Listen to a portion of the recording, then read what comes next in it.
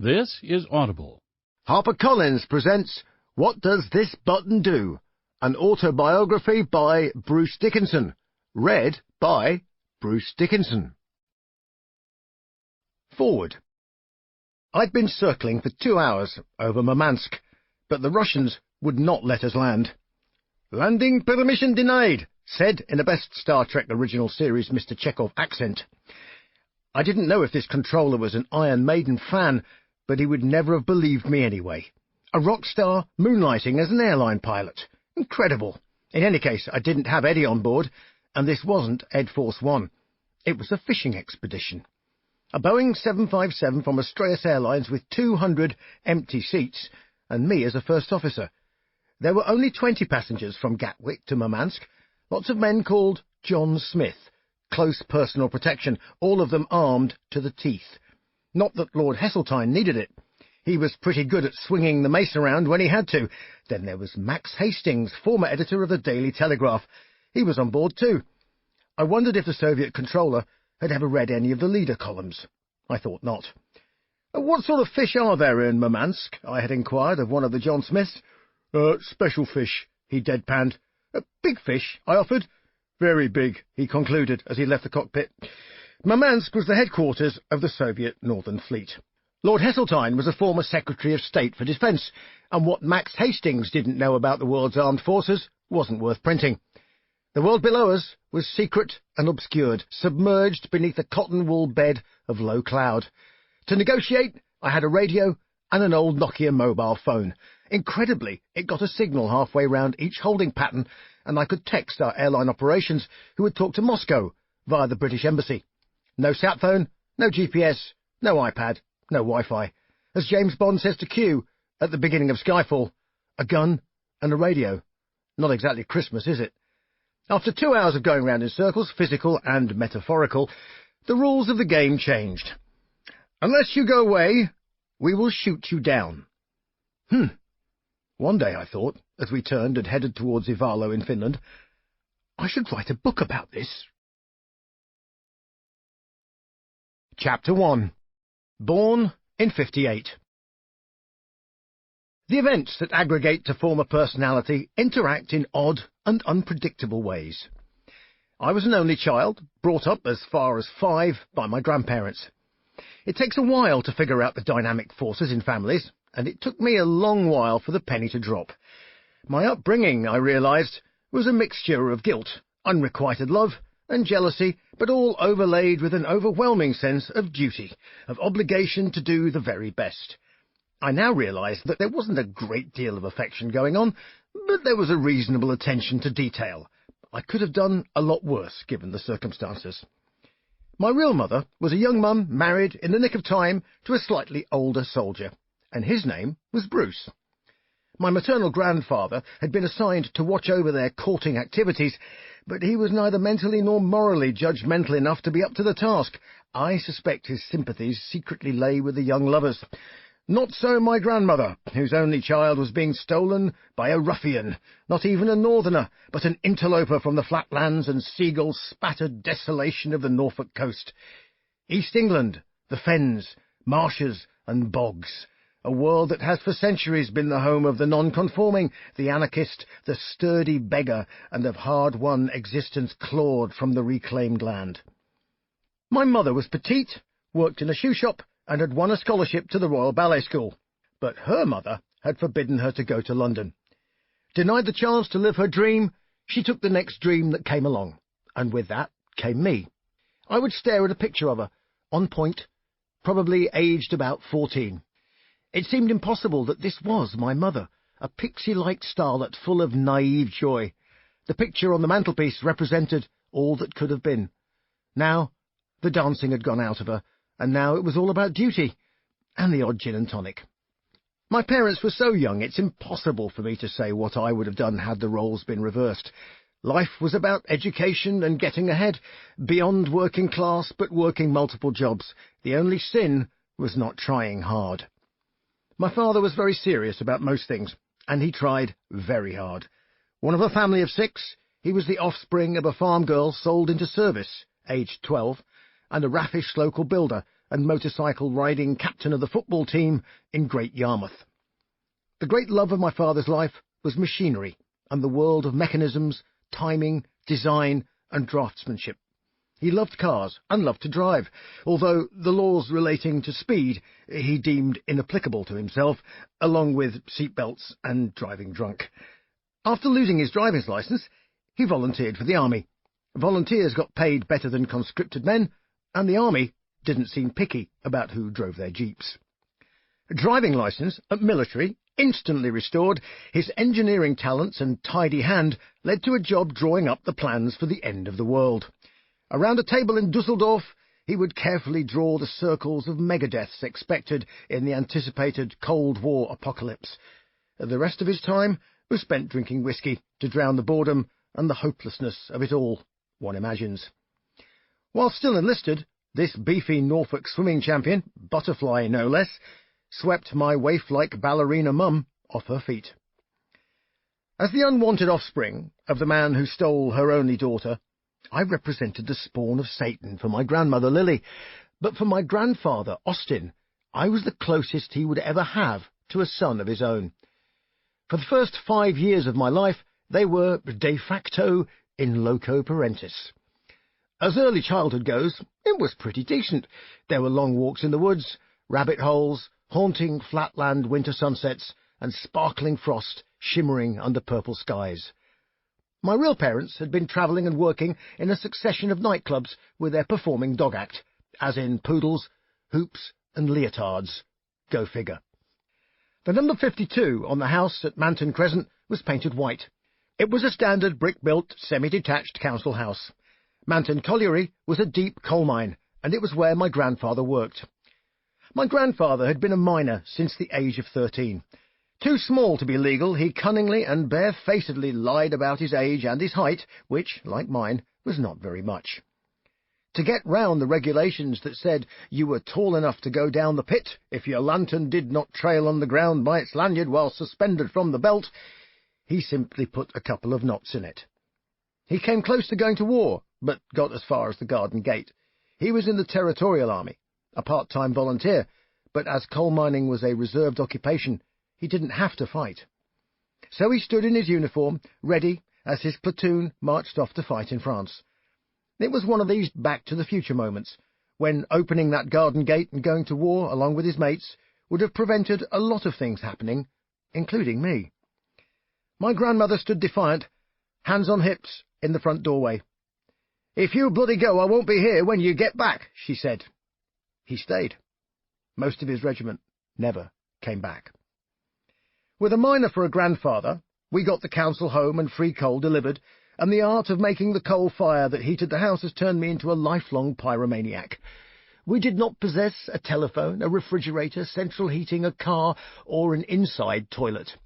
We borrowed other people's fridges and had a small larder, dank and cold, which I avoided like the plague. Cooking was 2 electric hobs and a coal-fired oven, although electricity was seen as a luxury to be avoided at all costs. We had a vacuum cleaner, and my favourite device, a mangle. 2 rollers that squeezed the water from washed clothing. A giant handle turned the machine over, as sheets, shirts and trousers flopped out into a bucket after being squeezed through its rollers. There was a plastic portable bath for me, as my grandfather would arrive home clean from the pit washrooms. On occasions, he would come back from the pub, stinking of beer and onions, and crawl into bed next to me, snoring loudly.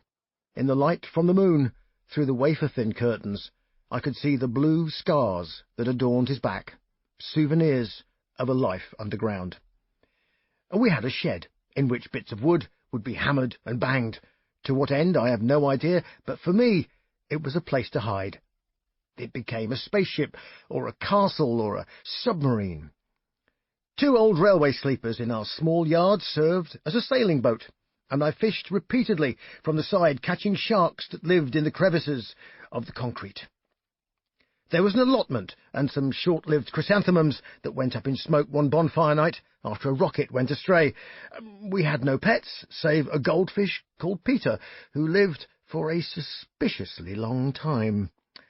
But one thing we did have was a television. The presence of this television refocused the whole of my early existence. Through the lens of the TV screen, 7 or 8 inches across, black and white and grainy, came the wide world. Valve-driven, it took minutes to warm up, and there was a long, slow dying of the light to a singularity when it was switched off, which became a watchable event in its own right. We hosted visitors who came to look at it, caress it, not even watch it. It had such mystique. On the front were occult buttons and dials that turned like great combination locks to select the only 2 channels available. The outside world, that is to say, anywhere outside Worksop, was accessed primarily by gossip, or the Daily Mirror. The newspaper was always used to make the fire, and I usually saw the news 2 days late, shortly before it was consigned to the inferno. When Yuri Gagarin became the first man to go into space, I remember staring at the picture and thinking, how can we burn that? I folded it up, and I kept it. If gossip or old newspaper wouldn't do, the world outside might require a phone call. The big red phone box served as a cough, cold, flu, bubonic plague, you name it, you'll catch it, distribution centre for the neighbourhood. There was always a queue at peak hours and a hellish combination of buttons to press and rotary dials in order to make a call, with large buckets of change required for long conversations.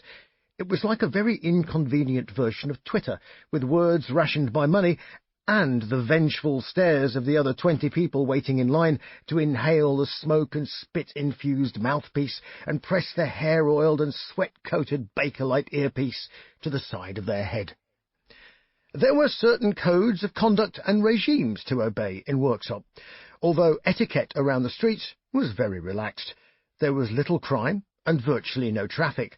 Both my grandparents walked everywhere or caught the bus. Walking 5 or 10 miles each day across fields to go to work was just something they were brought up to do, and so I did it too. The whole neighbourhood was in a permanent state of shift work. Upstairs curtains closed in daytime meant tiptoe past, coal miner asleep. Front room curtains closed, hurry past, dead person laid out for inspection. This ghoulish practice was quite popular, if my grandmother was to be believed. I would sit in our front room, permanently freezing, deathly quiet, bedecked with horse brasses and candlesticks that constantly required polishing, and imagine where the body might lie. During the evening the atmosphere changed, and home turned into a living Gary Larson cartoon. Folding wooden chairs turned the place into a pop-up hair salon, with blue as the only colour and beehive the only game in town. Women with vast knees and polythene bags over their heads sat slowly evaporating under heat lamps as my grandmother roasted, curled and produced that awful smell of dank hair and industrial shampoo. My escape committee was my Uncle John. He forms quite an important part of what button to push next. First of all, he wasn't my uncle. He was my godfather, my grandfather's best mate, and he was in the Royal Air Force and had fought in the war. As a bright, working-class boy, he was hoovered up by an expanding RAF which required a whole host of technological skills that were in short supply, as one of Trenchard's apprentices. An electrical engineer during the Siege of Malta, Flight Sergeant John Booker survived some of the most nail-biting bombardments of the war on an island that Hitler was determined to crush at all costs. I have his medals and a copy of his service Bible, annotated accordingly with verses to give support at a time when things must have been unimaginably grim. And there are pictures, one with him in full flying gear, about to stow away on a night flying operation, which, as ground crew, was utterly unnecessary, done just for the hell of it. While I sat on his knee, he regaled me with aircraft stories, and I touched his silvered Spitfire apprentice model and a brass 4-engined Liberator with plexiglass propeller discs melted from a downed Spitfire, and the green felt pad under its wooden plinth, the material cut from a shattered snooker table in a bombed-out Maltese club. He spoke of airships, of the history of engineering in Britain, of jet engines, Vulcan bombers, naval battles, and test pilots. Inspired, I would sit for hours making model aircraft like many a boy of my generation, fiddling with transfers, later upgraded to decals which sounded so much cleverer. It was a miracle any of my plastic pilots ever survived combat at all, given the fact that their entire bodies were encased in glue and their canopies covered in opaque fingerprints. The model shop and workshop where I built my plastic Air Force was, amazingly, still there the last time I looked, on the occasion of my grandmother's funeral. Because Uncle John was a technical sort of chap, he had a self-built pond the size of the Mona Dam, full of red goldfish and cunningly protected by chicken wire, and he drove a rather splendid Ford Consul, which was immaculate, of course. It was this car that transported me to my first air show in the early 60s, when health and safety was for chickens and the term noise abatement had not even entered the vocabulary.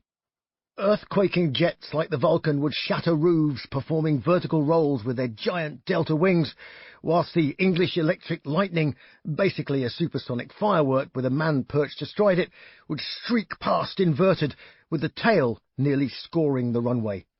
Powerful stuff. Uncle John introduced me to the world of machinery and mechanisms, but I was equally as drawn to the steam trains that still plied their trade through Worksop Station. The footbridge and the station today are virtually unchanged to those of my childhood. I swear that the same timbers I stood on as a boy still exist. The smoke, steam and ash clouds which enveloped me mingled with the tarry breath of bitumen to sting my nostrils. I walked to and from the station recently. I thought it was a bloody long way, but as a child it felt like nothing, and the smell still lingers.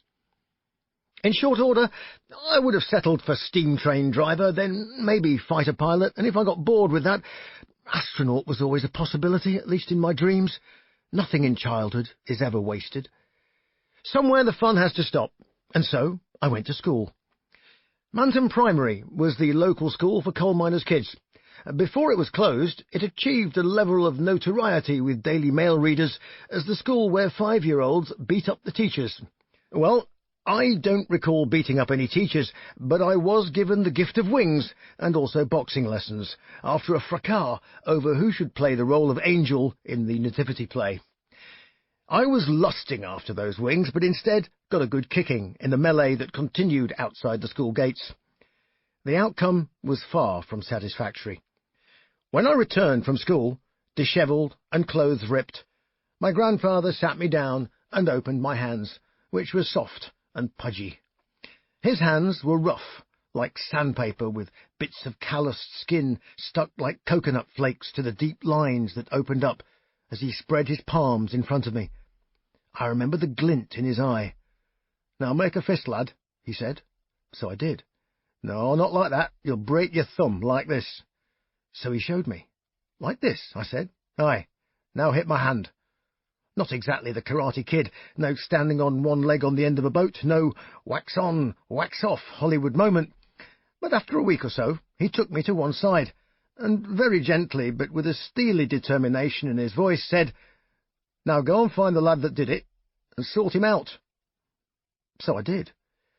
I think it was about 20 minutes before I was dragged away by the teacher and frog-marched home with a very firm grip.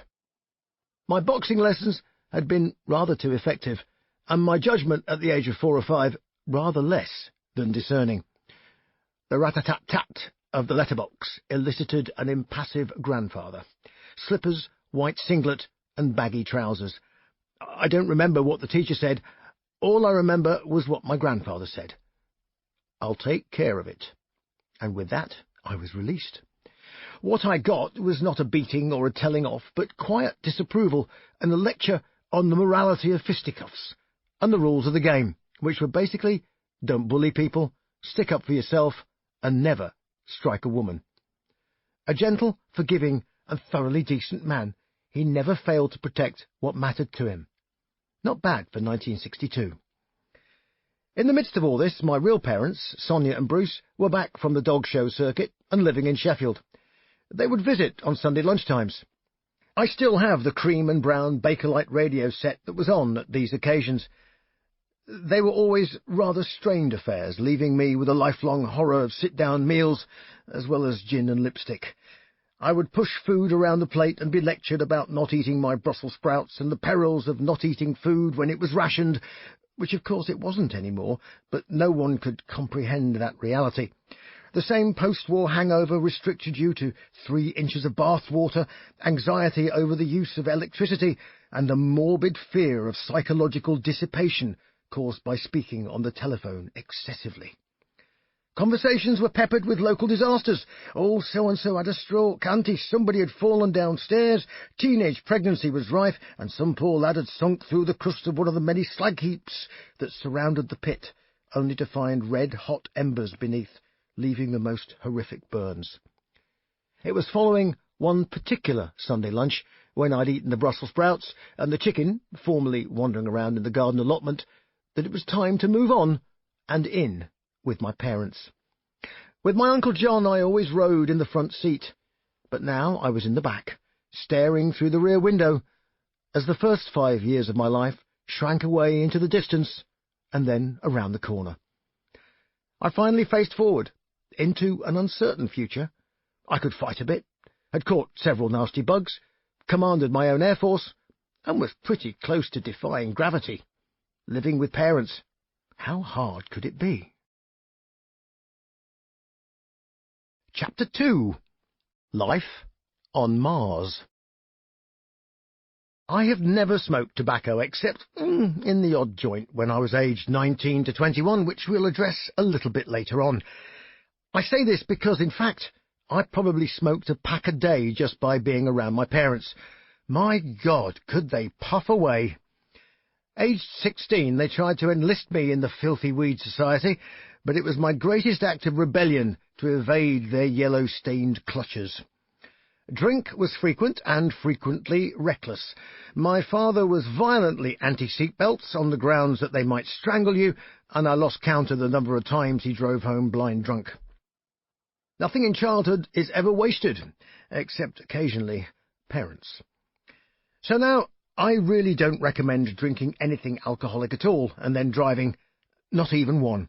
Of course, youth and indestructibility means I'm guilty of hypocrisy of the first order, but fortunately I grew up a little bit before I killed myself, or more importantly, killed an innocent somebody else. But we've fast-forwarded way too far in our time machine. The button to push for the cassette recorder did not even exist, as I joined my new school in what was supposedly a rough area of Sheffield, Manor Top. Actually, I thought it was okay. I learned to extrude mashed potato, fish and peas, it was Friday after all, through pursed lips, forming a crinkly curtain with which you could compete with your fellow diners for longevity before it fell from your mouth. I think Gary Larson must have attended this school too, because the scary horn-rimmed glasses of the female staff gave them that designer concentration camp guard look beloved of 70s sexploitation films. Better still were the Hannibal Lecter types who administered the punishment beatings. Abusing mashed potato and peas was a beatable offence, and a stick was laid heavily into your outstretched palm. To be quite honest, I don't even remember if it hurt that much.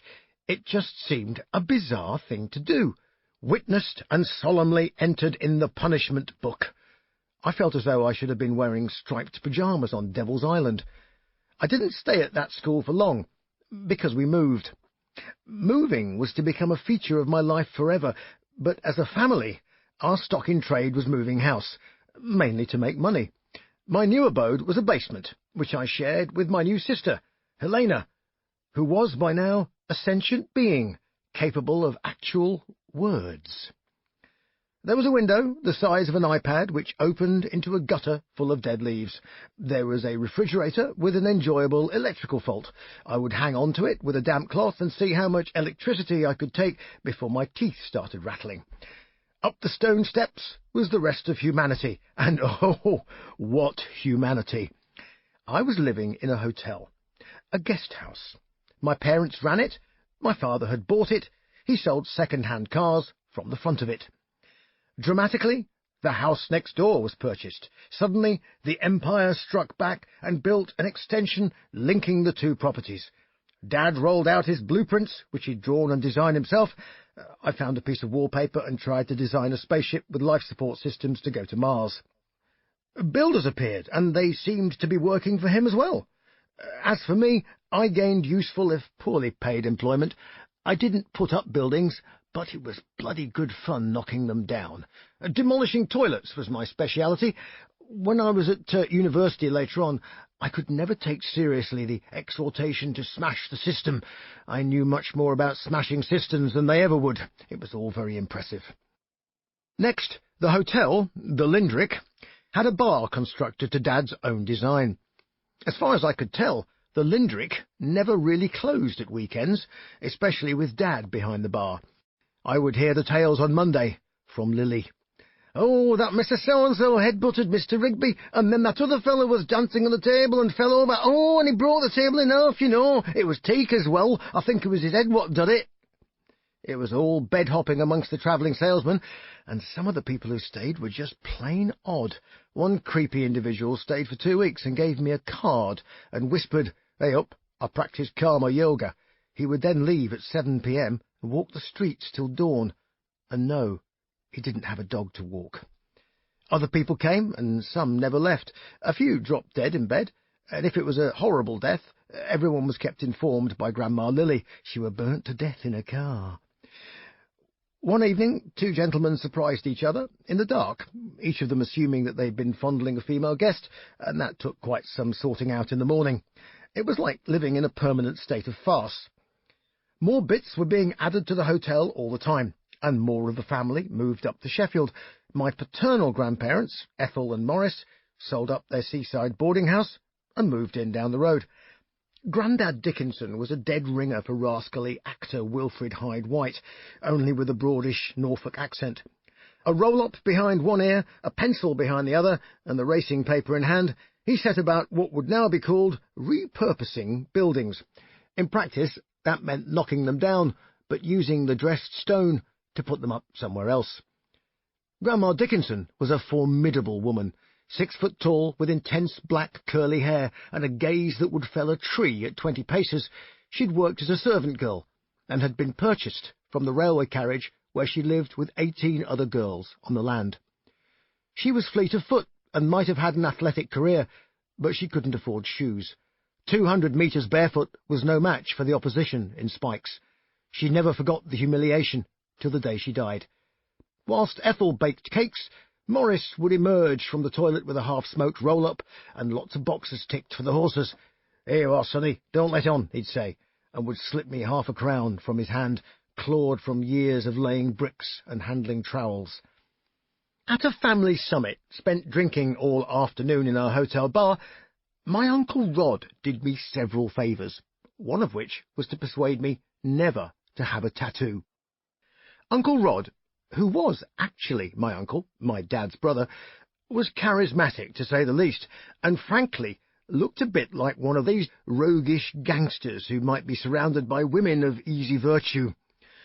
Right now, though, I sat on his knee, aged 10, as he explained the British film certification system to me. "Now, you have your X films, and basically you have your sex X and your horror X." Well, whatever he said next faded into the background, as I stared at the scars on the back of both of his hands.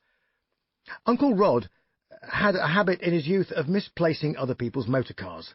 Despite his family's best efforts, he was so prolific that he was sent to a horrific young offenders institution, known as Borstal. Self-tattooing with brick dust and ink was the thing in Borstal, and it marked you for life as a product of that institution. Uncle Rod had spent what would then have been a considerable amount of money to get them removed.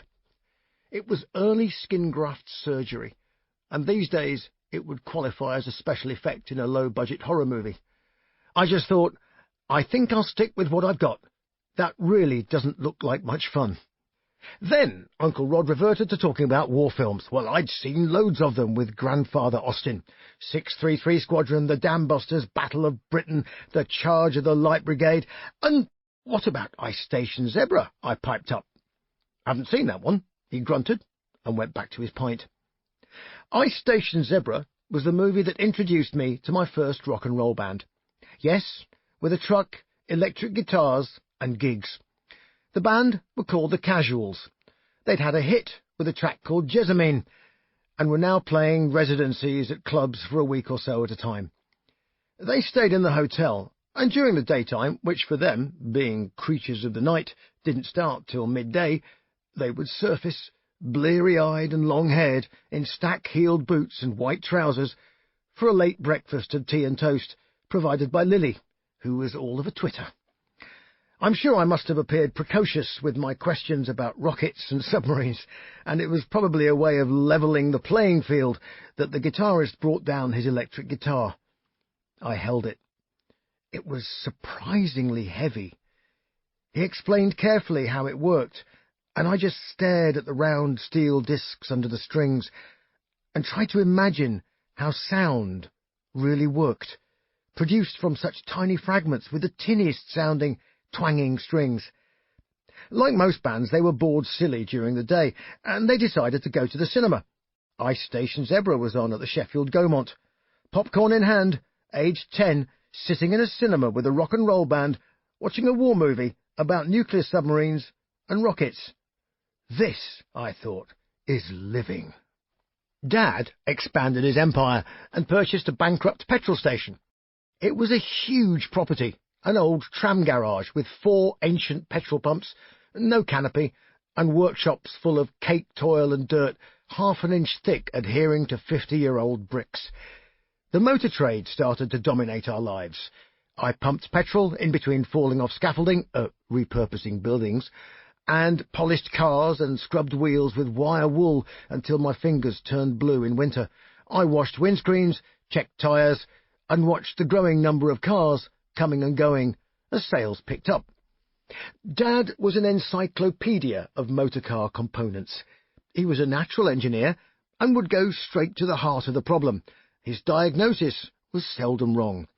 He could recount the provenance of the exhaust system of the Fiat, whatever it was, and why it was superior to the gizmo of the Ford. But anyway, both of them were actually designed by an unknown Hungarian genius. That sort of thing. Get him started, it could go on for hours. We sold up the hotel as he acquired the dealership for Lancia motor cars, and did rather well, until they produced one that rusted faster than you could drive it. I expect money must have been made on the house transactions because there was a property boom, and a house was still an achievable objective for a working family. At one point, we made the mistake of selling before we had anywhere else to live. Well, it must have been a very good deal. In the end, we moved back into a terraced house, only 100 yards up from the hotel we'd vacated a year or so earlier. Some people are addicted to crack. We were addicted to moving house. Chapter 3. If you want school, you got it. In the midst of all this, I was relocated to a hothouse environment. I was being spirited away from the evil influence of mashed potato, spit, and being straight-armed by the locals. I was on my way to a private school, Birkdale Preparatory School, alma mater of, among others, Michael Palin of Monty Python fame. It was one of the strangest, most eccentric educational institutions I've ever encountered, and actually, in the end, I quite enjoyed it. I say in the end because in the beginning the bullying was fairly intense. I use the term fairly intense only in comparison with what came later at boarding school. Bullying happens because weak people need to prop up their ego by beating up or humiliating others. Of course, if you're a new arrival, or just different, you become a prime target. I ticked all the boxes. Break time was the worst, up against the dustbins with 12 kids hitting you, watched over by a female teacher, whom I assume must have got some kind of power trip from not stopping it. In remembrance of both grandfathers, I always refused to submit. The odds were ridiculous, but I still fought back. I was not going away. After a year or so, it calmed down, and a year after that, it was as if nothing had happened and my very own self was assimilated into the group mind, or so they thought. I took refuge in books, the library, writing and drama. The angelic wings of yore came back to haunt me, and I got my first name check in a review of a school play, in the Sheffield Star, no less. Mole, besmudged of face, played by Paul Dickinson. Bruce, of course, is my middle name, but then, you knew that. I was a bit disappointed that they omitted to mention that I got a good proper laugh from the audience. Early lessons in comic timing during our school production of The Wind in the Willows also included dropping my wooden sword during a pregnant pause, which corpsed the stalls, and delivering the correct line, "I say, Ratty, this chicken is delicious," whilst clearly eating a lemon tart. Further productions followed, and I was sold on the stage, though truthfully, actors seemed to take it awfully seriously. Lessons proceeded normally, in other words, I don't remember a thing, except that the merino sheep has a spectacular coat, and a rather splendid view of Tolkien from my history teacher, Mr. Quiney. "One bloody feast after another, a long dreary walk, a battle, and some rubbish songs." Well, I read The Hobbit and The Lord of the Rings when I was 12. Entertaining, but he had a point. For those wishing to learn French, there was Mr. White. But Mr. White was only interested in playing with his vast train set, which occupied half of the top floor. French lessons consisted of watching the 00 gauge Flying Scotsman whizzing round for 20 minutes. Classes were streamed in sets, A, B, C or D, from the most brilliant to the severely challenged or just plain bored. I yo-yoed from one set to another. I was always just plain bored, but was bribed to do well by the promise of a bike with racing handlebars, should I leap up the pecking order. Towards the end of my time, I found myself in a class with only 8 people, and we didn't have lessons as such. We sat around and talked and argued, discussed, wrote things because we wanted to, and played practical jokes that tried to be interesting rather than just cruel. Teachers came and we spoke as equals. It was extraordinary. It felt like my brain was popping with ideas like popcorn in a pan. Delightful. Of course, there was a reason. The aim of this whole process was to take a fairly stiff set of exams that took a whole week in order to get into the highly competitive boarding school system from age 12 or 13 to 18. Big boys stuff. School wasn't the only place to get an education, however. I learnt to ride a bike and hurtled around the neighbourhood. I had a chemistry set, which stubbornly refused to make anything of any entertainment value, and my dad taught me to play chess. We played frequently, until one day I beat him, and then we stopped. On holidays in Great Yarmouth, I spent my time surrounded by zinc buckets full of pennies. The expression bucket loads of money was simply work in progress for an amusement arcade on the seafront. It was owned by my cousin Russell's parents. Every trip to Great Yarmouth ended up in the flat above the amusement arcade. It was furnished with questionable coffee tables, supported by Nubian slave statues, and a carpet that was more like a white, hairy sea of synthetic tendrils that looked like it would eat you if it didn't like your shoes. There was small talk, and then I was presented with the cast-offs from my cousins. Hideous suede-fronted cardigans and other monstrosities designed to make a 10-year-old look like 50 years old. Buoyancy was a family trait. In order to learn not to drown, my father had simply been thrown into the Norfolk Broads. I learnt to swim under his supervision, but in not quite as abusive a fashion. Somewhere, lurking in the bottom of a mouldy suitcase, is my certificate from Healy Baths, Sheffield, listing that I, on that day, swam 10 yards in approved style. After ingesting enough chlorine to blind a First World War battalion, I squinted pink-eyed from the sunlight, relieved that the ordeal was over. My dad swam like a fish. He would swim 3 miles in the ocean as a boy. I, on the other hand, have always regarded swimming as thoroughly hazardous. It is merely preventative drowning. I am one of nature's sinkers. "Relax!" cry the floaters, but sadly my feet go the way of gravity, and the rest follows suit. Before we venture through the hallowed portals of an English public school, there are a few more pieces of the jigsaw to throw on the table. I was reasonably solitary. I wasn't interested in sport. I spent long afternoons at the weekend in the public library, browsing and daydreaming. I'd discovered wargaming, and my evenings were spent researching the accuracy of the Brown Bess musket and the tactics of the infantry square, and painting my white metal Scots Highlanders, shortly to be unleashed on an unsuspecting Napoleon. My Uncle Stuart, a teacher, had been a county table tennis champion, and so, for Christmas, a rather fine table tennis table appeared. Dad and his brothers battered away and argued about who had won, and then went off down the pub. I immediately organised the Battle of Waterloo to be refought on it the next day.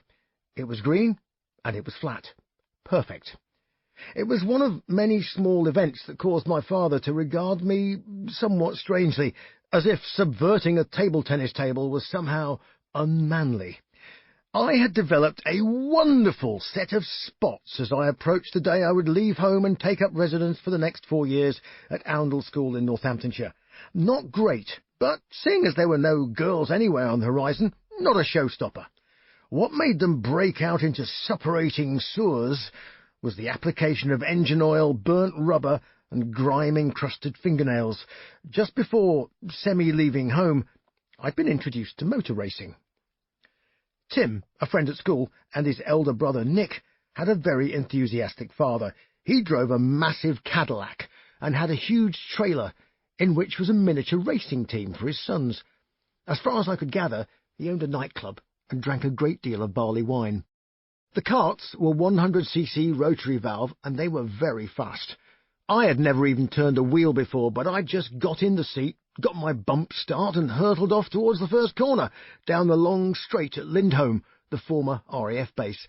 I turned the wheel, did a 360-degree spin, and stalled the engine. I did the same thing at just about every corner round the circuit before I got back to the trailer, followed by two very sweaty brothers gasping their last after chasing me around the circuit and restarting me half a dozen times. We debriefed. Clearly, I needed more information as to what was going on. By the end of the day, I thought I was flying, foot flat to the floor down the straight, braking as hard and as late as I dared, the adrenaline shooting through my hands and heart. Truth is, I probably just about made it round without spinning off, but bugger that! Steam engine driver, fighter pilot, astronaut, add racing car driver to the list.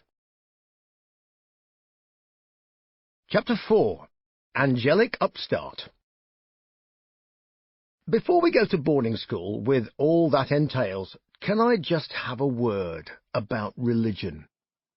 Something I experienced and experimented with, and had experimented upon me at 4. Too early an age. The outcome, though, was totally unexpected, and if God ever moved in a mysterious way, here was proof positive. Now, I don't recall my baptism, but apparently I somehow managed to ingest quite a quantity of holy water. I could have drowned in the font. I'm not sure that swallowing God's special sauce caused any sort of aura to appear, but it might have been an influence on my early interest in angels' wings. School had the usual harvest festival and a bit of dreary carol singing, but it was only when I arrived at Birkdale that I was exposed to evangelical religion, Bible black, and fighting Satan on all fronts. There was a cabal of zealous teachers, and by chance or design, they were the same teachers that ran school expeditions, including one to Fort William in Scotland. It consisted of 10 days camping, playing robust semi-military games, climbing mountains, bridging rivers, leaping from tree to tree, lumberjack song, anyone, and religious brainwashing. Think Bear Grylls with no possibility of escape. There were prayers and lectures, and every evening there was a group assembly in which 10-year-olds were encouraged to stand up and identify sins, and would be rewarded for their folly by rapturous praise, hugs, and applause. I stood up and identified a fly on the wall, which was clearly a servant of Satan, because it had been distracting me from the balderdash being spouted by the part-time messiahs and full-time schoolteachers. With no sense of irony, at the age of 10, I was welcomed into the fold and told that I was now evangelized. My purpose in life was to go and convert people to Christ.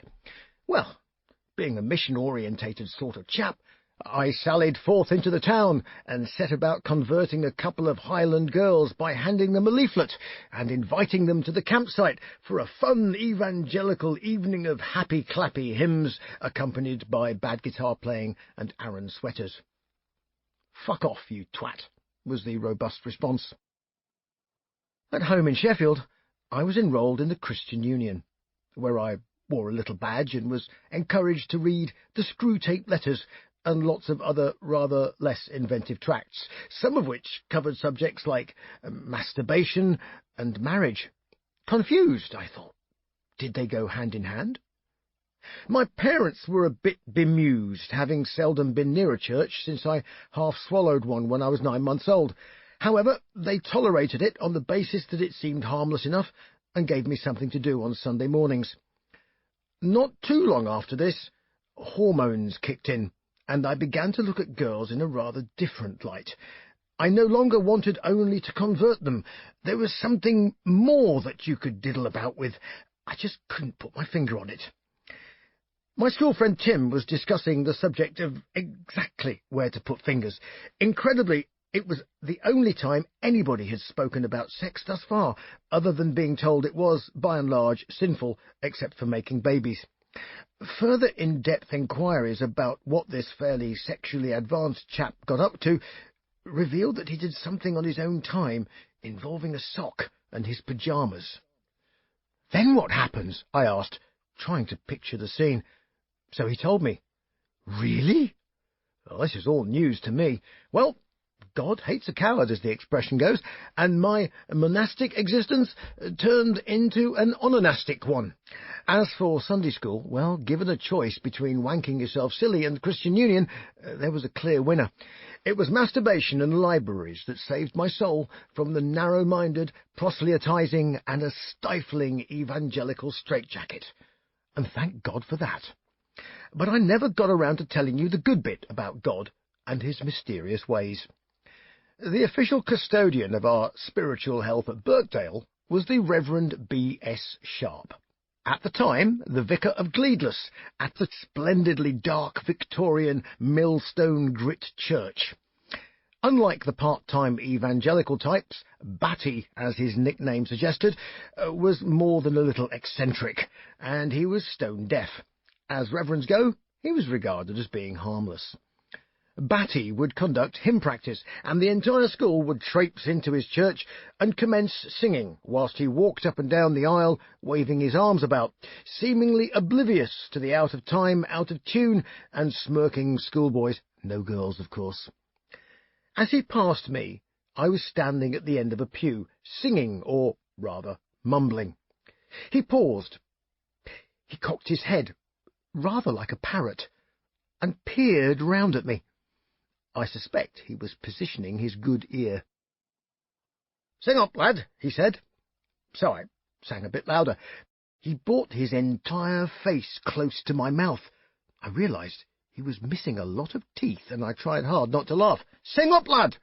Well, I like a challenge, so I yelled at the top of my lungs, and once I started, I didn't stop. The embarrassment left me, and I carried on to the end of whatever verse it was in whatever hymn. I confess that it felt wonderful, not that I would admit it at the time. He stood up and waved his arms about a bit more, then leaned back over to me. "You have a very fine voice, boy," he said, and then he strode off down the aisle, and I never saw him again. Like I say, nothing in childhood is ever wasted, and if there is a God, he or she is full of mischief. Sadly, the choir master at Oundle didn't share Batty's enthusiasm for my dulcet tones. It became clear that singing, as in singing in church, was very undesirable, although to describe the school chapel as a church would be to do it an injustice. Oundle's chapel had pretensions of being a cathedral at the very least. It had a choir and the usual and possibly verifiable rumours about choir boys and choir masters. The school choir dressed in frocks and had their free time spirited away from them in fruitless praising of the ineffable one until their voices broke. There was a singing test, which was compulsory. I was very proud to say that I failed in spectacular fashion. Every note that was white on a keyboard was black when I returned the favour. I was given the chit, a piece of paper, to deliver to my housemaster. On it was written, "Dickinson, Sydney House, non-singer." Chapter 5. The Kipper's Revenge. I was never too sure why I ended up in boarding school. My parents kept asking me if I wanted to go, and my immediate instinct was, anything to get out of this place. So I smiled and passed the crazy exams, and sat the IQ test and did the interview, The only part I remotely enjoyed was the IQ test, because it was interesting and there was nothing you had to remember by rote. You only had to do your best. In early summer, the letter arrived.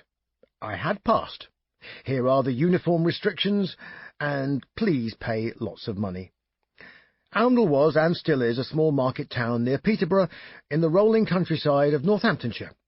Nestled in a bend of the sleepy but often disobedient River Nene, it sits on a mound above the floodplain. Fotheringhay Castle is a couple of miles down the road, along with its associated church, and the whole area is steeped in English as opposed to British history. Half the town was occupied by the school. Most of the old buildings were either schoolrooms or accommodation, and the worshipful Company of Grocers of the City of London founded the whole enterprise in the 16th century. The hub of it all was a faux Oxbridge quadrangle with pillars and porticos, grand marble balustrades and architecture to remind you of your place, that is to say, small, ignorant and insignificant.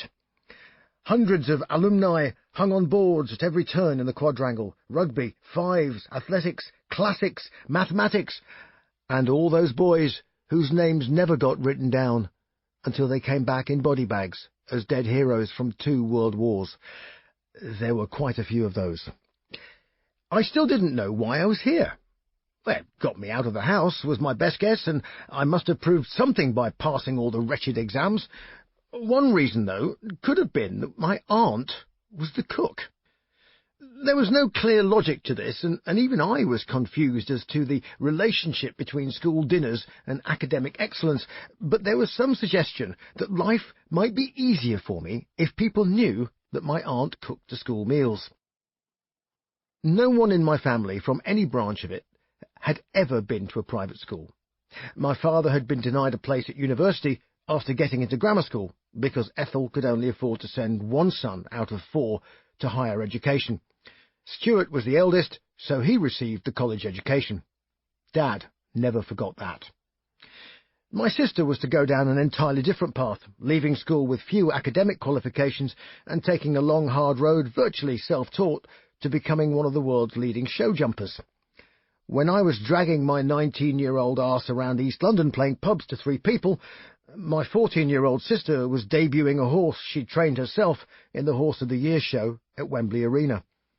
So, at the age of 13, having left Sheffield, I began a process of disengagement from family and involuntary alienation from the human race, at least for a couple of years. It's hard to say, even in hindsight, whether there was a net gain or loss as a human being. Academically, there's no question that the hothouse environment pushed up the less able and enabled the truly talented to excel, with the odd possible exception. I remember myself being stolidly average, but memorable for a variety of other reasons. All boys were assigned to a house, around 50 or 60 strong, and this served as their tribe. Everything about the place was competitive. There were inter-school competitions, inter-house competitions, and intra-house competitions. No stone was left unturned in the search for winners. If you weren't a winner on the sports field, you might be a winner as an academic. If not as an academic, well, things got a little stickier. Perhaps Oundle was not for you. My house was called Sydney, and it had a grand mock Georgian facade with a sweeping gravel drive. It backed onto acres of rugby and cricket pitches and was miles away from the school classrooms. To this day, I walk at breakneck pace everywhere in mortal terror of being late for English Lit. I covered, I guess, about 5 miles before lunch with an armful of textbooks. Nowadays, it's probably hoverboards and iPads doing the hard work. One of the first things to strike me before the whips, chains and blunt instruments, more of that later, was a most illuminating bout of salmonella poisoning. Along with red lipstick and beehive hairdos, you can add fish pie to the chamber of horrors that haunts me to this very day. My Auntie D attempted to kill me, along with 20 of my housemates, and a sharp piece of microbial detective work traced the offending pathogen back to a serving spoon. Those unlucky enough to take the left-hand path, fun though it might seem for witches, in the serving line were struck down by Pasteur's revenge. Those in the right-hand queue suffered no ill effects. The stomach cramps began 3 hours after ingestion of the emetic fish pie. Shortly afterwards, I was admitted to a ward to join my similarly stricken schoolmates. For 3 days, stuff erupted from every available orifice. The lyric, "And I filled them, their living corpses, with my bile," from Eternity Should Fail, didn't require all that much imagination. We were kept rather busy with sport. Being no good at it meant being designated pathetic. Being good at it meant you walked on a small cloud and were infallible. The school had innumerable rugby teams and had a boathouse with 8s and 4s and sculls, plus cricket teams, shooting teams, tennis, squash, and the somewhat obscure but popular game of 5s. Before being allowed to go in a boat of any description, children underwent the boat test. In the Middle Ages, witches underwent a similar ordeal. It involved being dressed in army boots, jeans, and a thick wool army sweater, and then being chucked in the river. A road bridge over the River Nene served as a vantage point to observe the drowning of the adolescent witches. Victims were picked up and tossed into the freezing water and had to swim 25 yards or so without drowning. Imagine how much I enjoyed that.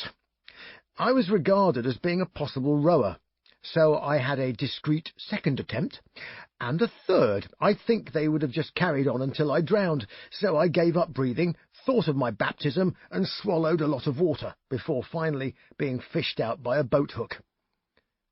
The practice was discontinued shortly thereafter when dead cows were found infected with some horrendous bug floating bloated upstream. I was, of course, bullied, and as before in my previous school, I didn't back down, change my opinion, or shut up. So, 2 years later, a bit of a fuss blew up. Parents were called in, pupils were suspended, and then it all petered out. But for those 2 years, life was average to middling hellish.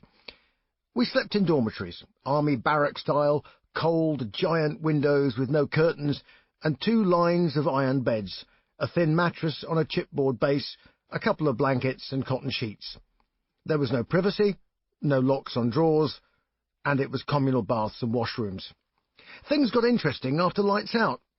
After the teacher had left, the senior boy would wake me up. Half an hour later, a crowd would gather round. He was around 18, big lad. He had a pillow wrapped into a tight ball. "Time for your lesson, Dickinson. Defend yourself," he'd say. Not exactly Queensberry rules, and not too much you could do about it, except build up a reservoir of rage and anger. Often my bed was pre-soaked or covered in eggs, or my personal kit was covered in washing-up liquid, or any number of petty infractions of personal space, and by year 2, I was pretty fucking angry. Rugby didn't even touch the beginning of my rage, and I quite enjoyed rugby. Believe it or not, I was a prop. And as others got bigger, but I did not, I was variously a hooker, not enjoyable, scrum half, not very good, and I finally settled down as a flanker, or wing forward, as it was in rugby prehistory. My sidestep was the Army Cadet Force. Sure, there was a hierarchy, but oddly, the regime wasn't directed mindlessly against me. It was the same bullshit for everyone. We had 400 in our cadet force, and I progressed rapidly through the various ranks until one day I found myself being promoted to the exalted rank of under-officer. There were only 2 of us, and the other was one of my few close friends at Oundle, Ian, who went on to be a lieutenant colonel in the Highland Regiment and served in some pretty hairy locations. The last time we met, after 25 years, was in a grubby hotel in Jeddah. I was a captain flying a Boeing 757 chartered by Saudi Airlines during the Hajj, and he was in charge of the Saudi National Guard. Go figure. At Oundle we found ourselves with unexpected privileges. There were enough guns and ammunition in the school armoury to start a small coup d'etat in a small African nation. All of it was Second World War vintage. There were 100 or so 303 Lee Enfield rifles, half a dozen Bren guns, thunder flashers, 2-inch mortars, smoke grenades, and live and blank ammunition. Both of us had attended the UKLF, or United Kingdom Land Forces leadership course, where we were equipped with all the latest army kit and spent 2 weeks in Thetford being chucked out of helicopters, doing 24, 36 and 48-hour exercises, and getting a lot of blisters. My platoon supervisor had been in the SAS, and he told me I was above average in teamwork, but average everywhere else. I spent summers on attachment with the Royal Anglian Regiment and the Royal Green Jackets and dangled off lots of ropes at Lympstone with the Royal Marines. I was pretty serious about joining the army. Ian and I hatched a plan to make our Wednesday afternoons more interesting and productive. Incredibly, as 16-year-olds, we had the authority to sign for and withdraw rifles and automatic weapons, high explosives and blank ammunition. So every Wednesday, that's what happened. We would come up with scenarios, then wander off, armed to the teeth, into a local wood and shoot the crap out of each other. I should set the scene at Houndel School. Before 1914, the British Empire was demanding technocrats. The traditional public schools churned out the Latin and Greek-educated civil servants-to-be, but the dark days of the future demanded leaders who understood metalwork, mechanical engineering, and electronics. Houndel established what was essentially an industrial estate. It had an aluminium foundry, composite and fiberglass workshops, lathes, milling machines and woodworking, blacksmithing and metalworking shops. Every term I spent 1 week dressed in overalls, learning to chop and assemble bits of wood, metal and plastic. The aim of all this activity was to build a vice. The halves were cast from wooden moulds in the foundry. The sand moulds you made yourself, and there were various ways of sabotaging them to make life less dreary. Excessive moisture and too much tamping of the sand in the mould would cause it to explode. Even better was to leave a hole in the bottom of the mould so that the molten aluminium dropped onto the shoes of the pourer, the taciturn master in charge, Mr. Moynihan. I suspect he quite enjoyed having his shoes set on fire. To this end he came equipped with multi-layered steel-capped boots, asbestos helmet and gloves, plus a rich choice of language, which meant that no one would skip the foundry lesson. "Fucking hell, who fucking set fire to my fucking feet?" Mr. Moynihan was a good sport, and he taught me never to panic, even when you are on fire. In woodwork, I was an abject failure, although I designed and built the world's most useless and uncomfortable chair, and the most incompetent set of bookshelves yet devised. Even M.C. Escher would have been confused as to where to position his books. In the machine shop, I broke windows with the chuck key, using the rotary action of the lathe as a catapult. Finally, by an act of sheer mechanical stupidity, I destroyed a vertical milling machine. Had I been parachuted into a Nazi factory, I could not have done a better job at sabotage. I wish I could say it was deliberate. As the machine ripped itself in half, the drive shaft stripping its thread, I stood and watched as it vibrated itself to pieces. It was the master in charge I felt sorry for. He was actually crying as he switched it off. "Oh no," he sighed, "you have broken the machine." The only bit about the electronics shop I liked was the smell of the circuit board. I carried it round in a plastic case, with various resistors rattling around. I don't recall what the point of it was. Possibly an oscillator. Disinterested, disgraced and dangerous, I entered the last iteration of my workshop sojourn at Houndel, and unexpectedly hit the jackpot when I discovered an inspirational teacher who knew a bit about metal. John Worsley was calm and tidy, and wore such a large pair of glasses that it seemed impossible to imagine that he wasn't interested in you. The moment he picked up a piece of metal, I noticed his fingers.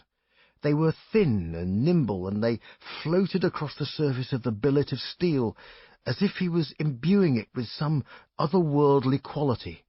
John would always turn up to classes on his bicycle, racing handlebars, cycle clips on the bottom of his trousers.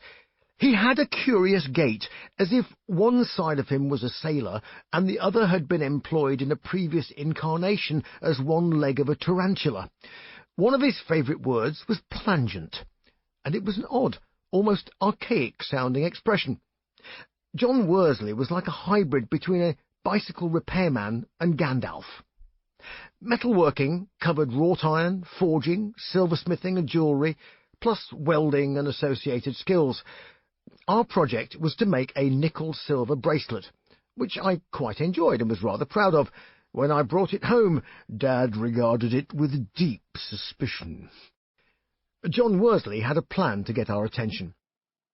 He thrust a shaft of steel into a glowing brazier and sparks showered forth. He pulled it out, still red-hot, placed it on an anvil and started to beat out the shape of what I immediately realized was a sword. He quenched the metal with a satisfying hiss in a bucket of water and thrust it back into the fire. Without saying a word, he produced a leather blanket and dramatically unfurled it to reveal a replica of Excalibur. The crossbar of the hilt was leather-covered, but the blade, broad and gleaming, was what entranced me. "I could teach you all to make this if you want," he stated, rolling the weapon over and over in his palm. He paused for effect. "And I could teach you how to use it, of course." "Sir, what, you mean sword fighting?" The reason John Worsley walked funny was because he had been a fencing teacher for most of his life. On arrival at a posh public school as a working-class northerner, he seized his chance. My hand was up right away. I signed up. I would learn how to fence. It would change my life. My drama teacher also had a profound effect on me. John Campbell was one of those rare but essential teachers who give you permission to dream. Drama, as opposed to music, was another line of escape, and I was in several productions: Macbeth, Hadrian VII, The Royal Hunt of the Sun, and some local in-house plays that were usually awful West End farces. In Macbeth I was a witch, murderer and various messengers, spending much of my time under a giant polystyrene skull encased in toilet paper. Downgraded to acolyte in Hadrian VII, I stepped up a gear as a mercenary in The Royal Hunt of the Sun and oily manservant in According to the Evidence, a play so silly I was amazed that Samuel French kept it in stock. Nevertheless, the roar of the grease paint, the smell of the crowd were taking their toll on my subconscious. The germ of a philosophy started to take root, the idea that it didn't matter what it was that you engaged in, as long as you respected its nature and attempted some measure of harmony with the universe. Chapter 6. An Unexpected Journey. It wasn't just the senior boys who kicked you around. You could be legally beaten up by the teachers. Corporal punishment was common. It ranged from slippers across the backside by individual teachers to more formal floggings with a cane or birch. Opinions varied about the efficacy of a beating. The event was usually administered during the evening, with the unfortunate recipient in his pyjamas after lights out. This was to ensure maximum psychological anxiety and maximum physical discomfort, as 6 strokes through cotton pyjamas was almost certain to draw blood. The now thankfully meaningless expression, "books down the trousers," was intended to convey a situation where, in anticipation of physical sanction, a geography notebook might shield the buttocks from damage. There was general agreement that fives or squash players were the most devastating floggers on account of their fearsome backhand. Golfers came a close second. A great deal of discussion in dorm rooms revolved around angles, velocity and acceleration. After a beating, the victim usually stood on top of a chest of drawers and dropped his pants to invite comments by flashlight. Not bad grouping. Stroke number 4, bit low. Doesn't like you much, does he? My housemaster had a variety of implements, ranging in length, flexibility and thickness, according to the severity of the transgression. 4 to 6 strokes were delivered, and his favourite armchair became the flogging stool, with the cushion removed and the boy exhorted to bend over and touch the bottom of the chair. There was a fetishistic streak to all this. Many of his beatings were administered whilst he was dressed in his rowing kit. There are possibly people who still regard this sort of thing as character building. I am not one of them. I began to think of school as a prison camp, and my duty was to disrupt, subvert, and/or escape. But of course, there was no escape. I felt I should make some kind of statement. I decided to deliver 2 tons of horse shit to my housemaster. Just one of those spur-of-the-moment ideas that comes with no logic in tow, but a great deal of emotional momentum. I was wandering through town, considering the colour scheme for my squadron of Hannibal war elephants, which required painting before being blooded during the War Games Society Roman standoff. Pottering past the post office, I saw a postcard in the window, which read fatefully, "Manure delivered to your door." Well, I went to the phone box and I dialed. "Hello, do you deliver?" "Excellent, I'd like 2 tons, please." "Yes, drop it in front of my house. The address, Sydney House, Oundle School. Thank you so much." That evening, the house gathered for supper. The housemaster stood up, sucking air through his teeth in lieu of the pipe he perennially puffed away at. "This afternoon," he said, "some wag thought it amusing to deliver 2 tons of shit onto my front doorstep. Unless the person owns up, there will be no electricity for kettles or stereos in the house." Standard tactics for a low-grade despot.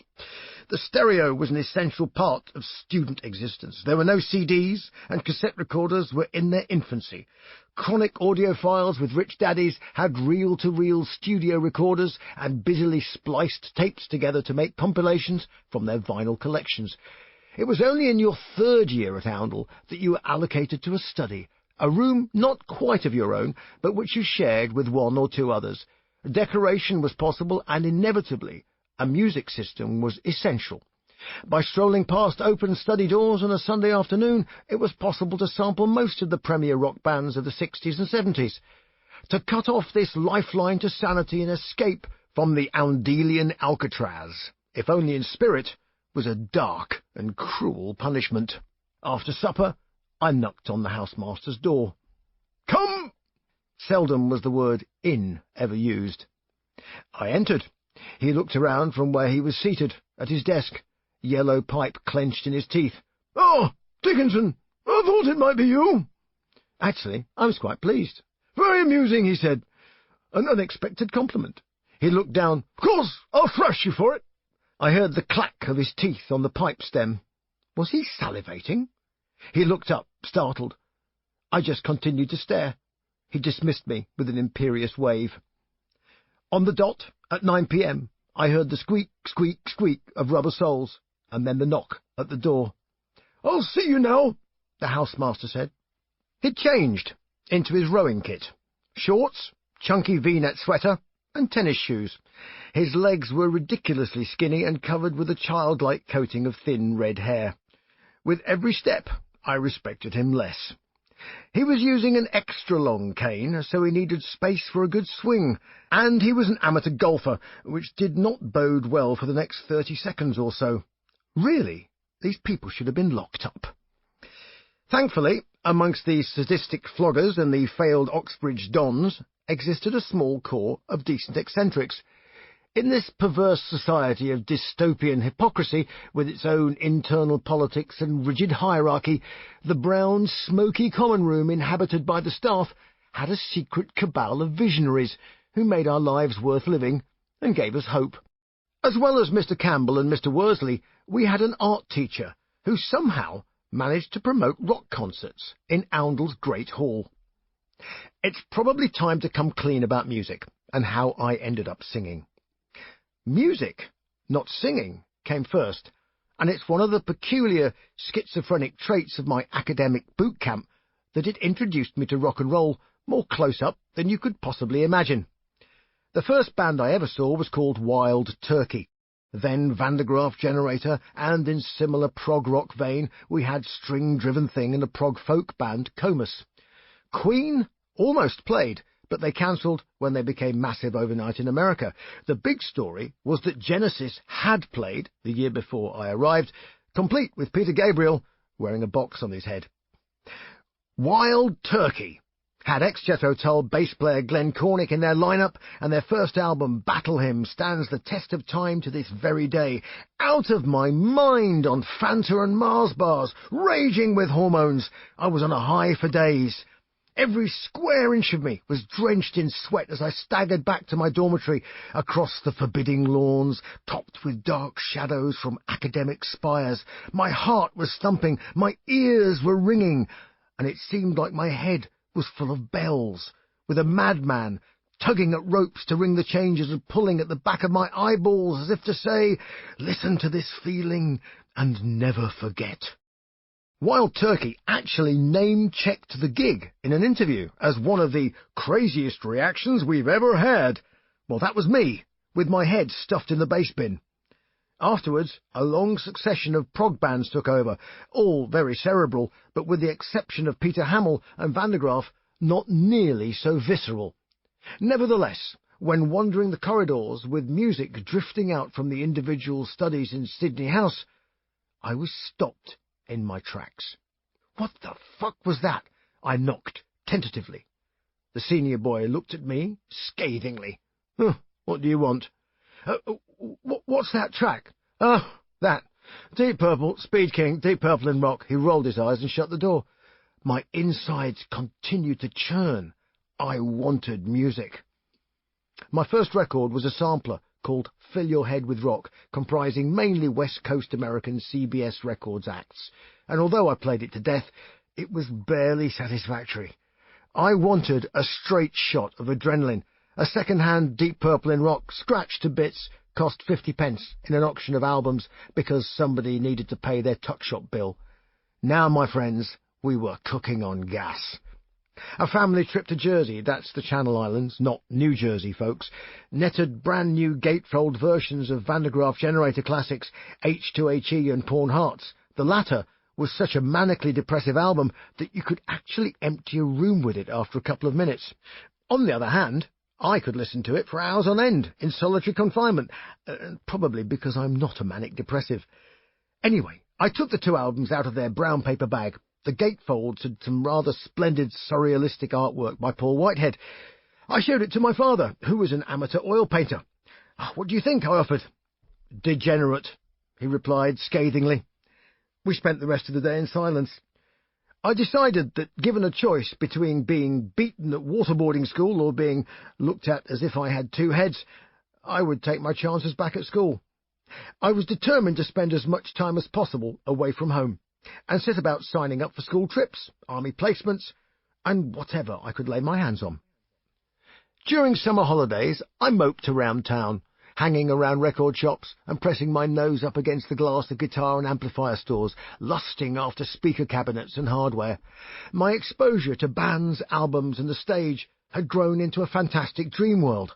I had a transistor radio with a small earplug, and I would listen to pirate station Radio Caroline, the scratchy sound fading in and out under the bedsheets at night.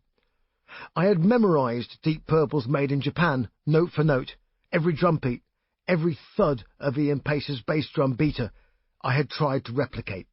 Ditto the first Black Sabbath album, Aqualung by Jethro Tull, plus my eccentric collection of Van der Graaf Generator albums and treasured copy of Wild Turkey's First Offering. Back home in Sheffield, I still had some friends from prep school. Seeing as we'd all been packed off to boarding schools, holidays were the only time we ever met up. Paul Bray was one of them. Paul had a drum kit in his garage. A real one, actual cymbals, the whole shebang. He was in the band, and his guitarist came to visit. I sat in awe as he rattled off Layla and half a dozen Cream standards. He may well have ended up as a chartered accountant. Paul is actually quite a successful solicitor these days. Life's like that. Back then I was spotty, wore an anorak, had flared blue jeans with Purple and Sabbath biro engraved on the thighs, and rode an ear-splittingly uncool moped. Oh yes, and I wanted to be a drummer. My parents would have been horrified. It was my guilty secret. I had a pair of drumsticks, which I kept hidden, and a practice pad. Their intention was that I should be a doctor, vet, accountant, solicitor, or some other professional occupation. I returned to school and set about forming a band. When deprived of something essential, The human mind is capable of surprising and often perverse adaptability. The Marquis de Sade, denied paper and sexual contact, solved both problems by writing down his increasingly feverish fantasies on toilet paper, recently retranslated by an academic at the university where I would shortly end up. But now we really are overreaching ourselves, so let's presently deal with the past. The bands I listened to were not the bands I would ever see in their heyday, stuck as I was in boarding school at the time. So my imagination filled the gaps. I overlaid their on-stage antics in my mind's eye, with some operatic stage setting, plus the energy from the improv drama I'd engaged in. It was all very fevered, very intense, and I wanted to recreate it as a drummer. It was simply a question of activity, and drumming was frenzied. It was the thrashing around at the front of the stage, it was the sweat and the focus, but also the possibility of being a Keith Moon, an eccentric, a showman. The drummer, it seemed to me, was in the driving seat. However, I possessed neither a driving seat nor a drum kit. Amusingly, a drummer's chair or stool is technically termed a throne, and whilst I admired the sentiment, the delusion of grandeur was of no practical help. I conscripted several volumes of the Cambridge medieval history. My drumsticks were strips of plywood, and I arranged the leather-bound volumes like tom-toms round my small, rickety desk in my study. With a speaker close to my ear, I battered them in hopeful symphony. Eventually, I snuck into the music room and purloined a pair of bongos. There were kids at boarding school in possession of real drum kits, amplifiers and electric guitars. They rehearsed in commandeered classrooms on a Saturday or Sunday afternoon. I gate-crashed one of their rehearsals. It was disorganised, and it was all about how cool they looked. It was about fashion, about posing, actually about nothing. I was disgusted, although slightly jealous about their equipment. I was searching for the holy grail of innocence and experience. My vision was cloudy, but my purpose was crystal clear. Entertainment, yes, but truth above all things. 4 of us formed a band, at least for 5 minutes. The bass player, an Australian called Mike Jordan, had made his own bass in the woodwork and electric workshops. He was also my partner in crime when it came to running the school war games society. He had failed to evade the curse of the school choir, and had a classically trained bass voice. 2 acoustic guitars completed the ensemble, and we attempted to play one Saturday afternoon. The only song we could agree on was Let It Be by the Beatles, so we gave it a go. Hideously out of time, and with my hands beaten raw on the bongos, we staggered towards the chorus, at which point Mike realised that classical bass voices did not really suit extended Liverpudlian baritones. Let It Be dissolved into a strangled yelp, while I carried on beating the song into submission on the 2 available skins. We stopped. I was disappointed, as my enthusiasm was overcoming any pretence of accuracy. Mike could not handle the vocal high notes. He cleared his throat, and sounding terribly grown-up, said, "Perhaps we might change the key." Well, I didn't know what he was talking about, but I chimed in with, "How does it go?" I opened my mouth and let rip, and the guitarists carried on to the end of the song. My head was spinning with the vibrations from the resonance of my voice. There was a surprised silence when we ran out of talent at the end. "You can put those fucking bongos away." Mike, our bass player, admitted defeat. "I think you are our vocalist, dear boy." Our future in the music business thus secured, we broke for tea, margarine, jam and toast. It was 6 p.m. after all. My acting endeavours had continued to flourish, and I had started writing, and even directing, after a fashion. The Dark Tower was a radio play by Louis MacNeice, which I adapted for the stage, playing the oily butler myself, as well as directing and producing it, all with the encouragement of my mentor, Mr. Campbell. My fencing classes had turned into a full-time, official school sport. Having won the school fencing championship, I was declared school captain of fencing, and I had my picture taken, looking pompous with prominent sideburns. Bullying was no more.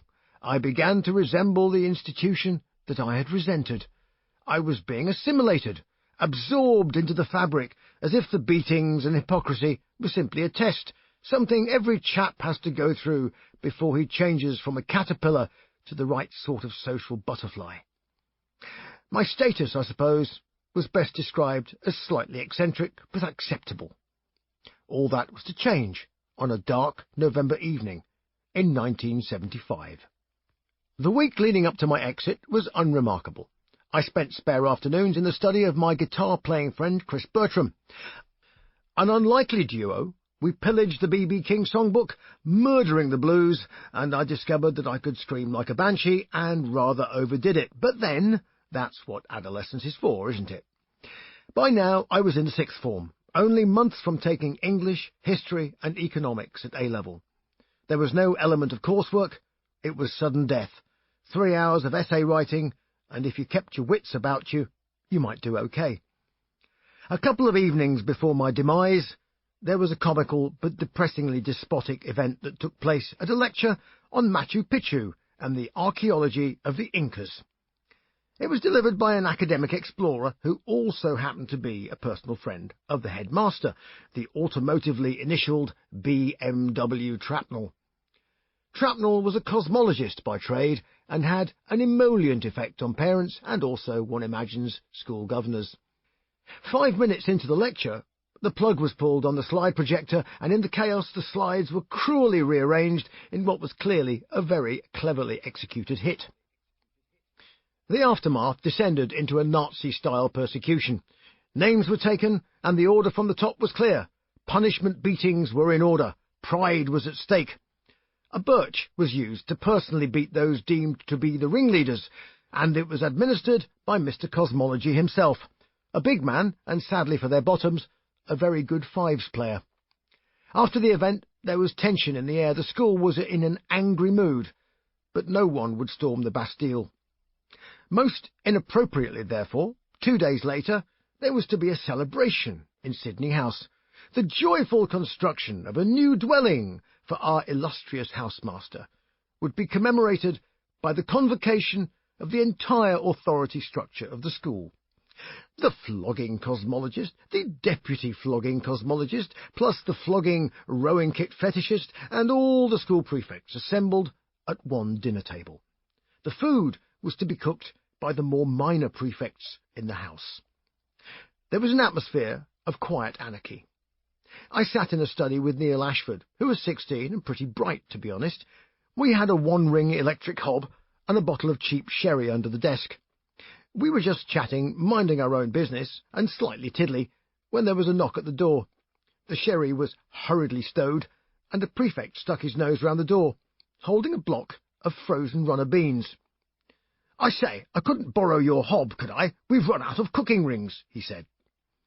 We nodded assent and consigned them to the saucepan. We watched the beans defrost, then start to bubble and boil. Around this time, we both felt the urge to urinate. Through careful coordination and impressive bladder control, we relieved ourselves into an empty milk bottle. I did have a flashback to being one of the three witches in Macbeth. As I poured our mixed consommé into the bubbling pan, I found myself recalling eye of newt and toe of frog, wool of bat and tongue of dog, adds thereto a quarter bottle of piss. A classical education is a wonderful thing. The mixture bubbled away, and 15 minutes later the prefect appeared and pulled out a tasty morsel. "Perfect," he pronounced. We realized that the house was devoid of authority. All were busy fawning, bowing and scraping to the jailers and floggers, in search of self-promotion, I assumed. So we tiptoed to other studies and, like a pair of Pied Pipers, managed to obtain the keys to the house bar in the attic. And then we locked ourselves in, with several barrels of beer. Down below, Neil and I could see the silhouettes and shadows of the Last Supper. Not for them, but for me, as it turned out. We slowly sipped our pints of Marston's pedigree and started to giggle. The rest of the bar, half a dozen errant souls, wanted to know what was so funny. Being daft, we told them. By break time, 11 a.m. the next day, the whole school knew.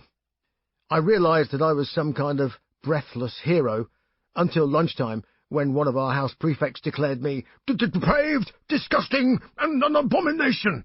After lunch, the abomination was summoned to the housemaster.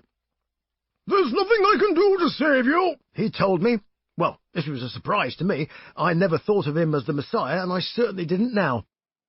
I was called to see the headmaster, the cosmologist, the wielder of the birch, the flogger of the minor transgressors, the king rat.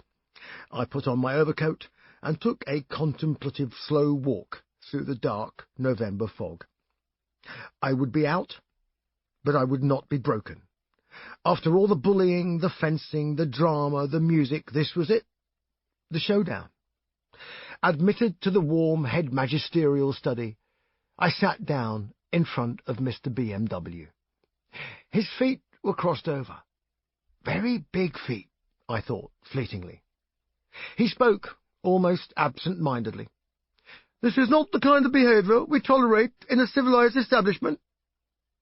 I must ask you to leave the school, therefore." Therefore? You have to be kidding me. In what century, from what misanthropic ivory tower did this creature originate? The hypocrisy, the twisted regime, the cover-ups, the maintenance of good order over all principles of humanity. Therefore, fuck you. But I didn't say any of that. I just smiled and looked him in the eye and thought, "You have eaten my piss." "Any preference as to when you would like me to go?" I said. "Next week? End of term?" "Tomorrow morning," he shot back. "Oh, that's clear. Is that it? You may go."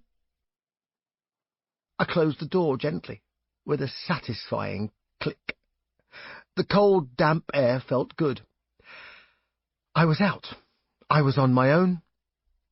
I'd taken a pot shot at the system, and by God, I think I winged the blighter. Chapter 7. Lock up your daughters. Winter, leading into spring and summer and culminating in my 18th birthday, was a period of cleansing and essentially re-entering the human race. I was allocated a place at King Edward VII School in Sheffield. It was an ex-grammar school, now a comprehensive, but with a good academic reputation. It was mixed, girls and boys, and, shock horror, it was friendly. I waited for the hierarchy to become clear for the punishment beatings, but nothing of that sort went on. I wondered about what might have been had I not been packed off to boarding school. There was little point in attending the school, except for the legal requirement to do so, because in a few months I would have to sit my exams, and unfortunately the exam board in Sheffield was radically different from the one in Oundle. I spent lots of time in the library, mugging up on my Norse mythology, rather than studying. I joined the Territorial Army as a private. My number was 2440525, and the sergeant said that I was too clever to be a private, and asked why I didn't wait to become an officer at university. I told him that I just wanted to get on with it, so he issued me with kit, and that was that. Our unit, D Company, Yorkshire Volunteers, was, in theory, on 24-hour call in the event of a war. We would be sent direct to the front, with mortars and rocket-propelled anti-tank weapons, one of which was given the surprisingly cute name of the Wombat. Our life expectancy in combat, I was informed, was 1 minute and 45 seconds. I got drunk with a lot of steelworkers dug holes in inhospitable bits of Northumbria and got to carry a big belt-fed general-purpose machine gun which used a lot of bullets, all of them blanks. Otherwise, I shovelled shit on the farm, of which there was a great deal, and drove tractors and dump trucks, laid concrete and constructed fences. I converted my anger into the physical, and I felt a relief from the rage that had burned continually at boarding school. Then, one English class, one fateful lunchtime, I heard mutterings from the back. "Oh, we don't have a singer for rehearsals tonight." I turned round, and suddenly recognised my drumming buddy, Paul Bray. He had two very cool dudes who already looked like seasoned rock professionals flanking him. Hi," I began nervously. I sing a bit." They looked me up and down. I was a bit pudgy, with an awful short haircut and terrible trousers. "Brilliant. See you at 6 o'clock. It would be 9 months till I was due to start at university. Time to listen to Radio Caroline under the bed, draw fantasy stage sets, and rehearse in my mate's garage on a Tuesday evening. limbo ain't a bad place to be. Our band had a real drum kit and 2 guitars, and the bass player had his own gear, a self-contained amp and speaker. The rest of us shared one Vox AC30. 2 guitars plugged in, plus the new vocalist, me. My microphone had been snipped off the side of a portable cassette recorder and spliced via sellotape onto a longer cable and thus into the Vox combo. It sounded truly awful, but the band were light years ahead of anything I'd experienced up till then. They'd learnt half of the album Argus by Wishbone Ash, plus All Right Now by Free and the inevitable Smoke on the Water. After one song, and letting rip my Ian Gillan shriek a few times, they all nodded sagely. "You are the new singer." Well, I asked if they had a name. "Paradox," came the reply. I thought it was a rubbish name. I regarded home in Sheffield as being a kind of holding pattern. I didn't feel as if I belonged, but then it wasn't an unpleasant existence. It just seemed as if I was walking on eggshells unless I was outside digging holes or shoveling horse shit. The local pub was a 20-minute walk, which was arduous in deep snow, and on the way was the old German prisoner-of-war camp, complete with half-demolished prison huts. Beyond that, down a steep hill, was the bus stop, and above it, looming Bram Stokerish in the moonlight, the Fulwood Isolation Hospital. On 2 occasions, walking back from the bus stop in the darkness and wind, I met people wandering in the road, confused. I had to wait until I could flag down a rare passing car to get them to safety. I suspect now that they might have had Alzheimer's. They would almost certainly have died of exposure, left to their own devices. In the 70s, people were simply loopy, and that was that. Having done my good deed for the day, fate returned the favour. We actually had a gig. We debuted at the local youth club, with at least 4 people in front of the stage, and the rest pinned against the wall in sheer terror as we hacked our way through Smoke on the Water.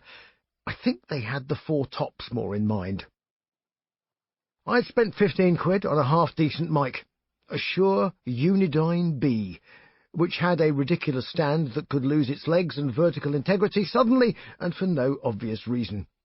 I had a tambourine and had saved up for a very old pair of Vox 4x10-inch speaker columns. Signing on for the summer, my dole check appeared in the post, and I had enough to buy a 60-watt Carlsberg guitar amp from a second-hand store. Now we were all equipped, but with no gigs to go to. I turned salesman. I went out and doorstepped publicans who had gigs. I scoured the ads in the local paper for bands, and then went through the phone book to find the number of the pub where they were playing. I bullshitted for England, but there was no evading the awful truth that came with the question, "Do you have a demo tape?" Well, of course we didn't. I forget how we made one in the end, but anyway, it was awful. I think we just put a cassette recorder at one end of the garage and made a racket. Somehow we got a booking at a pub called the Broadfield, and we may even have done a second gig. We were paid 3 quid, as well as 1 dog-eared hamburger and a bottle of Newcastle Brown apiece, and had to sign a receipt. Next was a council-sponsored afternoon in the park, in Weston Park, just by the university, and up the road from the Royal Hallamshire Hospital. A local DJ from Radio Sheffield turned up, but he'd been in the pub all afternoon and was quite possibly on acid. The headline band was called Green Sleeper, and they had that bored air of insouciance, born of being the biggest thing in the postal district and doing gigs every weekend. They had a following, which turned up just before and left immediately after they played. We were left to set up on the small stage in bright sunshine. There were some green fold-up chairs and some kids eating ice cream and squinting at us. We started to play. The drum kit was shifting around and the stage was not held together, so it started moving apart as well.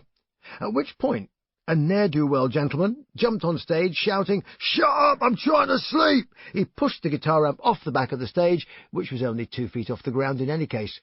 I seized one of the fold-up chairs and hit him with it, and he just staggered backwards and then walked back down the hill, straight through the empty lines of chairs normally used for old ladies to sit by the bandstand.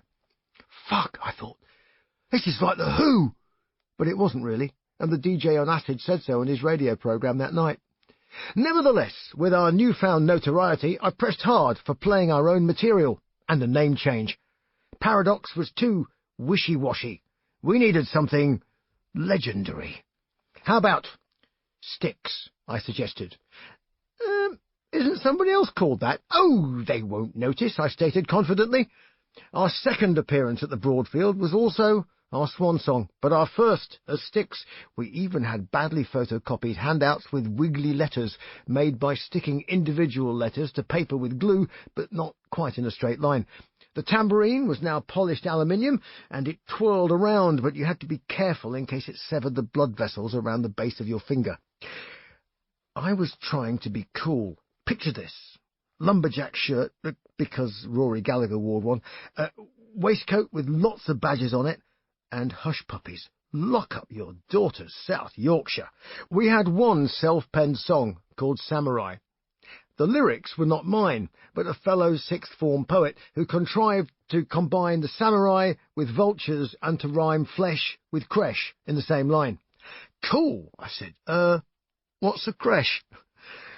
We decided to split up on a high, citing commercial pressures plus the fact that the two guitarists had summer jobs wearing wooden clogs and cleaning out steel furnaces, which paid rather better than the £3 we got paid in our final appearance. Among all this, it was easy to forget that I was meant to be taking my final exams. I'd done little studying. Actually, I had nothing to study. I had a box of history notes. Economics I thought was a load of rubbish made up by academics to create jobs for themselves. And English was fun to create, but oh my God, just the cover of anything by Jane Austen made me want to eat my own leg rather than drag my way through it. Anyway, I sat my A-levels having not read a single book for the English exams or opened many textbooks for economics. History, I reckoned, I could probably blag, because I was actually interested in it, which was probably a good thing, because I would be spending 3 years of university, ostensibly, studying it. I can't remember what I wrote, but incredibly, I passed all 3 with the lowest possible pass grade, an E. Even more incredibly, I had an offer from a London university who wanted me so badly that they only required an E grade in 2 of the 3 subjects. Thus, with no wasted effort, I entered the halls of academia, Queen Mary College, University of London. Chapter 8. Mini-busted.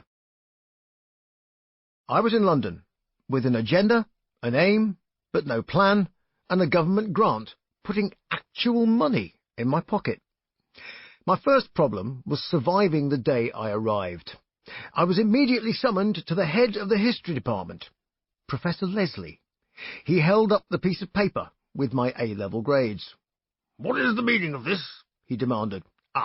Well, I did have a little problem. "What problem?"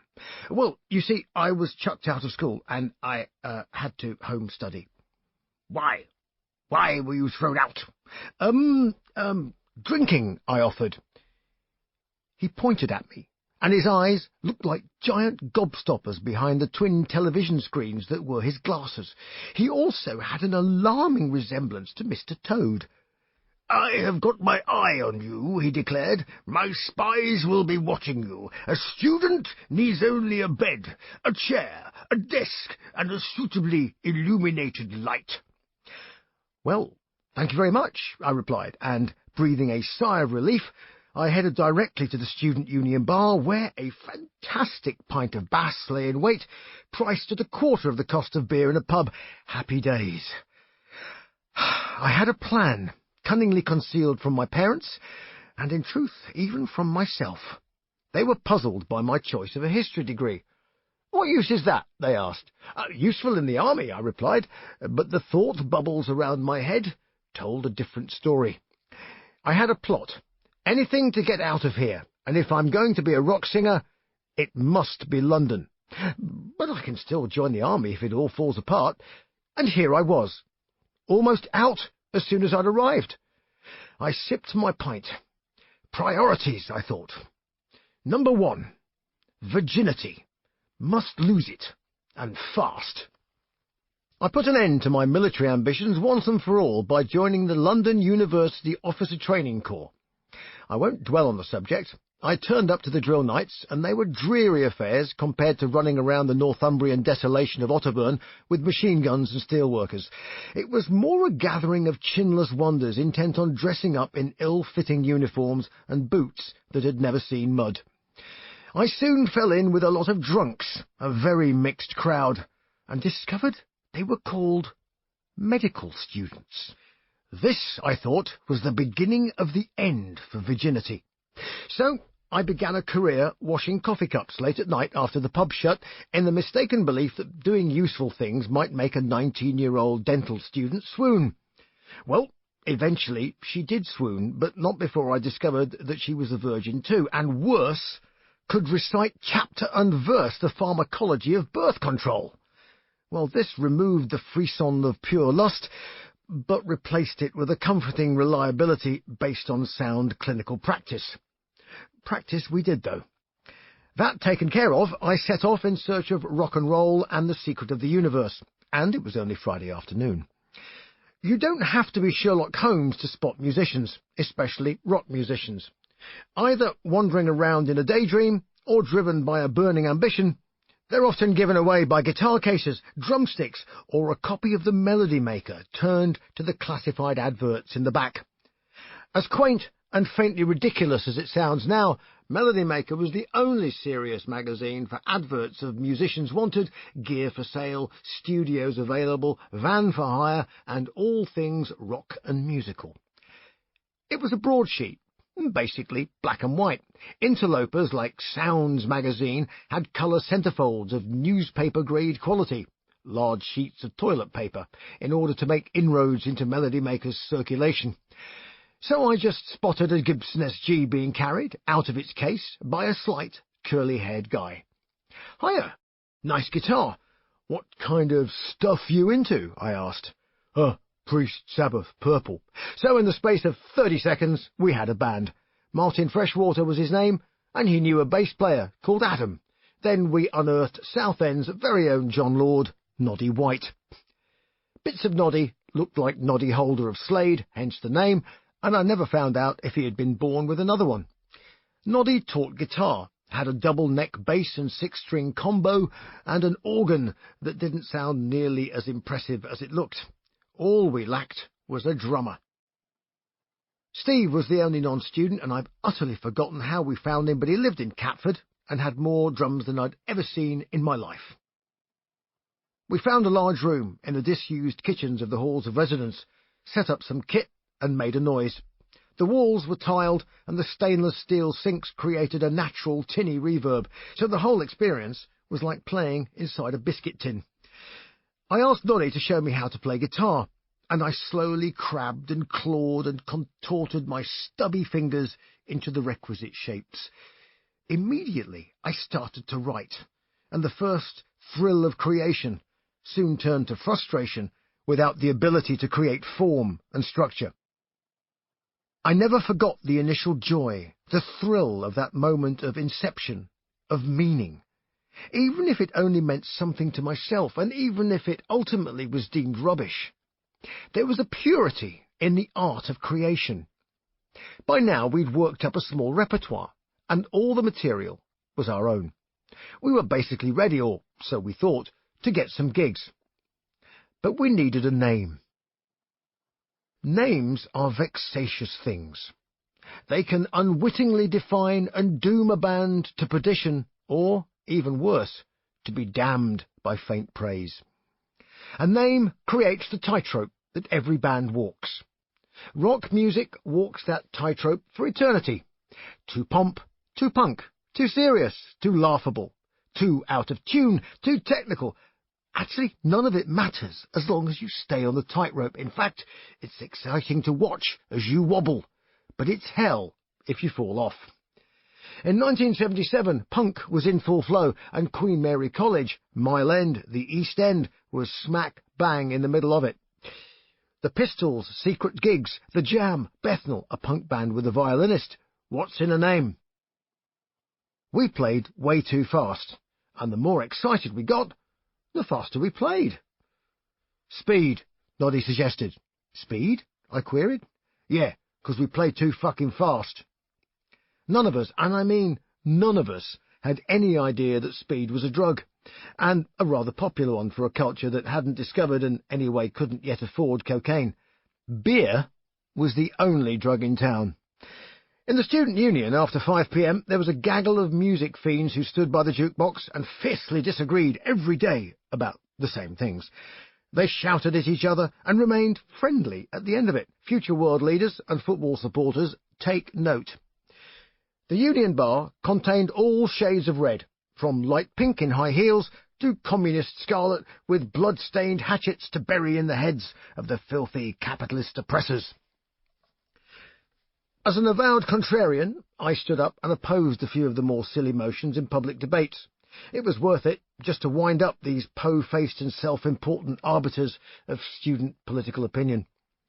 The Socialist Workers' Party rep was always polite but intense, a duffel-clad class warrior.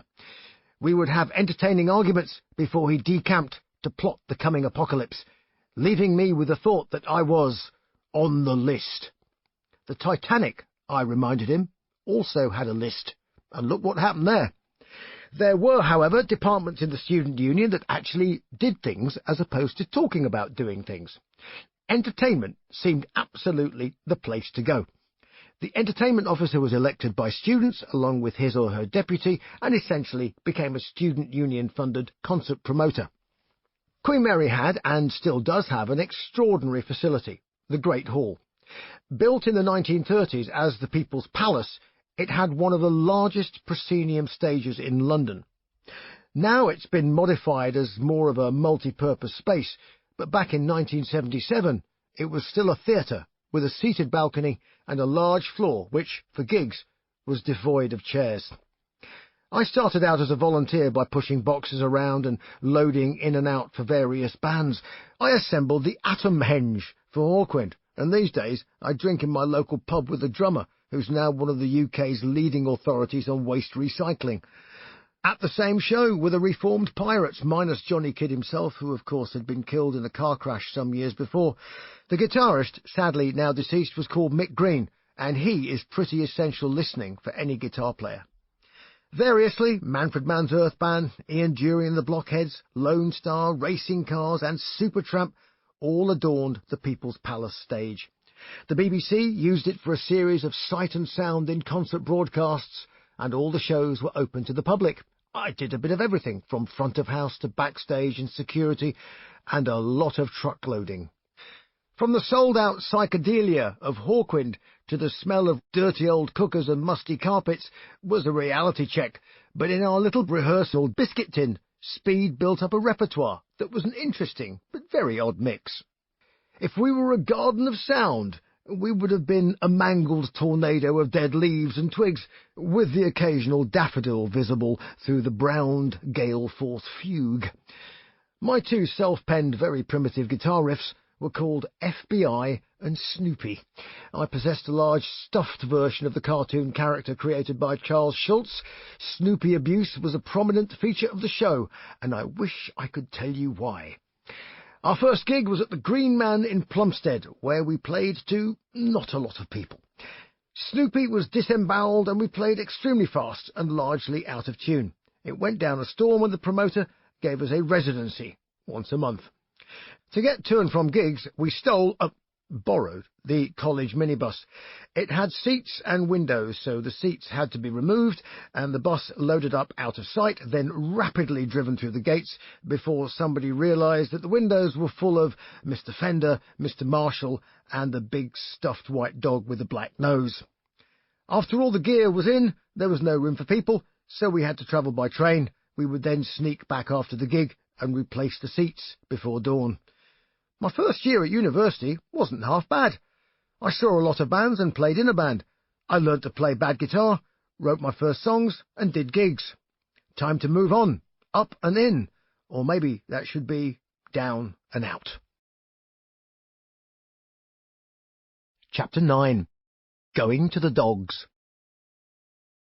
If my account sounds strangely devoid of much in the way of historical studies, that's because as I progressed to my second year, I wasn't even turning up to most lectures.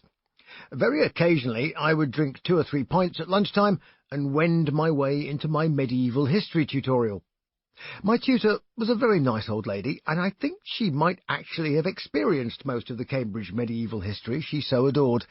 I can't remember anything about Charlemagne or Frederick II, but I do remember that the sunshine was very bright and interfered with my daydreams as it streamed through the hazy window that framed her silhouette.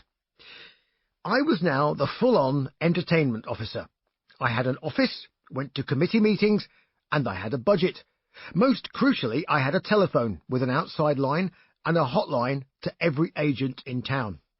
Suddenly, I had a freshers' week to organise, booking bands, discos, and all that good stuff.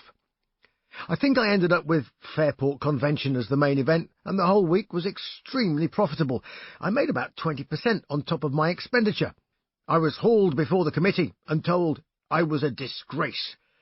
"This is just exploitation of the student body," I was informed. "So, you want me to lose money as a general moral principle?" I inquired. After the Inquisition, I gave the problem some thought. I'd never seen Ian Gillan, one of my vocal heroes, so I phoned up his agent and booked him. "Money, no object," I said. In return, I suggested, might there be a few pub gigs he could point in my general direction? Speed was fun, but constrained. To borrow a song title from my future, I had a burning ambition. The telephone, of course, gave me the ability to respond to adverts in Melody Maker. One in particular seemed promising. "Vocalist required to complete recording project." I phoned up. "Just one problem. Do you have a tape?" Well, of course I didn't. The guy I spoke to was a recording engineer and also the bass player. It was free studio time, and I'd never been in a studio in my life. The influences, though, sounded like a shoo-in for me. Purple, Sabbath, and delightfully, Arthur Brown. He, Ian Gillan, and Ronnie James Dio are probably the three singers you could refer to and say, "Aha, I see where Dickinson nicked that from." I should recount my history with Arthur Brown, one of England's wackiest performance artists and one of rock music's most insanely talented voices. The first time I saw him was at Oundle when I was 16. Kingdom Come was the band and the album was called Journey. The concert was, for me, a mind-blowing shamanic ritual. I've never tried acid, or mushrooms, or any hallucinogen, but with Arthur that night, I didn't need to. Deep, and I mean deep, analog synth sine waves scooped your eyeballs up and planted them in stereo where your ears should be. The single screen of blobs and lights and stars compressed time to a singularity. Then Arthur hit the stage, dressed in face paint and a gigantic headdress, standing like an Aztec king before a gigantic tripod, and raised his hands in sacrifice and intoned, in a dark, extended baritone, a command to strip the rust from your soul. Now time slips, atom centuries, on a wave computes before eternity began. Oh, who cares if it sounds like hippie bollocks? I can tell you, I thought I'd seen a glimpse of God that night. In 1976, Arthur had a band with no drummer. On top of that tripod was not an altar, but the Bentley Rhythm Ace drum machine. Arthur wasn't sacrificing or blessing us. He was fiddling with the analog tape loops of each individual drum, all of which ran at different speeds, and he was probably cursing frequently in frustration. No one but a madman would even have attempted it. There was a lead guitarist and a bass player, and two keyboard players with every kind of analog synth going, VCS3, theremin, and mellotrons. Somewhere in the midst of this falling into a musical black hole experience, two fellows came on stage dressed as brains to be beaten with a stick, and men danced around dressed as traffic lights, inspired and deliciously potty. Fire is the best-known track of Arthur's, and this alone is enough to secure him a place in rock's pantheon. But all of his albums with Kingdom Come and As the Crazy World of Arthur Brown are worth exploring. Pete Townshend was the associate producer of The Crazy World of Arthur Brown. The whole idea of The Who's Tommy came from it, and it's a concept album, one of the first, about a man's descent into hell. And when he opens that door, well, you guessed it, I am the god of hellfire, and I bring you fire. And there was the black voice trapped in Arthur's body, because he could strip the paint off walls when he sang blues standards like I Put a Spell on You. The night I saw him, Arthur planted the seed for what I describe as theatre of the mind, with music as the proscenium arch and your brain as the stage. Anyway, back to my immediate problem. I didn't have a demo tape. I would have to improvise. In my second year in London, I'd moved my lodgings away from South Woodford, a bland, characterless university halls of residence tower block that overlooked the motorway, to somewhere slightly more challenging, but so much more interesting. The Isle of Dogs is the U-shaped bend in the Thames that features prominently in the credits of EastEnders. In the late 70s, it was a desolate, windy and decaying place. Tower blocks sat alongside 30s council flats and houses, all built for the thousands of workers who once populated the London docks. In Tudor times, it was a marsh and a refuge for criminals on the run from nearby jails. Because of the tidal flow, a wall was built, which gradually formed the shape we all know and love. Water-operated mills were built on the wall, hence the mill wall, which ran down the west side of the Isle. Before basins were scooped out of the mud to form the docks, Henry VIII released wild dogs into the marshes. He was fed up of spending money on chasing criminals, so he made sure the dogs were fed up in a rather more unpleasant sense. Tate and Lyle still has a sugar refinery there, and tucked away on Tiller Road was the ground floor flat that was my new abode and the location of my first demo recording. I had a flatmate, but I didn't see much of him, as he would disappear into his lair and only emerge at odd hours of the night. He had long hair, an Afghan coat, goatee beard, and John Lennon glasses, and he giggled a lot to himself for no reason I could fathom. There was an upright piano left stranded in one bedroom, clearly not the object to sling in the back of a car when your days at university are over. It had a mostly operating keyboard, but sounded like a load of dinner gongs being hammered with tortured dissonance. I had a cassette recorder, and only one cassette. On one side was a series of awful easy listening, and on the other I'd recorded some Monty Python. Cassette fiends will recall the curious rituals involved in taping over pre-recorded commercial cassettes. I got busy with a piece of sellotape and then fiddled with the innards of the recorder, and eventually had my cassette poised and paused, standing atop the piano. I didn't bother playing the piano, because I couldn't. I stepped well away from the tiny built-in condenser microphone and just yelled a lot, wailing through scales and letting off a nasal shriek and a couple of different vibratos as it faded away. I put it in the post, to the P.O. box listed in the advert. With it was a note in red biro. Here is the demo. If it's rubbish, there is some Python on the other side for a laugh. With that, I resumed normal operations. Go to college, open the post, avoid going to lectures, sort out a rehearsal, daydream a lot, drink 3 pints at lunchtime, go to tutorial, remember nothing, make some phone calls to agents, wait an hour for the 277 bus, eat something, see the girlfriend, pub, bed. There is a message for you, I was told a couple of days later when I showed up to the entertainment's office. This guy phoned back about a tape or something. I grabbed the message. Call Phil on this number. I dialed this number, and a friendly, enthusiastic Brummy voice answered. Yeah, I really like the tape. You were doing some mad melody ideas, a bit like Arthur Brown. It was 3 p.m. By 6:30 I'd found my way to the studio. It was homemade in a garage, lined with egg boxes and foam. It was Abbey Road as far as I was concerned. For a small Pro-Am studio, it was quite well equipped. It had a small drum kit in situ, and lots of cables, pedals and stands to weave past on the way to the vocal booth. I had no idea about recording. I understood what a tape recorder did, and I understood a bit of what a mixer did. Mix, right? But of multi-track recording, I had no clue. The idea of headphones was totally new. A monitor mix was an undiscovered country. Phil played me the backing track. The guitar was pretty cool as well, I thought. A little bit Peter Green, early Fleetwood Mac, Green Manalishi feel. The song was called Dracula, and it had some corny "carry on, fangs for the memories" style lyrics, but played absolutely deadpan serious. Try "My only sense of humour's in a jugular vein, and your neck is on the menu tonight" as a taster, and you get the idea. I started to sing, having learnt the song in the control room. Phil leaned forward and pushed the talkback button. How long have you got?" "All night, if you want," I replied. I could see him leaning back to dial a phone number. Phil played bass and had called his big brother Doug, who played drums.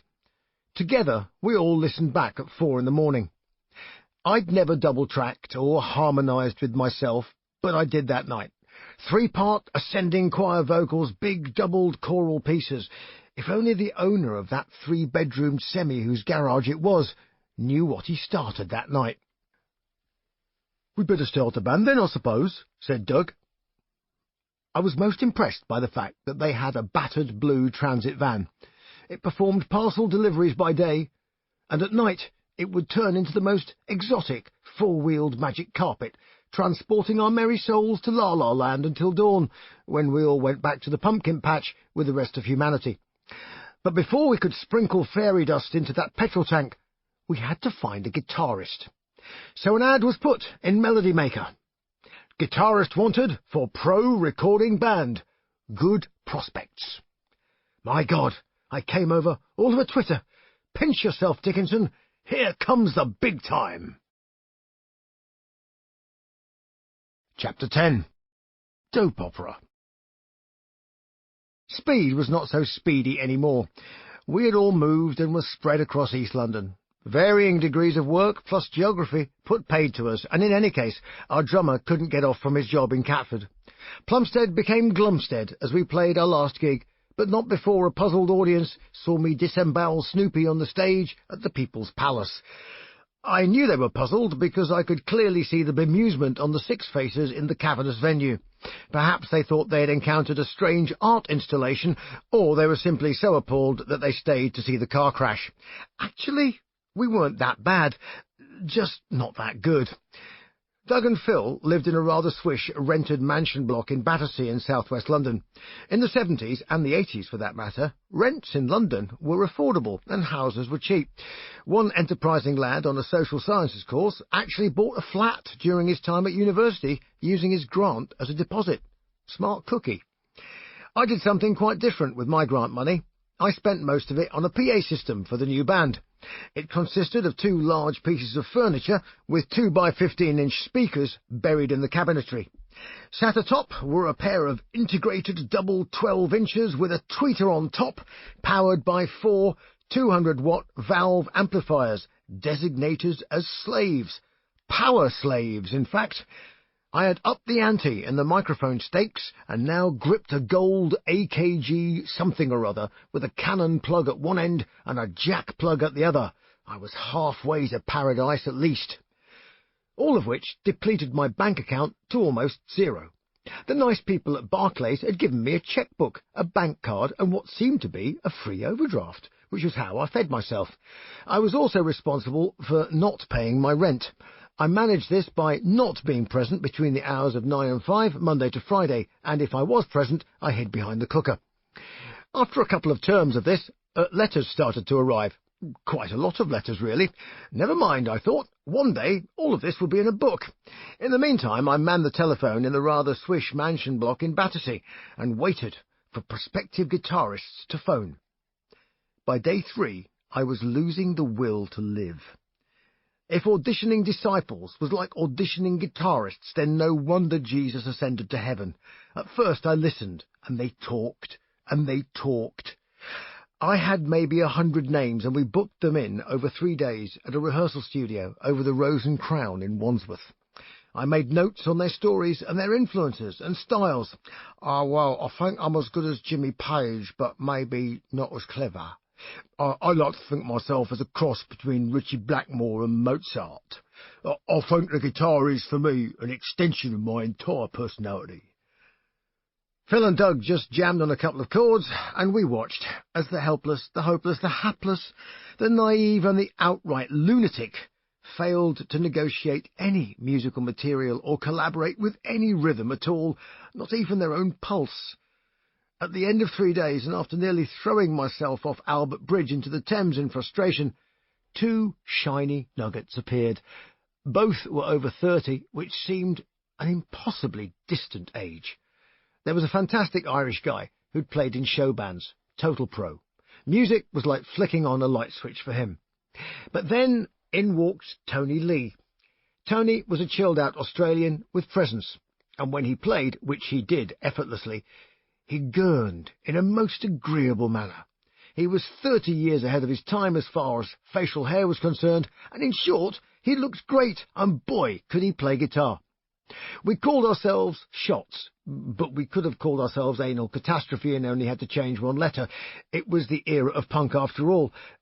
I thought it was a rubbish name as well, but I couldn't think of a better one. We set about rehearsing material and creating an image. Not being experienced at either pastime, I went with the received wisdom. After rehearsals, or lengthy discussions over vats of tea in Battersea, I would bounce around trains, tubes and the number 277 bus before arriving back at the Isle of Dogs. One random night, I unsuspectingly fell under the evil spell, not of bell, book and candle, but of glass, resin and matches. Marijuana had arrived, and in the finest tradition of toilet archaeology, shit was about to happen. I had been hammering on the keys of the dilapidated piano when there was a knock at the door. Peering round the door handle was my grinning, pixie-faced flatmate, he of the Afghan coat and John Lennon specs. "Fancy a glass?" he said. I had no idea what he was talking about, but in the spirit of what does this button do, I feigned nonchalance. Why not?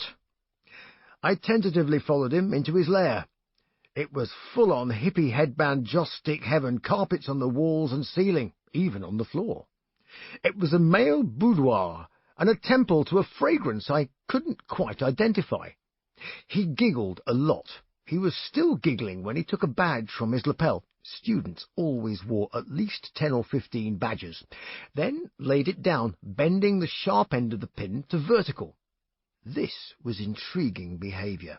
He then crumbled a piece of a brown, mud-like substance away from its bigger brother and rolled it into a greasy lump. He impaled it with great care on the badge like a surgeon would treat a fragile liver before transplant. Suddenly he lit the lump, swooped a glass over the top of the whole issue and, lifting the edge of the inverted glass, inhaled the resulting smoke before going very red in the face. I was nonplussed. Finally, he exhaled. The glass was still full of the joys of combustion. He nodded at the glass. I inhaled to maximum effect. My lungs felt singed, my epiglottis ravaged by a Brillo pad. But for some reason, I rolled on my back, put my hands and feet in the air, and I was suddenly on the ceiling looking down at myself. I had a few more puffs, and by now had figured out that this was a resinous form of marijuana. Things became funny that were not so before, and I spent several hours perforating the fabric of the universe, looking for the joke. Though I'm loath to admit it, that little puff of dope opened what they might be giants would have called the little birdhouse in your soul. That and a desire to eat donuts.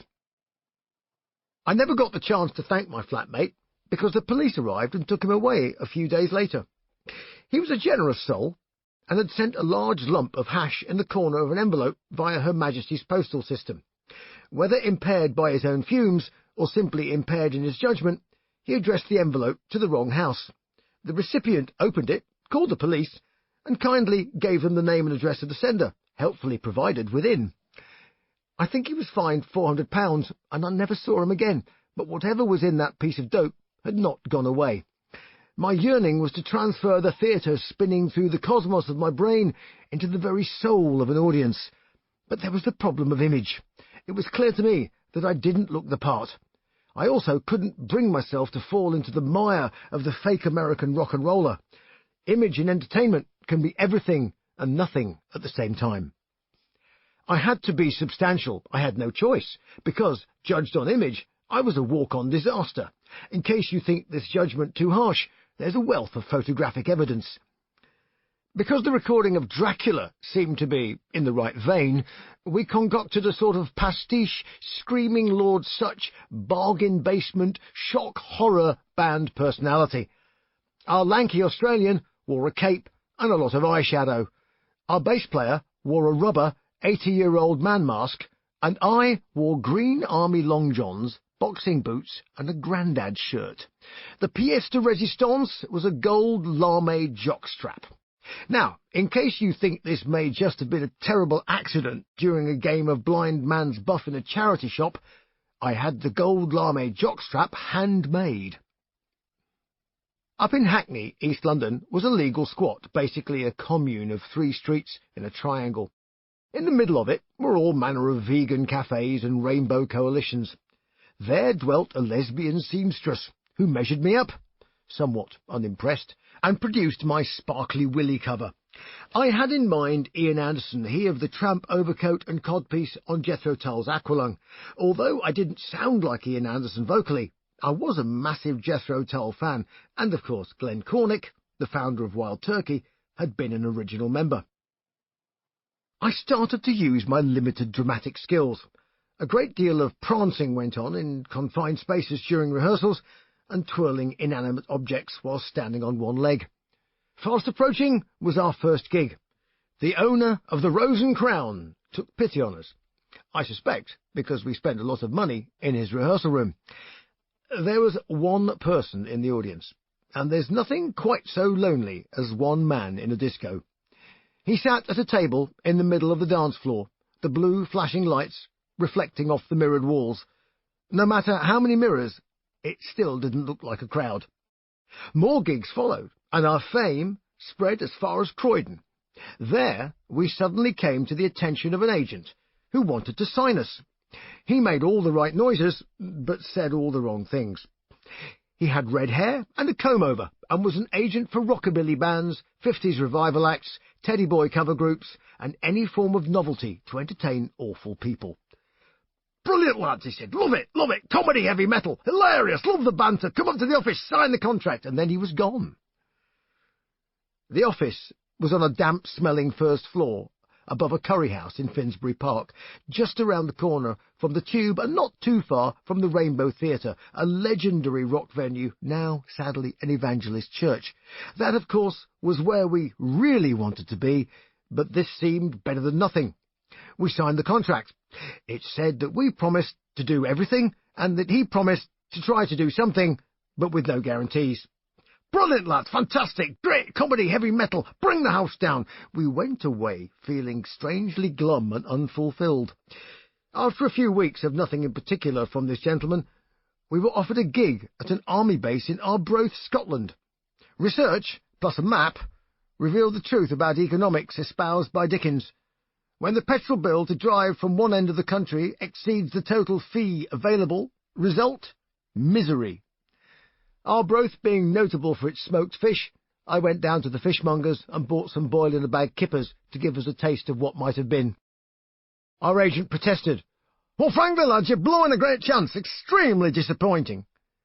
We consigned our agent with a Donald Trump comb-over to the bargain basement of history and headed south-east, beyond even the mighty metropolis of Plumstead.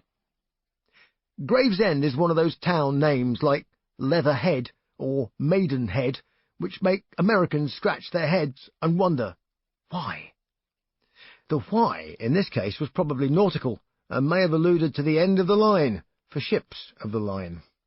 The Prince of Wales didn't live there, but he certainly gave rise to a few pubs in his time, and shots appeared one dull evening, setting up in front of the bar with the gents' toilet entrance just to one side of the non-existent stage.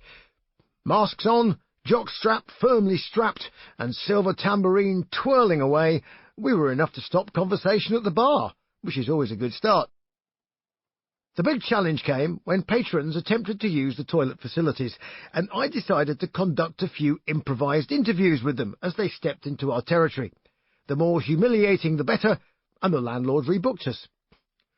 Word got around about the prancing singer, the old geezer on the bass, and the increasingly uncomfortable Tony Lee on black Gibson, black mascara, black lipstick, and no work permit. As we returned to the scene of the crime weeks later, the place was packed, and then, after that, more packed. The landlord was delighted. "Love the banter," he'd say. "Love it," and he would buy lots of beer.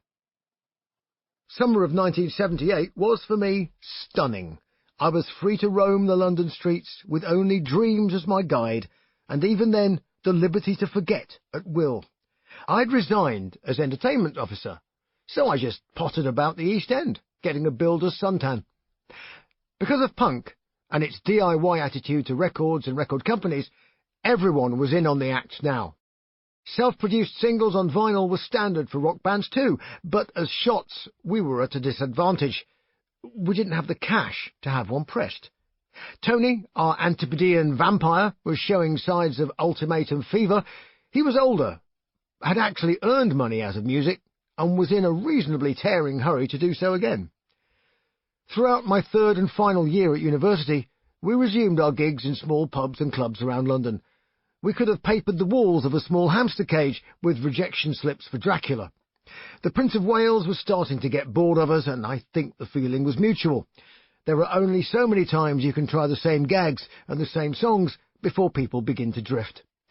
One evening, however, we were out loading the van, and I was standing, temporarily unused, when I was approached by three odd-looking individuals. Paul Sampson had a bowler hat, leather jacket, and a moustache, plus shoulder-length hair and curls. He was not unlike a King Charles spaniel. Chris Aylmer was tall, had a mullet, and seemed really quite mature. Barry Purkis had dyed red hair in ringlets, a Nazi stormtrooper dress jacket, fluorescent earrings, and bright red trousers. "Hello," started Paul. "We're Sampson. We got a deal, an album, and management, and want a singer. Interested?" "Gary Alton, heavy metal kids, that's the sort of thing we want," chimed in Barry. I can see the Ian Gillan influence," Chris intoned reflectively. "And Kiss and the Residents, mad shit," Barry added. "Mad," Chris muttered.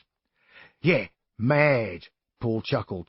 "Well, I am very flattered," I replied, "but I've got to finish my final exams in 3 weeks, and I can't do anything until I've got that over with. Is that okay?" "Yeah, all right, we'll be in touch," Paul said, and he wrote down his phone number. I'd become more and more preoccupied with exams, and for the 6 months before my finals had decided to catch up with the previous 2.5 years of academic insufficiency. With no wasted effort, I got a Desmond, a 2-2, or, more correctly, a second-class honours lower division. By the end of the exams, I was starting to imagine that I was almost getting the hang of this academic business. My brain was creaking in all the right places, and I began to wonder if all this activity might have created some permanent impact. I finished my last exam before lunch. I took a deep breath as I turned my back on the great white-fronted main building on the Mile End Road. I took the 277 bus down to the Greenwich Foot Tunnel and walked under the River Thames to the old wharves that lay on the south of the river.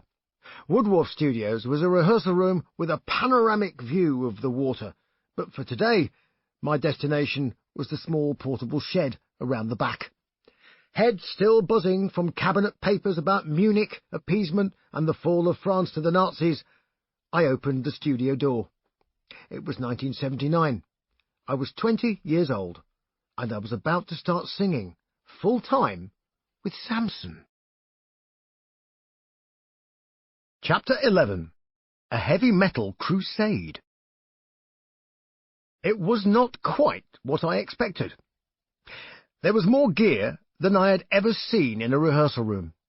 Marshall amps, weave-fronted Marshall speaker 4x12-inch cabinets, Paul's Gibson SG, Chris's Fender Precision bass, and, of course, the greatest number of drums I had ever been in close proximity to. While the equipment was certainly not lacking, the will to do anything was curiously absent. I was raring to go, but we immediately decamped to the pub. Thus fortified, we made a start. Sort of. "Shall we start?" I asked. "Nah, let's get wrecked first." And so it began. It was to be 2 years of madness, and yet we still managed to pull off some decent music, plus some variable gigs, although secretly we quite liked it that way. The immediate task at hand was to get wrecked, so I went back to the pub and had a third pint. When I returned, the wreckage had already started. Although I'd been in a band called Speed, I had no idea that there was a drug called speed until a couple of years later. There was a light white crusting on the tip of Chris's nose. He was unusually active, being as he was fairly languid under controlled conditions. Paul, on the other hand, was carefully rolling one of several joints using resin crushed atop tobacco removed from a Marlboro cigarette. This, plus a new echo machine, made for pleasant interludes of overlapping feedback that went on for several minutes. Barry, or Thunderstick as he had named himself, was wearing a blue boiler suit. As the engine room of the band on the drums, he didn't seem to be his usual bouncy self. This, I discovered, was because he had washed down a handful of downers with his pint. After half an hour or so, we launched into a number. Stoned guitar, speeding bass, and a drummer on downers, periodically losing consciousness and threatening to fall off his drum stool backwards. Fortunately, there was a wall behind that prevented this, which meant that he would suddenly wake up and thrash his kit much faster, as if to make up for lost time. I did a bit of singing. 3 pints, I thought, is not enough. In the midst of this quick, slow and stoned routine, the door opened and in walked what I thought might be either a travelling salesman or a minicab driver. He stood and watched. I've never liked being watched in rehearsals. I don't even like being watched by people I know, truth be told. Rehearsals are where you can screw up and feel safe to experiment. Now he started tapping his foot, nodding his head, pursing his lips in the way that people do who know absolutely zero about music. He thought he was important, but he was just irritating. We stopped, but not all at the same time. It took a while for Thunderstick to realise and slowly collapse into his tom-toms fast asleep. "Hello, can I help?" I offered. "Oh yes, I'm Glyn. Alistair sent me down to have a listen, see how it's going." He had quite a strong South African accent, and I was right. He was a minicab driver. The Alistair he referred to was Alistair Primrose of Ram Cup Management, Samson's manager. "We're just knocking it on the head," Paul announced. Short but sweet, the first rehearsal ended up back in the pub. Glyn had a cash float, and we figured we may as well convert cash into food and beer. After an hour or so, we went back to retrieve Thunderstick and found him on the roof, staring at the sun with his eyes closed. He was in no state to walk, so we all sat on the roof, while Chris and Paul smoked a lot more joints. We waited for our respective chemical states to stabilise, so we could go home. I found communication, as I would normally understand it, quite arduous with people who are out of their gourds. It's difficult enough when you are straight. I resolved to adapt. That's what evolution is for, I reasoned. If the mountain wouldn't move in my general direction, then I would jolly well find out what all the fun was about and clamber aboard. Day 2 of rehearsals was looming large, and I was sure that eventually we would play something in tune that started or finished in time. And that, dear reader, that's exactly what happened. So there. Samson did have a record deal, and they had produced an album as a 3-piece, with Paul on lead vocals. The album was ready to be released, but the slight technical hitch was the addition of a 4th member, for whom no useful purpose could be assigned on the record.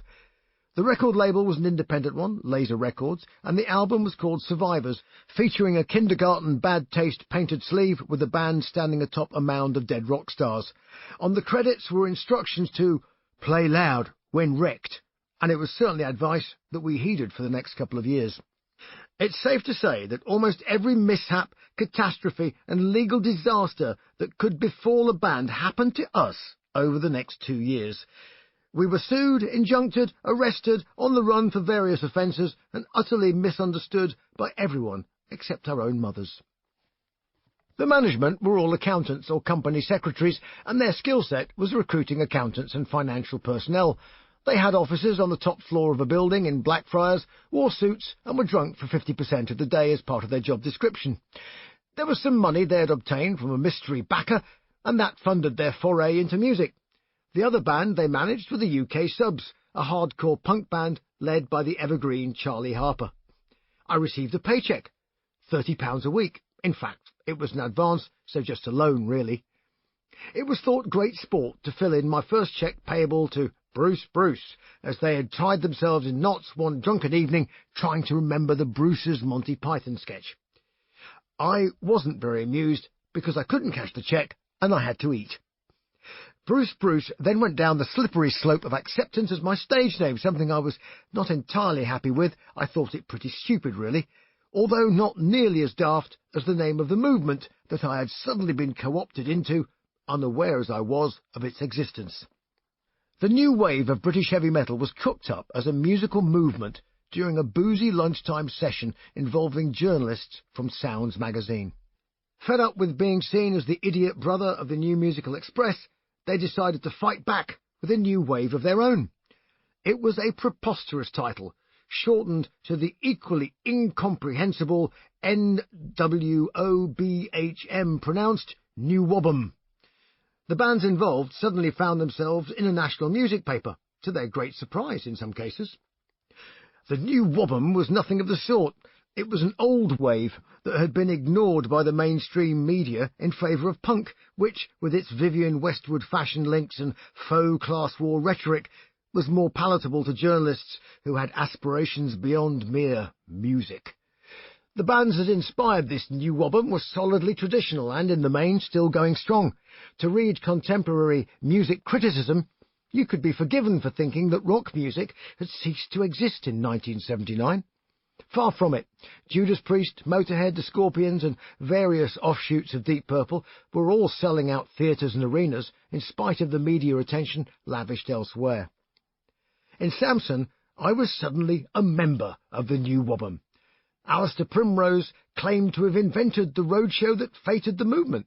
"Dear boy," he would say in his high-pitched country reverend voice, "we're going on a heavy metal crusade."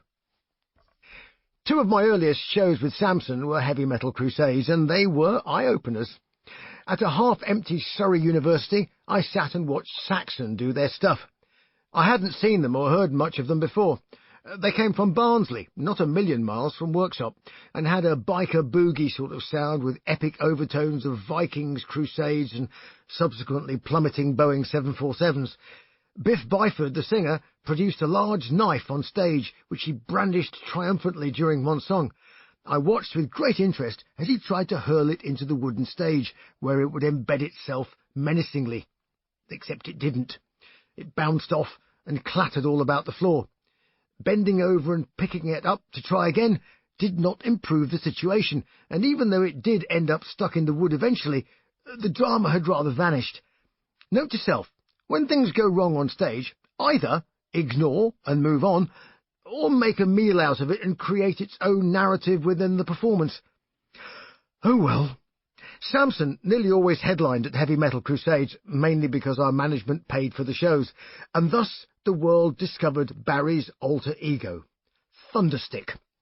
The key to the persona of Thunderstick was not just Barry's adoration of Kiss, but also of bands like The Residents and Devo, strange bedfellows as far as image went. Going round to Barry's house was like being in a surreal suburban Kiss encounter group. The first realisation was that the plywood units you were sitting on all contained old 12-inch guitar speakers and were all connected to industrial-sized amplifiers, which in turn were connected to the turntable, and on it, of course, was Kiss. As the cushions hoisted your bottom upward, his Alsatian dog would run into the room, bite its tail and run round in manic circles. As the walls of the terraced house began to crumble under the onslaught, Barry's wife would suddenly bring in tea and biscuits, seemingly oblivious to the trench warfare going on beneath the furniture. Going round to Barry's house was a seismic event. Samson's intent was similar, and to achieve it, we intended to blow things up and set fire to everything. Thunderstick took his Kiss-inspired concussive living room and tried to achieve the same effect in clubs. The character of Thunderstick was entirely separate from the band, and that's where the problem arose. Fee Waybill of the Tubes was part of a theatrical performance art group that happened to play rock music. Barry would have loved that to be the case with Samson, but it was only the case for himself. Paul, in particular, never engaged with it in any meaningful sense, and I think audiences saw it as a gimmick rather than an artistic endeavour, and the Yorkshire Ripper didn't help much either. Gimp masks were not the flavour of the month. Another heavy metal crusade was at the Music Machine in Camden. Samson stood a bit of a chance in our south-east London stomping ground, but this, far from home, in spite of a masked thunderstick adorning various magazine covers, the audience was, to say the least, a bit sparse. Still, we set about setting the place on fire, something we were about to do more literally. At the Music Machine, I was introduced to our pyromaniac-in-chief, Scotty. He was, as his name suggests, not English, and he was roadie, driver, and blower-up of things. He laid mortar charges, set off confetti cannons, and taped incendiaries to pieces of masonry, which were hopefully incombustible. At first our gigs were few and far between. In 1979, after a few heavy metal crusade roadshows, we had only one gig between us and world domination. The album Survivors had a release date in the autumn, but there was no tour. We had an agent. I phoned him and decided he was useless. I was back to being entertainment's officer again, with a telephone and a list of promoters. But at least I had a single, Mr. Rock and Roll, and a supply of cheap shirts to send out as promo items. I cold called and bullshitted for England once more. Oh, yeah, and a huge light show. Oh, and pyro. Oh, and front cover of, and blah, blah, blah, blah, blah. It took 3 weeks of hard work, but I booked us a 20-date UK headline tour. I phoned our agent and told him he was a lazy shit. He sacked himself. Life goes in circles. The next domino to fall was a pitifully short 20-minute opening slot for Ian Gillan, featuring Jimi Hendrix's psychedelic clone, Randy California, as special guest. Gillan had returned to his metal roots after a few years of jazz rock, and the effect was transformational. Ian's bass player, the sumo-sized John McCoy, had also played on and produced the Survivors album. This was the first time I'd ever set foot on a big stage with a real crowd who actually wanted us to be there. Plus, I was able to watch my childhood hero doing his stuff every night. It was not quite what I expected, which is to say, I had no idea what to expect. Ian was having vocal problems. That was obvious to me and quite a few others. Something had happened to his upper register, and the scream with a vibrato the depth of the Grand Canyon had been laid low. The purity had been replaced by a gruff rasp, and some nights I could hardly bear to watch. What I found incredible, though, was his undimmed self-belief, best summed up by, "Look 'em in the eyes and mean it."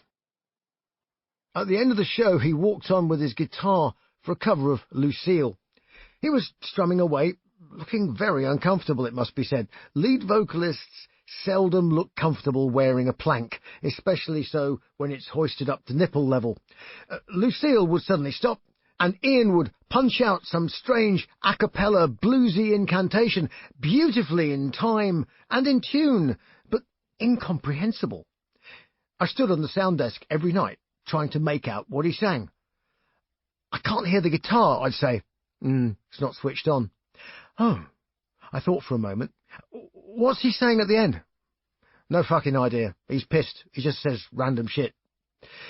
Not only was he standing there with virtually no voice, whilst randomly strumming a nipple-high electric guitar, but he faced off 3,000 people, with every syllable hung on by a variety of drunken Glaswegians. "Who finds on a show for a phone, get a boots up, yeah!" Ian impressed me, not just because he had one of the greatest rock voices of all time, but because he had courage. Here was a showman and a trooper. He didn't leap around. He spoke between songs with a quiet humour, or menace if required, which is best summed up in one of his lyrics. "He's got style, he's got a reputation no one dares to question. Except for me." I doorstepped him after a show during the loadout. He had a bottle of Bell's whiskey in one hand and a Rothman cigarette in the other. Hi," I started. How is it with your voice on these long shows? Are you okay?" He looked at me, then at the bottle and his cigarette, and then back at me. "Ulcers.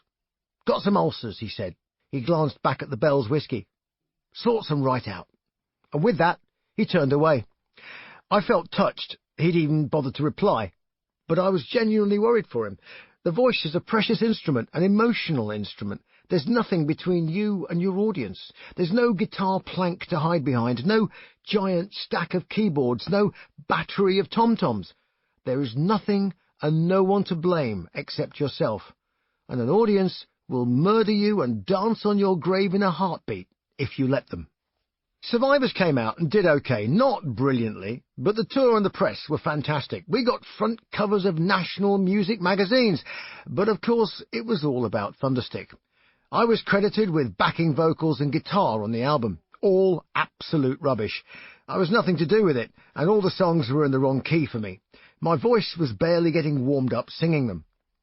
We set about a new album with the prospect of a new record label, Gem Records, distributed by RCA and with some real funding. Incredibly, I had not been in a recording studio since Dracula. We parked ourselves back in the Greenwich studios to write, but this time we could stare out at the river through the panoramic window without a minicab driver to disturb our endeavours. The time spent in the library at King Edward VII School, ripping pages of Norse legends out of books, came in handy after all, and Hammerhead came into being. If I Had a Hammer was already taken as a title, and Afro-Caribbean it certainly wasn't. There was such a profusion, though, of different influences on the album, it's amazing we wrote anything coherent, but actually it works as a sort of period piece. In no particular order, we were throwing Rainbow, Journey, Devo, Kiss, Deep Purple, and Peter Green-era Fleetwood Mac, plus ZZ Top, into a blender. Add thereto a tiger's cauldron for the ingredients of our cauldron. Whatever Shakespeare was smoking, we smoked an awful lot more of it during that album. I screamed and shrieked, harmonised and crooned. Thunderstick broke milk bottles and we recorded it. Paul tracked, double-tracked and echoed his way round the songs. John McCoy, our producer, would watch, sporting a top knot and smoking a fireworks-sized joint. "Yeah, man," he'd say, "it's fucking mad." Indeed it was. The walls of Ian Gillan's Kingsway Studios in Holborn, where we recorded the album, were covered with gold, silver and platinum records. I'd never laid eyes on such artefacts and would peer wide-eyed into the grooves, waiting for each indentation to reveal its secrets and stories. Deep Purple were there, of course, but there was also the disc for the original soundtrack of Jesus Christ Superstar. All a bit jaw-dropping for a 21-year-old. I quickly moved my gaze, lest I should be decreed uncool by my bandmates for showing too much interest and enthusiasm.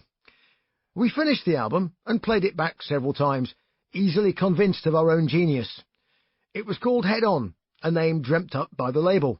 The cover featured a gimpish executioner clutching an axe, which formed a rather tenuous visual pun with the title. We'd all been imbibing in the Newman Arms, the pub above the studio, before returning several pints later for one last self-congratulatory moment. We lounged on the well-worn sofas that lined the back of the control room. The recording engineer was celebrating the mix by sprinkling some rather aromatic concoction onto our standard Marlboro Man tobacco hybrid joints. At that moment, in walked Ian Gillan, hair down to his waist, vintage Rolls-Royce in the underground car park, and rock god in every sense of the word. The engineer offered a joint. Ian waved it away as he sat down and rested his chin on top of the mixing desk. "Nah, mate, I'll just stick to an oily. Oily rag equals fag equals cigarette for our American brethren." He looked around the room. "Well, let's have a listen," he said. I heard my 21-year-old self ripping off most of Ian's phraseology in the vain hope of licking his vocal boots. I was past a joint and took a few puffs. I was nervous, watching my hero listen to my version of himself. He waved his hand, and McCoy paused the playback. "Who's the singer?" Gillan asked. Obviously, he had no recollection of the upstart who had the temerity to question his vocal prowess at the Carlisle Market Hall a few months earlier. I elevated my hand feebly. Me," I said. "Cool vocals. Great screams," he said casually. I realised at that moment that I suddenly and very urgently wanted to vomit.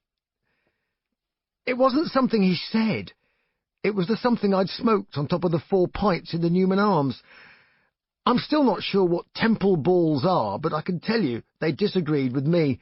I opened my mouth to reply and just managed to get out, "Thank you, I have to go," as I almost ran out of the control room and into the toilets. My head fell into the porcelain bowl, and, with the soundtrack of the new Samson album playing down the hallway, I threw up for the foreseeable future. I was sick, dizzy and weak, on my knees on the cold lino floor, groaning and gasping into the bowl. I heard voices progressing toward me from the studio. "He's in here, is he?"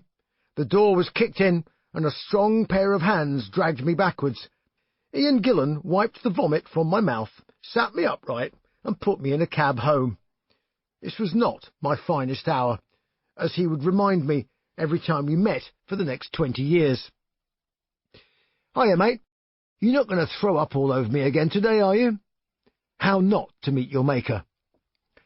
Home, in this case, had moved to the other side of the Isle of Dogs, where I paid the princely sum of £10 a week to stay in what was essentially a post-student flophouse. I had nowhere formal to sleep, like a bed, but after the last of the bongs had been smoked, I wrapped myself up in sheets and slept on the floor beside the unguarded gas fire. The windows were sealed with sheets of polythene, and the single bath had spectacular growths of mould suspended from the ceiling, which at least gave you something to look at whilst having a soak. The address was Roffey House, and it was the only property on the floor that was not boarded up, but its 4th-floor balcony still stank of piss and dog shit. It was a relief to go out on the road, on tour, somewhere, anywhere, in fact. We were moving on up, and our self-booked tour plus Ian Gillan had finally attracted a half-decent agent. Chapter 12. Ham of the Gods. The future was looking almost rosy. Our album had charted at number 34, and we were on the radar of a new and very progressive publishing company, Zomba Music, run by Clive Calder and Ralph Simon. They represented songwriters and also record producers, having realised that it was often the producers who controlled the recording output, and through them they could effectively control the output of the music industry. They were shrewd, but in a business full of charlatans and dreamers, they were as close as you could get to being straight. They managed Mutt Lange, who had just produced AC/DC's Back in Black. The engineer on the album was Tony Platt, and they were anxious to develop his career. He was the man who knew what buttons did in a recording studio, and he was to have a profound effect on me in particular. He reshaped my voice, and it became the voice that people recognise today. Samson went into Battery Studios in Willesden, northwest London, to record a 3rd album, Shock Tactics. By chance, there was another Zomba-managed producer working right next door. His name was Martin Birch. He'd produced some of the greatest, if not the greatest, rock albums of all time, with bands like Deep Purple and Rainbow. He was a legend. He was making an album for a band called Iron Maiden, called Killers. I'd first seen Iron Maiden at the Music Machine in Camden. Samson were headlining, but the Maiden tribe turned up and packed the place out. Uncompromising, intense, and with a savage execution, they were the cutting edge of the new metal movement.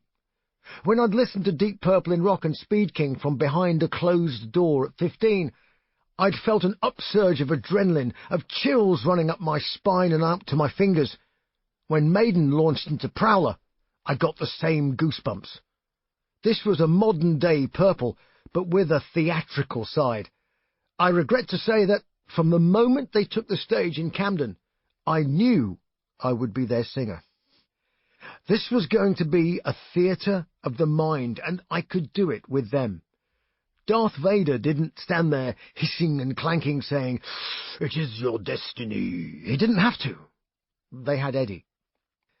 Iron Maiden's first album had gone straight to number 4, and they were now a worldwide band. Unusually, their uncompromising leader was a bassist, Steve Harris, and their no-nonsense manager was called Rod Smallwood. They had earned a reputation for firing a lot of musicians. I didn't have a problem with that. Nobody rides for free. Dave Murray, the guitarist, was Steve's right-hand man. Left-hand man was Dave's childhood friend, Adrian Smith, who had joined the band just before Killers. The pairing made for one of the UK's most formidable guitar attacks. Clive Burr was the drummer. Clive had also played a year before in Samson and found our juxtaposition highly amusing. He was a very open, warm and friendly individual who was chatty about drums, women and designer sunglasses. Maiden all wore a boy band-style uniform, based on a hybrid, typical metal fan. In the case of Steve Harris, it didn't matter because he always wore tight jeans, white trainers and a leather jacket. I think Mr. Smallwood wanted to make sure there were no backsliders who might head down the slippery slope to Hawaiian shirts, or in my case, red floppy hats. Samson termed it their cunt kit, as in, "Morning, Clive, I see you have your cunt kit on." The truth was that behind the slightly bitter terminology was a streak of jealousy. Maiden were better players, manifestly better managed and properly funded by a record company, EMI, which actually gave a toss. There was a seriousness about them. In sharp contrast, Samson lolled around making smart-ass comments until the dope ran out. The cracks were already starting to appear, and I could see the end of days for us as a unit. Still, for now, we had written what I thought was our best material. Tony Platt came from the Mutt Lange School of Production, and he had some strong views on how things should get done. The major problem was that Thunderstick couldn't really play the drums very well. Barry envisioned his style as being somewhere between Kiss and the Police, which entailed hitting everything in sight and kicking various clanging and tingling items of percussion whilst constantly ignoring the simple requirement to keep time. 24-track, 2-inch tape recording meant that the drums had to be put down with some semblance of accuracy. Our backing tape looked like Frankenstein's facelift, full of splices, cuts and edits, hundreds of them, all designed to keep Barry in time. Paul's guitar sound got less echo and more presence, which he hated. In general, we examined what we did in quite some detail, which required a degree of sobriety. I found that quite a relief. I was bored with pissing about. It was time we made a proper-sounding record. So finally, it was my turn. Tony had dug up a Russ Ballard song, Riding with the Angels, and decreed it should be the first single. Seemed fairly straightforward. I did 2 or 3 takes. No, pitch the whole thing up a couple of intervals, Tony said. So it began. My voice was stretched, and my head hurt. The falsetto screech became almost an irrelevance, as my natural voice extended into the back of my eyes. There was so much power from my engine room going into those top notes that the falsetto simply had nowhere to go. It sounded weak, and I was shell-shocked. For me, listening back to Shock Tactics was a shock. More shocking still was that everyone else loved the new voice. This was actually me. I hated it. We started to rehearse for some shows. I was hoarse after half an hour. We played the Marquee Club. I couldn't speak for 2 days afterwards. I was in despair. I had sung on an album that was getting great reactions, but I felt like a fraud. My voice couldn't do it. I moped around for a couple of days, crying into my beer before my subconscious drew my attention to some sage guidance I'd received from my dentist ex-girlfriend. As an ex-pupil of the very prestigious Cheltenham Ladies' College, she'd had quite extensive singing lessons, and she kept a notebook. "I think you've got a jolly nice voice, but it needs a bit more control," she said, lecturing me in her plummy tones. Well, this made me grumpy, but interested. For example, "Well, can you do this with your tongue?" Well, I peered down her throat. Anyone watching might have thought I was trying to retrieve a goldfish, but I was in fact examining her ability to flatten her tongue like a squashed toad. I borrowed her exercise book and took to the library in search of the voice and how it works. Remember the little singing notebook and the hours researching breathing and resonance in the library? My subconscious said. Remember stupid exercises with candles, holding chairs in front of you, squashing your lower back against walls, and a multitude of other bizarre things to do to strengthen your diaphragm and develop resonance in your chest voice and head voice, it said. I started to pay attention to it. Technique is just empty unless you apply it. You have technique to apply to your new voice. Stop feeling sorry for yourself and be smart. Learn how to be you. Teach yourself. I started to enjoy my newfound pipes. I began to see that a whole new landscape had been opened up. If I was a painter, it would have been like being given a massive canvas and a whole palette of new colours. Theatre of the mind was becoming very exciting, but I wasn't sure if it would be with Samson. A&M Records were now interested in us. Rather more specifically, they were interested in me, which was made abundantly clear at a photo session in which I was certainly in the foreground, the band consigned to the middle distance. Reading Festival that year was much more straightforward, but with a different drummer. Barry had left, Paul had wanted him gone. I liked Barry, but had to concede that in the actual business of drumming, there were certain shortcomings. Mel Gaynor stepped in. He was in about 4 bands at the same time and had a very active social life. He was an unbelievable drummer. Our swan song at Reading was rather good. I rolled out my new voice, everyone cheered, and no one seemed to miss the gimp mask. The festival was awash with gossip and rumour that night.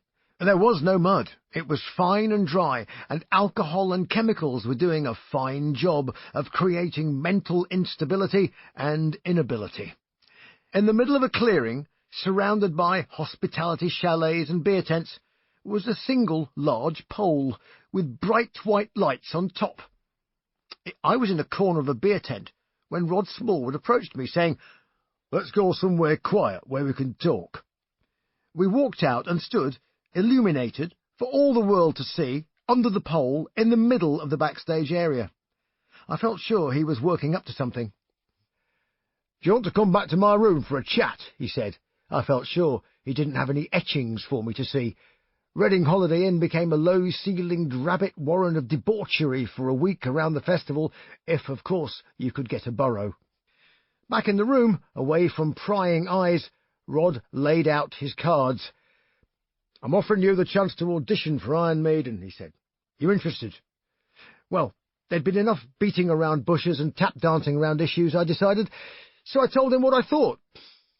First of all, you know I'll get the job, or you wouldn't ask. Second, what's going to happen to Paul, the current singer, and does he know he's going? Thirdly, when I do get the job, and I will, are you prepared for a totally different style and opinions and someone who is not going to roll over? I may be a pain in the arse, but it's for all the right reasons. If you don't want that, tell me now and I'll walk away. The speech was a combination of pissing in beans, injustice, sleeping on floors, bravado, and genuine invention. If Iron Maiden wanted to play with the hammer of the gods, then bring it on. If not, take a hike and get someone more boring instead. As the saying goes, we should all be careful of what we wish for, because we just might get it. Chapter 13. Neighbour of the Beast. I was asked to learn 4 songs for the Iron Maiden audition. The band had 2 albums by now, so I learnt all the songs. I didn't exactly have a great deal else to do. The existing singer was going to be fired after some Scandinavian shows the band was already contracted to play, which was made clear to me. The niceties of filling a dead man's shoes did not sit comfortably with me, but it wasn't my soap opera, at least not yet. I turned up to the rehearsal studios in Hackney, and if I'd been looking at the group as a military unit, I would have assessed their morale as being rock bottom. The atmosphere was weary. They needed cheering up. I had no idea what had been going on or the disagreements that were ongoing, and frankly, I didn't care. My job was to sing, and above and beyond mere singing, to create my cinematic, musical mind vision. All the songs were in very comfortable keys. My voice was barely ticking over, so I let fly with a few improvised embellishments. We started to play for fun, odd riffs, verses from our favourite influences, bands of our adolescence. Of course, we all had the same influences. We all shared Purple and Sabbath, and even Jethro Tull got a look in. Steve was a huge fan. We bonded musically, and I was left to ponder the sad state of affairs that had led to such profound apathy in the face of such amazing potential. Steve wanted to book a recording studio the same day. I remember him shoveling coins into the payphone whilst talking to Smallwood. Like when a football player is transferred to a new club, there were still checks to be done. One of them was to be forensically tested in a recording studio just to make sure that the musicians had not been swept up in the emotion of it all.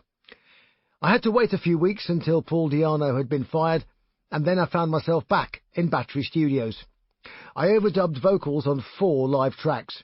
It was, frankly, not hard. I was coasting, but salivating at the chance to show what I could really do, to open the taps on my voice and blow the doors off. Management and band huddled together in the control room as I stood in the vocal booth. There was a discussion. I got the job. We celebrated by gate-crashing the UFO gig at Hammersmith Odeon that night and getting quite drunk. The hard work began the next day. "Ever done any shooting? Right-handed?" the audiologist grinned cheerfully as he reviewed my results. I nodded. "Absolutely typical," he said in a very lilting Welsh accent. "Down at 4K, you see. Is that anything to worry about?" I asked. "No, not really. Probably when you get to 65, but you won't be bothered by then, will you?" Second World War rifles, plus GPMGs, grenades, and 7.62mm SLRs with no hearing protection had excised a chunk of my hearing at 4,000 Hz. In the meantime, I had eye tests, blood tests, drug tests, and insurance companies crawling all over me. I was delighted to hear that I was a venereal disease-free zone, and there was no reason why I shouldn't go on the rampage for the next few years with a rock band. As a musician with no fixed abode, I was living with yet another girlfriend above a hairdresser's in Evesham, Worcestershire. The commute to London was cheap, as I still had a student rail card, and the trains were interesting, and the Cotswold line quite beautiful. It was still possible to find Class 50 locomotives, the odd Class 47, and on special occasions a high-speed train would sometimes whistle its way through the otherwise quiet Evesham station. I was a minor local celebrity in the pubs where the metal fans hung out. There were quite a few bands and a lot more pubs. The area was steeped in Black Sabbath, AC/DC, and the occult. The last recorded human sacrifice was on nearby Bredon Hill. People still believed in witchcraft, and the whole area seemed to run on a tape loop, constantly repeating from around 1973. Aleister Crowley, the self-styled Beast 666, was born up the road. Mostly, weekends were spent at Elmley Castle, consuming mind-altering amounts of scrumpy, a hallucinogenic cider. The pub sat at the bottom of the hill that led up to the castle ruins. The landlady had posed nude for Mayfair, and the pictures were available on request. Cider was dispensed in plastic containers, often with lemonade to give the cloudy liquid a bit of fizz. Regular drinkers sat catatonic in the saloon bar. All the furniture faced outwards, and there was a pentagram on the floor. In the corner was a TV, suspended from the ceiling. Watching it meant using the mirrors that lined the tops of the windows. The whole scene resembled shell-shocked corpses slumped in their chairs, facing the wrong way, mouths awash with cider. At the end of the evening, they would all drive home, some of them in little blue invalid carriages. I left this paradise for lunatics in favour of the mighty metropolis. Joining Iron Maiden meant being paid the enormous sum of £100 a week, so I rented a room in a house in Stamford Brook, West London. I made my way across town to the Maiden offices, an upstairs flat in Danbury Street, Islington. If I was to pick a character for myself from Winnie the Pooh, I'm sure it would be Tigger, full of boundless enthusiasm, and boundlessly I leapt up the rickety staircase to the first-floor office and presented myself. "New singer, reporting for duty, sir." Smallwood was unimpressed. "Go and get some fucking clothes, you look like a roadie." I asked Clive how I could possibly contrive to look like a cunt. He told me. Motorcycle bomber jacket, stripy T-shirt, white high-top trainers. The only issue was the stretched jeans. Fine in principle, but designed for people with legs 6 inches longer than mine. Sheer laziness dictated turning them up at the bottom. I paid in cash and gave Rod his change with the receipt. Music was so much easier. Off the Caledonian Road was a rehearsal studio called Easy Hire, and we parked ourselves there every day to write. It was a fruitful time. The choruses that formed our first album together were honed there, although some were written in the Hackney studio, where I had my initial audition. Before going in to record the album, some shows were booked, culminating in a headliner slot at the Rainbow Theatre. The irony was not lost on me. I passed it in shots wistfully, I filmed a ludicrous video in it with Samson, and now I was headlining it with Iron Maiden. We did some warm-up shows in Italy beforehand. I'd never performed outside of the UK up till then, and apart from a school trip, had hardly been abroad. We drove there on a tour bus. I'd never been on one of those either. There was a toilet that was almost useful, although it was forbidden to shit, which made it just a figment of a fevered imagination in the event of intestinal catastrophe. The first shows were nervous affairs for me as a new boy. We were trying out some new material and gauging opinion. I'd bought a pair of black spandex pants, de rigueur if you didn't wear jeans or straight tights like Steve, and we did photo sessions with Ross Halfin, the band photographer at the time. We were encouraged to gob at the camera and look suitably feral. Later, we discovered the shower room shot, the long concrete corridor shot, and various other setups, at which Ross was extremely adept. The Rainbow Theatre show was a success of sorts. The press wrote nice things, as I recall, and in general their reviews were positive for the new vocal interloper. Of course, having been in Samson helped one's notoriety, but fans of the previous singer, Paul Di'Anno, remained unimpressed. One wrote a letter of complaint, detailing his horror at hearing his favourite songs being played through an air raid siren, and there may well have been an uncomplimentary remark about a cement mixer as well. Rod immediately seized on the air raid siren remark and repurposed it as a testament to my not yet legendary tenor howl, as showcased on songs like Run to the Hills. I became the human air raid siren. There was always an element of feeling like the Elephant Man in all of this. Rod was not so much the ringmaster of the circus as he was the impresario, the organizer and manipulator of the artists and acts, all controlled from the anonymous caravan behind the big top, where the money was counted as well, of course. Having a management-appointed nickname was a standard practice. Even the road crew names were interspersed with unwanted epithets. Our producer, Martin Birch, would turn up to rehearsals in his Range Rover with straw attached to his boots. Thus, his credit on the number of the beast reads, Martin Farmer Birch. It was all harmless, really, and it took a few years before it became tiresome. After the Rainbow Show, we really set about the new album. As well as being the first album with a new singer and a totally different vocal approach, it was also the vexatious and critical third album for the band. Traditionally, it's the third album that determines whether it's the end of the beginning or the beginning of the end for a band or artist. Album culture, the cult of the 40-minute LP with two sides, still persists to this day, even in the days of digital.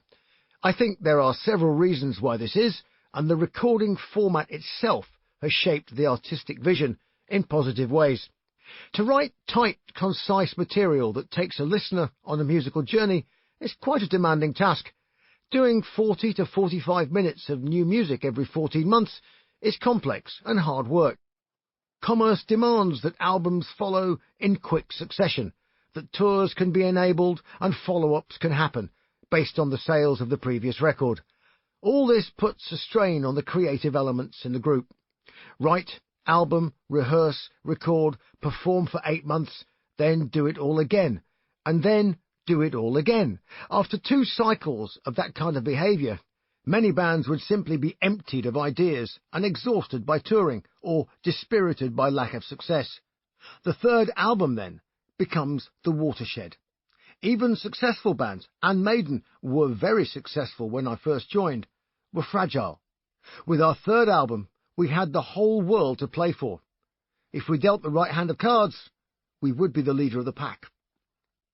Any sense of pressure was swiftly negated by sheer enthusiasm. The act of creating and rehearsing have always been sacrosanct for Maiden. No managers, strangers, outsiders, fan clubs, or minicab drivers. The cocoon of the rehearsal space was our musical playpen, and we were discovering new toys and new playmates. Everything was duly recorded, and still is, on a cheap boombox cassette recorder. This becomes a reference as we try to remember what on earth we did in rehearsal when we come to put it back in order in the recording studio. Martin Birch turned up right at the end, for one day. He had to listen to the songs. He made no comment. He just looked thoughtful and paid attention to them. Much later, down the track, Martin and I had a few beers, and he opened up on his philosophy of production. There are two types of producer, he said. One type thinks that it's his record, and he's going to make a hit record that will sell shitloads, and everyone will say, he is a great producer. He sipped his beer and looked around the bar with disdain. And then there were producers who are just a mirror. We reflect the artist in the best way to let their message and their sound come through. And what if the band is shit? I asked. I don't do shit bands. I thought back through his catalogue. Deep Purple's In Rock, Made in Japan, Black Sabbath, Heaven and Hell, Blue Oyster Cult, and quite a few other little surprises. Leo Sayer, Jimi Hendrix, Wayne County and the Electric Chairs. You could learn a lot from Mr. Birch. We moved from the Caledonian Road straight back to Battery Studios in Willesden. We had only 5 weeks to record and mix the album, including a single and a B-side, which had to be finished first, as it had to be released almost immediately. Even today, with digital desks, this would be quite a tall order, but with 2-inch tape and an analogue desk, no memory or mixers or automatic fades, this was old-school craftsmanship. A mixing desk is just like a telephone exchange. Instruments come in at one end and are routed to magnetic tape, where they're recorded. In between entering and ending up on tape, the signal is modified for tone, level and amplitude to make sure the molecules of iron oxide on the magnetic tape are kept in a faithful, happy state and not splattered all over the place. To mix, however, the entire process is not simply reversed, it is completely rebuilt. The taped instruments now re-enter the desk, but this time they're combined to produce the nice stereo vinyl record we so desire. The only way of recording the settings of the hundreds of knobs on the desk was with small Chinograph pencils and sheets of A4 paper with pictures of the controls and biro marks so that the desk could be reset. To flip-flop the whole process twice in 5 weeks was huge, but that's what we had to do. We were using an old mixing desk made by a company called Kadak. It was on its last legs, and this was its last job. The rest of the studio looked like a building site as well. The vocals were done in a demolished kitchen with wet plaster still drying on the walls. There was plenty of beer on hand and a fair amount of cocaine for those of that disposition. Steve and I were non-participants, whilst others varied from occasional to quite often. Despite small amounts of coke, the main consumption was of Party 4s, a half-gallon oil can-sized beer container. We built a wall of empties to rival the Great Pyramid by the end of the album. Outside, the winter weather was slush, cold and foul. Someone was murdered at the bus stop, and the chalk outline remained for several days. Martin's Range Rover was hit by a minibus full of nuns, and the repair bill was £666, 66 pence. We laughed, but Mr. Smallwood seized the day, and all manner of stories about curses, hauntings, and evil spirits were dreamed up. One of the more creative ones had to do with Steve's bass gear being possessed by the evil one during the tracking of the number of the beast. It is true that there was an evil moaning and groaning sound on the tape that we could not account for. It was only when we checked the talkback mic that we discovered the culprit. It was Steve Evil One Harris himself. Steve insisted on standing by his bass gear when recording. He wore headphones and was unaware of his vigorous rhythmic chanting. Still, it made for a good story. We had 2 spoken word pieces on the album, one from the Bible and the other from the Kafkaesque TV series The Prisoner. The latter was my idea, so Rod had to call Los Angeles to speak with Patrick McGowan, The Prisoner's creator and star, and owner of the rights. I was there when he made the phone call. I've never seen him so nervous. The short conversation was priceless. Hello, this is Rod Smallwood from Iron Maiden. What? Who are you? We're a band. A band? What sort of a band? Well, we're a heavy metal. Metal, you say? Yes, we are. What do you want? Well, we have a bit about I'm not a number, I'm a free man, and we wanted to use it on a track. What did you say you were called? Iron Maiden. Do it. The phone went dead. Fucking hell, said Mr. Smallwood. Much the same response sprang from his lips when he spoke to the agent for Vincent Price. Although it's a cliché, I'm afraid Mr. Price doesn't get out of bed for less than $10,000. Certainly put a marker down in the sand. Fortunately, I used to listen to the Ghost Story at midnight on London's Capital Radio, being quite a fan of radio that displayed any semblance of imagination. When Vincent priced himself out of the market, I suggested using the guy who read the Ghost Story. And to this day, many people believe it is Vincent Price reading the classic biblical lines at the beginning of The Number of the Beast. The Capital Radio voice-over performer came into the studio and in half an hour had given us 5 absolutely corking performances. He was a lovely man, an actor in his 60s and a total professional, with a subtle delivery. He was utterly unfazed at being in the midst of one of the world's most disruptive rock bands. The first song we recorded was intended to be a B-side. It was called Gangland and featured a writing credit for Clive Burr on the basis that the drums were as integral to the track as the guitar riffs. We were all like little puppy dogs recording it. We stayed till 4 or 5 in the morning listening back. Too good to be a B-side was the general feeling. I wasn't so sure. I thought it a bit presumptuous, seeing as we had nothing else to compare it to. I was the new boy, however, and at least everyone had their tails up before the main event, which was a track called Run to the Hills.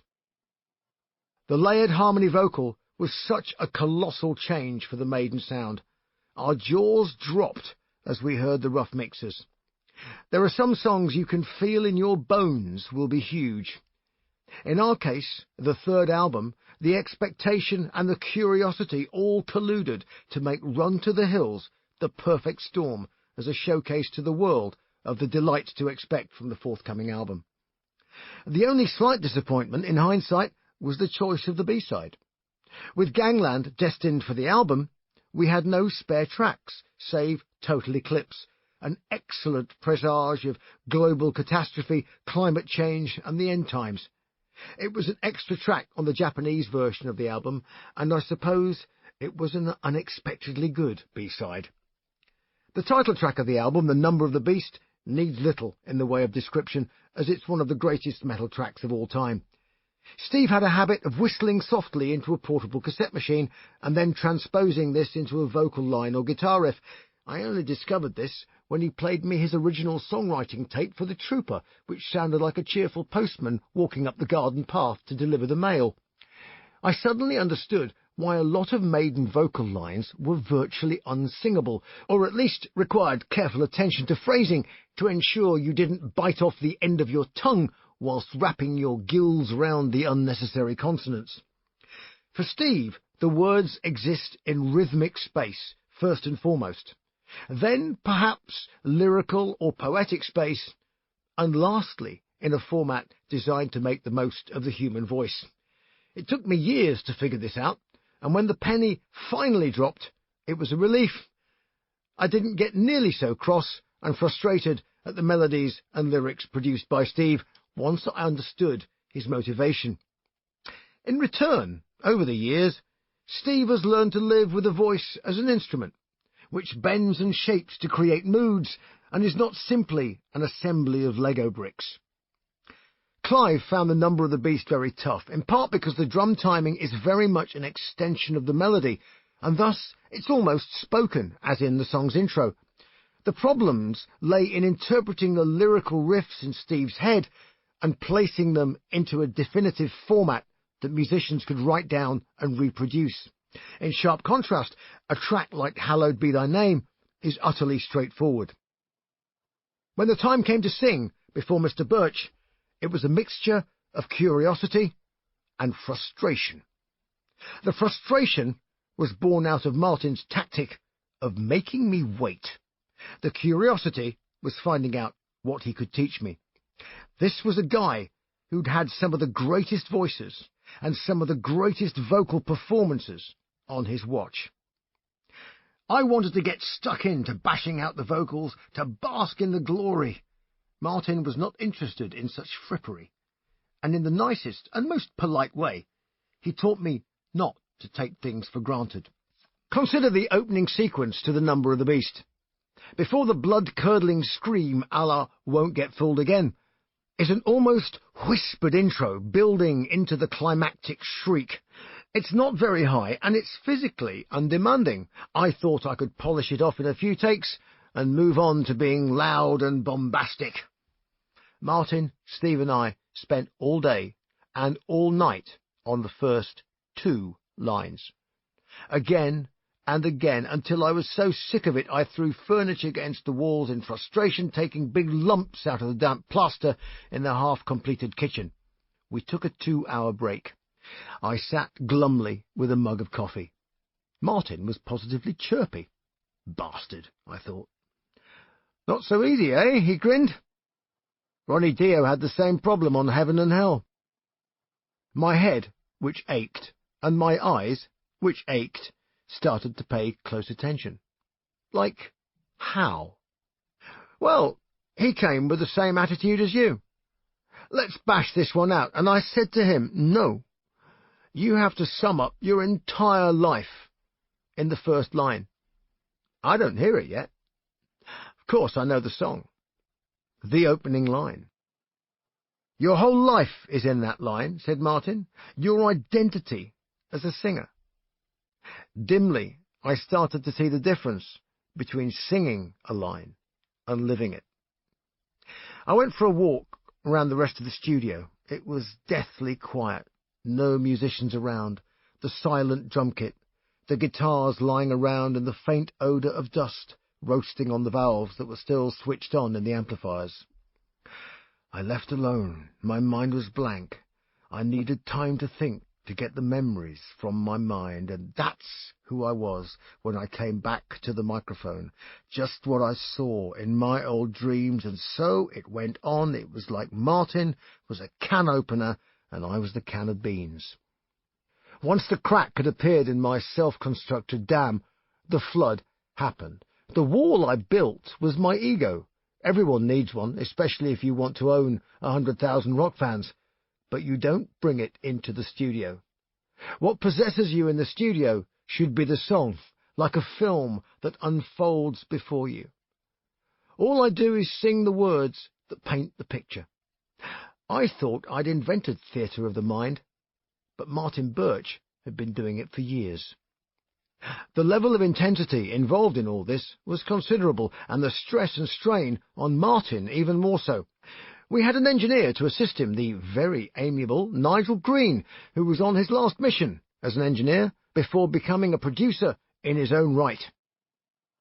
For reasons lost in the mist of time, Nigel was nicknamed Hewitt. From somewhere at 2 a.m, Hewitt would be commanded to produce cases of beer. He was a combination of highly accomplished technical engineer and concierge of dubious legality. As musicians, we got to relax with a pint after our performance was done. Not so for Martin. He worked every day, no breaks, until he would unexpectedly call us in and declare, "I'm having a day off tomorrow." This, I subsequently realised, was possibly what Dr. Jekyll said to himself in the mirror shortly before meeting his alter ego, Mr. Hyde. Martin had an alter ego. We called it Marvin. Over the years, Marvin has provided us with hours of entertainment and near-death experiences. The first time I met Marvin, I was confused. In fact, I was in Samson, and during the recording of Shock Tactics, we were invited over to listen to some finished mixes of Killers, which had recently been completed. Marvin was out, loud and proud, and foolishly, I introduced myself and was sober at the time. Marvin was not. "Sit down, boy," he said. He flamboyantly hurled the producer's chair on its rollers so it bounced off the rear wall. He put his hands on my shoulders and shoved me into it. I started to feel just a tinge of apprehension. "Now, boy, listen to this." He slammed the chair up against the mixing desk, wedging me in place, and played Killers till my ears bled. "What do you think of that?" he challenged, just audible over the cochlear cataclysm that was my inner ear in shock. "It's, very good," I said. "Ha-ha! Yeah, very good." And he just walked out muttering to himself and left me alone in the studio with the tapes for the new Iron Maiden album. At the end of recording Number of the Beast, Martin played back the album, mixed and super loud. "I'm having a day off tomorrow," he announced, as the madman peered out from behind his eyes, and Marvin took charge. "Hewitt," he demanded, "how old is this desk?" "Don't know, Martin," Hewitt replied, looking slightly nervous. Marvin seized a flexible metal cord built into the desk, which held the studio talkback microphone. With one wrench, he uprooted it and tore it from the desk. It looked like a forlorn tulip with its roots hanging down as the electrical connections were left hanging. "It's broken, Hewitt." He tossed it over the back of the desk. Hewitt visibly winced. "And which channel doesn't work, Hewitt?" Channel 22, Hewitt replied. Marvin stood up and unscrewed the channel. A piece of circuit board about 3 feet long, and up till that moment, potentially quite valuable. "Piece of shit," Marvin muttered, and snapped it in half. Hewitt could see his job prospects going down the pan fast, but kept his sang-froid, and smiled nervously. I think he was beginning to enter into the spirit of things. "Now, what else is broken, Hewitt?" Thus ended that particular desk, consigned to the scrap heap by Martin Birch, ably assisted by a man called Hewitt.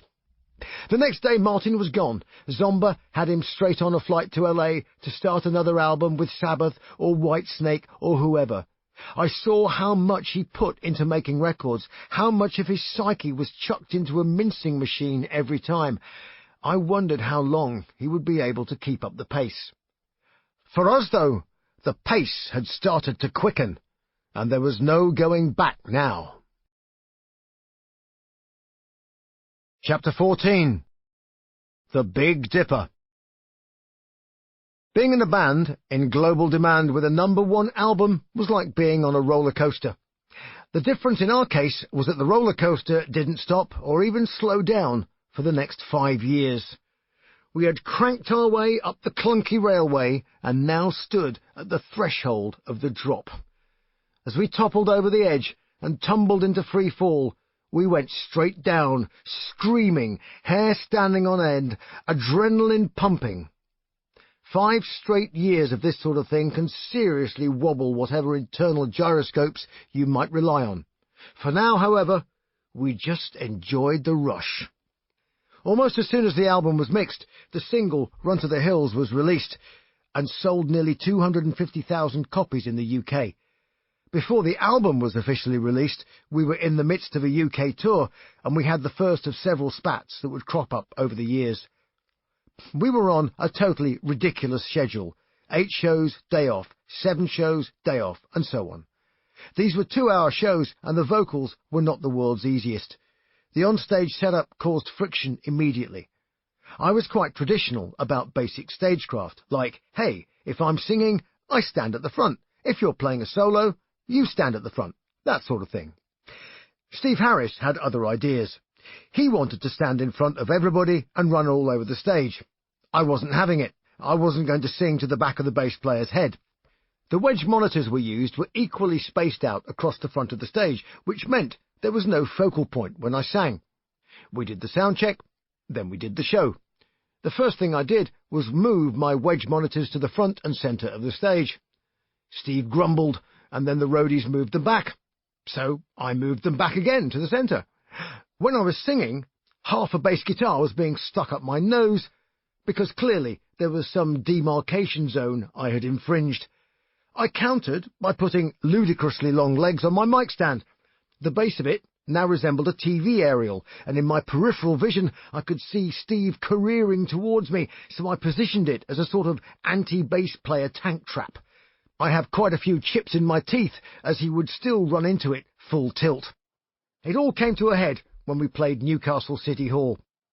We'd driven down from Edinburgh at ridiculous o'clock in the morning, because Rod thought it a good idea to shoot the Number of the Beast video there all day, immediately before the show. We brought in ballroom dancers to use as extras with 666 pinned to their backs. I think that might have been my idea. Anyway, we had to hold the doors because we were still filming half an hour or so before the audience were due to come in. Of course, we were all exhausted. We went on stage, quite a small stage, and Steve and I spent a bad-tempered show like two rotting stags locking antlers. Rod needed to separate us backstage. We were both busy rolling up our sleeves to go outside and sort each other out. Steve was yelling at Rod as he separated us, "He's got to fucking go!" Well, I didn't fucking go. Can't say I didn't warn you guys, this will be a little different. Get used to it. We came to a compromise on the location of microphones and monitors and established that, in the case of who stands in front of whom, good manners trumps boundless enthusiasm. It was a small breakthrough, but it set us on a path to a new level of theatricality and presentation. We got the news that the album was #1 when we were checking out of a cheap hotel in Winterthur, Switzerland. The celebration was somewhat tempered by the necessity to push a full-size tour bus down the hill in order to jump-start it. The driver explained in quite unnecessary detail that the emergency brakes depleted the battery and this gizmo drained that gizmo. He could have just owned up and said he'd left the lights on. We played all the countries I'd heard of and never been to. I got a chance to practice my dodgy French, which was much more successful than my non-existent Spanish. At the show in Madrid, I attempted to concoct a phrase that translated as, "You are the best singers in the world." Well, I thought, El Mundo was a newspaper, and it was pretty obvious what that meant. Cantante was something to do with singing, and hey, how hard could this possibly be? Whatever I said it boldly, and they cheered. So I said it again, and they cheered a bit less. Thinking they hadn't heard me right the first time, I said it slowly, and I thought very boldly and clearly, and there was near silence. After the show, I asked the record company what had happened. "Aha! You say you are the best singer in the world." Loud, confident, and wrong.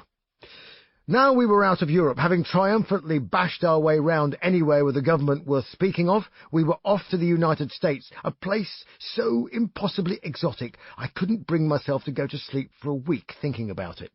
We landed in Detroit, Michigan, in the summer. Next stop, Flint, and various other places I'd never heard of. We were in the heartland of Motor City, USA, before water scandals and property crashes ripped the heart out of it.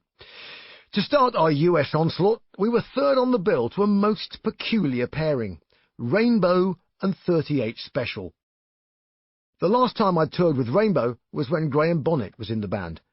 He was notable for having a monstrously loud gravel-voiced tenor and a very florid taste in stage wear, allied to a haircut better suited to James Dean than the sidekick to the Man in Black, Ritchie Blackmore. I was, and still am, a big fan of Blackmore. I understand his penchant for wearing pointy witchy hats and dressing up a band as strolling minstrels. This tour, however, was not that. The singer was now Joe Lynn Turner, an American with what Ritchie hoped would be a radio star voice to give Rainbow the leg up they required in the USA. It's ironic that had Rainbow stayed with Ronnie Dio, the world might just have turned in their direction after all, but that's all 20/20 hindsight and speculation. Anyway, this was Ritchie, with the now legendary hair weave and abundant locks, plus Joe, with equally abundant locks and a less sophisticated trichological procedure, as in a big wig.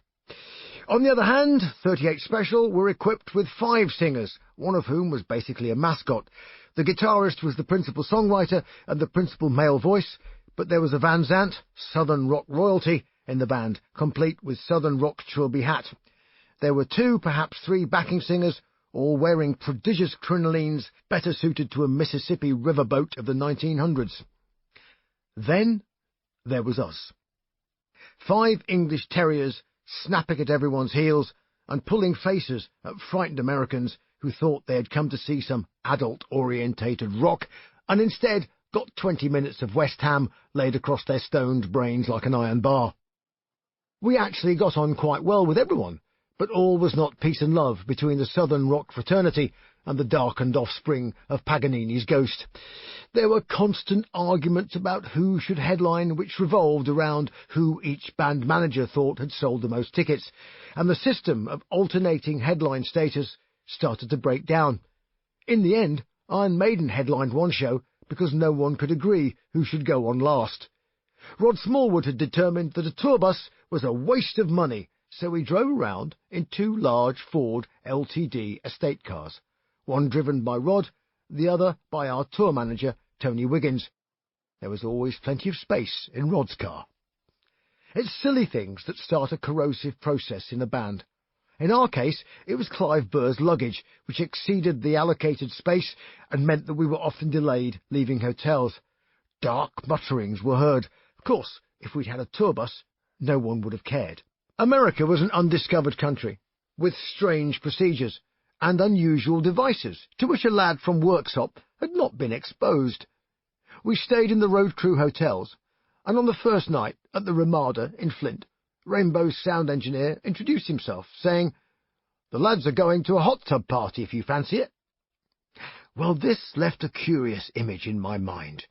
What was a hot tub, and in what way would it involve a party? I thought of apple bobbing, but I couldn't understand why the water had to be hot. Perhaps they were toffee apples, I mused. Otherwise, why would people have a party around a warm bath?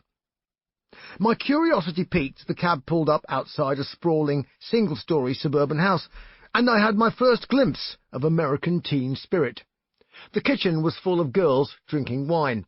The lounge was full of boyfriends who weren't speaking to the girls because they'd lost the ability to speak.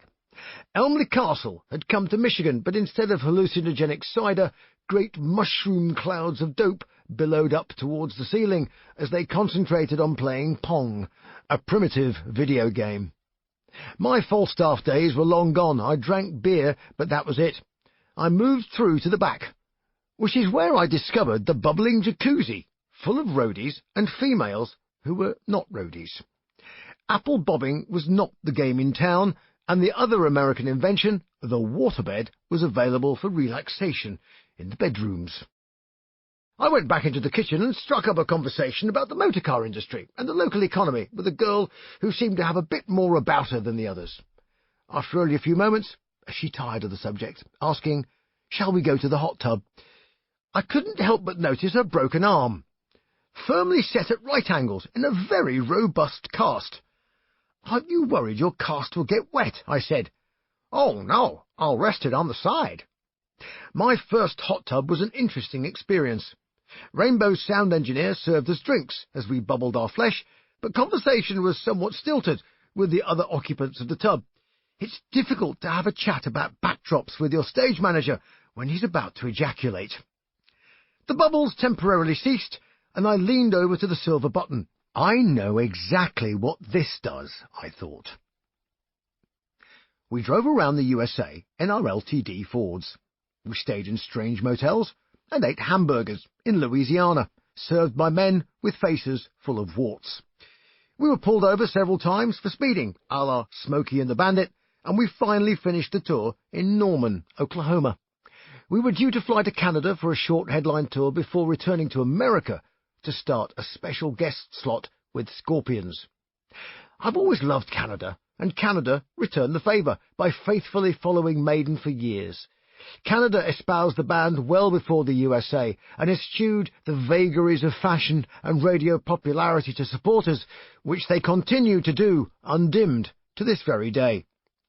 Canadians share a very similar sense of humour and a refreshing lack of hysteria. Perhaps because of their closer Commonwealth ties and French culture, their sense of history is embedded, giving places like Toronto a comforting sense of permanence. Despite this starting to sound like a Sunday school outing, I was due a rather nasty injury. and one of our road crew almost got his head blown off at Massey Hall in Toronto, where we were being recorded for a live broadcast. An M80 firework, equivalent, it's said, to a quarter of a stick of dynamite, was thrown on stage during the band's changeover, when our guitar technician was peering at a pedal board as he squatted on the floor. The device landed on top of the board and exploded. Bill was concussed and blinded by the detonation. I grabbed the mic and had a rant about the stupidity of the individual involved. We came close to cancelling the show. Thankfully, he lived to tell the tale, and his sight returned. I am not 100% sure what possesses someone to throw something at a person on stage. Is it an act of homage or attempted murder? The same goes for racist football hooligans who chuck projectiles at players on the pitch. Sometimes the objects are genuinely intriguing. On stage at Donington one year, I discovered a fully formed, inverted sherry trifle, sans bowl, on the front of the stage. Was there a sherry trifle trebuchet cunningly concealed in the beer tent? And if so, why was there only a slight crack in the custard, like a miniature Rift Valley? By contrast, in Portugal one year, I spied blood-filled syringes sticking out of the lino stage flooring by their hypodermic needles. Quite disgusting and really quite hazardous. Live ammunition, ball bearings, coins, wallets, sunglasses, brassiers, panties, T-shirts, flags, hamburgers, beer cans, bottles of piss, and hundreds of shoes have all rained down on our parade. In Argentina, so many shoes ended up on stage that I proposed constructing a shoe cannon to fire back their cheesy odour eaters in what a Napoleonic artilleryman might have termed a whiff of grape shot. The mystery of the shoes perplexed me for years until the mechanism was finally revealed. Why would anyone take off a shoe for only ever a left or right arrived, never a pair, when they would need footwear in order to get home? Alternatively, perhaps all their rucksacks were full of shoes that they bought specially for the purpose of lobbing. The question still remained, why? The truth is that the shoes are stolen mainly from people who practice crowd surfing. Opportunistic rascals steal the sneaker and toss it on stage. That's all there is to it. Case closed. Well, I'm glad we got that out of the way, because it preoccupied me for a long time whenever a shoe landed on stage. In Canada, though, I had other things to worry about. I had virtually lost the use of my left arm. My problem had begun on the European leg of the tour a couple of months before. Every night on stage, I would thrash my head up and down. By now, I'd grown a heavy mane of hair, which had quite a momentum to it, twisting my neck this way and that. Headbanging was a pretty effective way of losing all track of time and space and wobbling your brain to the music. My neck had seized up, and I could not move it without a great deal of pain. I was sent to a German doctor, who gave me a couple of injections and laid me down under 2 huge heat pads for half an hour. He then sent me away, a bit stiff, but all seemed well. However, the damage my headbanging had caused to the discs between the vertebrae in my neck had not gone away. Only the symptoms had been temporarily alleviated. By the time they returned, things were much worse. In Canada, I could barely move my left arm, which cramped and spasmed, continuing into the left side of my neck. The pain was intense and unrelenting, and I lost all fine motor control in my left thumb and first 2 fingers. I tried ice packs. They didn't work. Massage made it worse. Heat made it worse. I couldn't sleep. I was sent to a local doctor in Ottawa. "You have muscle spasms," he said. "Tell me something I don't know," I thought. "Why do I have muscle spasms?" He was busy writing the prescriptions. "Take these." Librium, Flexeril, and butazolidine were the end result. I lasted 1 day, after which I realized that I had lost the ability to speak, and I could not actually feel my gums when I brushed my teeth. The shows carried on, and we got to Montreal. I went to the hospital. They took x-rays and stuck pins into my thumb. "Can you feel that?" I said I could. "Neurologically normal," he wrote on the pad. He swiveled his chair to pin up the x-rays. "Aha," he said. "What is it? See those?" He pointed with his pen to cloudy areas around my scapula. "They are muscle spasms," he proudly pronounced. "No shit, Sherlock," I said. He told me nothing I didn't already know, except about the pills I'd been given. "Good Lord, who gave you these?" he said. "A Canadian doctor." And he gave you a liver function test?" I didn't shake my head. It hurt. My eyes did it instead. I threw all the pills in the bin. Next stop was New York.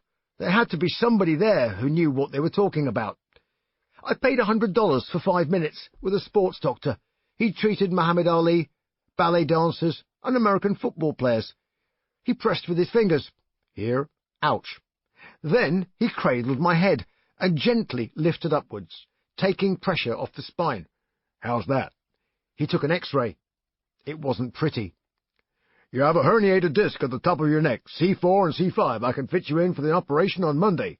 "Whoa there, Doc." "What operation?" "Well, I take out the cartilage and I put a plastic piece in instead. I have a gig in Chicago before Monday." "Oh, well, in that case it's traction. How long does that take?" 8 weeks. Well, that won't work either." "What else?" He sighed. There was a golf course in his future, I sensed, and I was delaying him. "Okay, home traction unit and a neck collar, best I can do." A home traction unit was a badly designed gallows that is fitted over the top of a wardrobe door. A water bottle was hung from one side, and my head was lifted up from the other. It looked pretty stupid. Finally, Tony Wiggins, our tour manager, came to the rescue. His American girlfriend recommended a chiropractor. "A chiropractor? That's a fortune teller who uses dead bodies." "No, that is a necromancer." The chiropractor was actually very good at telling this dead body exactly what was going on. He gave me good advice, the best of which was to stop hurling my head around as if it's trying to achieve escape velocity from my torso. "Wear the neck collar and throw the rest of the apparatus in the bin," he told me. I was advised on ways to modify the way I moved, ate and drank to give my neck the best chance of healing, given the punishing schedule. A silver American Eagle tour bus was in our future, and a long series of overnight trips crisscrossing the USA in pursuit of the Scorpions.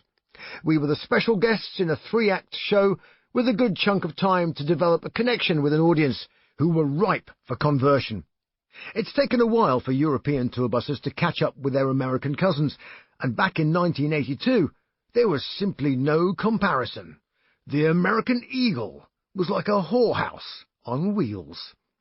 Bus life soon established its routine. The front lounge was misery, where Rod plotted, played cards, and was grumpy, and where Steve watched hours of videos. The back lounge was naughty, where Clive, Davy, and Adrian disposed of a lot of vodka. I flipped from one to the other and found the whole process a tiny bit frustrating. The Number of the Beast tour was when we did most things on the road for the first time.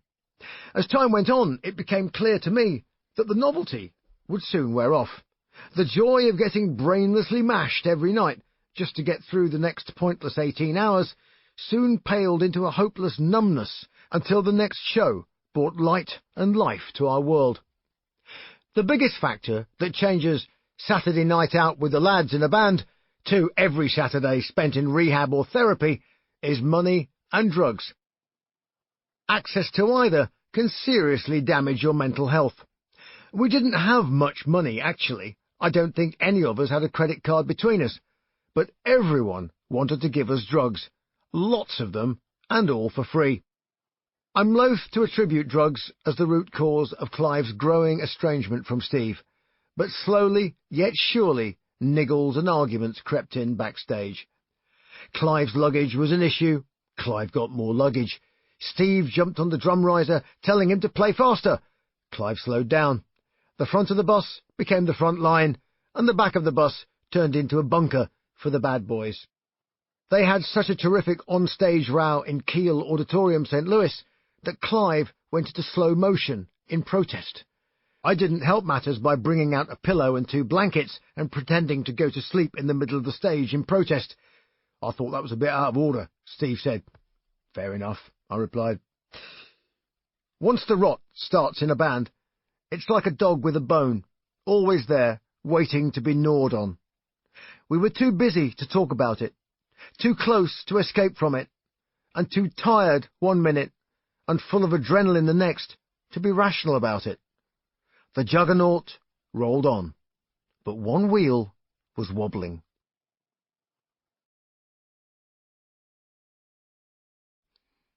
Chapter 15. On the Bandwagon. And oh boy, did we move on. The word was out in the USA, and halfway through our Scorpions tour, we returned briefly to the UK to headline the Reading Festival. Might I be permitted to pinch myself? I must be dreaming. 1 year before, I was in debt in a failing band and standing under a lamp-post, being offered an audition at the very same festival we were just about to headline. We looked a very different band to the fresh-faced boyishness on the back cover of Run to the Hills. There was an air of confident lunacy about us. The Faustian pact we had made was still a one-way street, all in our favour. Oh, yes, and my neck was feeling a lot better, thank you very much, just in time for us to scramble on a jumbo jet and resume operations in the USA. By now, we were genuinely snapping at the heels of the Scorpions.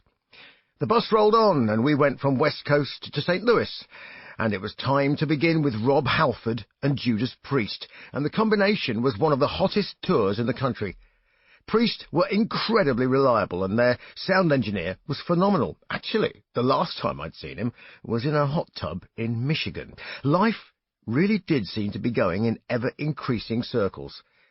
We had the aura of otherworldly beings, at least in our universe. Without realizing it, circumstances led the rest of humanity to assume that we were rock stars. Deep down, when I was aged 16, I thought it would be an amazing experience to be a rock star and do all those things that are read about in the newsprint broadsheet weeklies. Rock stardom was lived vicariously by journalists, as envious as they were pretentious in many cases. It was a seductive and easy pit to fall into, and made easier if your will was addled by industrial quantities of coke and hash. What saved Maiden from this depressing fate was our gradual organisation into an unplanned triumvirate of me, Steve Harris, and Rod Smallwood. We each offered different ingredients to the overall pie, and as we gained knowledge of each other's contributions, we started to fiddle about with each other's domains. Not exactly a democracy, but at least a sort of guided autocracy. There is a reluctance on the part of bands to admit that they are not democracies. The only member of a band who is quite happy to say, "Of course we are a democracy," is the local dictator, because he knows he will never be contradicted. The lesser beings, talented as they may be, have to put up with the largesse of the main man. And that's just the way that it is. It doesn't have to be unpleasant. The reason so-called supergroups so often fall short of expectations is because the monumental egos, when taken out of context and placed in close proximity, do not act as a force multiplier. Imagine putting Napoleon, Hitler, and Stalin in a room together, setting aside any political differences, and just observe whether any sensible decision could be made to advance a common cause. The interpersonal chemistry required to sustain a global rock group over many decades is nothing short of a miracle. Too many chiefs, not enough Indians. All Indians and no chiefs. One chief and rebellious Indians. Stupid chief, clever Indians. All are doomed to fail. The temperature of the porridge has got to be just right. The American tour concluded. All was well in the world. Rod was in his element, brimful of statistics, head counts, merchandise dollars per head, and countless other measures of our success in prizing open the vault of the biggest music market in the world. As the weather turned autumnal, we bent nature to our will and flew south for the winter to the land of Oz, which, after the gratuitous insanity that was touring the USA, was very much more Anglo-Saxon, but equally painful. The flight, of course, was lengthy. Like 99% of the rest of the world, we flew with our knees up in our chest in economy class and stood in bleary-eyed line to be searched for peanut butter and any other food products that might silently take over the Australian ecosystem overnight. Apart from a cartoon strip dedicated to their existence, I could not for the life of me see what possible point there was in the continuing existence of funnel web spiders. There are perfectly inoffensive English spiders that could do the job, but not kill you as you take a crap in the loo. In the dunny. The King's Cross district of Sydney had a club called the Mansell Rooms, a good rock-and-roll dive. I had my drink spiked with speed and stayed up for 48 hours, wired out of my skull. I called a doctor because I had a show that night, and I couldn't actually speak after staying up and rabbiting 10 to the dozen uncontrollably. I drank lots of water, slept all day, got up half an hour before the show, and reset the gyros that kept my voice upright. Thank God it worked. 23 is an amazing age for the immune system. The girl on reception in the hotel was very friendly, and so we found ourselves on a boat in Sydney Harbour, with all the crew, cold beers, darkness, the harbour bridge lit up and twinkling on the dappled black water. We took a small yellow inflatable dinghy out into the harbour, and a lot of beer. A shark's fin appeared a few yards away, and then another. My rowing experience came in handy. Nothing in childhood is ever wasted. Things had moved on from the days of the gold lame jockstrap. In fact, they had become more transparent. Steve was now wearing a pair of black plastic trousers, tights basically, and they looked like they'd been sprayed on. Trouser envy took over, and I found the same type in Paris, but in red. The singer of UFO, Phil Mogg, was once asked about his trousers, and volunteered the comment, "Yeah, underpants are naff." I think we all subscribed to the same tailor. Not to be outdone, Clive wore a silver spandex skin-tight onesie. Line-up photographs, viewed at crotch level, resembled a vegetable shop, well stocked with red peppers, aubergines, and silver-skin onions. Our on-stage trousers eventually wore out. Mine, in particular, had the PVC coating worn away by friction with the microphone stand, leaving a rather horror movie special effect blistered finish. While strolling around Sydney, I spotted the very thing in a shop window: 2 pairs of Harlequin bally tights for blokes. To date, I'd been using a pair of white boxing boots from Lonsdale. Steve's personal helper, Vic Vella, had left them in front of an electric fire to dry out after they were soaked in one of our sweat-stained theatre shows. One boot survived, but the other parted company with its slightly shriveled sole. Moments before going on stage, I made the fateful discovery. The only solution was the universal panacea of gaffer tape.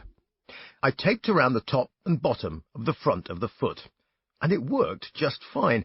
When the tape on the bottom wore out, I just added more. I got fan mail about my boots. One girl wanted to know where she could find the boot with the black stripe on it. Well, the answer now was in the dustbin. Newly suited and basketball booted, my next appointment was the check-in desk for the flight to Tokyo.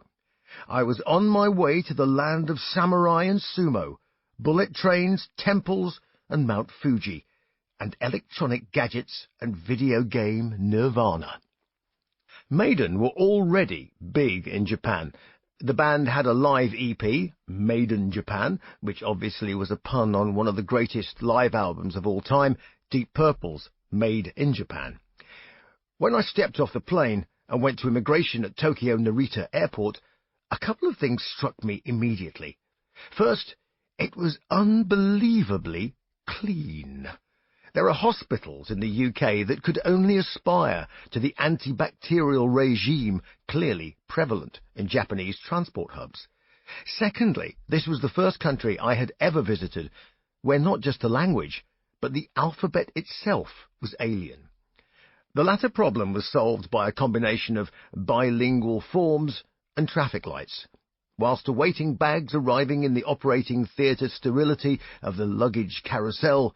You simply pressed a button and a green or red light directed you to a stern customs guard. Very politely, your luggage was searched with white gloves, and very politely you were sent on your way. The words "live at Budokan" marked a band as a worldwide phenomenon, and being big in Japan was so sought after that an American band called Riot named their album Narita after the international airport. Gatwick or Heathrow Terminal 5 doesn't have quite the same ring. The concert organisation ran like a precision chronometer. We travelled on bullet trains to the shows, and these ran with a reliability and timekeeping that must have commenced with the ticking of the first atomic clock. For all their legendary status, the actual concert halls were very modest theatres. We were not at Budokan level yet, but even Budokan is not quite as exotic when you realise it's just a medium-sized gymnasium that gets used as a martial arts centre. And the phrase, big in Japan, is also very misleading. The Japanese have two entirely separate chart systems, the international and the domestic. Selling 50,000 records would catapult you handsomely towards the top of the international chart. 50,000 records on the domestic chart would barely register. It was rare for an international artist to make a domestic chart breakthrough, as, for example, Sheena Easton did. Maiden were young and growing. It was 5 p.m. Tokyo time, and we had finished the sound check. The show would be over by 8. They started very early to ensure minimum disruption of the school or working day that followed, or so I assumed. There was an eerie silence before we went on, just the occasional cough or shuffling of feet. There was no support band. Such things were not the norm. The theatres were 1,200 to 2,500 seats in the main, and the wood and carpets muffled the sound, although I remember the Osaka Festival Hall as being just the right construction for a mix of ambient sound and non-reflectivity. Blue uniformed ushers would patrol the aisles, lest a foot should stray or emotion get the better of obedience. At the front of the audience there was no barrier. There was instead an invisible Japanese force field. It was a piece of string between us and the crowd. We, of course, were down the front edge of the stage, Steve machine-gunning with his bass and staring them out with crazy eyes. Every so often one of the crowd would crack, shaking in a frenzy on the spot. Emotion would take over, and they'd step out of line, then back as if struggling against a moral tractor beam that pulled them towards the obedient masses. Like a shot, a little blue-suited man delivered a swift blow with a rolled-up newspaper to the poor chap, who snapped back to his seat, head bowed, arms by his side, looking like a robot that had just been switched off. In later years, I discovered the Japanese expression often used in schools to describe an individual who was overly individualistic. The nail that stands up is always hammered down. We were coming to the end of 187 shows, plus writing and recording an album, all in under a year. We were to spend a very brief spell in the UK at Christmas, then straight into writing and recording another album, and starting another enormous tour. I had traversed the globe, east to west and north to south. All my wildest fantasies had been fulfilled. #1 album, big in Japan, US tours, headlining the Reading Festival. My hotel room was covered in the spare junk of the intercontinental rock star. Suitcases never big enough for the T-shirts acquired. Fake samurai swords to take home, along with gadgets, posters, books, and a stereo system, which I played super loud in my room to the annoyance of anyone sleeping next door, usually Rod Smallwood. After the last show, we got very drunk. I was mixing hot sake with cold beer chasers. Back at the hotel, I was hungry. Room service had stopped for the night.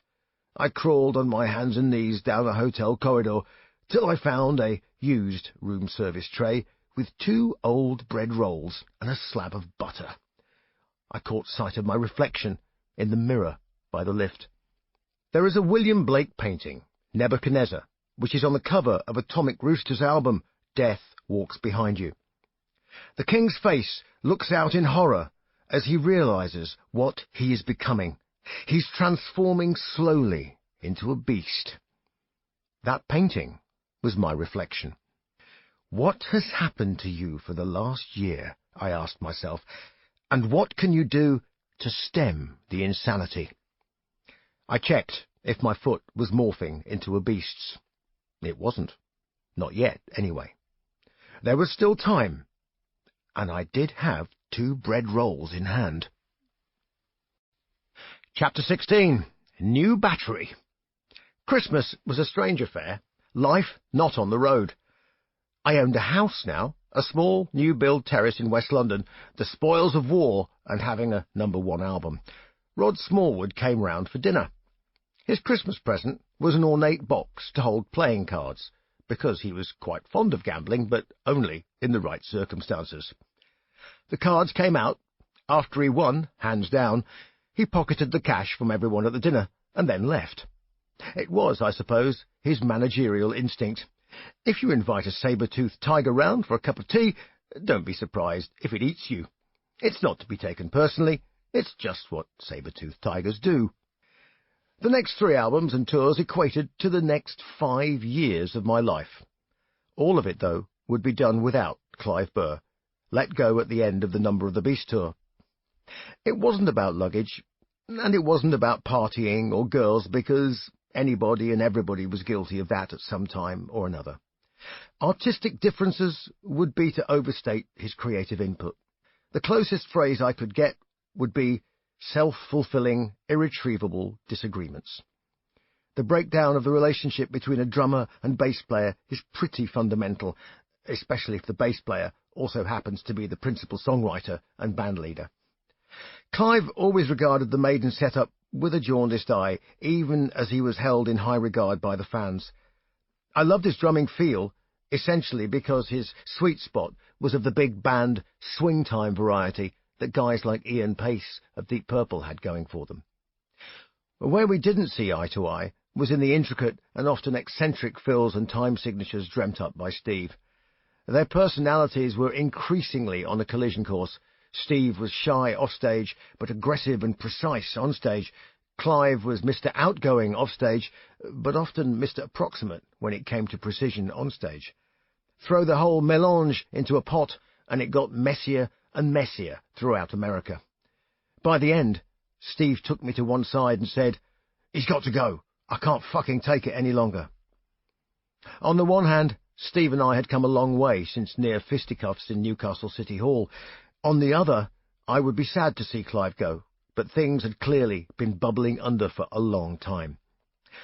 We entered a whole new world with a leap of faith and a new drummer. Nico McBrain was a professional musician and had known almost nothing else for his working life. Technically, he was totally overqualified for us. The drum parts to date were busy, but not a problem for Nick in the slightest. He'd toured with a French band, Trust, already, and when they supported Maiden, I'd watched him play from the side of the stage. Steve and the rest of the band were Trust fans, having toured with them previously. Being a frustrated skinsman myself, I love watching drummers. They evolve a personal movement style over the years, which I find fascinating. Some sit body upright, with their arms flailing like a syncopated spider as the wooden sticks whirl around their head. Some drum as if in a trance, whilst others act more like madmen trying to batter their way out of a prison cell, and others still look like accountants until you close your eyes and listen rather than look. Nico was a dead ringer for Animal from the Muppets.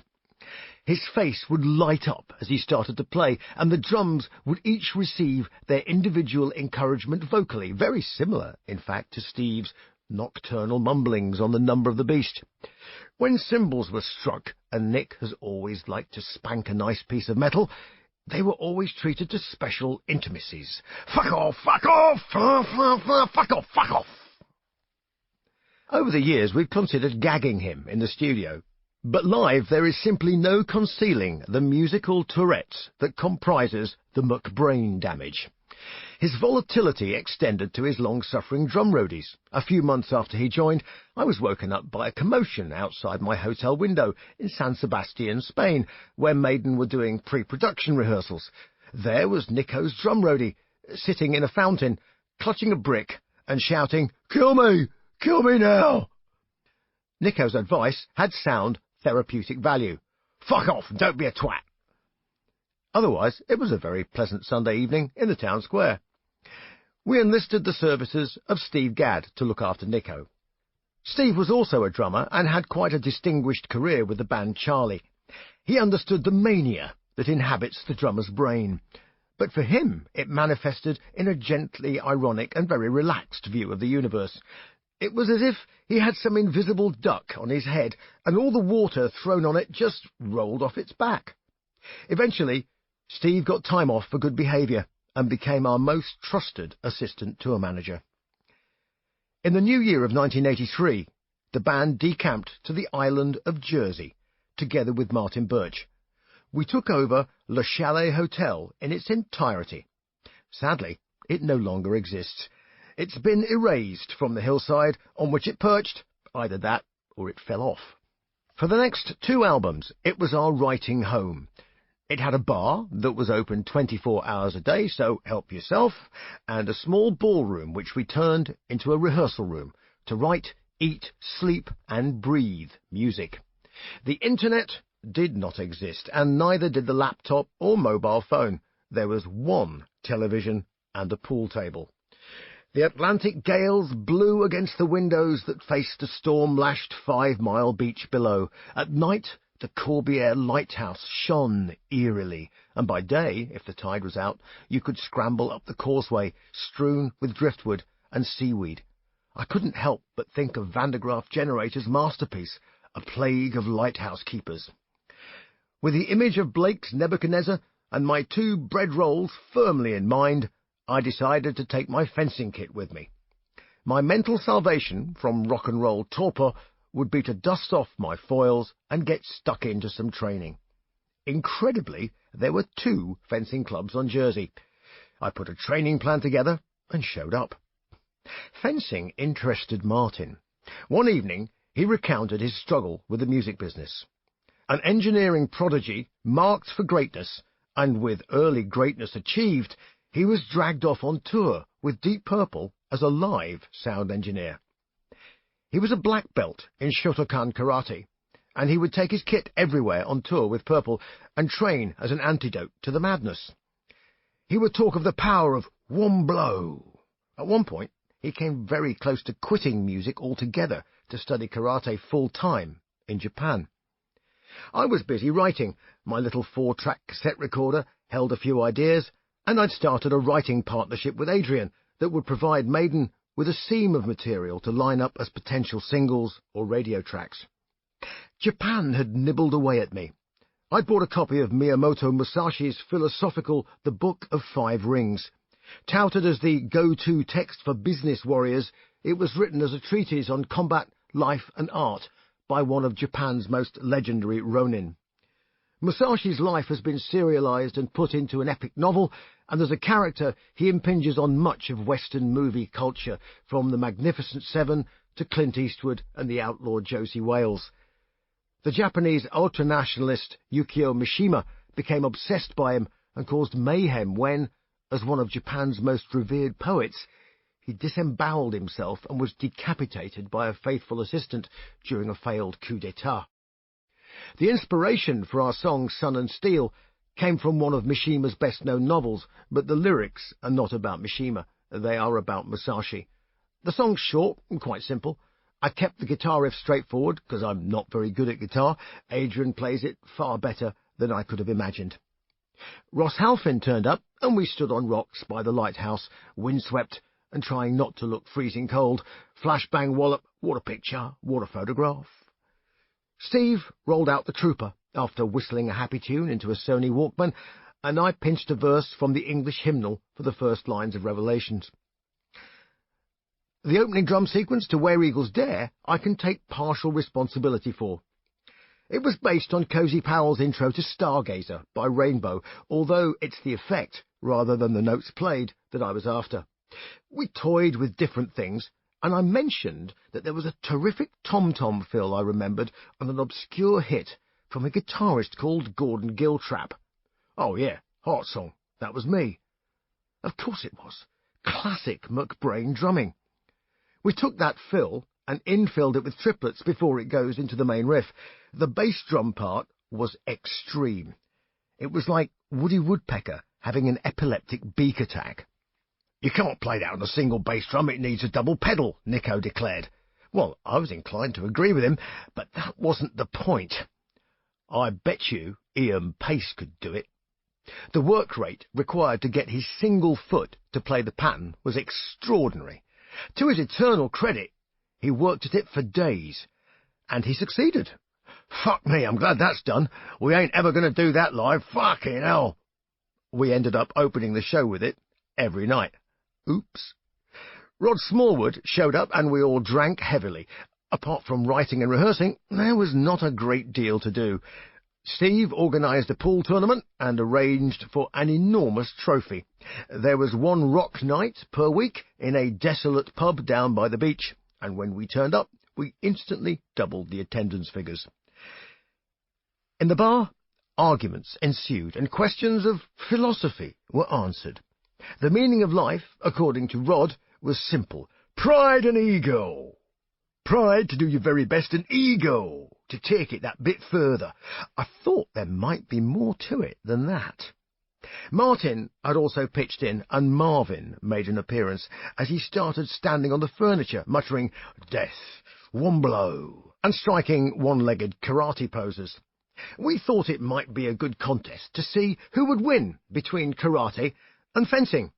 I fetched my foil, and we moved the furniture away from the bar. Rod had moved on from philosophy to physics. Oh, I was so immensely strong I could lift 5 navvies on the end of a shovel.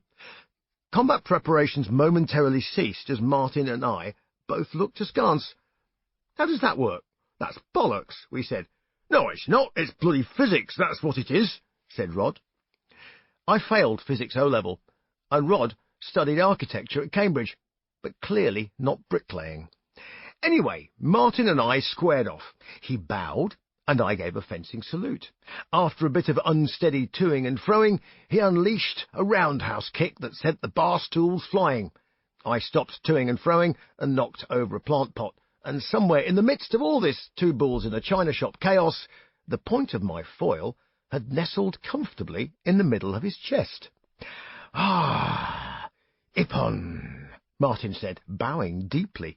The only injuries were caused by collisions with furniture. I think we decided, on balance, that the furniture won, in the end. More Atlantic gales, the bedrooms were damp and draughty, still life, quest for fire, and, of course, Dune came from Steve's muse. Actually, Dune wasn't Dune at all. The author, Frank Herbert, didn't like heavy metal, and caused us no end of problems, so the name was changed to Tame a Land. Flight of Icarus began life in a toilet. Adrian was fond of playing guitar in bathrooms. He liked the ambience from the tiles, and whilst he was noodling away, I heard a sequence of chords and started singing along to them. The chorus of Flight of Icarus just started flying like an eagle as a result. I quickly realised that we potentially had a song under 4 minutes that could do the unthinkable for Maiden: airplay on US radio. For the lyric, I flipped the story of Icarus on its head and made the father the villain of the piece. Driven by ambition and ego, he forces his son to fly, with terrible consequences as his son, in youthful exuberance, flies too high and his wings melt. Basically, the pushy parent revisited. One of my favourite songs on the album is Still Life. Atmospheric and dark, it deals with themes familiar to many of Steve's songs: fear, powerlessness, betrayal, and inescapable prophecies. Unless I'm very much mistaken, Iron Maiden don't do love songs. The closest any of us get is melancholy or anger at lost love or love destroyed. Closet psychologists, eat your heart out. Anyway, we now had some great songs, but what were we going to call the album? Basically, we have Eddie to thank for the name. Eddie is Iron Maiden's mascot, monster, alter ego, call it what you will. Part supernatural, part primal, part aggressive adolescent, Eddie is a super anti-hero with no backstory. Eddie doesn't give a fuck. He just is. Eddie also gets us off the hook as individuals. Eddie is far bigger and more outrageous than any badly behaved superstar. Eddie makes rock stars obsolete. This comes in handy when you get to your late 50s and rather fancy a quiet night in after playing to 25,000 screaming metal fans. Eddie can take care of the after-party, probably by disemboweling them and eating their brains, which is often more than they deserve. He'd become an on-stage superstar during The Number of the Beast, all down to a bit of lateral thinking from Dave Lights, our, lighting engineer. He'd seen some giants on stilts at an opera and asked if he could commission the building of a giant walk-on Eddie. I remember the unveiling at the Rainbow Theatre. The roller shutter went up, and there was a gasp as we beheld the giant. We realised right then that this one piece of theatre was going to be transformative. We could upstage just about anyone on the planet by having our gory ghoul amble on stage for 30 seconds and bob his head around. Until then, Eddie had been a rubber mask on a human wearing leather jacket and jeans. Mr. Smallwood was quite effective in costume and denied all knowledge, although actually he was very good at frightening small children. The giant walk-on Eddie opened up massive stage possibilities, and one of them was to remove Eddie's brain on stage. The heart didn't feel like the right thing to do, and by removing his brain, we could consign him to a straitjacket. The beast on the road had been shackled, lobotomized, and put in a padded cell. This all seemed to be a promising album cover. The top of his skull was velcroed in place, and the skull casing filled with women's tights, stuffed with chunks of foam, stained bloody brown. Ripping out his brain actually looked more like pulling out several feet of pork sausages, but the thought was there at least. The photo for the gatefold sleeve features the band seated around a banqueting table regarding a large brain, which we are clearly about to consume. The working title for the album was Food for Thought. It was a pun, but not a very good one, and, as is often the case, the answer came one Sunday afternoon in a pub called the Mermaid, just by Jersey Airport. Why don't we call it Peace of Mind? Oh, no, that's peace, as in P-I-E-C-E of mind, not P-E-A-C-E. The artwork was sensational, and who cared if it was nothing to do with any of the songs on the album, although we did slip in a reference to Peace of Mind during Still Life, and the final twist came one evening while watching Omen 2 in the TV room, full of band and crew. As the credits rolled, there was a scrolling verse from the Book of Revelations with the line, "Neither shall there be any more pain, for the former things have passed away." I was rather hoping that a bit of tampering with the Bible might provoke yet more controversy. The Number of the Beast had generated plenty of hot air from the waffling middle classes and religious bigots, so we hoped for a bit more. I'm sorry to say it didn't work. No one seemed to care that there shall be no more brain, for the former things have passed away. Our adulteration of the Book of Revelation went unpunished, but it made us chuckle a little. The great roller coaster hurtled on and deposited us in the very much sunnier climate of the Bahamas to record the album. Making records in a tax haven was beginning to sound a bit Rolling Stones, but we soon put a stop to that. In the early 80s, drug trafficking was ravaging the island, and while out by Compass Point Studios life seemed suitably laid back and beach hut friendly, there were places in the capital, Nassau, that were potentially unfriendly. Cruise ships docked and boatloads of either elderly or drunken crazed college kids descended into town at regular intervals. There was still an air of faded colonial splendour, and the British ex-colony just about vied equally with the new American economic colony in a contest for the hearts and minds of whatever remained of island culture. It still resembled the island where Sean Connery filmed Dr. No, even if the bauxite mine, which doubled for so many other locations in that and subsequent Bond movies, had been dwarfed in economic significance by the arrival of bags of cocaine and hash. Up the road from Compass Point Studios, along the beach, was the Traveller's Rest. It could have been pulled straight out of a Hemingway novel. Concrete tables, black-eyed peas and rice, conch fritters and smudder grouper were all on the menu. The cool, damp evening breeze flowed through the open windows, and the only entrance was a pair of Western saloon-style swinging doors. The deadliest concoction on offer was a banana daiquiri of such quality that it rendered you both potent and impotent at one and the same time. The band all lived and slept in small, neat townhouses by the beach. Only a few yards over the road was the studio. Each townhouse had 3 bedrooms, and the road crew occupied the spare rooms. In the evening, the waves broke gently on the beach with a peaceful whoosh. My small house had a downstairs balcony with the sea below it. The reef was several hundred yards out, and the water was clear. Being close to the equator, the sun rose and set at very similar times throughout the year. If in any doubt as to what time it was, I just had to wait till the stingray flapped lazily past my balcony every day at 4 p.m. At night, small ticks nibbled away at us. The locals called them no-see-ums for obvious reasons. Sea snakes cavorted around in the shallows, and dogs were potentially rabid, so best avoided unless you knew the owner. The one exception was a delightful little mutt called Biscuit, who belonged to our neighbour, Robert Palmer. More of him as the story unfolds. Now it was time to do some work. The studio was spacious and comfortable, but with a few eccentricities. Island power was sometimes unpredictable, so there was a backup generator.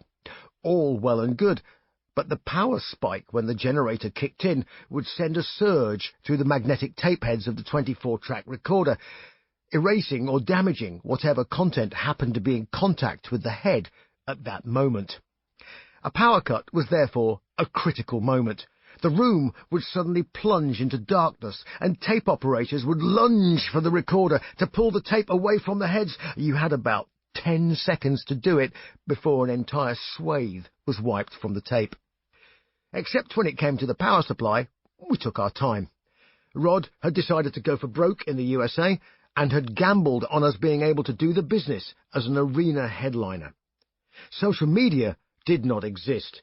It was radio that ruled the roost, and if we could get a radio track away, we were home and dry.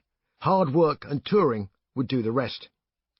I told him that Flight of Icarus was the one. When we recorded the track, I had a stand-up row with Steve over the tempo. He wanted to play the whole thing much faster, almost like a slow shuffle. I stood nose to nose with him, and he reluctantly caved in and let me dictate the timing. "This is nothing to do with getting it on the radio, is it?" he demanded. "Oh, good God forbid! Of course not," I lied. Well, we did it, and it was a top 10 radio hit out of the box. As it happens, I think it's the right tempo regardless, but I'm sure Steve would disagree, because we haven't played the song live for 30 years. The Trooper was a monster, and the galloping bass line and iconic sleeve was like red meat to hungry wolves in Europe. Revelations occupied the space normally taken up by a song like Children of the Damned, and for reasons of musical insecurity, I sported a guitar to play the opening lighter passages. I was not exactly overconfident playing in front of several thousand people, and I'm pretty sure that whatever I played was never actually broadcast to the audience, on the grounds that it might have been crap. The laid-back rhythm of island life soon ceased. The hard grind of another world tour lay ahead. The UK was carpet-bombed from Hull to Southampton with shows, Europe similarly. But the big event was the headline tour of America and Canada. Chapter 17. Organ Pipes. Singing is hard at the best of times, and doing it with a band like Iron Maiden posed some unique challenges. The vocal strain was intense. We'd never given very much thought to vocal monitors, and the longevity of my voice was never considered as a limiting factor when booking the grueling tours. With the kind of singing I was doing, it was inevitable that my voice would fail. The closest analogy to a singer losing his voice is a football player breaking his leg. He may never play again, and the voice is such a precarious instrument that similar emotions prevail. Simple vocal strain can be dealt with by rest and silence. Living like a monk goes with the territory. More critical is disease, and singing while carrying a vocal infection like laryngitis can be career-ending stuff.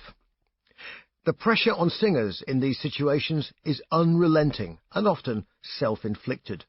Of course, you want to do the show, and the guilt involved in cancelling is enormous.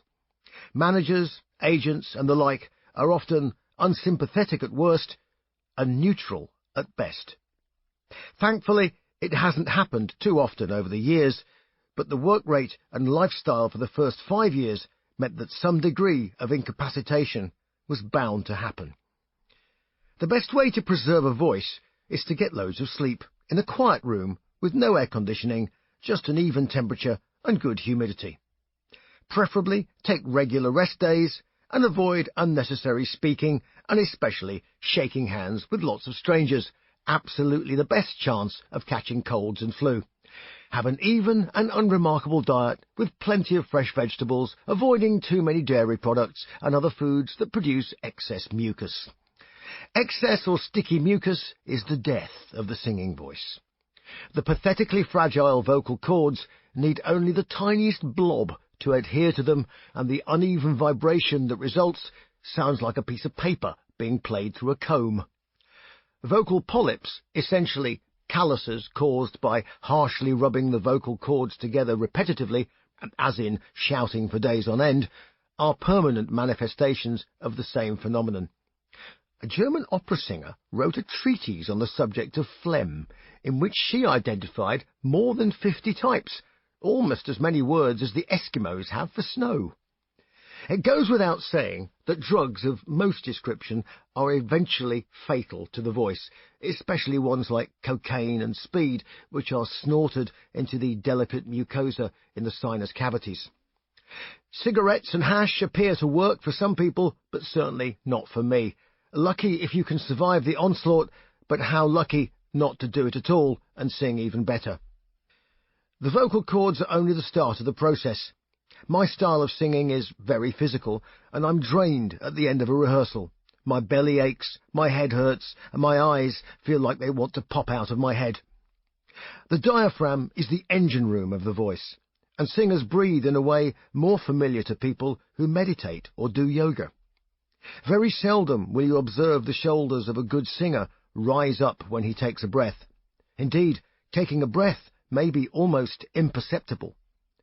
This is because the singer has trained his lungs and belly to relax and be inspired by simple air pressure from the atmosphere. If the body is relaxed, the lungs simply fill up. The interesting bit is that most of the lung capacity is located well below the nipples in the lower back. I'm the king of the elastic waistband as a result. Restrictions around the belly are extremely uncomfortable and lead to inefficient production of wind from the diaphragm, the bellows of the body. Singers train their diaphragm to become stronger and train themselves to stand with their lower back slightly flattened to permit maximum expansion of the lung cavity. Eating before a show can thus be a very uncomfortable, even hazardous activity. Once the diaphragm has metered the amount and velocity of air going through the pipes, the vocal cords add the note to be sung by stretching or relaxing, much like a reed in a clarinet mouthpiece. That's not the end of the story. The raw data note now arrives at the base of the tongue, which shapes and echoes the sound, moving and directing it around the resonant cavities of the soft palate and the hard, bony spaces of the sinus cavities. With practice, singers find their own sound from within the shape and space of their own bodies. The ground rules remain the same, however, and if you choose to make your idiosyncratic vocal style by vocal abuse, just make sure you know the rules before you try to bend them. That way you stand a chance of having a voice that will survive more than 5 years. A voice is, after all, just that. It's a voice for a story, a way of making people feel something, and, to that extent, the end justifies the means. After this brief description of what goes on, you're probably wondering how we got beyond our first vowel sound without a college degree. Fortunately, there are babies to teach us. We've forgotten how to be babies, to our eternal shame, but they make the most extraordinary noises, as anyone trapped in an aeroplane with one for several hours will testify. The vocal power that comes out of that tiny package is remarkable. Rock stars, of course, have long had the capacity to act like babies, but have not had the sense to sing like them. Chapter 18. Power Slave. The Peace of Mind tour was shorter than our previous one, only because the album took longer to write and record. We gambled in the USA and went for the jugular, headlining Madison Square Garden in New York. It paid off. Peace of Mind was us laying down the gauntlet to America. Even though we had a radio track with Flight of Icarus, it was clear that we would not last long as American media darlings because we were simply un-American.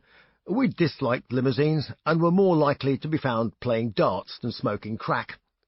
We despised fashion, hated the cult of celebrity, and thought the concept of all-you-can-eat as disgusting as its obese participants. In contrast, Canada seemed much more sane, and ice hockey seemed to make much more sense than American football, at least at the time. We bashed our way round the States and the UK and Europe, and then Europe some more, and finally finished at a German TV festival in Westfalenhallen in Dortmund. It was the end of 2 years on the road. I had had herniated discs, a paralysis of my limbs, laryngitis, bacterial bronchitis, and a crash course in cultural assimilation. The bill at Westfalenhallen read like a who's who of 80s metal. Ozzy, Scorpions, Whitesnake, everyone was there. There were 2 stages at each end of a huge arena and a scaffold mixing tower in the centre. I remember being very tired, but the adrenaline kicked in and the show was good, in that unsatisfying way that TV shows are good. Seldom are they actually really wonderful. TV kills live music. Cameras are the enemy, but people are your true friends. After the show, I got very drunk and abusive. I behaved appallingly. I was swigging from a bottle of champagne as I climbed the scaffold tower to the mixing desk. A very earnest journalist asked me what I thought of the sound. I responded by pissing on the mixing desk. I was asked to leave.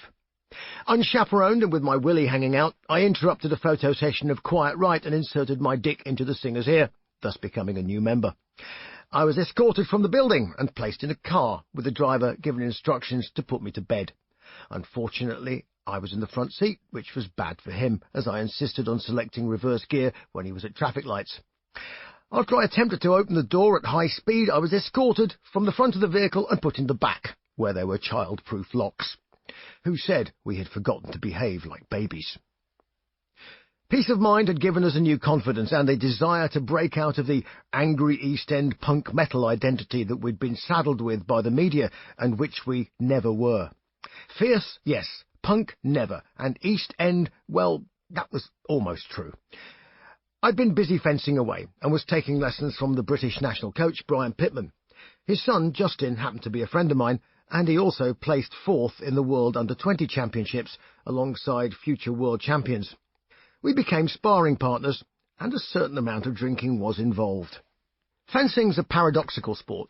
It has the appearance of some aristocratic pastime partaken of by a rich elite.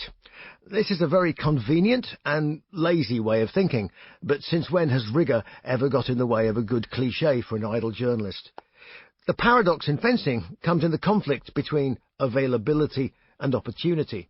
It should be taught and trained in the toughest inner-city schools and not wasted on those who can merely afford it. That's not to say that it should not be inclusive, merely that the net should be spread far wider than it is at the moment. In many respects, it's similar to tennis in its requirement for dedication and individual coaching.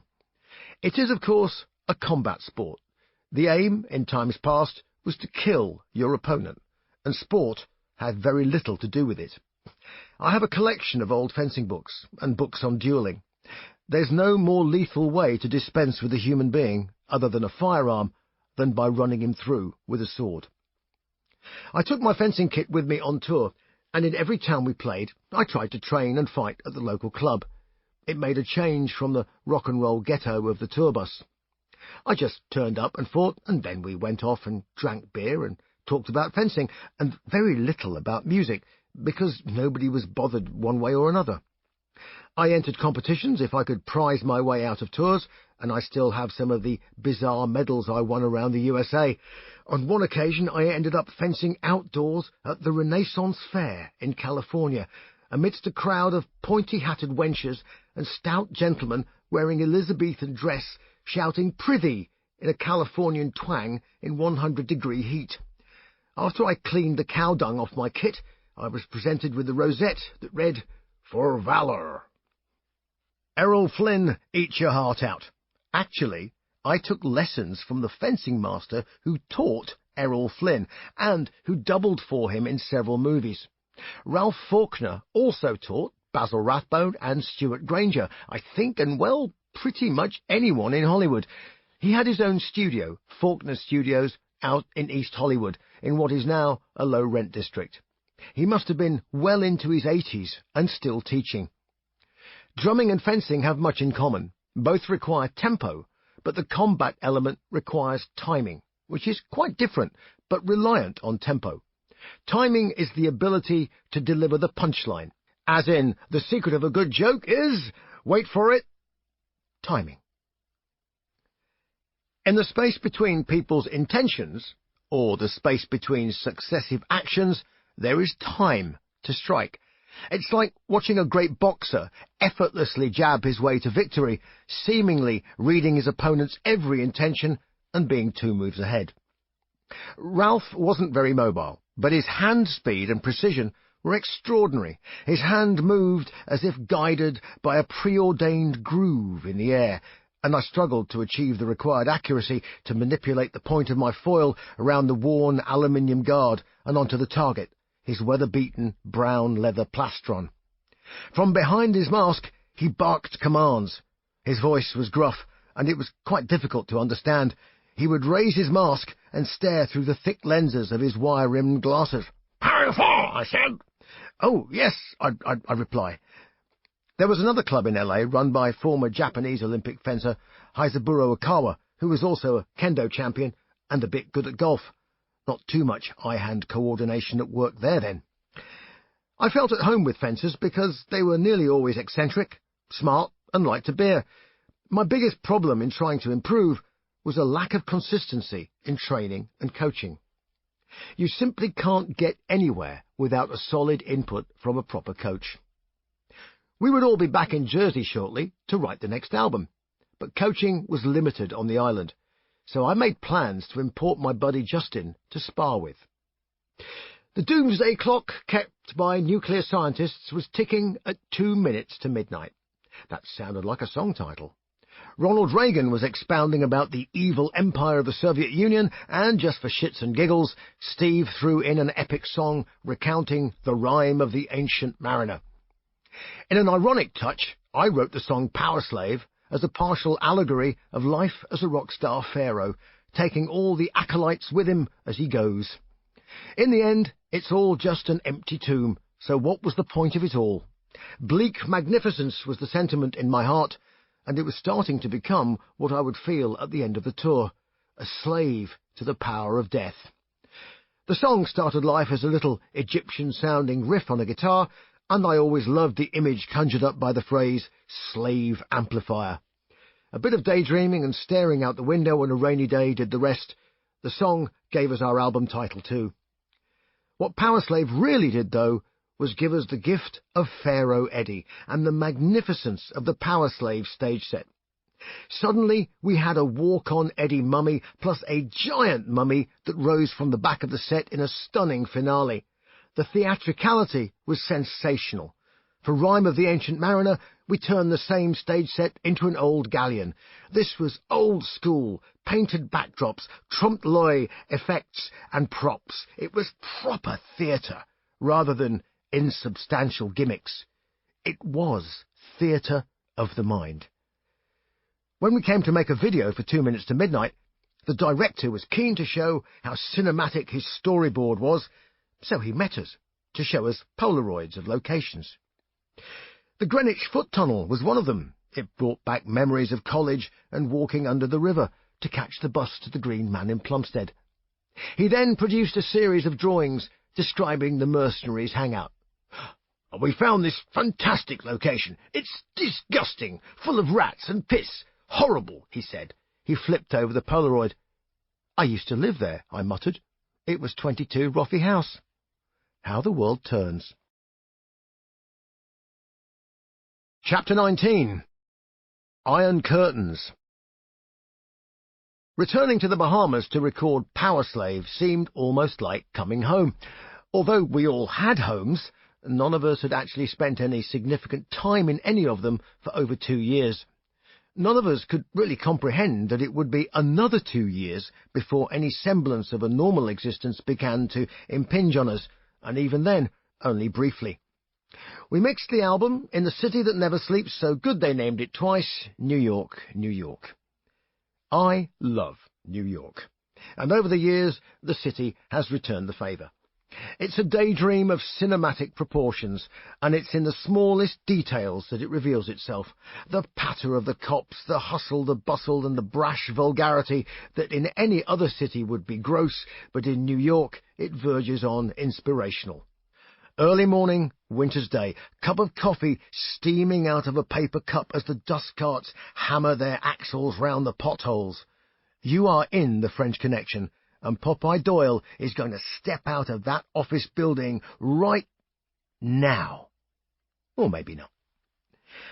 I found a fencing cell, that's a club in English, run by a world-class Ukrainian defector. Stan was a hero of the Soviet Union in terms of sport, and the national coach of the Ukraine. He'd smuggled himself out and managed to make his way to New York. He was an eccentric and industrious individual, and as well as running a fencing school, he had a business manufacturing and importing fencing clothing from around the world. I spent hours training every week. I would hop on the subway down to 23rd Street with my kit bag around 11 a.m., warm up, then have a one-on-one lesson for 45 minutes. Reduced to a small ball of sweat and goo, I would go to the local deli and bring my lunch back to watch as he gave lessons to the next batch of modern-day musketeers. A couple of hours of sparring, and that was me done for the day. Electric Ladyland Studios, where the record was being mixed, is tucked away in a basement in Greenwich Village, which was only a couple of stops down the street, or a pleasant walk. Take a listen back, have an opinion, and let them get on with it. Steve loved the process of mixing, but I preferred to leave them to it and come in as a second opinion. It's very easy to get too close to a mix, so that it becomes very hard to make an objective judgment. Later on, when I was in the middle of my solo career, I had to get more involved in the mixing process. Nevertheless, I would give guidelines and would always deliberately leave the crew alone to determine their own mix as they saw fit. You can't paint a picture if all you can see is what's at the end of the paintbrush. It's also very easy to get bogged down in technical minutiae, the creative equivalent of quicksand. With the mix done, we rehearsed for the upcoming tour in a wonderfully tacky nightclub in Fort Lauderdale and stayed in a cockroach-infested seafront motel. Soon enough, the holiday was over. It was time to emigrate to the evil empire, behind the Iron Curtain, as it was in 1984, to Poland to open the Power Slave Tour. The Tupolev Tu-134 is a small twin-engine jet airliner, and it was the vehicle of choice to transport us to Poland. LOT Airlines was using all Russian machinery, and this was the variant that had a bomb-aimer's cupola in the nose, which was all rather thrilling. We were tucked into the cramped fuselage, festooned with netting instead of overhead bins, whilst unidentifiable meat products and boiled sweets were delivered by the cabin crew, whose morale could best be described as homicidal. Warsaw was forbidden fruit. We were received in scenes reminiscent of the Beatles when they landed back in the UK after playing Shea Stadium. We stepped off the plane, initially oblivious to the hundreds of Poles besieging the airport with banners, placards and albums. The welcome committee was cordial, relaxed, and the complete opposite of any preconceived notion we might have had of some Stalinist apparatchik or Stasi stooge organising our trip. We walked down the aircraft steps and shook hands with the promoter's rep. There were grins all round.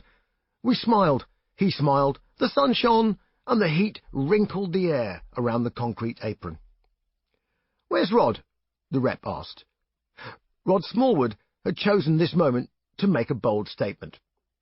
He'd purchased a white suit, although to this day Rod insists it was beige, and dark sunglasses. As the aircraft door opened, he surveyed the reception committee, who ignored him. We ambled down to the ground and chatted to everyone, but Rod stood on his own, suited and sunglassed. We had queried his choice of clothing when we boarded the plane. "I've got to show them who's boss," was his reply. I seem to recall none of us were too sure that a white suit would be the sort of thing to go down a storm in Warsaw.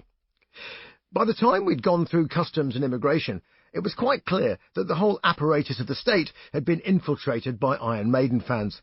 Anyone with a gun wanted an autograph, and when we tried to get on the coach outside the terminal, it took all of my minimal rugby skills to batter my way through. On the bus, the subject of the white suit was broached. Rod was a little uncomfortable at not being the centre of attention for all the wrong reasons. I did, I confess, try to take the mickey. Rod had the unpleasant habit of striking people across the top of their head with his knuckles if he disapproved of the conversation. Record company execs lived in fear, but back in the macho man culture of the time, it was tolerated the same way females were ogled and touched up, and accepted it by gritting their teeth and mentally kicking the offender in the nuts. "Oh, shut up," Rod said, and reached out his fist to rap me across the top of the head. I grabbed his wrist. We locked arms. This was getting interesting. Finally, we wrestled ourselves onto the floor of the coach, with Rod muttering, "Bloody hell, you're quite strong for a little bloke." After our undignified rotting, the white suit was white no more. Covered in dirt and dishevelled, it was never seen again. The Poles were sensational. For me, it also represented the first country that had never seen the band with the old singer, so everything was new to all of us. The shows went off predictably, with barely a hitch. Such was the enthusiasm of the fans, and such was the palpable feeling of liberation in the air, that we could have stood on stage in our underwear waving white flags, and the reaction would have been the same. As we travelled through Poland, it was like reliving the past 40 years of history, from the horrors of Auschwitz to the grim and obvious failure of communism, and the slow but growing sense of a new future, somewhere groping in the distance.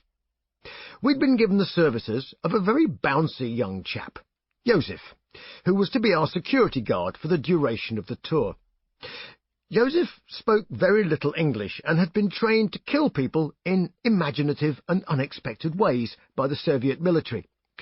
He was a member of Spetsnaz, or Special Forces, as we would call them. Luckily for us, Joseph was not inclined to execute or assassinate us, which might of course have changed if we suddenly went to war. Joseph was on permanent furlough after his parachute failed to open properly when he jumped out of an aircraft at 300 feet. The injury to his back meant that he was now put out to pasture, guarding decadent Western rock stars. After a couple of days, we turned him, and he defected to our way of looking at the world. Initially, Joseph's reaction to the glorious disorder whenever we arrived at a hotel was to kill them all. He carried a gun, not that he needed it, because, as he demonstrated one evening when turning out the lights, his feet never ran out of bullets. Instead of using his hands, he kicked forward and backwards at head height, and finally, with astonishing deftness, he flicked off the light switch with his foot. We explained to Joseph that the audience were actually our friends, and that we shouldn't really try to kill them, because they were only trying to be nice. He seemed to take this on board, and over the next few days his English improved noticeably, even if his topic of conversation was more illuminating than we bargained for. Some of the crew had found some dope, and we persuaded Joseph to try some. The results were immediate and, I fear, long-lasting. Joseph stood on the bed, in very good spirits, and signalled for silence. "This is good woman," he said, squatted down on a virtual penis, with 2 virtual willies in either hand, and with his remaining orifice stuck his tongue into the side of his mouth, and sang the Blue Danube, whilst moving up and down and side to side in admirably persistent rhythm. Very good, Joseph. Clearly there was a bit of work to do, but we were making progress. As we drove through the Polish countryside to the venues, he would point out landmarks. "There is secret military base." "MiG?" I inquired. "Yes, MiG-21. I liked Joseph. Actually, I liked all the Poles we met. The towns were, in general, quite depressing. We stayed in the upmarket hotel in Warsaw, but one drunken evening I woke up in a Warsaw apartment, I know not where, with people I didn't know who spoke no English. It was my fault for drinking with Howard Johnson, a journo who was out to cover the show.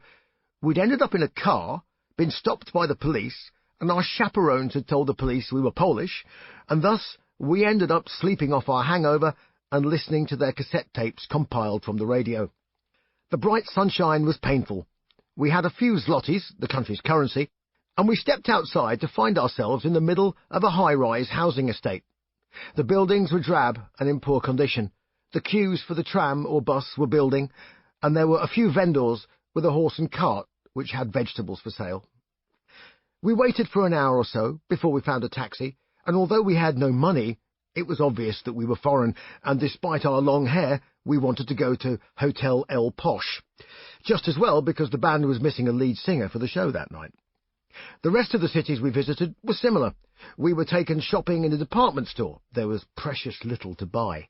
The building was little changed from its former occupation as the headquarters of the Gestapo. Some of the venues were sports halls, and in a fabulous folly, the Spodek was built to resemble a giant flying saucer. In Wrocław, we played the Centennial Hall, which was a chilling experience. In the vast hall, a red velvet curtain hung to cover the centre of the dome. The reason became evident. A giant stone iron cross formed a central plug, which effectively kept the roof from collapsing. Backstage, there were spy holes built in the walls so that the Gestapo could observe the audience and presumably measure their individual enthusiasm for the Nazi floor show. It was rumoured that the tunnels beneath the building extended down almost 17 stories. The relics of Nazi Europe seemed to follow us around.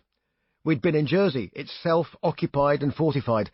Much of the concrete was still there, and the workers who died, some of them Poles, were reputed to have been buried in the walls where they fell. By far the most sobering and depressing manifestation of the ghosts of Europe's past was our visit to Auschwitz, where death was planned, orderly, and brutally, clinically inevitable. Genocide has lost its power to shock in our visually overloaded world. The Khmer Rouge, Stalin's purges, they all seem to blur into one. Genocide is going on right now somewhere in the world, but it's the innocent plight of a child about to die that cuts to the very soul, unless, of course, you've given up on that idea, exchanged it for just obeying orders. No birds fly over Auschwitz. It's as if the very soil contaminates the air with the stench of death and the evil of those who walked upon it and planned the horror. It is the banality of industrial execution planning contrasted with the screams of the gas chambers that's the true measure of the terror. That terror, I believe, is the secret fear that we may all be such monsters deep down. It makes me shudder even to think it. I cried a lot after the visit. I was angry and silent. Not until I drove into Sarajevo 10 years later, during the siege, would I feel that same intensity. Chapter 20. Snow, Leather, and Bondage. We left Poland with a documentary made, a Polish wedding attended, and a drunken version of Smoke on the Water, along with a newfound respect for vodka. Onwards, then, as the trucks rolled into the rest of Europe. Of course, we were all busted for drugs in Germany. Actually, we weren't. It was the great Iron Maiden drugs bust that wasn't. Asleep in my bed, there was a knock at my hotel door. "No maid service," I groaned. "This is the police." I opened the door. A very polite young chap in plain clothes showed me his ID. "We are looking for drugs. Do you have any?" No. "Do you mind if I take a look?" "No, go ahead." He very politely poked around my bags and said, "Thank you." "Excuse me, but what's going on? "One of your truck drivers has been smuggling them in," he said. "We have 2 kilos of heroin plus weed. When we found him, he was so out of his brains he could not even stand up." Well, that was a big wow moment. I phoned the tour manager's room and looked down the corridor to see a bleary-eyed assistant tour manager being led away. I believe there was a half-smoked joint by his bedside. Never mind the drugs, that's a serious fire risk. I got dressed and went to the restaurant. Sitting in one corner, on the naughty step, were half the road crew, all paying small fines for possession of minimal amounts of dope. On the roof were police with binoculars. It was all serious stuff, until it wasn't. Whoever had alerted the police to the contents of the truck driver's cab had jumped to a few conclusions, and the police in turn jumped to a few of their own, all involving following the crew buses to their destination, which also happened to be our hotel. The truck driver had been driving all night and had the next day off, so to relax, he drank a fair amount of his minibar as a homemade sedative before going to sleep. Blind drunk, he was dragged from his deep sleep and was thus unable to explain that he was diabetic and he liked to bake his own bread. 2 kilos of self-raising is not to be sniffed at.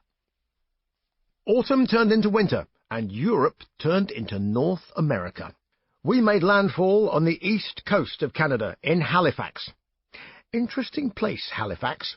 We stayed for several days, preparing the show, and I ended up advising a budding dominatrix on the building of her dungeon. By day, she was all crimpling slacks and a very professional radio promotions girl, and by night, it was all ball gags, rubber, and whips. Not that I indulged. I was merely shown the catalogue after our vanilla amorous encounter. What do you think about the stocks?" she asked.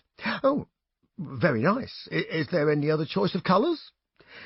I asked her how she had become so enamoured of S&M to want to build her own dungeon. "Travelling salesman," she replied. It turned out that Canada was awash with S&M travelling salesmen, all carrying their kit in a little briefcase, like Freemasons. I suppose all those dark winter nights have an effect on the soul. As the Icelanders say, "What do you do in summer? We like to fish and we like to fuck. And what do you do in winter? In winter, fishing's not so good." I took the train to Quebec City, which took a bloody long time. I discovered that there are only 2 types of tree in Canada, those standing up and logs. That's all there is to see, apart from snow. We were heading west in winter, and the further we went, the colder and colder it got. Toronto was almost tropical by comparison. And this, my friends, was where I met the mighty Johnny Cash. We were doing our sound check at Maple Leaf Gardens, and I noticed 5 guys sitting among the empty chairs at the back of the hall. "Who are those guys?" I asked. "That's Johnny Cash's band." I wandered backstage after we finished. The area was strewn with ice hockey detritus and rubber floor tiles. Standing above it all was a leather greatcoat-clad giant with thigh-high leather riding boots. He extended his hand and shook mine. "Hi, my name's Johnny Cash," he said. "I wondered if you could sign something with my daughter. She's a fan." His voice rumbled and resonated, but not in a loud and brash way. He was a terribly humble soul, and the sheer size of the man made him more impressive because of it. All I could think of was, I shot a man in Reno just to watch him die. "Yes, of course," I said instead. "Very fine boots." "Yep, had 'em made in Texas." I signed a photo, and he passed me a promo photo of himself, playing pool, entitled The Baron. "Thank you very much," he said, and then he was gone. I, too, was gone, and nearly out for the count in Winnipeg. Outside the hotel, it was minus 25 Celsius. I decided to go for a walk to see what would happen. Halfway round the small square in front of the hotel, my eyes and nostrils had frozen. I could barely breathe, let alone see, and I just made it back to the lobby. Do not fuck with Canada. We were fully in the grip of a continental winter. It took 36 hours to get over the Rockies to Vancouver, with snow chains and escorts crawling at 4 or 5 miles an hour. I'd never seen weather on such a big scale, so close up. When people say bad weather in England, it usually means it's wet. In North America, bad weather means you might die. Christmas was brief and shell-shocked. We finished at the Rosemont Horizon near Chicago, and stir-crazy did not begin to describe the atmosphere. We were so desperate to return home, we paid to go on Concorde. There was a super early flight on a 747 from Chicago to New York that meant we could catch the 9 a.m. Concorde to arrive that evening in London. Before leaving, we partied like it was 1999, and I dressed up as Sherlock Holmes and wandered around the hotel with a walking stick, beating up light bulbs. After a brief period of unconsciousness, as opposed to sleep, I somehow ended up in first class at 7 a.m. in the pitch dark of a Chicago winter morning. The cabin crew came round and asked for drinks orders. I wanted a glass of water. The businessman behind me grunted loudly. "I think I'll have a Bloody Mary," he said. "Guess it's gonna be one of those days." Drunk as I still was, it already was one of those days. Concorde was small, the seats were cramped, and the menu was amazing. There was lobster and champagne, and I woke up in London. I had passed out and slept through the entire experience. Not a single morsel of food had passed my lips. Seeing as it was Concorde, though, they gave me a bottle of champagne to take home as a consolation. So out of my brain, I don't remember Concorde. That's almost rock and roll. Chapter 21. The Boys from Brazil. Rumours were afoot of a dramatic and exotic development, an undiscovered continent. Iron Maiden was about to go Brazil nuts. We were headed south to Rio de Janeiro. I'd never heard of Varig Airlines or held a Brazilian banknote. I had no idea where Copacabana Beach was, or the Corcovado or Sugarloaf Mountain. I'd never met the girl from Ipanema and never tasted a caipirinha. Brahma was an Indian monk, not a beer, and I had no idea that wiggling your bottom could be a national sport. I also had no idea who Frank Sinatra's lawyer was. Rock in Rio, the first one ever, was a 10, on any scale of 1 to 10. I suppose I could get picky about the band or my performance, but actually that isn't the point. It was a show that broke Iron Maiden in an entire continent overnight. Initially, we turned it down. In the throes of selling out American shows back-to-back, a 2-week break in Brazil seemed like madness. Yet the Rock in Rio offer seemed too good to be true. At every turn, their lawyer just said, "Yes, we want you to do 2 shows in 2 weeks. We only do 1. Yes." And so it went on. First-class travel, a massive fee, merchandising equivalent to a week of sold-out US shows, personal spending money, luxury hotels, guaranteed air freight for 30 tons of equipment. The answer was always, yes. Anything else? On arrival in Rio, our clothes were almost torn from us by screaming fans, many of them extraordinarily good-looking females. We were pursued to our hotel on Copacabana Beach, which itself was surrounded 24 hours a day by hundreds of fans. For the next week, we would be prisoners in the hotel, along with several other artists, until the moment we were released to go to the festival. And what an incredible enterprise the whole thing was. 3 full stages had been created with a railway track laid down to rotate them before a specially designed and constructed festival setup with a capacity of 300,000 people. The biggest stars from the international music world, plus all the biggest local talent, were playing in a non-stop orgy of entertainment for 2 weeks. The TV rights alone were worth a fortune. Cynics might say the whole operation was a huge money-laundering operation. One thing was for sure, there was certainly a lot of it washing around. We just enjoyed the ride, quite literally. The last time I'd been in a helicopter was when I was chucked out of the side of a Westland Wessex into a tick-infested forest in Thetford. Today was somewhat more luxurious as we climbed aboard for the 10-minute ride to the festival site. We were not yet headliners. That honour belonged to Queen, who were on stage after us. Even so, it was clear that there was massive expectation for Maiden. The festival site itself was a chaotic blur. Tempers and tensions were running high backstage. There was a barely visible sense of order and a sense that disorder might break out at any time. Two rival security firms were at each other's throats. Both had dogs and both had guns. They were involved in a standoff outside our dressing room. Leashed, fanged beasts with spiked collars were being held at bay at opposite ends of the corridor. We waited in our dressing room for the signal that the stage was ready, oblivious to the commotion. In the hallway outside, guns were brandished, and there was much trading of insults and presumably aspersions cast about family members in Brazilian Portuguese. Once it all cooled off and the guns were holstered, we got the green light. Rio was the biggest crowd I have ever played, and probably ever will. It seemed to disappear beyond the horizon, past the hazy floodlit pools of colour and into the blackness. The surge of adrenaline as we ran out was immense, like a dozen Olympic 100-metre starts rolled into one. All these people, all that emotion, and the sound was awful. We brought our own monitors, but some of the gear was local, and the monitor engineer was a stranger. I waved my arms, trapped between a rock and a hard place. You can't stop in front of 300,000 people and do a sound check. By the time we got to Revelations, I'd put on my rather natty electric blue Ibanez guitar. It matched the rather stylish electric blue acoustic Ovation that I still have.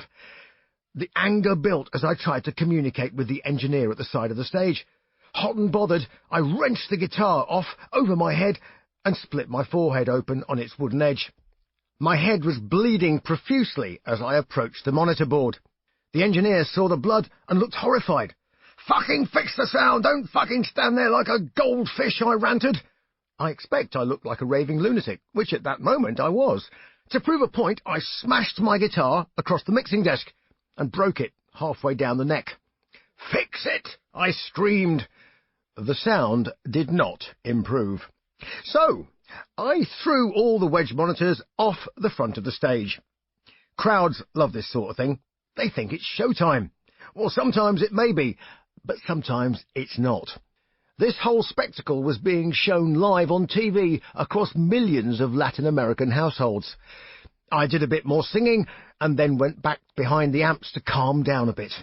A roadie gave me a towel to wipe the blood away from my eyes. And then another member of the crew showed up, very excited.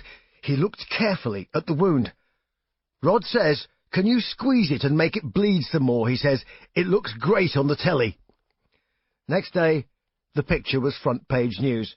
Sweaty, blood-stained me, and 300,000 new Iron Maiden fans. We relished it all, and the come-down from the show lasted all night.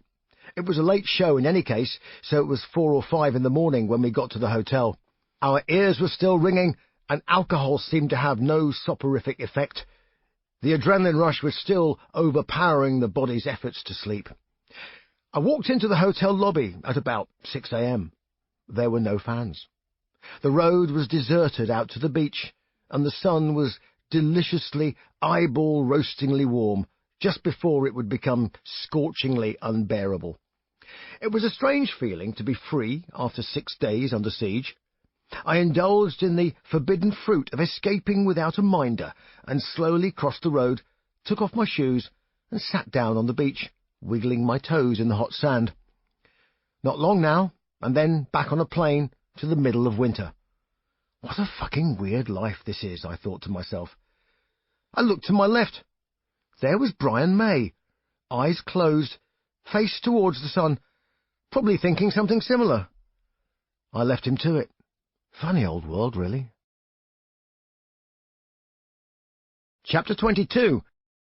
Much ado about cutting. Arriving back in England, I promptly took myself off for 2 weeks to a fencing camp in Sussex, and arrived back with a coaching qualification. I was rapidly coming to the conclusion that being a rock star was not all it was cracked up to be. The rest of the summer I spent training with Great Britain Olympic coach Shamik Wachowski. The fencing competition season kicked off in early September, so it was good for me to try prodding and poking someone other than Americans. I was, I think, ridiculously fit. I was training up to 5 days a week, sometimes twice a day, and if I had a competition, one of those days would be the competition itself. Fencing competitions tend to be one-day affairs. As many as 200-plus fencers are whittled down to a final of 2 by early evening.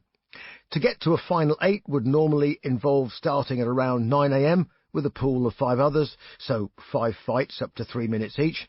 The next part involved sitting around and getting cold and bored, then the same again. Sometimes there would be a third round until the remaining fencers were placed in a knockout tournament, either from 128, 64 or 32. When it came to the knockout encounters, the fights became 3 rounds of 3 minutes, each to score up to 15 hits on the opponent. Over the years, this format has changed in minor ways, but the basics remain the same. To win a competition could therefore involve up to 40 3-minute rounds of fighting, each progressively harder as the opposition gets more effective towards the end. It's a very physically and mentally demanding sport. It's also an almost incomprehensible sport to an outsider. Watching a sword fight in a movie is all about seeing what is going on. Watching a real fencing bout is all about seeing what is being hidden. A fencing point is scored in a split second, and if you, as a spectator, could see it coming, it's almost certain that the opponent would see it too.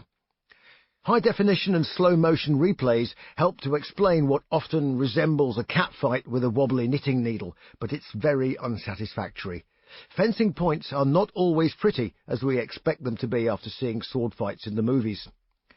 My satisfaction was entirely personal, and based on 2 pillars that I thought mattered.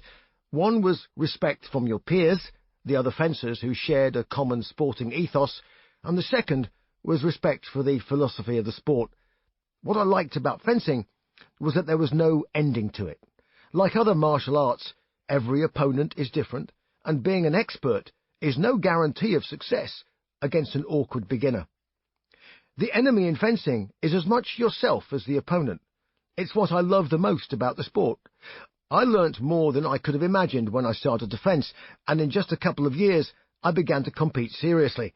It would prompt me to question my very identity. It took nearly a full season of competition and training before I started thinking something was not quite right inside my brain. I'm not normally a very angry person. I can, on occasion, be a little volatile, and I become very passionate about certain things, but destructive anger, seldom. Yet, the further I advanced in competition, the more it seemed as if there was a pressure cooker inside my head that wanted to burst. I'd never experienced anything like it. I went back to the drawing board, the same way I learnt to sing again after discovering a different voice inside my body. A bit of research yielded a series of self-help questionnaires and a book of left brain, right brain puzzles by Professor Hans Eysenck. After filling in all the spaces and answering all the puzzles, my conclusion was that I used both sides of my brain equally. I was slap bang in the middle. It explained why I found it easy to talk to different types of people, but it provided little in the way of advice as to whether or not I might be left-handed or at least ambidextrous. The latter characteristic runs in the family. My father and my cousins are all ambidextrous. I fenced right-handed and always had done. I wrote right-handed, but wasn't any good at playing racket sports right-handed. I was left-footed, and I used my left eye to sight down rifles or look through telescopes. I also favoured my left ear when listening to the telephone. Cross-dominance in hand-eye coordination is not uncommon. It's an excellent setup for a cricket or baseball batsman. A right-hander with a dominant left eye sees the ball in his peripheral vision a fraction of a second quicker. There's a theory that in fast reaction sports, the left-hander is innately quicker in plotting a solution and therefore able to wait longer before making a decision, all of which puts more pressure on the opponent. I was now in my mid-20s. I looked at my rather puny left arm. There was a degree of muscle wastage from the nerve damage caused by all that headbanging. My right side was much stronger. Fencing is quite a one-sided sport, and even my legs had become lopsided as a result. I went back to my coach, Jamek. Could I, perhaps, be left-handed, or at least, should I be left-handed? I put the sword in my left hand. He asked me just to step forward and back, extend my arm and hit him, not fast, just as smoothly and accurately as I could. "You are immediately better left-handed," Shamek said. Next, he produced a piece of paper and asked me to draw an irregular polygon with my right hand, with my eyes closed, which I did.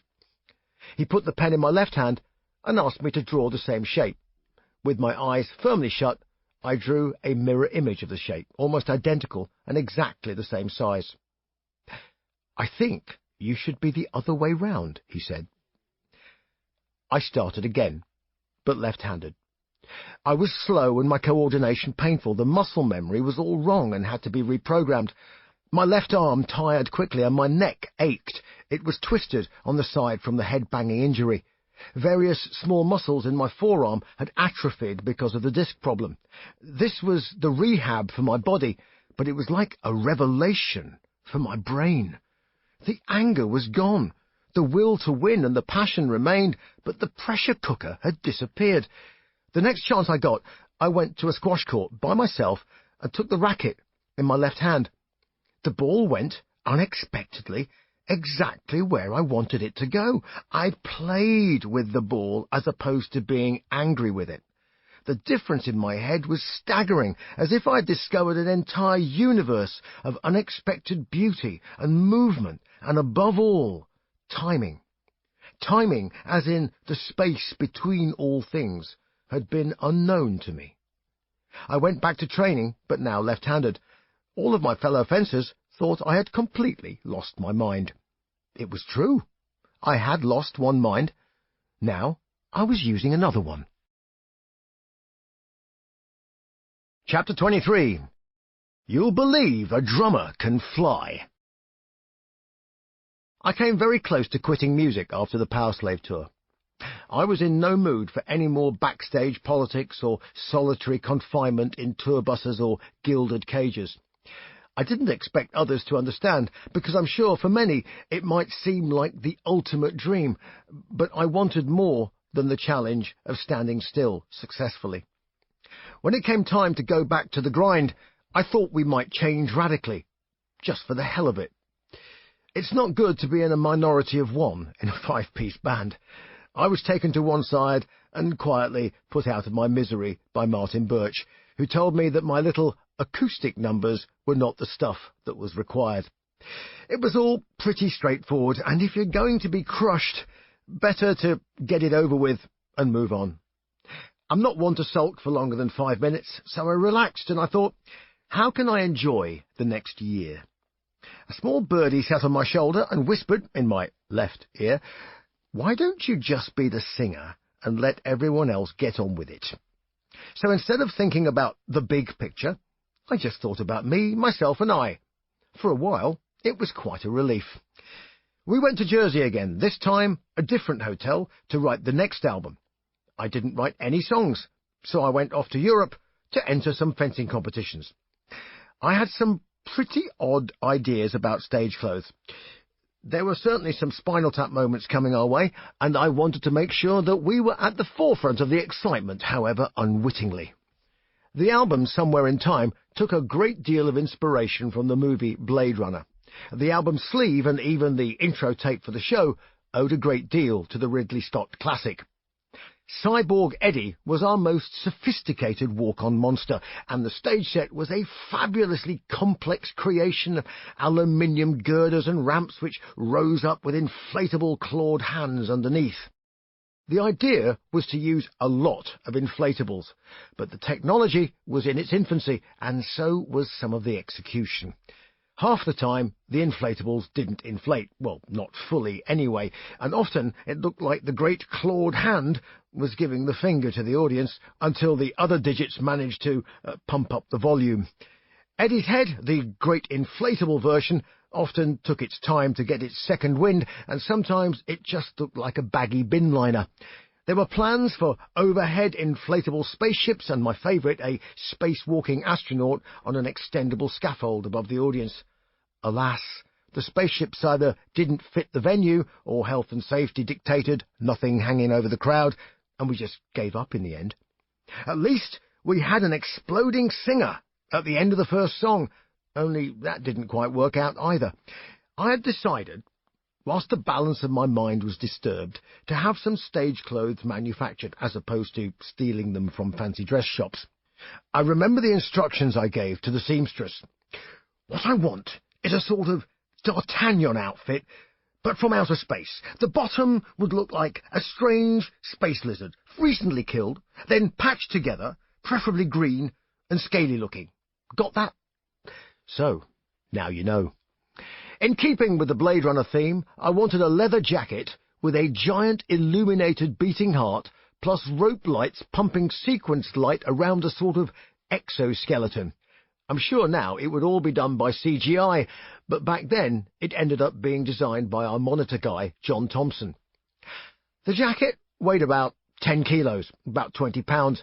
It was full of copper wire, and the power source was a 6-volt lead-acid battery, plus an on-off switch pinched from a bedside lamp. The power consumption was such that my beating heart went into cardiac arrest about 2 minutes before the end of the first song. The entire contraption is now somewhere in the Rock and Roll Hall of Fame, where it's either locked up or being used as a bedside lamp. My idea was to have a black leather-looking suit that velcroed from top to bottom at each side. Embedded up the sides of the legs and arms would be flash pots, so that, in mock Vitruvian man pose, I would dissolve in a puff of smoke at the conclusion of the first song. So much for fantasy. As soon as I saw the 20-pound pigeon-chested jerkin I was saddled with, we had to compromise. We ended up with one tiny flash pot, highly unreliable, stuck on top of a glove, with a 9-volt battery and a bizarre firing mechanism.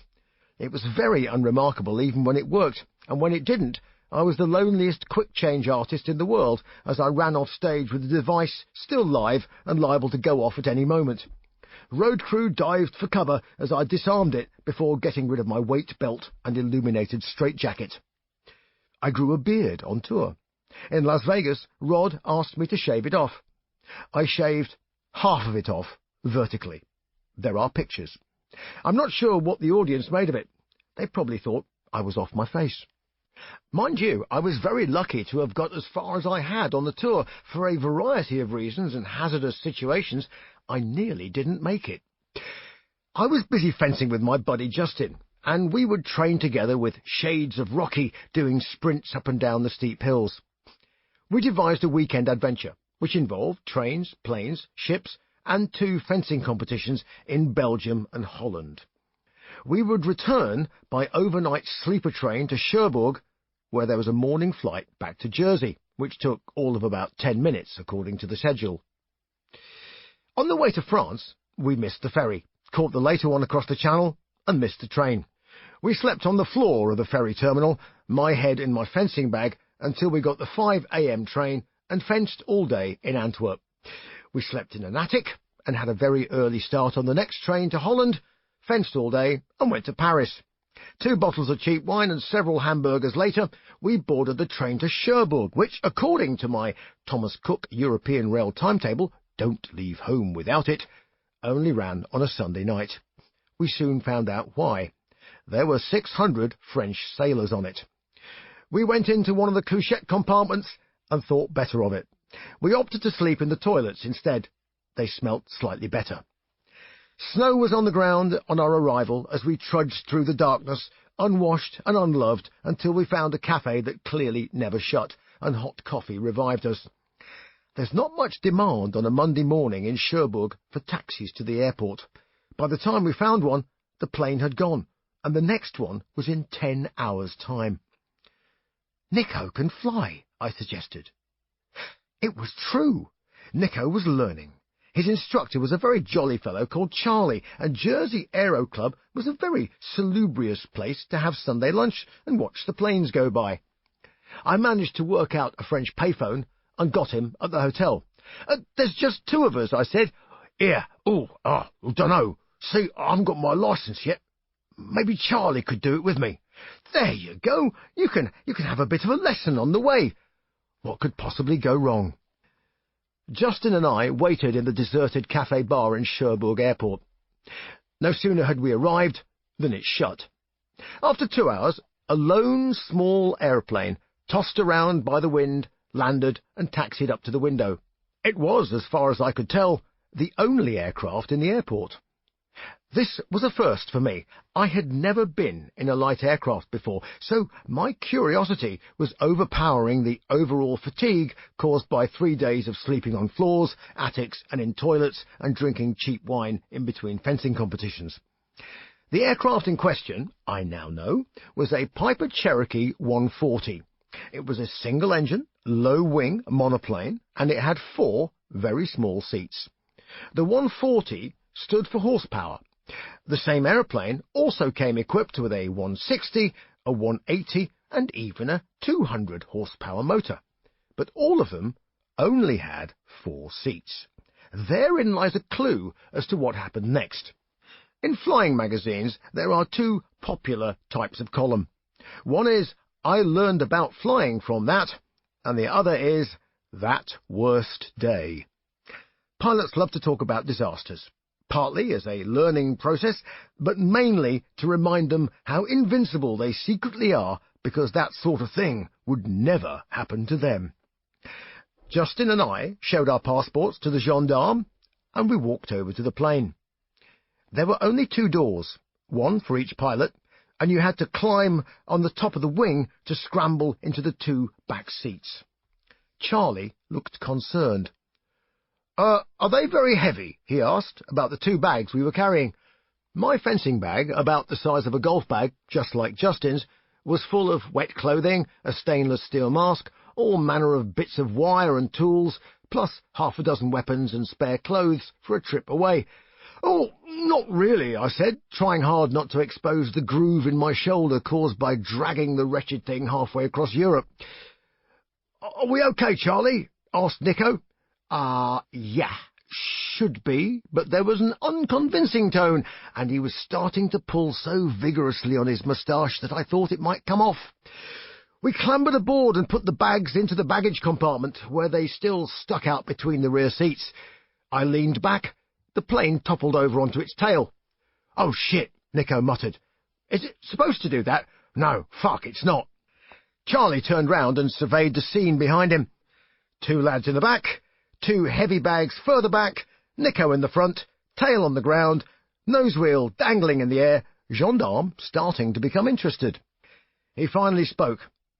"Right, lads, I've got an idea. Straight out of the Italian job, I thought, and appropriate too. The coach balanced on the precipice with the gold at one end.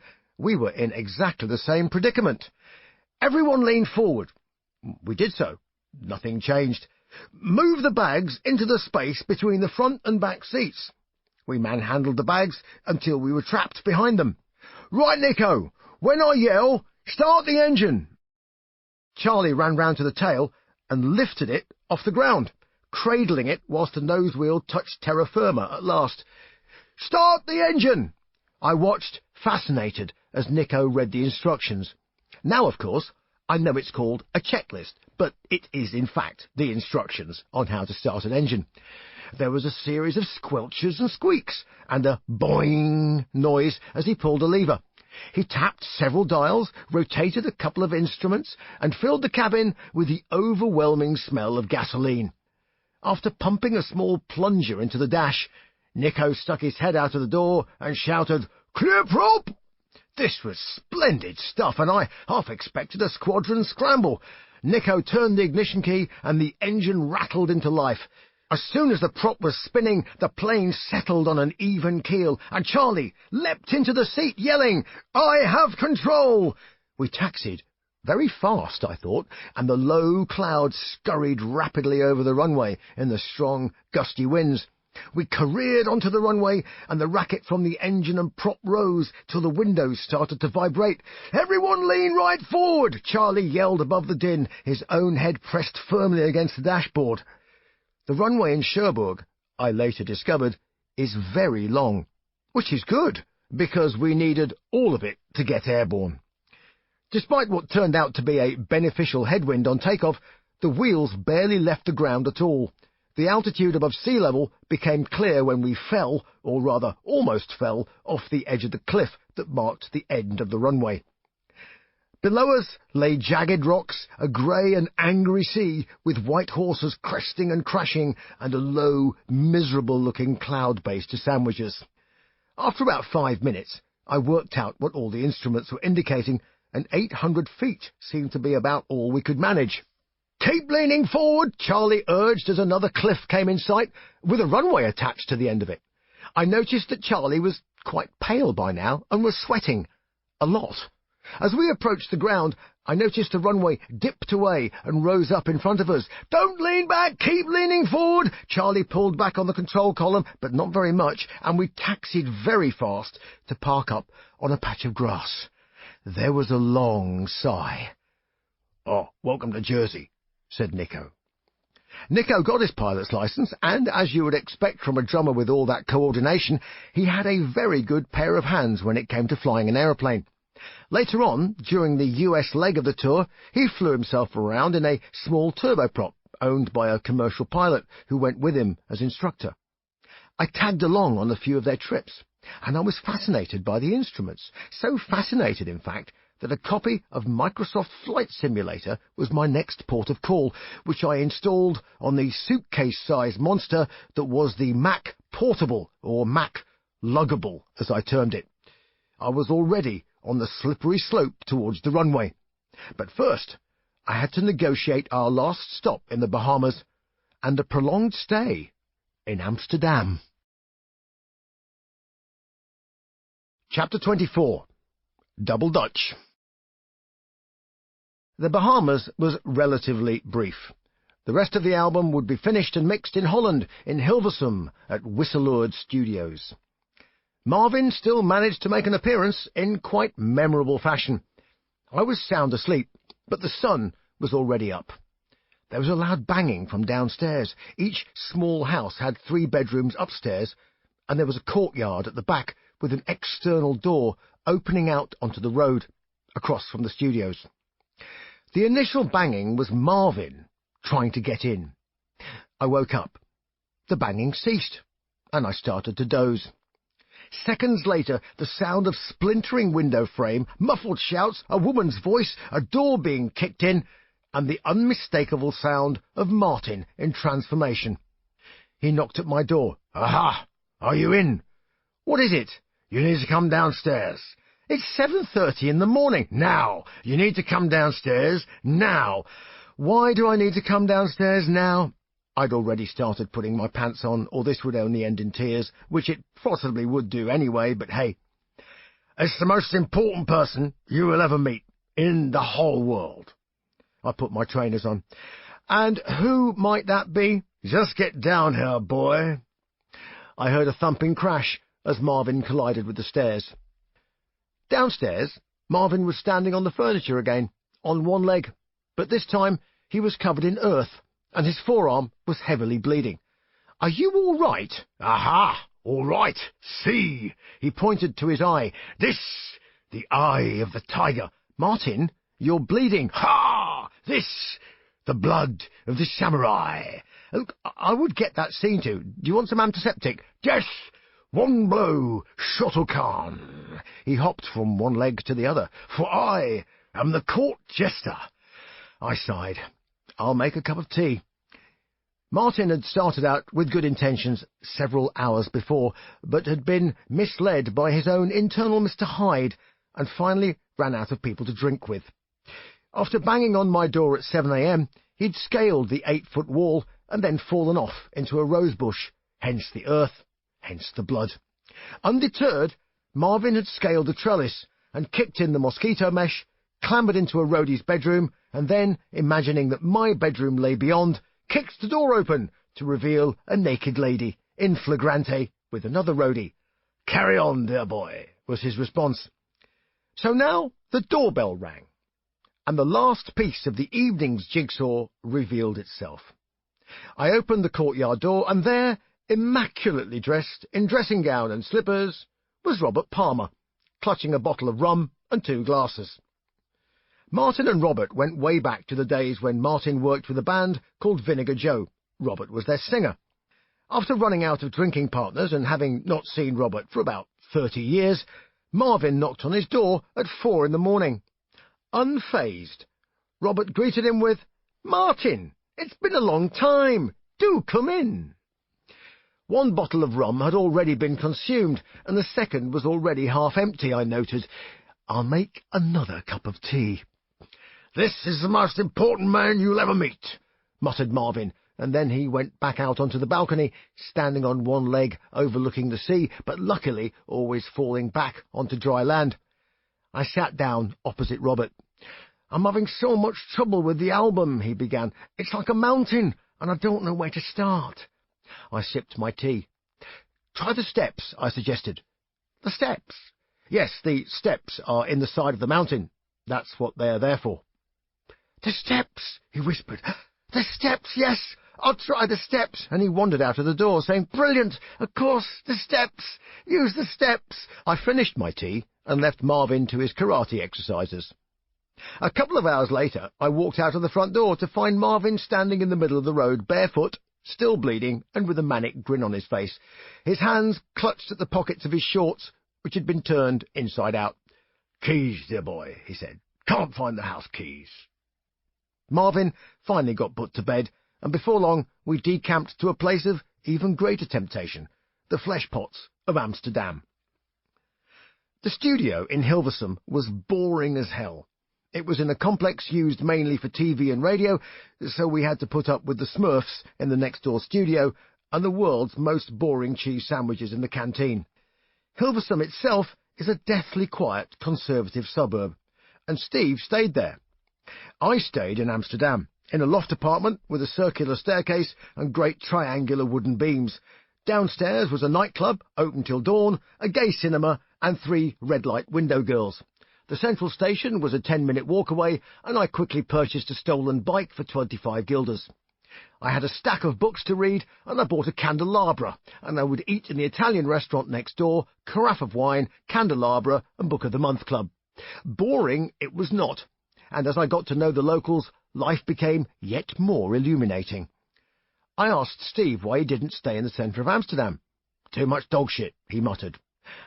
Not entirely incorrect, I have to say, and the size of some of the droppings was quite extreme. Not the dog's fault. The size of some of the dogs matched the unwanted logs they deposited on the curb. One such dog was a huge Great Dane that hung out with the equally huge Hell's Angel at the neighbouring Café Midnight. Café Midnight no longer exists, and the gay couple who ran it may or may not have been released from jail by now, but the web that was spun out of one establishment was typical of the underbelly of what, on the surface, was a happy-go-lucky, free-spirited city. Henrik, shall we call him, was the capo di capo of Hell's Angels in the city. Incredibly tall and mild-mannered, his girlfriend worked the bar at the cafe, and she was trouble. But one look at her, and it was easy to see why men and women fell over every which way. She had already been responsible for the downfall of a Dutch cabinet minister, and was herself ministering to my very entrepreneurial Hell's Angel friend. "I'm going through hell with the girlfriend," he told me. "I'm sorry to hear that. Let's go for a drink." So began a long evening of small beers, ending up in a deserted nightclub, with the sun rising over the canals. He explained his business empire and his philanthropic nature. "We run the chapter like a sort of social security club." "Well, that's nice." "Yeah, for example, one of my guys was dying of cancer, so we all got together and got him something, to make him feel better." "Well, what did you get him?" "A washing machine." "A washing machine?" "Yeah, exactly. He was in tears. He said nobody had ever bought him a washing machine before. That's the sort of stuff we do. Good, eh? But oh, fuck, I got a big shipment I'm waiting for this month." "Washing machines?" I ventured. "No, drugs." "Gosh. How big is a shipment?" I was picturing a couple of plastic bags or a sack at the most. "Oh, a container full," he said, as if it was the most normal thing in the world. I looked around the empty nightclub. The windows were all portholes, I realized, for a port city. That sounds like a lot of stress, let alone the girlfriend. "Yeah," he sighed, world-weary entrepreneur that he was. "You get it wrong, you end up in the bottom of the river." He had a sip of Heineken. Last time I was in here, a guy tried to shoot me with a Luger. 7 shots. You're a big chap. He must have been a rotten shot. Yeah, that's what I told him when I got hold of him. I didn't press that line of inquiry further. It's been really good to talk, he said. I feel much better. Nights like these were surreal windows into the not-so-nice side of Amsterdam. Often I would end up in a late-night club opposite my apartment. There was a very happy hooker who came in after work. She was Australian and was always delighted to see me. "Struth, mate, you're not bad looking. Fancy a freebie?" I politely declined. "No, mate, seriously, straight up, I'll blow your mind."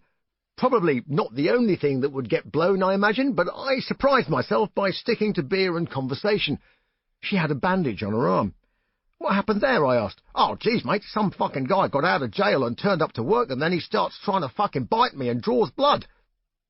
She was a window girl, so walk-in trade was the norm. She was personable and quite good-looking. I was baffled by why she did it. "Still, the cops are great. They banged him up right away. They take a very dim view of beating up the girls." This was a harsh place beneath the fluffy, open city propaganda. No one I met was quite what they seemed. The Liverpudlian scallywag on the run from the British police, happily settled down with a stunning Dutch girl and 2 children. The Mancunian with a barge full of empty clay pots and vases from Thailand for sale, no clue as to what might have been contained within them during their transit, of course. There was the happy couple that painted John Lennon's Rolls-Royce and made stage clothes for Led Zeppelin and tried to sell me a piano and introduce me to the new drug, ecstasy. My ecstatic moments did not revolve round drugs. I found the most bizarre fencing club in a basement. The coach was wonderfully mad and gave lessons outside by the canal on the cobblestones. The basement was so small that fighting was only possible if you fenced across the room diagonally, and even then you ran out of space after 3 or 4 steps. My Australian window girl lived just down the street, and one evening she invited me to her flat, saying, "There's someone I want you to meet." Frankly, I didn't want to go, but she was insistent. "Oh, very well," I said, "but just 5 minutes." Up the dingy staircase, 1, 2, 3 floors up, twisting around in the old wooden-framed building. "Who is this person?" I said. "Is he a fan or what?" "Shh!" Suddenly she looked concerned. A quick glance over her shoulder was, I thought, a trifle melodramatic. "He's the most wanted man in Holland," she said. "I'm sorry?" "Yeah, mate, he's on the run and just hanging out with me for a few days." I entered the small flat, and 2 men were sitting around the kitchen table. They weren't exactly talkative. "Here's my mate, Bruce," she said. I smiled, but not really. "Thanks, nice to meet you. Well, I really must be going." I exited very quickly. I don't know if she was dishing out freebies for fugitives as a sort of public service, but I was glad I never indulged. Amsterdam was like that, unpredictable and sometimes tragic, like our Liverpool scallywag with a gorgeous Dutch girlfriend. She ended up in a French jail after he persuaded her to drive to France with her children, carrying drugs in boxes of chocolate. He ended up being slit from one side of his stomach to the other in a knife attack. Nice people, drug dealers. You can't persuade me that Robin Hood is out there selling dope. Not anymore. As for the girl in Cafe Midnight, she lost her job when the building was set on fire by the proprietors. Alas for them, they didn't do a good job and returned with more petrol a couple of hours later. The next-door neighbour had already alerted the police because of the smell of gasoline. Even then, bail was jumped, but the miscreants were dumb enough to re-enter Holland and ended up staying rather longer than they intended. 10 years, to be exact. Amsterdam is also the only city in Europe where I've had a gun pulled on me, after I remonstrated with the car that almost ran me down outside the American hotel. It's not just dog shit that is on the streets of Amsterdam. So, with a bit more of an education than I got from my A-levels, I moved on to be fired from the starting cannon that was the Somewhere in Time World Tour. Chapter 25. You cannot be serious. The Marquis de Sade wrote famously gross fantasies, though he never got the opportunity to play some of them out. He was firmly locked up for much of the duration of his writing career, where the only materials available for composing his scatological hymns were toilet paper. For very different reasons, on the Somewhere in Time tour, I found myself shackled in hotel rooms around the globe, and in the spirit of, "What does this button do?" I decided to write a saucy comic novel. Well, because I could, and there was plenty of hotel stationery to do it on. The end result was The Adventures of Lord Iffy Boat Race, a hybrid of Tom Sharp's Wilt series and carry-on camping-style innuendo. The blame for this fledgling writing career must go down to only being runner-up in the English prize at Birkdale Preparatory School. Second place was always going to be Life's Cattle Prod, and the shock treatment was administered by horror writer and Iron Maiden fan Sean Hudson. I've read most of Sean's popular horror fiction. I've also had no choice in the matter, because he gave them to me and everyone else in the band.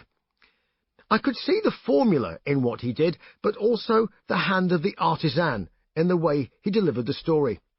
What I enjoyed was the way that the books actually produced a physical reaction. This was not long-winded character development and descriptions of detailed sunsets or locations. This was a universal, gratuitous page-turner with an outrageous death every few pages. Jane Austen, eat your heart out and leave the bleeding mess pumping helplessly as the coppery smell of blood filled the room. The walls sprayed as his fist pumped and crushed the organ, wrenched from the smashed ribs which stood upended like broken teeth. Sorry, couldn't resist a go at a Sean Hudson homage. Personally, I recommend the passage from Slugs, where the paraplegic is eaten from the inside out whilst taking a shit by a spine-consuming slug that crawls out of the toilet and into his anal passage, as opposed to his literary passage. How on earth do you write a book? I asked. Well, I just start in the morning, have a cup of tea about 11, then write till 5, with a break for lunch, Sean replied. You mean it's just hard work? Yeah, mainly. Well, how long does it take you to write a book? I inquired. Oh, about 3 weeks. It took us 3 months to make an album. 3 weeks must be unbelievably intense, I thought. What do you do to relax? I asked. Oh, 24-hour horror movie marathons, he replied. Thank God Sean Hudson was an author and not a mass murderer. I fear he would have been very efficient. I started to write. Every day I vanished from view. I no longer appeared at the bar. I was the invisible man on tour. One day, in Finland, there was a knock at the door. I opened it, and there was a member of the crew. I could see he was craning his neck to peer at the paper spread round the room, the curtains drawn, and all the lights on. The lads are wondering, where you, what are you doing? I'm writing a story. What sort of a story? The bar decamped to my room, and for the rest of the tour, I had to read every chapter of The Adventures of Lord Iffy Boat Race to the road crew as I wrote them. If I didn't produce a chapter sufficiently quickly to entertain them on a day off, there would be complaints. I had a series of mini deadlines to keep, and at the end of the tour, I had a large sheaf of papers, all belonging to various 4- and 5-star hotels, which had been conveniently placed for correspondence in my bedroom. It was my version of the Marquis de Sade's toilet paper. Astonishingly, Sidgwick and Jackson eventually published the book and promptly commissioned the sequel. Pan Macmillan followed suit by putting both books into paperback and giving me a 3-book paperback deal. The Adventures of Lord Iffy Boat Race took a while to get into print, but amazingly sold 30,000 copies, and suddenly I realised that I had a deadline and a sequel to write. My 2-fingered typing skills were put severely to the test as I invested in that most ridiculous portable contraption, the original Mac Portable. With its suitcase-sized case, bicep-building weight, and 6-volt lead-acid battery with enough juice to jump-start a Fiat Uno, the Mac Portable still managed to run out of power after about 2 hours. It was possible to extend its life by switching off the backlight, but then, of course, you couldn't see anything at all except in bright sunlight. It was good for people with colour blindness, being only available with screens in black and white, and on a trip anywhere, it was a simple choice, computer or clothes, but not both. As with everything Mac back in the 80s, it was all about style and nothing to do with practicality. Even while I was staggering up flights of steps with my spine-crippling device, admiring humans would stop me in awe. Is that a Mac Portable, they would inquire, as if about to touch a holy relic. Yes, it fucking is, I'd reply. Would you like to carry it for me? I wrote big chunks of the sequel, The Missionary Position, on trains and on tour, and the rest of it whilst drinking pints of tea at home. I found sleeper trains particularly useful. Nobody bothered you, and you didn't do much sleeping, so bashing away at the keys made sense in the tiny compartments rattling through the night. So incensed was I at the withdrawal of the Manchester to London sleeper that I included it in the credits on the sleeve. I don't suppose anybody else used it. Sleeper trains have always featured on tour, if at all possible. Before Google, I always carried the Thomas Cook European Rail Timetable. One evening in Lausanne after a show, the talk in the bar was becoming very tedious, so a quick glance at the European timetable revealed a sleeper train to Venice, which sounded like a good place to wake up. Travelling light with only a rucksack suited me just fine. I think I make tour managers nervous. Managers even more so. The main reason I liked trains was for the time to think the journey offered, in a degree of peace and quiet. Modern trains, alas, are becoming less and less like that, but there's still something theatrical about boarding a train. Its size and speed are momentous, even if its interior is nowadays a bland mix of plastic with coffee-stained cushions, unemptied waste bins, and toilets ankle-deep in unfathomable liquids. Once in New York, I decided to take the train to New Haven, just up the coast. The local trains were commuter machines and not terribly interesting, so I opted for Amtrak from Penn Station with a proper locomotive and an egg and cheese muffin. 2 p.m. we pulled out of the platform, and shortly thereafter we stopped, and we stayed stopped. For 2 going on 3 hours we remained stationary. Luckily, I had my copy of the OAG Pocket Flight Guide with me, never leave home without it, and I discovered a flight to New Haven from LaGuardia. I asked the guard what was going on. "The lines are down," he said. "We're waiting for a diesel train to take us back to Penn Station." I was going to miss the show if I didn't catch that plane. "I have to get off this train. I have to get to New Haven." The guard shrugged. "It's going to be a few hours yet." A young lad had overheard the conversation. "Are you in Iron Maiden?" he asked. "Yes, I am." "I can get you off this train." I stopped in my tracks, much like the carriage I was in. "If you can get me off this train, you're coming with me to the show, backstage, the whole lot." We went to the door, and he pulled a couple of levers, and it slid to one side with a lazy action as if to say, "I'm not really supposed to open this way, but if you must." We jumped onto the tracks, ran down the embankment, scaled a chain-link fence into a US Postal Service depot, and ran out onto a suburban street. I flagged down the first driver I saw. "How far is LaGuardia?" "Hey man, it's right over there. $100 if you take me and my friend." We got the last 2 seats on the tiny plane, and I got to the gig 10 minutes before showtime. The Somewhere in Time tour came to an end somewhere, and we languished in England again at last. I was living in the countryside, or the suburban version of it, in Buckinghamshire, just outside London.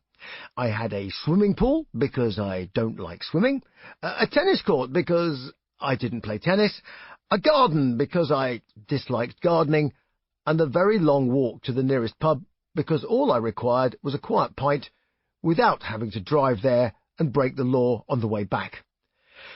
Be careful what you wish for, as the saying goes. There was a big garage for the bright red BMW I didn't drive, and there was a snooker room, long and wooden-floored, because I didn't play snooker. It was, however, long enough to fence in, so I chucked out the snooker table and turned it into a training room. Around this time, a very colourful Hungarian entered my life and remained in it for the next 25 years, taking me from a place where I didn't know my left from my right to winning the British Junior Foil Championship.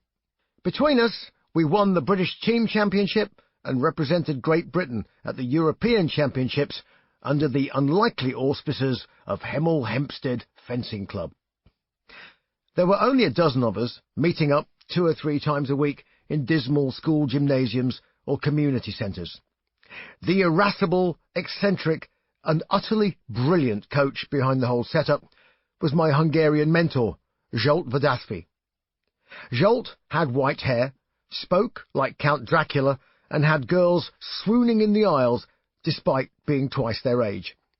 He'd been one of Hungary's youngest foil prodigies, but his career in sport was curtailed by the arrival of a Russian tank under his window during the Soviet crackdown of the Budapest uprising.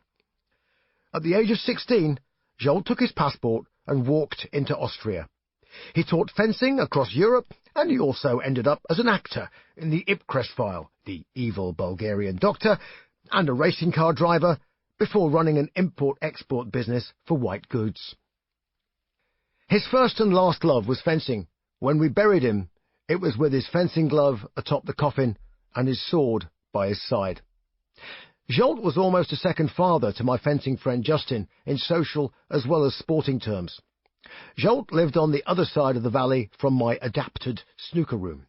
He came round and we started to train. I realised after a while that I'd never had a coach who'd taken the time to teach me how to think. When martial artists speak of someone being a master, this, I imagine, is what they mean. In fact, a fencing master is beyond a coach. He imparts a philosophy of thought, strategy and movement. It's intensely personal, and it's hard to describe the level of commitment that goes into a one-on-one fencing lesson given at full speed. At some point in the evolution of the relationship between master and pupil, enlightenment occurs. I mean this literally. It's as if a chain has snapped, and your body and mind have been freed of intention, freed of the tyranny of what if, and the consequent fear of failure. It happened to me on a few occasions when, for 20 minutes or so out of our 45-minute lesson, we played only with distance, movement, and the feel of the engagement and disengagement of the blades. Consciousness was transferred to the point of a bendy piece of steel, which prodded and conversed with the partner opposite, no longer an opponent, but simply a collaborator in the dance. No words are exchanged. The actions start and stop, and are resumed according to the language of the blade alone. Afterwards, it's hard to explain to people where you have been, so it's best not to try.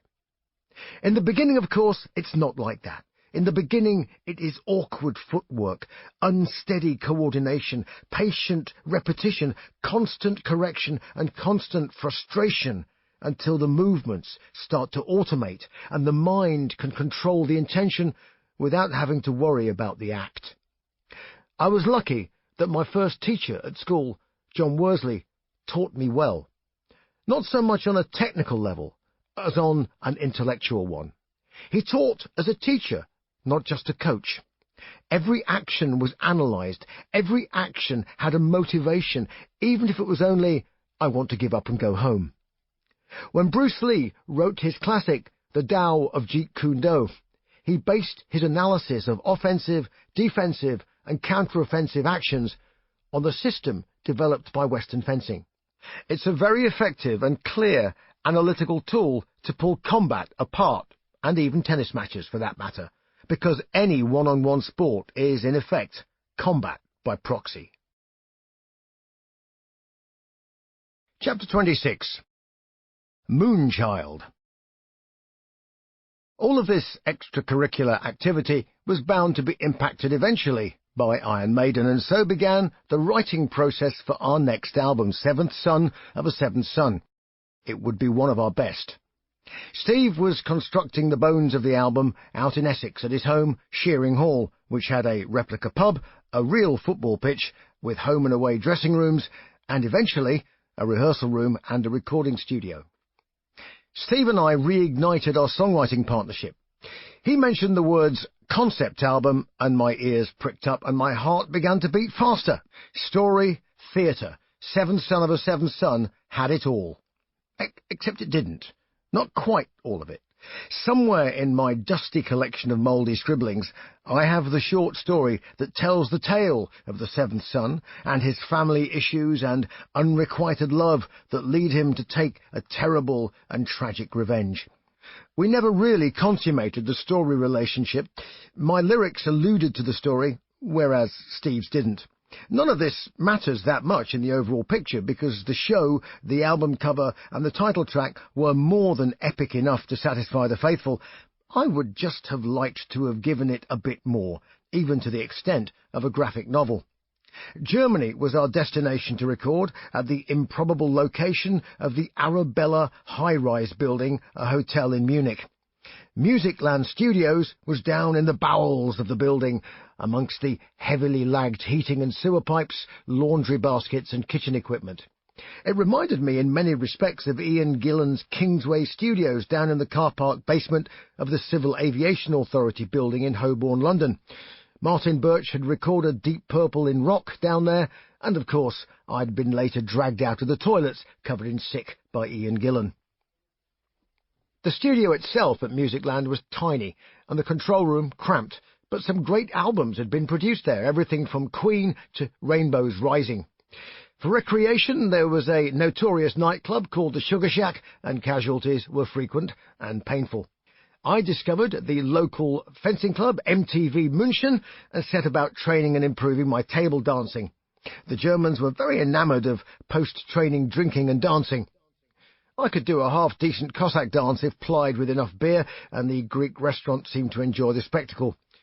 Wheat beer was a new experience, and it came in brown, blonde and Hefe varieties, the latter being full of yeasty bits, more reminiscent of Marmite soup. All of them made your head hurt the next day. We all went a little stir-crazy in Munich. Dave Murray had decided to try a little conjuring in his spare time, of which there was far too much. One famous evening on the 16th floor, Marvin appeared when Dave was attempting to make something disappear. "See that chair?" Marvin growled. "I can make that disappear." So he chucked it off the balcony. This stir-crazy stuff was starting to get serious. I had a plan to save my sanity, and when the opportunity to escape the awful brown and green apartment came, I pottered up the road to what was then the capital of this side of a divided Germany, Bonn. I rented a small bedsit, bought a second-hand telly, and put a mattress on the floor. I would fence full-time at the elite Fechtklub Bonn, a Bundesleistung Training Centrum. Just rolls off the tongue, doesn't it? I was one of the oldest guys there, and I still wasn't 30 yet. It was entirely dedicated to producing champions, and everyone thought I was a bit mad, especially as I was still getting to grips with using my left hand. I completely forgot about albums, music, and all the rest of it. I had breakfast, went for a walk, went training, then for a beer, watched telly, and then went to bed. A young journalist and a photographer from the Daily Mirror turned up. I invited them up for a cup of coffee to discuss the article they were going to write. It was obviously Iron Maiden related. When I went down to the front of the building with the photographer, he asked where the journalist was. "I left her upstairs," I replied innocently. He looked at me aghast. "I wouldn't do that." "Really?" I replied. "Surely she wouldn't go through any personal stuff, would she?" We retrieved her from my dirty laundry and tins of baked beans. She looked genuinely horrified at where I was living. "Why do you live like this?" she said. "What's wrong with it?" I replied indignantly. It was as if having a simple life was an affront to the gods of gossip, which I suppose it is, really. I learnt a few things about Germans, and one of them is that they love to discuss bodily emanations, especially poo. I caught a bad cold, and was feeling a bit miserable. I'd been invited round to Sunday lunch with Thomas, another fencer. A dozen of us sat around with me, shivering away. "You are sick," Thomas announced, and went to a back room. After some rummaging around, he came back with a long piece of brown flexible pipe and what looked like a stirrup pump. "Here, take this," he proudly offered. "What is it?" I inquired cautiously, although I had a pretty good idea. "Well," he grinned broadly, "this tube you put up your ass, and this you fill with water, and in a few minutes you will shit like thunder." There were murmurs of agreement from round the table. Thomas, that's an enema, I said. Yeah, exactly so. Thomas, what gave you the idea that an enema will make me better? Oh, yeah, for sure. I use it all the time. Louder voices of agreement from the guests. My mother gave me them from childhood. Your mother? Thomas's sister piped up. Oh, not just Thomas. We all had them together. The whole family. Shit happens, as the saying goes. The family that enemas together stays together. Eventually, the band joined me, and we rehearsed in nearby Cologne, in a nightclub that was also a gymnasium. I believe the owner was eventually entertained by the German government for a number of years, because the powders he was selling certainly weren't Beecham's. I'd worked with Derek Riggs on the cover for the album, which had a touch of Salvador Dali about it, with its slightly surreal procession of candles and a partially disembodied skeletal Eddie. Next to Power Slave, it's my favourite Derek Riggs cover art. The stage set was enormous and was based around being elemental, as in ice. The tour was predictably successful, particularly in Europe, where we were hitting the big festivals, famously Donington in the UK. Sadly, that day was marred by tragedy, with death and injury on account of the appalling muddy conditions underfoot caused by torrential rain. We were spared the details of the terrible event until after the show had finished. Any moment of triumph was short-lived. Nothing is worth the cost of a human life, especially not an entertainment event. There have been subsequent situations that we've had to manage. A more light-hearted one was when the entire electrical supply at Earl's Court decided to weld itself together halfway into the set, and all power was lost to sound and lights for a full 40 minutes. The crew did an amazing job of splicing together high-voltage cables and restoring power, while we juggled, pulled faces, played football with the audience, and generally kept the plates spinning. These are times when you can be truly proud. In Rio, at the Olympic Arena, an entire section of barrier collapsed in a heap of jagged aluminium. The barrier was a cheap copy of a successful design, but had been built using substandard materials instead of high-grade metal. I stood with a translator for half an hour as we persuaded the crowd to leave and come back the next day. That they did so and didn't trash the place is testament to the simple interaction between human beings. Back in 1988, the Seventh Sun Tour was all conquering. But equally interesting for me was meeting video director, editor and auteur in general, Julian Doyle, who was initially called in to direct Can I Play with Madness? Julian and I went on to direct and storyboard several more ideas and, of course, the Oscar-defying feature film Chemical Wedding, starring Simon Callow as Aleister Crowley. Before Aleister Crowley, though, came Monty Python. Julian was Python's film guru. He reassembled the film Brazil from the cutting room floor, having finished large chunks of it himself because Terry Gilliam was ill. As an editor, his credits extended to virtually all the Python films, and he taught at film schools and was his own lighting director and cameraman. After directing Donald Sutherland and Kate Bush in Cloudbusting, Julian was asked to come up with ideas for Can I Play with Madness? He managed to engage Graham Chapman to perform in the video. Graham was sadly quite ill from throat cancer during filming.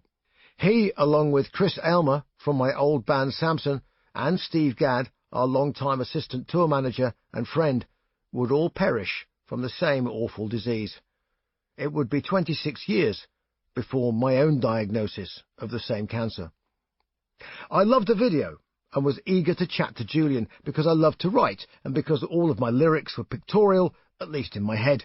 When I sang, I saw movies of the story unfolding. All my voice did was tell the tale of the theatre in my mind. Julian regaled me with tales of time bandits, Harvey Weinstein and errant Beatles. "Why don't you do an Eddie movie?" he suggested. I thought about it and wrote several treatments, but it was obvious to me that it was neither the time nor the place for an Eddie movie, even if it could have been smuggled past the maiden gatekeeper, Rod Smallwood. It was just not a possibility. "How about doing a movie about Aleister Crowley?" I asked. "Nobody's done one." Hold that thought.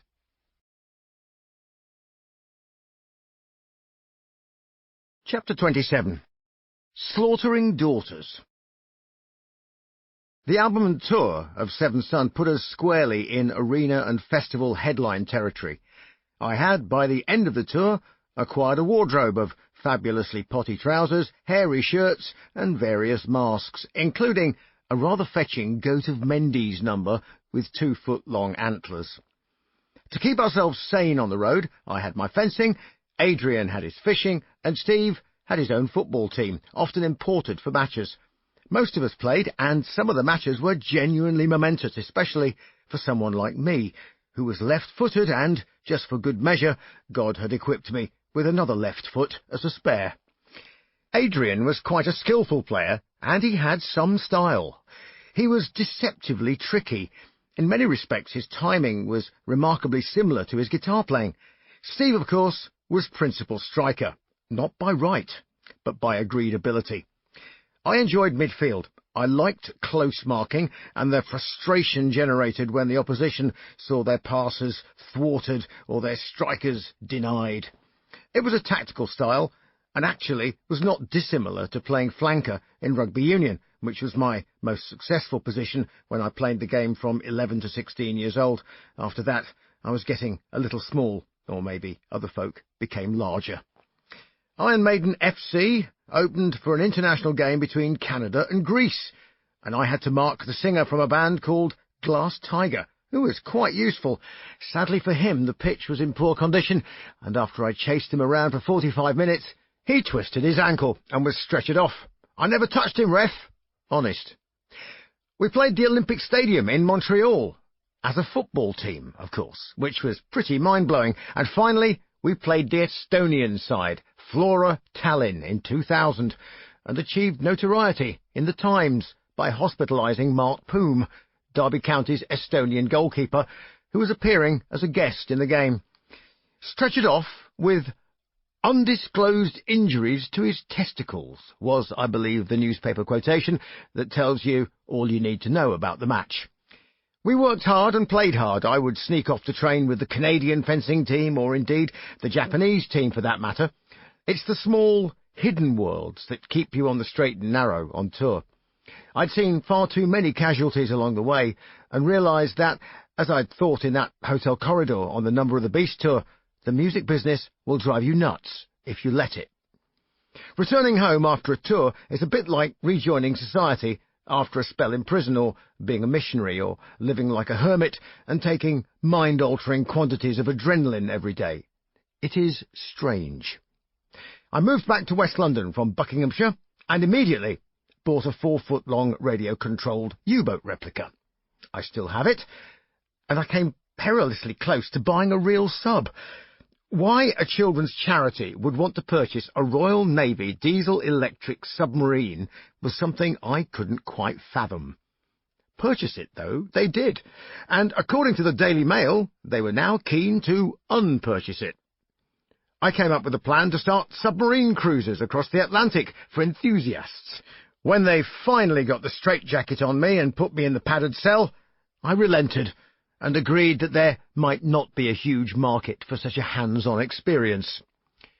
After I'd calmed down, I went back to having a few pints of beer by the River Thames and watching ducks and swans go by. This is where Yannick Gers and I start to get into double trouble. I'd known Yannick from his days in a band called White Spirit, who were contemporaries of Samson.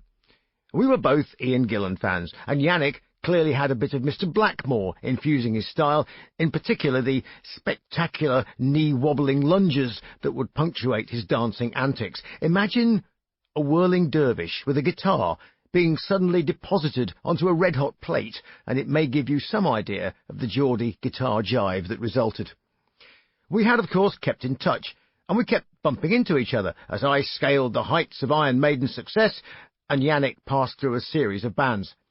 As we sat having a beer, he seemed resigned, somewhat depressed, about the state of the music industry, saying, "They're more interested in your fucking haircut than whether you can play guitar."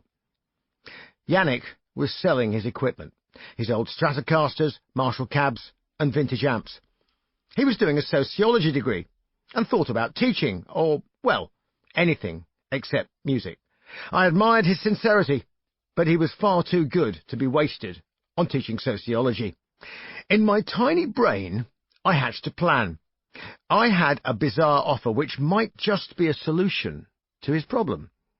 Ralph Simon of Zomba Music, you may recall, was our bearded, friendly South African music publisher.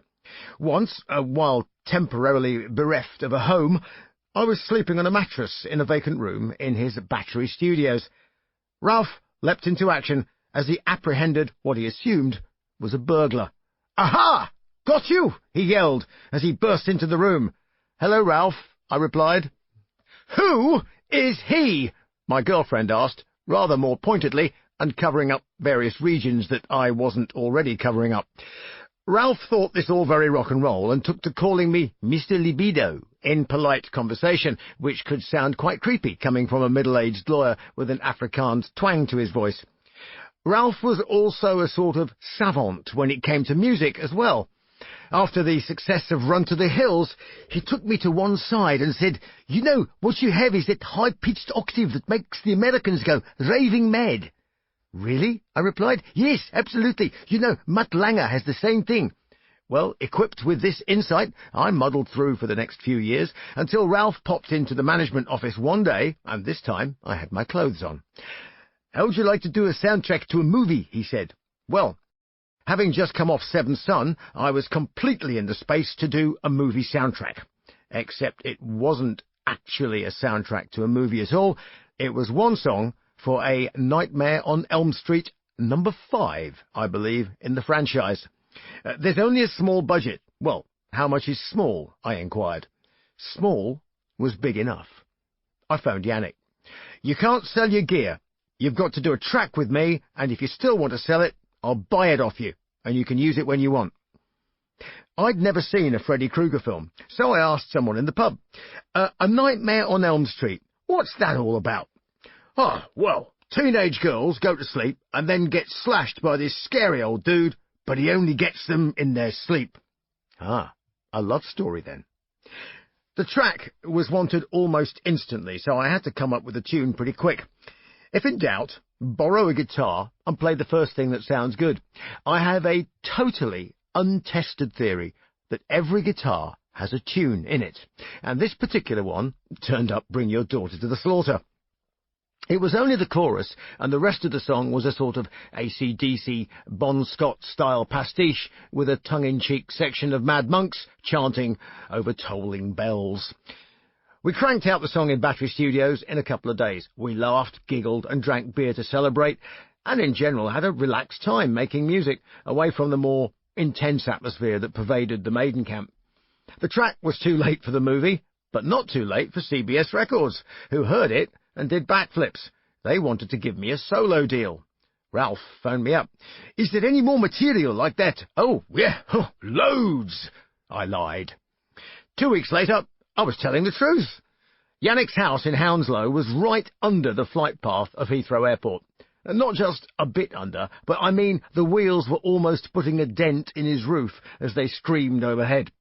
It meant the next-door neighbours didn't complain about the odd scream emanating from his lounge windows as we wrote the album. We had to crack on, so I just made a list of staple rock songs. We already had a sort of AC/DC one. We needed a ballad, an anthemic one, a sort of Rolling Stones groove one, a boogie-type thing, maybe a cover as well. Luckily, I'd recently done a charity show for the Prince's Trust at Wembley. I was given the Bowie song All the Young Dudes to perform, which of course was a seminal track for Mott the Hoople. I was more surprised than anyone that it seemed a natural fit for my voice, although, to be fair, I don't think we improved on the original. Then, while having a beer one night, I went for a piss, and there on the wall were the Proustian lines. "No muff too tough, we dive at 5. Couple more beers, and some further stupidity about the legendary children's TV show, Captain Pugwash, and Dive, Dive, Dive was born, or rather, submerged. At least I had a 4-foot submarine to feature in the video. The Single Tattooed Millionaire was written unexpectedly after talking about Graham Bonnet, the one-time singer in Rainbow, with an extraordinary high and raspy voice. And then Yannick played what is, for me, the best song on the album, and also the name of the first chapter in this book. The TV was on in the background, sound turned down, and Jan played the opening chords to what became Born in 58. I asked what it was. Oh, something I had kicking around. The instrumental portion was virtually complete. I just added the vocal over the top of it. EMI Records had given each of us in Maiden a one-off option to make a solo album. Well, now was the time to exercise that option. Who should show up to make the video for Tattooed Millionaire but Storm Thorgerson of Hypnosis and Pink Floyd fame? Storm came via a contact of a new manager at Sanctuary, Maiden's management company. Not quite a yellow submarine, but rather a subterranean submarine, upping its periscope into the lurid lifestyles of the rich and infamous was the basic premise of the video. I was very enamoured of the submarine control room and wanted to install it in my attic, complete with periscope, but the men in white coats explained that it all belonged to a prop house. Such a disappointment. I watched Storm direct, and the cheeky thought occurred to me that he was having far too much fun making all these videos. "You're just making it up, aren't you?" I whispered to him one day. "Don't let on, dear boy," he whispered back to me. Chapter 28. Fault Lines. America turned the page and I re-entered Iron Maiden world, having unwittingly written what would turn out to be our only #1 single.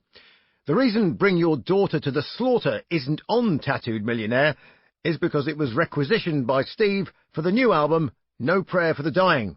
Of course, it had to be re-recorded. The idea was mooted that we should somehow go back to our roots. We would record everything at Steve's house and use the Rolling Stones mobile studio, which all sounded rather grand. There's a line in Smoke on the Water that immortalised the ancient ruin that pulled up outside Steve's Grade 2 listed manor house. Honestly, I think we had all fallen under the spell of papal infallibility. Why is the Pope always right? Well, because he is the Pope and can never be wrong. Well, what if he actually is wrong? This is simply a difference of opinion, and the only opinion that matters is, of course, the Pope's. Bands, business leaders, popes, and entire countries fall victim to their own circular beliefs. Indeed, they become the ultimate victims of their own success, desperate to avoid uncertainty and surrounded by people who always agree. They cross the line from artistic integrity to artistic stagnation. Maiden had a double problem, in that it was becoming harder to break out of a core audience without radically changing the sound of the band. The latter was simply not an option. The sound of the band was its identity, unlike other bands who flipped and flopped according to fashion. Maiden's success was based on reinventing the wheel that drove the heavy metal bus. Its dilemma was how to reinvent the wheel with every new album and tour. Maiden had gone way beyond the third album watershed moment. The big question was, how would the band sustain its trajectory into being legends and not start a slow parabola into the dustbin of history? Our problem, in my opinion, was that no one was acknowledging that big question. Things were, quite frankly, too good to be true. For the second time in my Iron Maiden career, a major schism occurred. Adrian Smith quit. Nobody saw it coming, and I don't believe Adrian did either, in the same way that no one intentionally steps into quicksand or plays hopscotch in a minefield. A Roman soldier was famously supposed to fall on his sword to avoid dishonour, but I'm not sure Adrian knew there was a sword lying in wait as he voiced his concerns about the upcoming album one fateful afternoon. He clearly wasn't happy with the current state of affairs, but I don't believe he wanted out. He just wanted to make it better. Conversation turned into accusation, and, in the end, it was our own hubris, fueled by our seemingly untouchable success, that sealed his fate. He was not fired. He simply walked into a lift shaft where there was no lift. Management, of course, took care of the press fallout in what was quite a surprising story. Maiden's management have always been fanatically devoted to the band at all costs, which is exactly what is required most of the time. Few bands in history have had such a dedicated manager as Rod Smallwood. I once had to give him an award as Manager of the Year, at an awards dinner. It was all supposed to be a secret, and it was difficult enough just to get him to turn up. The room was full of his peers, plus the great and the good, the bad and the ugly from the music industry. "I fucking hate these things," he grumbled. "Anyway, what the fuck are you doing here?" I scribbled on a pad under my jacket, notes for my speech. "What are you fucking writing?" "I bloody hate this." At which point, an eager American music executive flashed his Insta-bright $1,000 perfect bite at Rod and said, "Mr. Smallwood, it's an honour. I've always been an admirer of your work." Any minute now, the business card would come out. "You think I'm in the music business, don't you?" Rod said. "Why, yes, I'm not in the music business. I'm in the Iron fucking Maiden business." With that retort, the young lion retreated, having been well and truly biffed by the old contender from Huddersfield. The secret of his success was that he was focused entirely on the band, not on the well-being of any other creature on earth save family. His success in guiding our career was enabled by his partner and our lifelong business manager, Andy Taylor. With a first-class degree from Cambridge, where he and Rod met in 1969, Andy's navigated and negotiated Maiden's financial survival, and has permitted us the creative freedom to play music without looking over our shoulder. But neither Rod nor Andy have ever had any significant input into our musical endeavours. Indeed, there has for many years been a total exclusion zone in the recording studio, banning managers, agents, lawyers and record companies from chucking their opinions about. Most of the time, I think this is a good thing.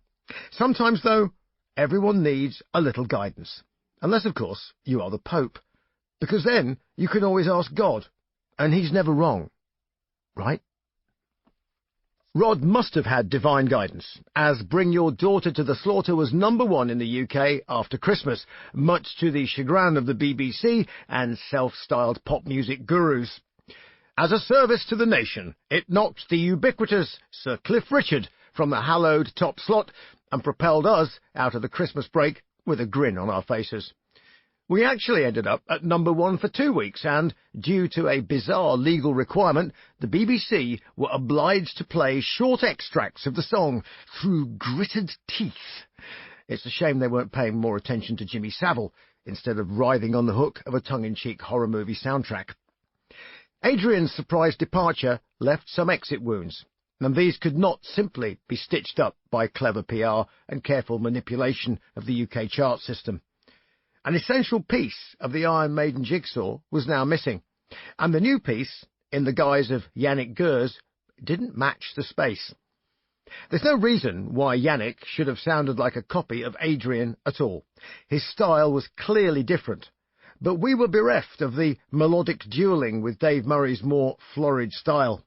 Dave tended to fuse torrents of notes cascading over the solo sections, whereas Adrian always felt as if his solos were on the edge of a precipice, real cliffhangers, so you hung on every note.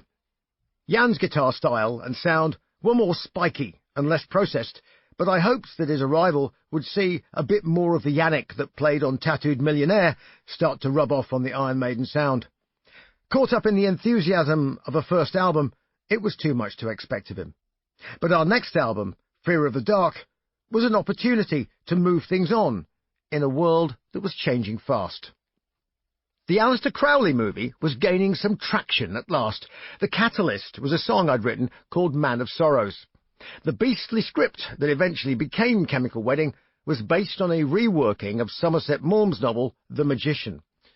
Maugham had met Crowley, loathed him on sight, and created the character of Oliver Haddo, the evil sorcerer trying to create the homunculus, or moonchild, in his lair in Scotland. Crowley himself wrote a similar novel, actually called Moonchild, but with far less of the hammer horror plot of Maugham's. Maiden's lyrics are littered with references to Crowley, from Revelations to Moonchild and Power Slave. Julian Doyle and I had frequent script meetings. One rewrite was done by Jimmy Sangster, who wrote many of the original Hammer movies. I actually liked it. Julian thought it was horrible and too traditional. We ploughed on, staying in the period up till 1947, when Crowley died of a heart attack. He was taking enough heroin every day to kill a dozen normal mortals at the time.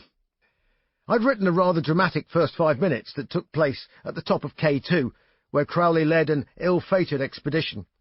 He was a world-class climber, despite his asthma and drug addiction. That scene, plus the demo track Man of Sorrows, saw the film being optioned by Velvel, Walter Yetnikov's fledgling production company. Walter had been executive producer of Ruthless People, and now had an appetite for the movies, after CBS Records had been sold to Sony Music for rather more than it was worth.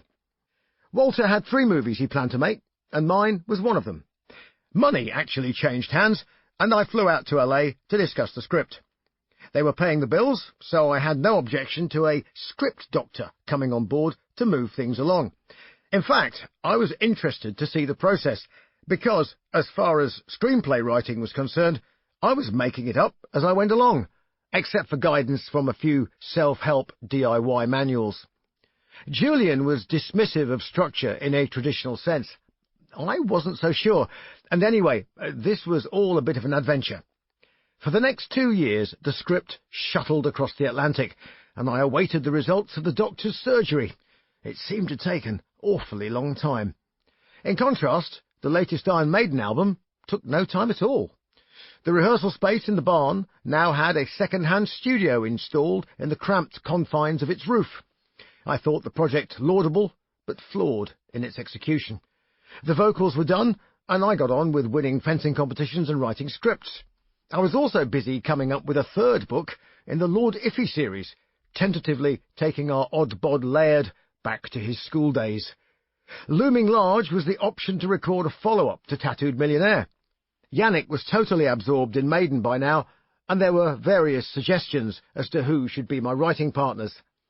I realized that I didn't know any musicians anymore. In fact, I didn't know much about anything outside of Iron Maiden, so complete had the submergence been for the last 10 years.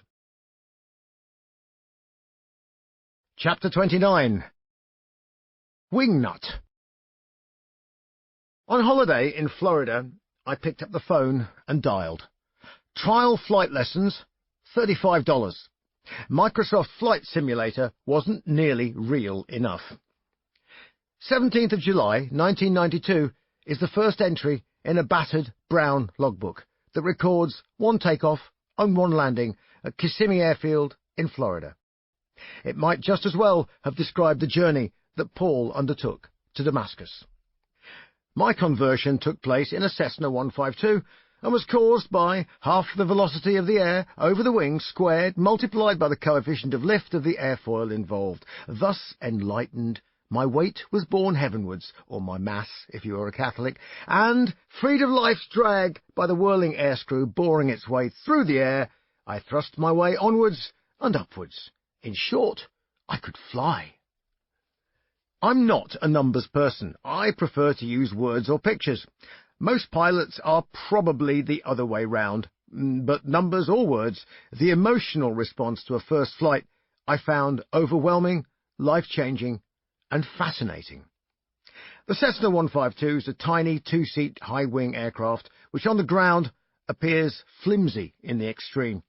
Yet here I was, at 1,500 feet above the Florida landscape, with the sunset just beginning and the rolling Everglades and lakes crisscrossed by roads and waterways.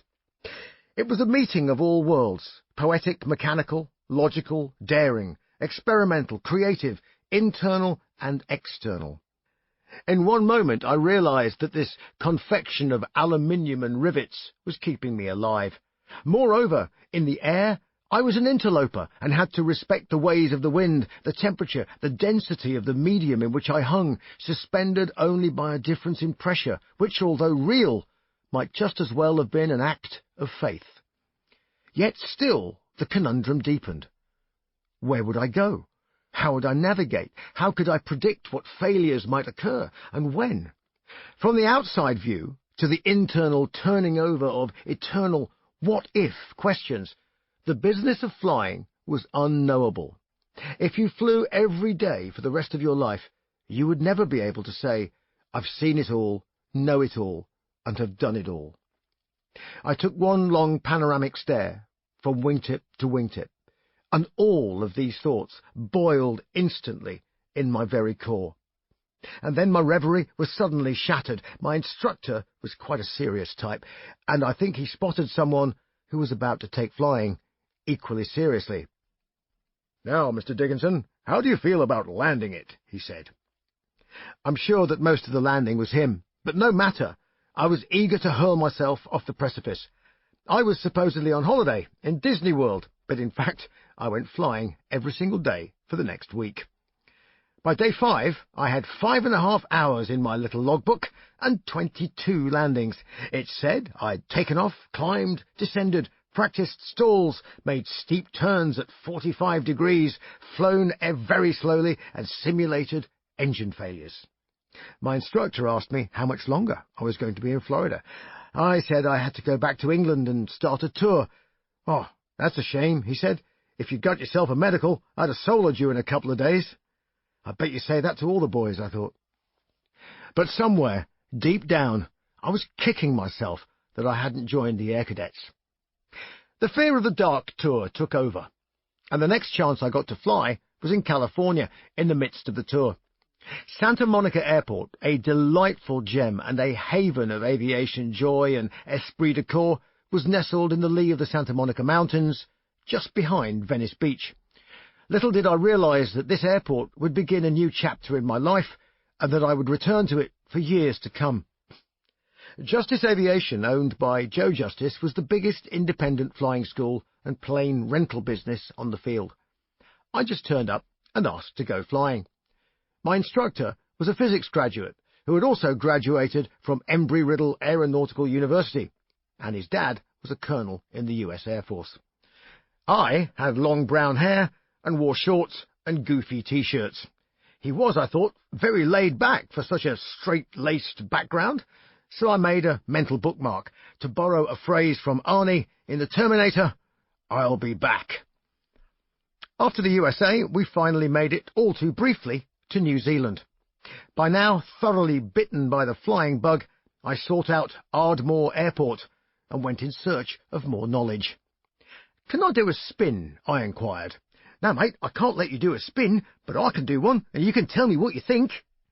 The nose of the plane went up, the engine noped back to idle, one wing dropped so the earth was to my left, and my backside was going the opposite direction. All at once, the left window view said sky, earth, and the view through the front window said earth upside down, earth getting much bigger, earth, and suddenly, abruptly, the rotation stopped, the wings levelled, and the engine note resumed its normal busy grumble.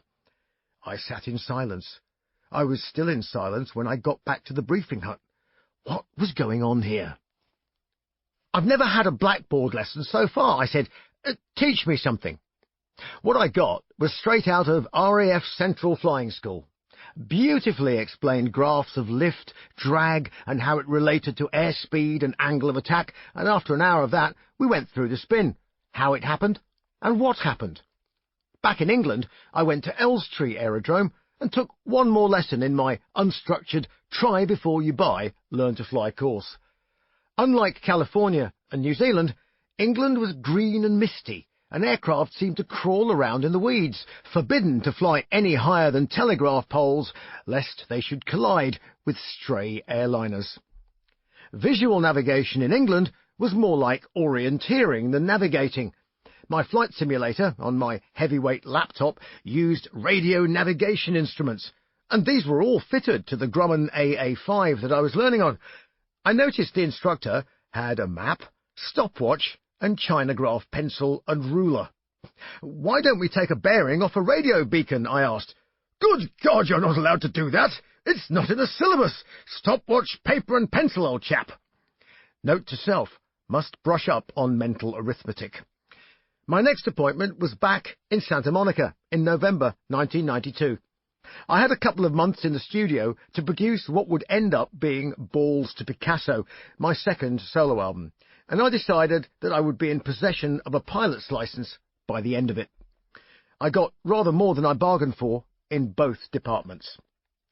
Most people were under the impression that Tattooed Millionaire had been a serious attempt at a solo record, when, in fact, it was just a bit of fun, well executed, and with a lot of record company enthusiasm behind it. The next record, for me, had to be something much more serious. And what I didn't want was a same old rehash of 70s hard rock. Bands like Soundgarden and Faith No More actually sounded innovative, whereas the traditional metal world often looked like transsexuals in need of a shave. Maiden had always stood apart from any defining tribe, even though we were endorsed by quite a few. My problem was to establish where I belonged in modern rock music, if indeed I belonged in it at all. I had been steered in the direction of working with a traditional metal band called Skin. This was in the erroneous belief that I wanted to make a sequel to Tattooed Millionaire in the same vein. I wasn't happy with the result. As I scratched my head in bemusement at my lack of creative spark, the thought occurred to me that perhaps my time was done. Maybe Maiden was as far as I got in this life. I could take solace in the advice the cannibal who doesn't want to eat his neighbour was given by his hungry friend. Oh, stop moaning, shut up and eat the chips. At the end of the Fear of the Dark tour, I'd been on the bus back to Narita Airport in Tokyo. We were going home, and it was another self-satisfied success. I tried to raise my concerns about the sound and production of our albums, about the assumption of perfection and the lack of honest criticism within the band. Everyone looked at me as if I'd lost my mind. Maybe I had, or maybe we were on the slow trajectory to a luxurious creative extinction. Los Angeles would be the origin of my new future.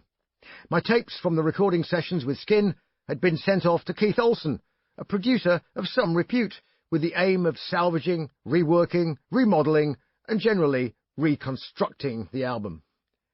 Keith had his own studio in LA and had reworked David Coverdale's records, turning them into American radio monster hits. The problem was that I preferred David Coverdale produced by Martin Birch.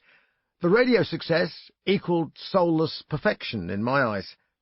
Nevertheless, I turned up in LA, started to navigate my way round the 10 to the 405 to the 5 and the endless numerical cat's cradle that comprises the freeway system, and arrived on the doorstep of Goodnight LA Studios.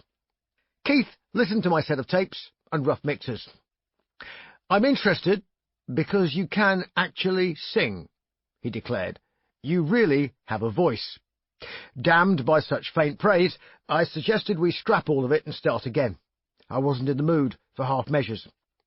I was also paying for it myself. I wanted a dark and emotionally jagged record, in line with my thoughts at the time. One of the albums I referenced was Peter Gabriel's third album, which I regarded and still do as a masterpiece. Keith imported session keyboard players to work with me, plus different drummers, guitarists, and backing singers. It was fascinating, but artistically barren. The level of technical expertise in all of them was astonishing, but they were smooth and effortless. Life is not like that, and nor did I want my own music to be like that. The icebreaker in all of this was Keith's engineer, the rather colourful character that was Shea Baby. He was an ex-US Marine who'd done his time in Vietnam and now did his time in the recording studio. As I reworked and waded through musical treacle, trying to find my way through the Grimpen mire to a Sherlock Holmes moment of revelation, Shea provided me with the compass. "Come and see my buddy's tribe of gypsies," he suggested, so I did. In another revelatory moment, I had my faith in music rekindled by this astonishing combo.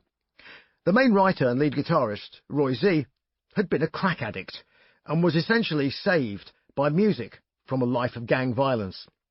The conga player was already an ex-gang member and had done time in jail. The bass player, Eddie, was so cool that even the gangs in the barrios gave him respect and agreed a truce around his house. Eddie was a rock. The whole Latino scene in LA was unknown and a mystery to a rich Anglo kid, but my saving grace was that they were all rabid Iron Maiden fans. If they'd been a man of war, I think they would have sunk half the Royal Navy. They were so good. There was love and power and passion and soul and no money, no managers, no politics. Watching their gig was both inspiring and depressing because they deserved so much more than half the bands out there. I went round to Shay's house and met Roy Z, one-on-one, plus a guitar or two. He was embarrassed to ask if we could write together, assuming that the almighty Bruce Dickinson wouldn't be interested. I was equally convinced that Roy didn't need an old crock like me making suggestions when it was manifestly clear that his band was sensational. By mid-afternoon, we had each other bouncing off the walls. By early evening, we needed small buckets of beer to calm us down. All it took was Roy playing one guitar riff, which turned out to be the opening to a track called Laughing in the Hiding Bush. I thought you might be able to do something with this, was how the process started. Back in Goodnight LA Studios, I was halfway through the second incarnation of my solo effort, and I realised that the previous day's efforts with Roy Z had made it obsolete overnight. I was going to have to start again. To scrap one album is understandable. To scrap two is careless. To scrap three is just creative payback for 10 years of making music in the same silo. I was renting a small house in Brentwood, just up the road from where the O.J. Simpson murder occurred. A heaving mass of sinful carnality it certainly was not, at least not on the streets after dark. Indoors, perhaps, was another matter. LA is a very early town. Maybe the movies and the 5 a.m. makeup starts have rubbed off on the rest of the population, or maybe these stupidly early joggers are just prescription drug addicts living in plain sight. But in any case, after getting back from the studio in the evening, bed was really the only option. I was on track to deliver my now third attempt at the album, which I was determined to finish in the UK, with Shay Baby in charge of production and using elements of what I had already recorded in Goodnight LA. Crucially, I would bring over Roy and the Tribe of Gypsies to West London and finish my new recordings at the Powerhouse Studios in Stamford Brook. I was also on track to get my pilot's license before the end of February. Pilot's licenses come in all shapes and sizes, and the USA issues its own, which are recognised by but are not the same as those of European authorities, and in particular the British. I was using the US syllabus, and the licence would be an original issuance of a US licence. I went on to garner various other US licences up to commercial pilot and flight instructor for single and multi-engine aircraft. I stopped short of bothering with the airline transport pilot licence because by that time I had a British airline pilot's licence and was rather busy with a multitude of other activities. Right now in California, I was after the most humble of US licenses, a single-engined land plane, as opposed to seaplane, licence, which would allow me to fly around day or night, as long as I stayed nowhere near a cloud and avoided other aircraft, objects and people by use of the Mark I human eyeball, 2 of which are fitted to this human unit and fully serviceable. I equipped myself with maps, or charts, as my instructor insisted I call them, and a circular computational slide rule from the Second World War, plus pencils, plexiglass rulers calibrated in nautical miles, and a protractor to measure angles. Ever the master of pragmatism, the US conveniently published all the questions on their database for the written examinations. Ever the model of free enterprise, books were available with the answers to all 1,000 or so questions, along with worked examples of weights and balances, navigational, technical, aerodynamic and regulatory problems. I imagined people with brains the size of planetariums who didn't go out very much constructing these books, which now, of course, are all available on the internet as interactive instruction programs. I spent early evenings and sometimes late evenings with my head down, bashing through the syllabus and practice paper after practice paper. The pass mark in the exam was 80%, and it was conducted by computer, which created a bespoke test for each individual. The inconvenient truth was that it was possible to cram for the test and scrape a pass. It wasn't my intention, but it was nevertheless a possibility. My straight-laced but laid-back instructor started to quiz me as we progressed through our flying to simulate the test. The winter weather in Los Angeles can be surprisingly unhelpful. Coastal fog, 3-day deluges, and mountain wind effects can all conspire to scupper the most determined schedule. If it rained, I did ground school. If it was foggy, I must admit to a fascination since childhood. What daydreams and apparitions could it contain? I would eat breakfast at the Spitfire Grill by the side of the runway and watch the rolling tumbleweed of sea mist curl around the control tower as the airport sat in eerie silence. It was then that ghosts appeared. The ghost of the Douglas Aircraft Company that built the DC-3 right here in Santa Monica. The airfield was originally known as Clover Field, and aviation started there in 1923. Just offshore lay Catalina Island, with its airport perched atop the fog when it rolled in. Over the mountains to the north was the Mojave Desert, scene of the right stuff and still home to mysterious spooks of its own, including U.S. Air Force Base Plant 42 at Palmdale Airport with Lockheed Martin and the infamous Skunk Works. I loved the desert. When I obtained my license, I would often hire a plane and fly out to near Joshua Tree or Apple Valley. If it was early enough in the morning, the silence after cutting the engine was deafening. My breathing was the loudest sound. The effect on the mind was like dragging a rake across a disordered patch of sand or gravel. The desert seemed to soothe and calm the tempestuous mind that always bounced off the inside of my cranium. It was not inspiration, it was exhalation and nothingness. I soloed my first 3 landings at Mojave Airport. My instructor said I'd been ready 10 days before, but the landing traffic at Santa Monica was always ridiculous, sometimes up to 20 aircraft in the circuit at once, so we delayed until our first cross-country flight, which was to Mojave.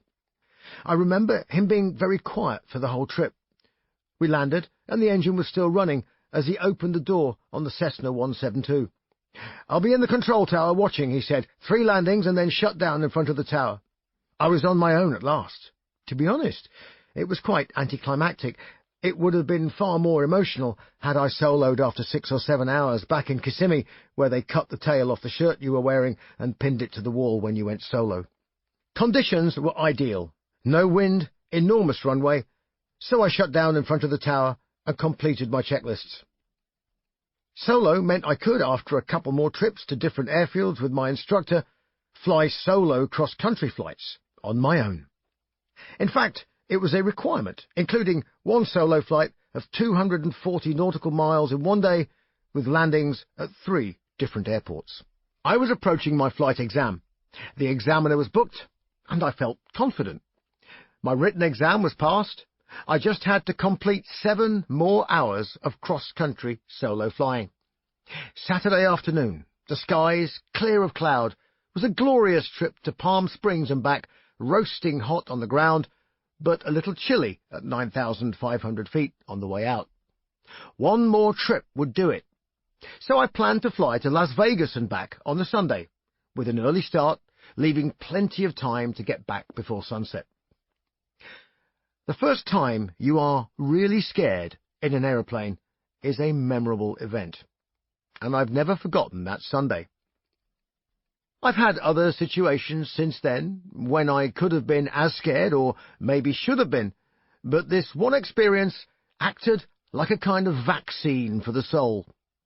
Be afraid and be scared, but panic will kill you, not fear.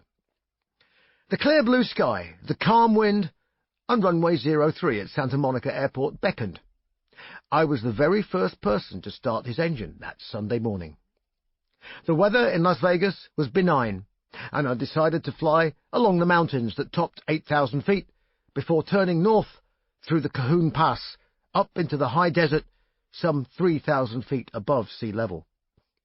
The takeoff was smooth, the sky deserted, and I quickly picked up a radar code with a helpful controller who had advised me of any other traffic. Uncle Sam was watching over me. I climbed to 7,500 feet, and it started to get cold as I paralleled the snow-capped peaks, heading out over Ontario Airport and towards San Bernardino.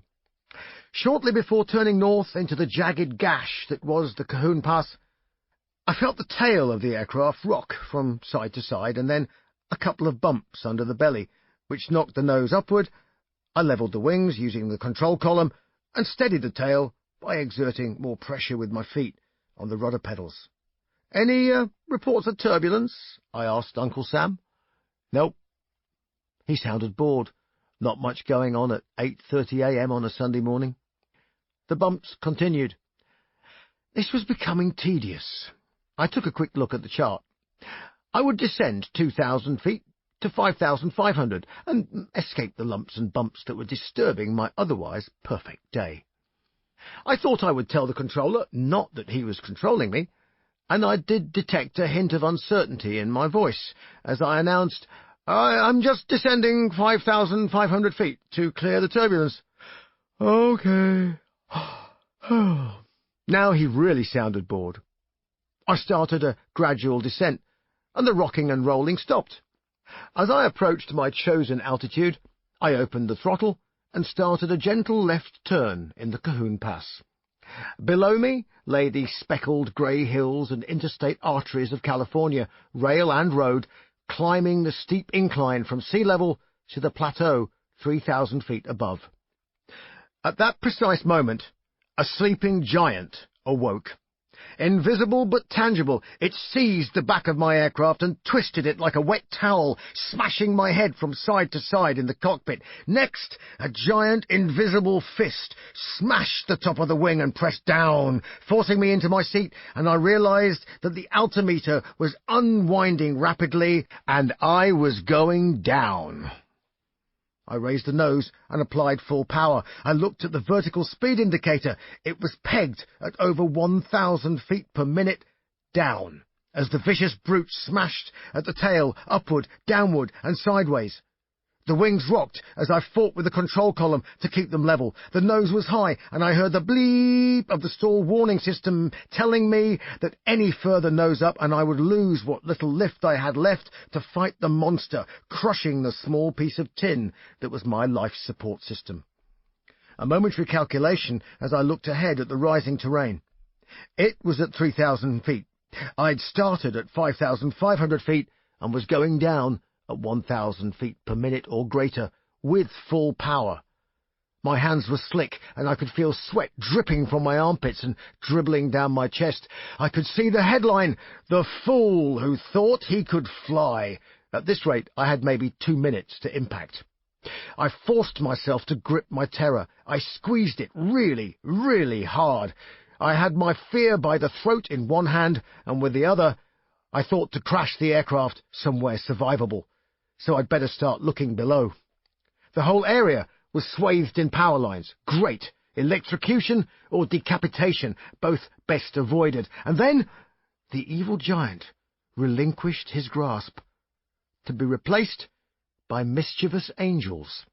My ears popped, and I swallowed to clear them as my tiny machine was borne heavenward on invisible wings. The altimeter was rising again, and the vertical speed indicator was pegged at over 1,000 feet per minute, upward. I pulled the throttle back to idle, to no effect. I was being tossed upward like a feather, and I was drifting over to the other side of the V-shaped pass. The entire cycle had lost me 500 feet, and as I approached the top of the ridgeline again, the whole roller coaster started again. Down I went, full throttle. Up I went, throttle at the idle. All the time losing around 500 feet as the ground came up to greet me with each iteration. Finally, I staggered through the pass and out into the high desert with about 1,500 feet to spare. I still had another 2.5 hours of flying before I got to North Las Vegas Airport. Somehow, I made it. I landed in Vegas and bought an omelette and chips. I was so shaken up, I thought I might just give up. I was sick to the pit of my stomach, though luckily I'm not one to decorate the toilet with good food. Chapter 30. Out of the Frying Pan. Tears of a Dragon was the big track on Balls to Picasso, and most of it was done at Goodnight LA Studios. Of the various other tracks, most of them sounded emasculated, and that was just a product of the people involved.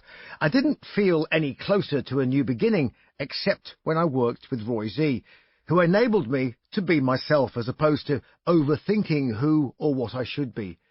Gradually, the pendulum was swinging back to more conventional rock and roll, but I loved the rhythmic nuances that Roy and the Tribe offered, the sheer groove that was available. One thing was clear to me. The word cathartic was starting to apply to the entire process, and flying was amplifying my reality. I'd written a song called Original Sin, which was about the relationship between me and my father. It never made the album, but it's one of the darker songs from the Keith Olsen sessions. I felt quite guilty about the chorus. Maybe it was just me feeling sorry for myself. Maybe it was too cruel. Tell me, Father, where have you been all these years in Original Sin? I saw you each day, we had nothing to say, and now it's too late to begin. Whatever the result of the song, good, bad, or indifferent, it was those words that made me wonder what I was doing in Iron Maiden, given the way the albums were going. I spent my days in a strange mixture of euphoria and uncertainty. One morning, the LA Times lay strewn around the floor, most of it disposable advertising supplements, and I managed to locate the bits pertaining to actual news and opinion. Thought for the Day was a feature I seldom noticed, but on this day I read it. It was a quote from the writer Henry Miller. "All growth is a leap in the dark, a spontaneous, unpremeditated act without the benefit of experience." So at that moment, I decided to leave Iron Maiden. You can blame Henry Miller. You'd imagine that for such a potentially life-changing decision, I would have made a plan. But whether from naivety or just plain enthusiasm, I hadn't. Rod Smallwood came round to the studio in LA, and I played him some of my material. "I've got some good news and some bad news," I said. Rod shifted in his chair and started to look a trifle uncomfortable. "What's the bad news?" "Well, the bad news is that I feel I have to leave the band, so I thought I'd tell you first." "What's the good news?" "Well," I began brightly, "now you have a whole new solo artist to manage. You'll find another singer for Iron Maiden. It won't be so difficult. There are plenty of them about." He didn't look convinced. "Shall I tell Steve?" I asked. No, don't talk to anyone. I'll deal with it all." And of course, he did deal with it, in exactly the way you would expect of one of the best managers in the world. I still don't know what he told the rest of the band, but I'm sure his mind was already spinning damage limitation and making plans to avoid a rock and roll Chernobyl in the media. The two live albums released in the wake of my resignation were not the finest in our repertoire, and the second, a real dead one, seemed almost prophetic in retrospect. Nevertheless, my departure was stage-managed so as not to disturb the delicate equilibrium between perception and reality. I would do one last tour, followed by a one-off TV special featuring an illusionist called Simon Drake. I happily agreed to be sacrificed in an Iron Maiden at the climax of the proceedings, blood gushing out of my mouth as the spikes penetrated my body. Just to make the point, the cover of the single Hallowed Be Thy Name featured yours truly being skewered through the chest whilst being roasted over the fires of hell like a long-haired marshmallow.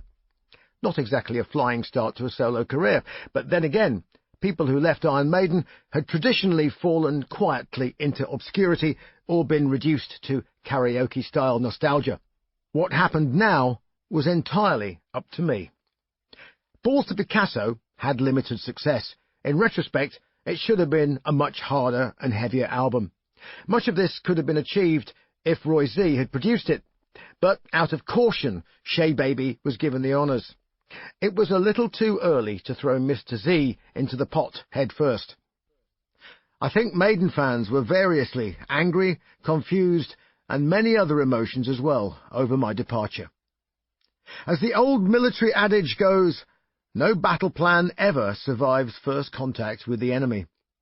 The nearest war going on was in Bosnia. I was about to have that first contact.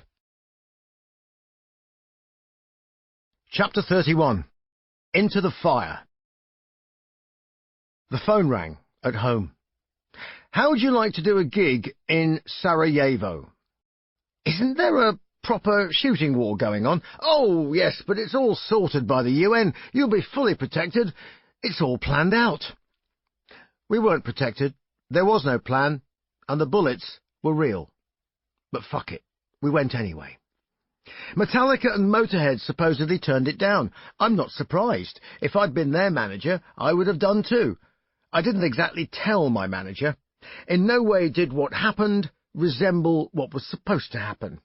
What did occur became one of those events that changed the way I viewed life, death, other human beings, and traffic lights. I got a band together, and we loaded up 500 pounds of equipment onto a 737 and embarked on a military charter flight to Split in Croatia. The aircraft was half full of soldiers who looked at us with faint disdain. They were getting paid for putting themselves in harm's way. We were getting paid zero. It was winter in the Balkan Mountains. I bought a rucksack. I wore my army boots on stage anyway, plus the old Swiss Army greatcoat I'd worn for the video of Tears of a Dragon. Underneath, I had my old smock from my TA days, lots of pockets, nice and warm, plus a woolly hat. I shoved a bottle of Jameson whiskey in for good measure. I thought the bottle might go down well with our organiser. His name was Major Martin, and he had his own rock show on Radio Zid, which was a local station still broadcasting in Sarajevo itself. The plan was to arrive in Split, don flat jackets and blue UN helmets, jump in a Sea King helicopter, fly to Sarajevo, do the gig, and come home. Job done. We got as far as Split. I saw the helmets and jackets piled up in a corner of the arrivals hall. A Colonel Green met us, and no, this was not a game of Cluedo. "Are you chaps the British rock band?" he said. It was one of the more obvious questions I've ever been asked. I nodded. "Well, sorry, but you have to go home. Here are your boarding passes." He brandished our return travel documents. We would be going home on the same aircraft that had bought us. "What if we don't go?" I asked. "Next flight is in 1 week," replied the Colonel. "In any case, there are no spare helicopters and the weather is bad. Also, the UN have got wind of it, and Akashi doesn't want to upset the Serbs." Akashi was the UN envoy with a reputation for appeasement. Colonel Green walked away, obviously busy with more important things than a bunch of crazy longhairs wanting martyrdom. Outside were row upon row of white-painted UN trucks and armoured cars. This was a major military base, as well as a civilian airport. I was sure we would start getting in someone's way very shortly. A cameraman from a Reuters news team walked over. They'd been hanging around in the corner of the tiny arrivals area. "I am Bosnian. This is bullshit. We can get you into the city," he said. At the risk of invalidating the little or no life insurance that any of us had, I engaged in further inquiry. "Go on." "That is a tunnel, a secret entrance. We can get you in. It's how we resupply the city." "Okay," I said, slowly turning the wheels in my mind. "How do we do that?" "I am friend of President Izetbegovic. I call him and get permission," he declared proudly. He started putting loose change together and squeezed his body into a tiny phone booth, chatting away intensely for a couple of minutes. Finally, he put the receiver down. "Well, what did he say?" I asked. "He's not in right now. He's busy." I looked at our small pile of gear, at the ragtag band of faces, and a terrified Roland Hyams, a publicist who had thought that this was going to be like Glastonbury without the chilled Chablis and yurts. "We can get into Sarajevo, maybe," I said. "There's a tunnel. If we go back, we'll never get there. If we stay, we might get there. Worst case, we stay and drink cheap beer for a week and find somewhere local to do a gig." Actually, worst case was being blown to smithereens by a Serb anti-aircraft shell or landmine or getting hit by a sniper's bullet. I put it to the vote with a promise that if one person dropped out, none of us would go, and no one would think less of him as a result. I meant it. Everyone was up for it, including the guys who were just a tiny bit terrified. They admitted to the fear and voted to go anyway. I took the boarding passes and returned them to Colonel Green. "Sorry, we're staying. We'll take our chances on getting through the tunnel." He took back the passes and thought for a moment. "Stay right here," he ordered, and scurried away, looking busier than usual. 20 minutes elapsed before he returned. "Right," he started. There was a note in his voice that said he was in charge of something, rather than tiptoeing around it. You are no longer anything to do with the UN. You are therefore guests of the British Army. As such, you will store your kit in the armoury for now, and I suggest we take you to the officers' mess for a pot of tea." The drum kit and guitar amps stacked up against mortars, small arms and magazines would have made a great picture, but we forgot to take one. By midnight, we'd been up all day and had tea and lectures about the war. An RAF intelligence officer stood in front of the big map board and explained exactly what was going on. The situation was not pretty. I still have the set of tactical maps they gave me as a souvenir. We were into our first can of beer when the door was flung open. "In the truck, lads, you're going." It was T-shirt weather during the day in Split, but chilly by night, and it was below freezing where we were going. Come to think of it, where were we going? In what? And driven by whom? The Serious Road Trip was an NGO, a non-governmental organisation, that operated relief convoys in areas the UN deemed too dangerous to contemplate. It famously drove a red London bus into no man's land during the Balkans conflict and ran a clown school for the children of both sides. The Serious Road Trip was going to take us into the war zone, and we would drive overnight via Mostar and into the mountains, finally ascending the mighty Mount Igman. At the summit, the army would take over. Armoured personnel carriers would meet us at Bosnian Army checkpoint Bravo 1, and from there take us into Sarajevo itself. So much for the plan. Our vehicle was an open-backed truck, a 4x4 with a canvas-hooped top. We loaded the gear into the back and noted the pile of sleeping bags on the planked and metal-framed floor. This would be us for the next 10 hours in near-pitch blackness. 2 crates of beer were chucked in for good measure by the chirpy young South African volunteer. He was going with us as he'd done the run before. The driver was a young architecture student from Edinburgh. We had no escort, protection, helmets or flak jackets, but we had a secret weapon. Who would possibly want to shoot at a vehicle painted like ours? The truck was bright yellow, with rather capable renderings of Asterix the Gaul, Felix the cat, and Roadrunner painted prominently on the sides and rear tailgate. It was the camouflage of imbeciles. And who would want to shoot an imbecile? We scrambled in the back and made ourselves comfy. Comfort, of course, is relative, and is as much a state of mind as an objective reality. I wedged my backside up against a flight case in the truck, figuring that between the axles was probably less spine-shattering than directly over them. I remembered the bottle of Jameson in my rucksack. I pulled it out. I'd been saving it for Major Martin. Not any fucking more, I thought, and I cracked it open, just as Roland Hyams started rolling his first joint with a small piece of cannabis resin. "Where the hell did you get that?" "I've had it in the corner of my mouth since England." I had several uncharitable thoughts, but just let out a very heavy sigh instead. He could easily end up dead, so having got this far, he might as well puff away, because it would all be gone by morning. My days of spliffs were long gone, so I passed the whiskey round. The night passed slowly, sleep was fitful, and the cold seeped deeply into our limbs.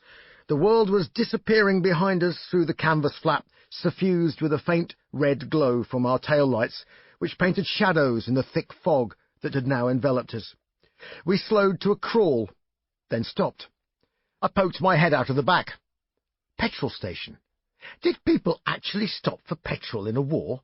I suppose they did. I decided to sit up front in the cab. We would soon be approaching the base of Mount Igman, the 7,000-foot beast that marked the front line into Sarajevo. Now we drove into utter blackness. Before, there'd been occasional dim streaks of white light by the roadside. In the distance, I could make out the gigantic rock that was Igman. It was easier to see because there was a war going on at the top of it.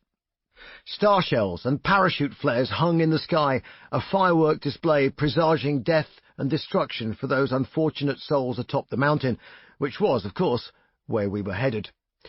As I pondered this, we stopped fairly abruptly, as one does when a man steps out into the road and points an AK-47 at you.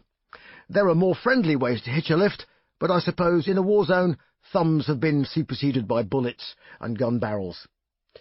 Our hitcher turned out to be a Bosnian soldier who was fed up with walking and needed a lift to the base of the mountain. He chatted away in Bosnian, and we were almost conversing in sign language when we bade him goodbye. He melted into the darkness, and at around 5:30 a.m. we started the long crawl up the precipitous track to the summit. "Have you done this before?" I asked our driver. "No, first time." I didn't want to distract him. The gravel and dirt track twisted viciously, and the headlights peered into the darkness beyond the edge. It was almost a sheer drop in places. "Some of the lads do this without lights," he offered matter-of-factly. I said nothing. He switched off the headlights. "Tell you what," I said, "how about we switch them back on again?" And what a tale those headlights told. In the pre-dawn gloom, we drove through the remnants of the Bosnian army going home. The headlights tracked along the rows of pine trees, and I remember thinking how beautiful this place would have been, and maybe would be again, if ever there was peace. Every few hundred yards was a war drama. 2 white ambulances with red crosses, windows wound down, bullet holes in the doors, blood streaming down the sides. A dump truck full of combatants, carrying plastic bags and wearing half their uniforms, wearily returning to what was left of their city. We were on top of the mountain. The firefight was over, and like everything else in this crazy war, who knew what had happened and who had won? Answer to both questions: nobody. Finally, we stopped in the snow-covered forest. The track curved away to the left, down a steep incline towards Sarajevo and the front line. Ahead lay a small caravan on wooden piles, smoke coming from a wood-burning stove. A single strand of telephone wire hung across the road and connected the shed to somewhere. We had arrived at Bosnian Army checkpoint, Bravo 1. In front of the caravan was a washing line.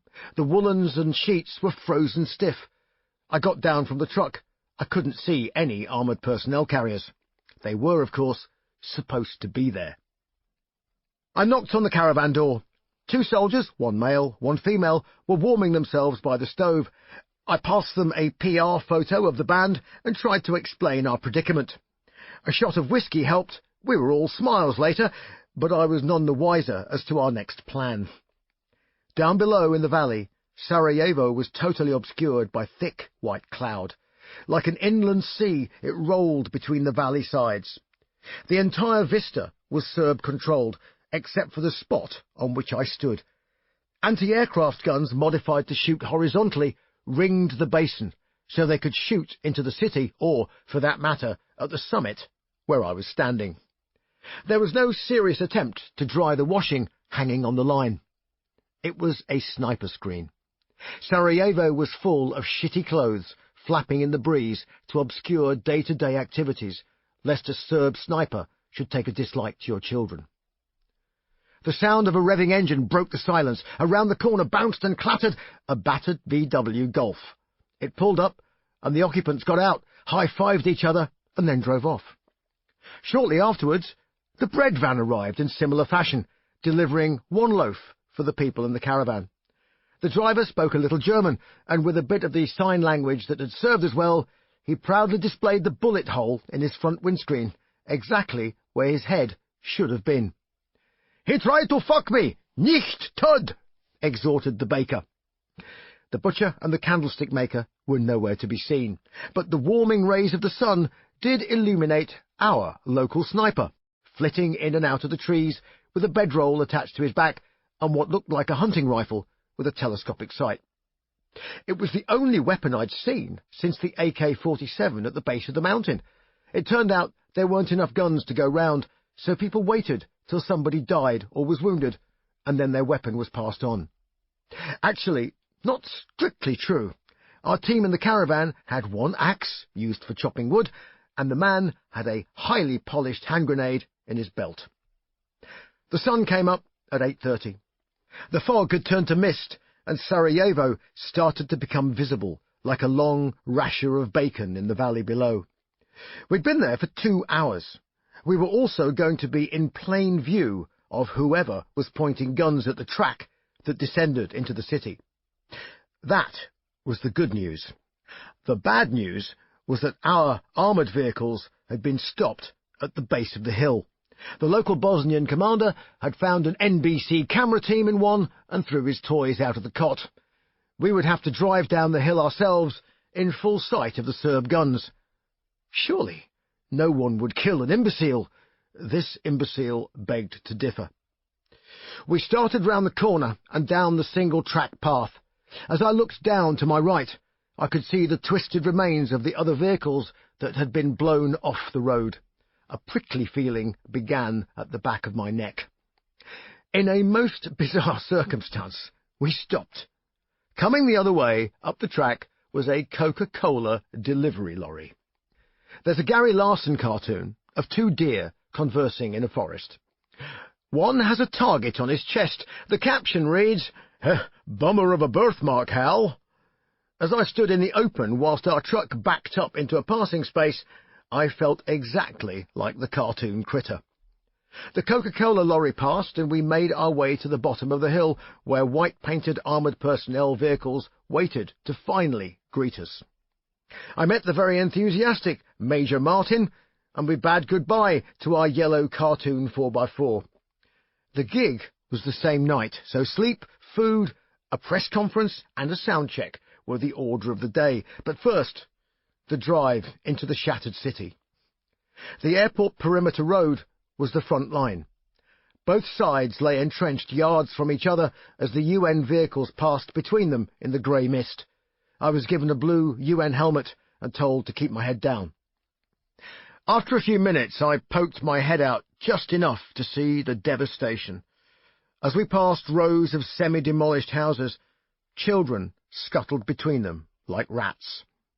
The war had reduced families to a feral existence, and the city, including the military, was down to 3 days' supply of food and fuel, and even that was at a minimum level of consumption. The city that hosted the 1984 Winter Olympics had been smashed beyond recognition. Fronts of buildings were a facade as the back was blown away, or simply the entire structure was pockmarked with cavities and pebble-dashed with bullets and cannon shells. In streets strewn with rubble, cars stood like colanders, hundreds of bullet holes ventilating them. I could not for the life of me think what it was about a humble Renault that had provoked what must have been about 200 bullet holes. It was so extraordinary that I took a picture of it. A river divides the higher and lower sides of Sarajevo as it progresses down the valley. The Serbs controlled the high ground, and the snipers fired into civilians on their way to work. Sniper Alley was the name given to the highway that ran from the airport in a straight line to the city. Every time you drove up and down this road, you rolled the dice. We rolled it several times. The locals rolled it twice a day or more. We arrived at the UN headquarters, the former Olympic Village. The road crew got billeted in the bit with concrete sandbags instead of windows. The band got the penthouse suite, of course, which had iron bunk beds with old mattresses and the ubiquitous sniper tape covering the windows. Breakfast was a cheese roll and a beer, plus I donated what was left of the whiskey to Major Martin. He popped it in his desk drawer before proudly pointing to a dinner plate-sized cavity on the wall behind his desk, just above his head. "50 caliber shell," he grinned. "Ha! Bastards haven't got me yet." Don't waste time before drinking that whiskey, I thought. The spirit of the Blitz was alive and well and living in Sarajevo. The night was already falling when we woke up, with the cold starting to gnaw at our bones. We headed for the press conference. The Brits had managed to put together something resembling canapes, Ritz crackers with ketchup, and I sat with the local bands who would support us. There was no electricity, and the generators to power the gig would only be switched on moments before in order to save fuel. The guitarist next to me spoke some English. "How do you rehearse with no power?" I asked. He cut me a glance as if to say, "What sort of a ridiculous question is that?" "We rehearse," he began proudly, "with our spirit." Put firmly in my place, I nodded. "I believe you do," I muttered. The Bosnian Cultural Centre has probably been remodelled as you read this, but when I visited in 2015, it was identical to the place we played in 1994. The corner of the building back then had been rather impressively melted by an anti-aircraft rocket, but most of it was below ground. Word had got out about the concert, and because the Serbs were in the habit of mortaring public gatherings, schools had been closed, and kids made their way home furtively, lest they become a target. Queuing round the block in Sarajevo was not just tiresome, it was life-threatening. There were rumours that wealthy nationalists paid money to go on assassination vacations in the war zone. The head of the UN Fire Service claimed that he had a Serb hitman gunning for him back home in Connecticut. Like most things in this zone of lunacy, it was best taken with a pinch of salt. Our jolly fireman was the local CIA rep. The perversion of normal behaviour and the corruption of innocence was brought home to me when we visited an orphanage, which, sadly, was a work in progress, as fathers were being killed on an ongoing basis.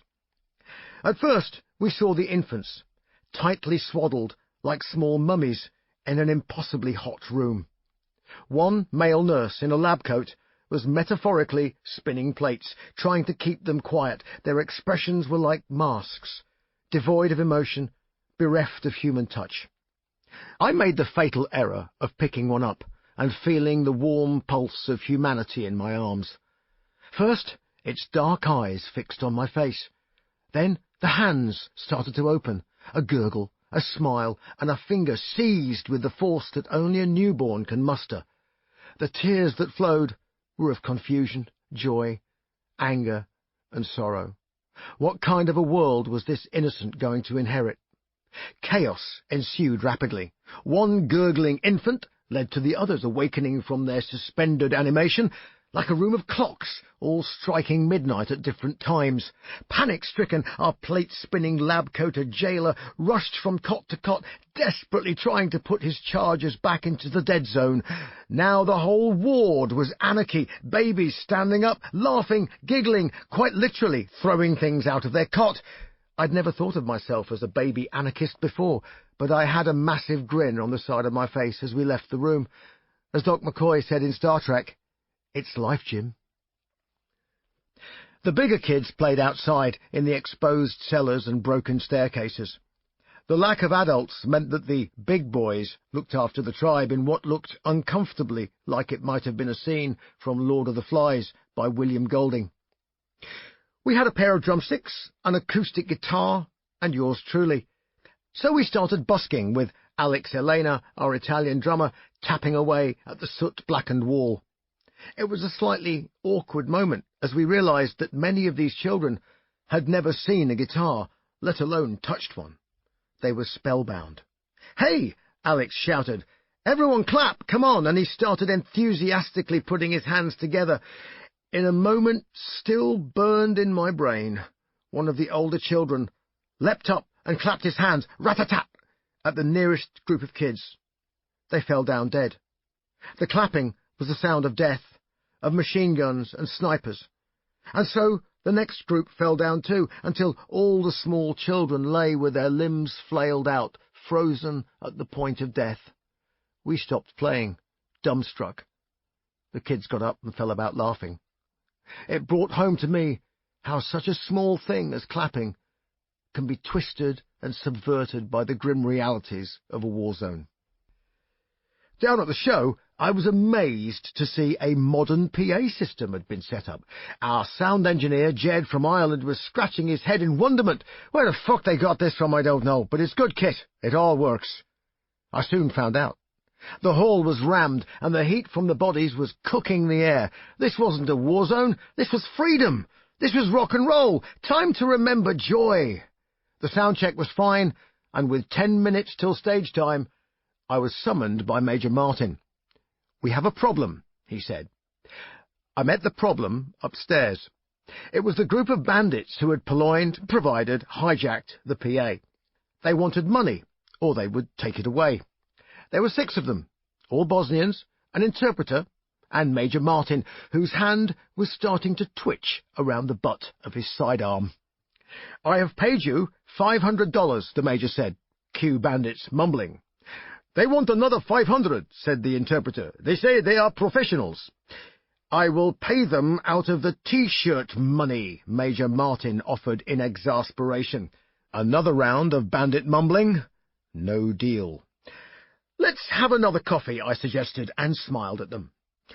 Why don't they want to help their own people? I'm not getting paid for this, the interpreter relayed.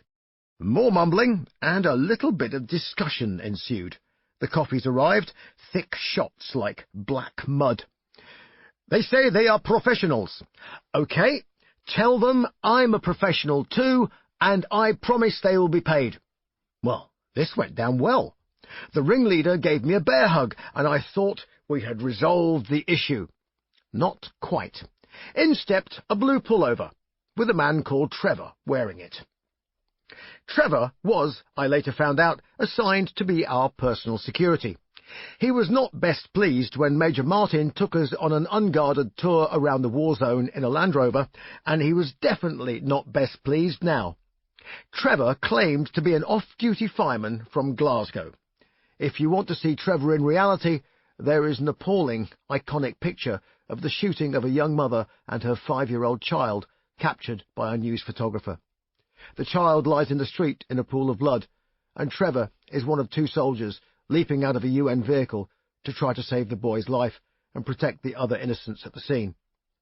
Trevor had heart and soul, 2 Heckler & Koch submachine guns and a sidearm, and he was standing right beside me, pointing angrily at the bandit ringleader.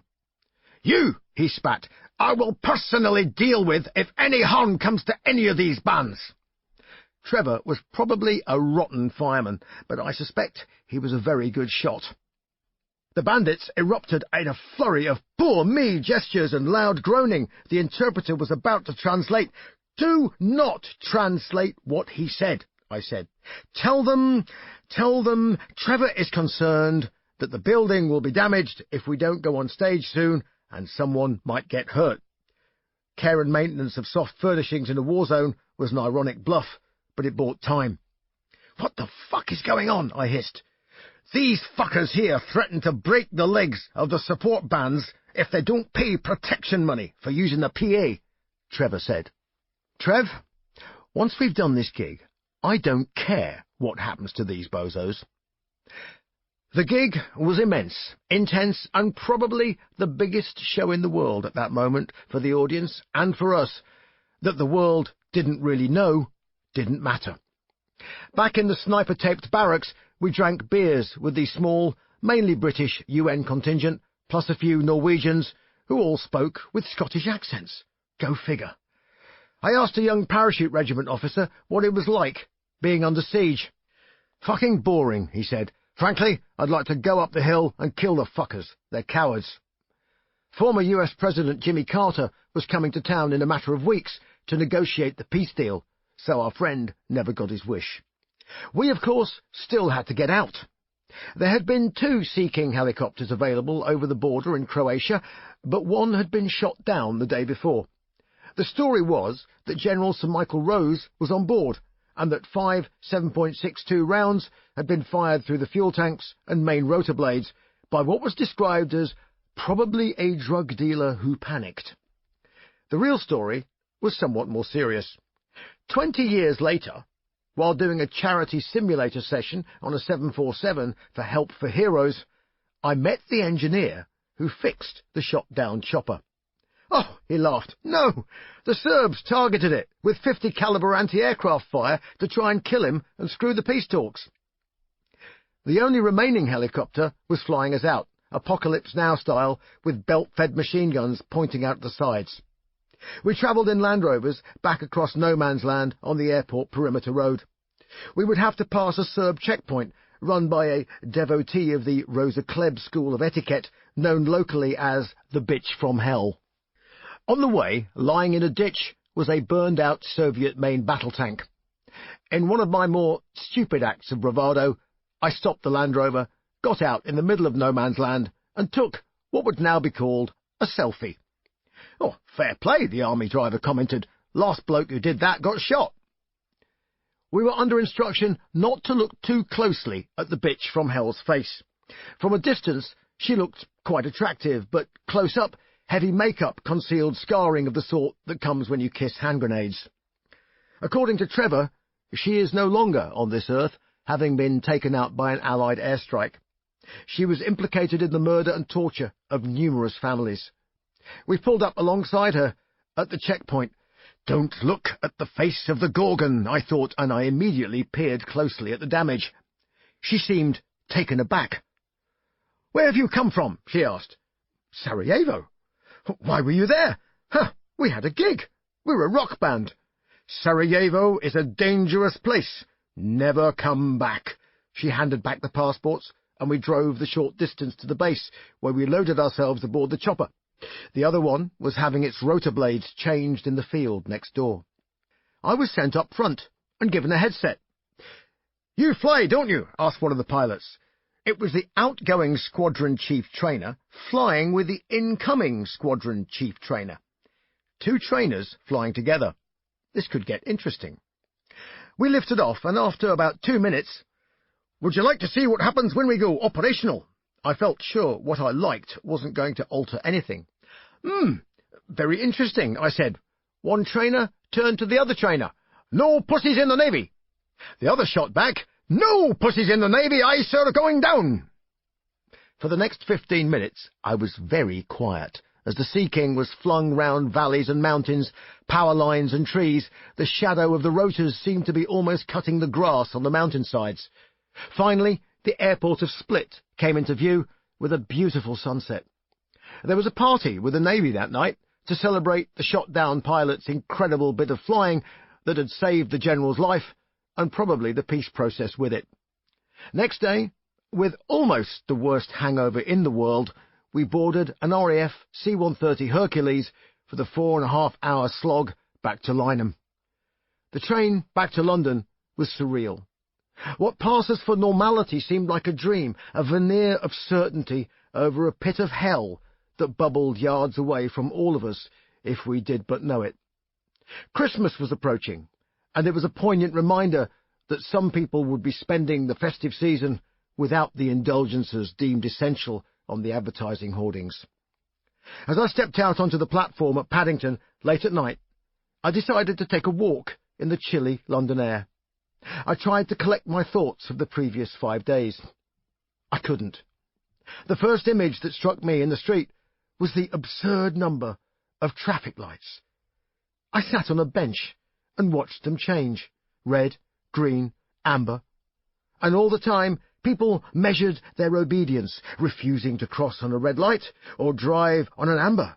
Pedestrians would wait for a green light, even though the nearest vehicle was miles away. I sat for maybe 15 minutes watching a spectacle I now regarded as highly ridiculous, then picked up my rucksack and caught the tube to West London. I found a corner in what was then a smoky pub, pulled out a pen and paper with my pint, and started to write some words. Inertia was the song about Bosnia on the next album I would do. A very different album, with a very different attitude, and a very different haircut. Chapter 32. Radio Pirate. The gods of media had thrown me a bone, offering me a job on Radio 1, which was a live show on the biggest pure music station in the UK. The BBC was, and probably still is, riddled with focus groups and Machiavellian politics to rival the Borgias. Whichever pair of faulty bifocals had the vision to bring me along to the party, I never found out, but it probably had to do with a silver Sony Radio Award from 1994 that's pinned to my wall. I scripted and presented 2 documentaries for Radio 1, which, shock horror, received a thumbs up from both critics and audiences. I can only assume that, having left Iron Maiden, I was seen as being a more neutral character. In any case, I presented a series of live Radio 1 shows broadcast from London and then Manchester. It was the beginning of a 15-year radio career, encompassing Radio 1 and 2, a couple of small digital independents, plus an 8-year stint at BBC 6 Music, where I was on air for 6 hours a week. I worked with my own independent producer, Ian Callaghan, to produce a series of semi-documentaries for Radio 2 called Masters of Rock. I say semi-documentaries because they were, in fact, a weekly Radio 2 rock show. We were basically producing a Trojan horse to tempt the BBC into finally admitting that Radio 2 needed a rock show. It was a fascinating time during which I had a succession of interesting interviewees and some very bizarre situations. I developed a show for Six Music called Freak Zone. Initially, I'd been asked to add a further 3-hour rock show, but I protested there wasn't enough quality new music to sustain 6 hours a week. Better to condense to 3 hours and keep the show tight. With my playlist firmly in place, Freak Zone became a haven for writers, eccentrics, purveyors of Brazilian beatnik horror music, and unusual guests who you would never suspect might have a suspect taste in music. The snooker player Steve Davis, for example, is a massive fan of French jazz-rock combo Magma. The battle at Six Music was always the tiny budget, and, as usual at the BBC, it was mismanaged, as some DJs were grossly overpaid for performing on what was a digital-only station with a very small but loyal audience. It was, in fact, not much larger than an FM college radio station, but the big bosses had delusions of grandeur with taxpayers' money and built lavish studios costing millions. A commercial station could have achieved the same results out of 2 broom cupboards at a fraction of the waste. Being on the other side of the microphone was instructive and amusing. I interviewed Peter Green, the legendary Fleetwood Mac guitarist, at great length on the Freak Zone. He'd famously had a major mental health problem which had disabled him for many years, but was now back playing. We spent ages talking about penknives and his extensive collection. I never touched on the subject of music until he mentioned it himself, and then an avalanche of stories tumbled out, including the fact that he'd never wanted to play guitar and only took it up because his brother couldn't play a Christmas gift very well. I caught a very frail Peter Grant shortly before his death. He was in reflective mood, and not at all the monster people portrayed him as during his 70s heyday. I always regretted deadlines in interviews. I hated the pressure of time. People need space to breathe and relax. That's when the truth is spoken, and you find that it's not the cardboard cutout character that people expect. It wasn't all London studios, however. I did get to travel, and it was as gamekeeper turned poacher when I ended up in Los Angeles to do a story on the launch of a new album by the nun-devouring son of Satan, the cardinal of carnality, the great and powerful Blackie Lawless. Pay no attention to the man behind the curtain. Blackie and his former band, Wasp, had been managed by Rod Smallwood. In Maiden, we viewed this all with some bemusement. However, Blackie and the gang proved that you can't keep a good manager down, and they had a fair bit of success. Animal, Fuck Like a Beast, was their apogee, and Blackie sported a bloodied chainsaw extending from his crotch, plus a firework, which may or may not have malfunctioned to create a new recipe of blackened chicken in jockstrap. Those halcyon days had passed. Rod had moved on, and Blackie was making a comeback, and I was there to witness the moment on behalf of the BBC. Blackie had created an album titled Kill, Fuck, Die, a monument to existentialism, if ever there was one, abbreviated to KFD, which sounded awfully close to a brand of fried chicken. Being backstage, not on stage, was odd, but it gave me a little chuckle. It was fun to people-watch, especially when you knew what they should all be doing. Something, though, was disturbing the force, and Blackie was not happy. In the depths of the dressing room in a theatre by the side of the Capitol Records building, someone had pulled his porker. He was missing a band member, a pig, to be exact. He was, it was rumoured, about to sacrifice the animal live on stage, but a stagehand reported the plot to the LAPD, who turned up with the animal welfare people and removed the bacon. So, I switched on the tape. The pigs stole the pig. Blackie bristled with indignation. "I lived with that pig," he said. "He rehearsed with us every day. He slept in my house." The ultimate fate of the pig is not recorded, but sadly it was probably only a stay of execution before pork chops beckoned. I sat outside after Blackie's gig, watching the La La Land scene unfold. I too was bemused. I was weary of the LA circus. The energy in this Hollywood place is lost, I thought. It was exhausted, empty, and clueless. I was glad I'd cut my hair off. After Sarajevo, I'd taken a look at the publicity photographs and noticed that the band all looked terrific, apart from the odd-looking fellow with the lank hair who didn't look like Jesus anymore. That was me. My hair was for the chop.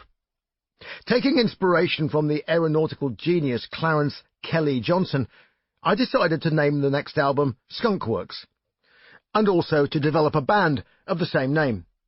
The record company were horrified. They'd hoped to trade on the Bruce Dickinson name with its Iron Maiden traditional heavy metal connotations. They wanted to worship the statue. I wanted to blow it up. Thanks to our Sarajevo experience, I thought the band had been blooded sufficiently to make a plan. I pulled out my favourite Soundgarden and Alice in Chains albums and made contact with legendary Seattle producer Jack Endino. I got back in touch with Storm Thorgerson.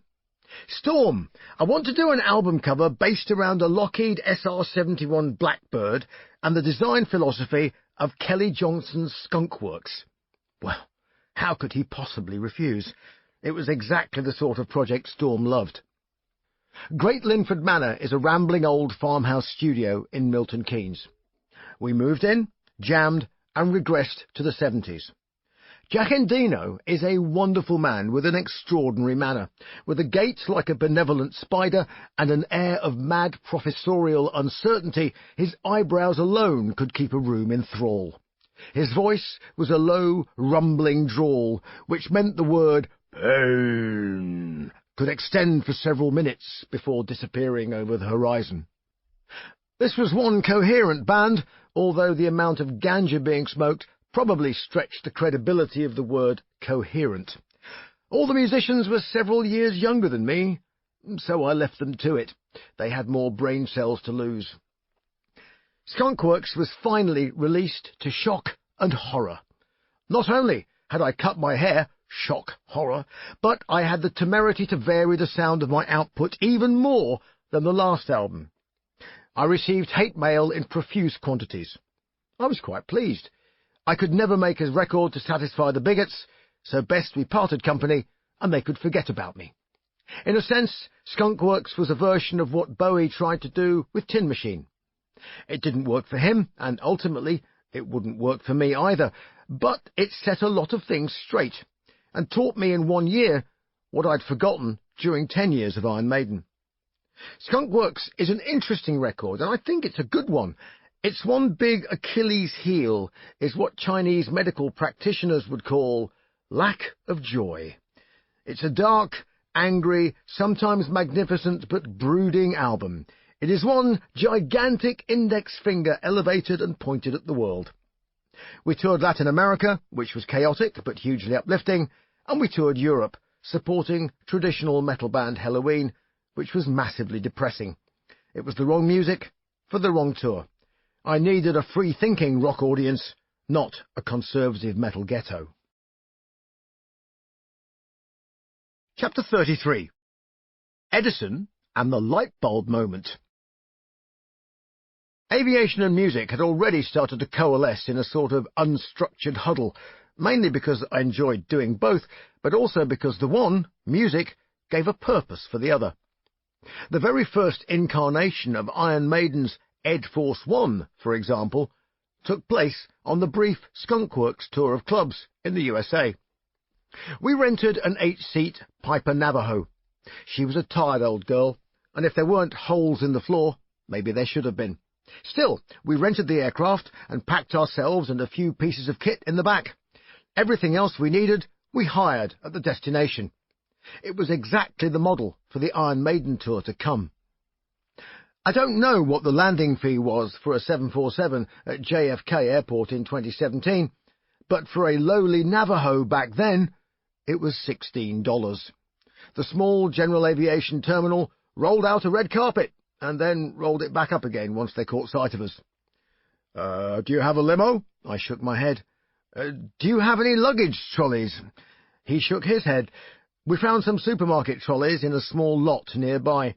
We stacked up our equipment and pushed it all the way round to the British Airways terminal, which was locked and deserted at 4:30 in the morning. Pre-9/11, there were no cops, no pre-recorded announcements, and no paranoia about bombs or terrorists or any such things. We were, of course, flying back in the cheap seats. That didn't matter. I sat on the curb by my supermarket trolley as the sun came up. Concorde was parked, silent and gleaming, the dew twinkling on her white Delta wings. I cracked a bottle of Fuller's ESB and savoured the moment. There was Concorde, here was me. I was a pilot and a musician, with a bottle of my favourite beer from a homeland far away. It doesn't get better than this, I thought. Sadly, Skunk Works as a project petered out as the gulf between expectation and actuality became clear. An artistic crevasse had started to open up as new material became available. Al Dickinson, the guitarist, had a prodigious output. He was, and still is, one of the most talented musicians I've ever played with, bar none. Frankly, though, I was fed up of bouncing around from genre to genre and visiting subgenres. To make an analogy with a restaurant, at some point you need to have a style or signature dish. So far, I'd managed a lot of starters, in a variety of styles, but that was no way to have people coming back for more. The band were going their own way, and I wasn't going with them. I decided to end the project. In fact, I almost decided to throw in the towel and stack shelves, become a pilot, try a bit of acting, anything except music, which was a pain in the arse. Feeling sorry for myself is not my natural state, and I sat at home one night, staring at the walls, pondering the life of a tube driver. The Metropolitan line seemed quite interesting. Long trips, nice views, open countryside. The phone rang. It was 11:30 p.m. It was Roy Z. "Hi, dude. What are you up to? How's it going?" "Oh, not much right now. I canned the whole Skunk Works thing. It's a shocking cliché, but people really do play music down a telephone and ask for an opinion." "Hey, dude, listen to this," Roy said, and then he did exactly that. It was the opening riff to what would become Accident of Birth, the title track of my 4th solo album, and it was an epiphany. After about a minute, I'd scribbled down some words. Journey back to the dark side, back into the womb, back to where the spirits move like vapour from the tomb. "Roy, play it again. Welcome home, it's been too long, we've missed you. Welcome home, we've opened up the gates. Welcome home to an accident of birth." I breathed out a long sigh of relief.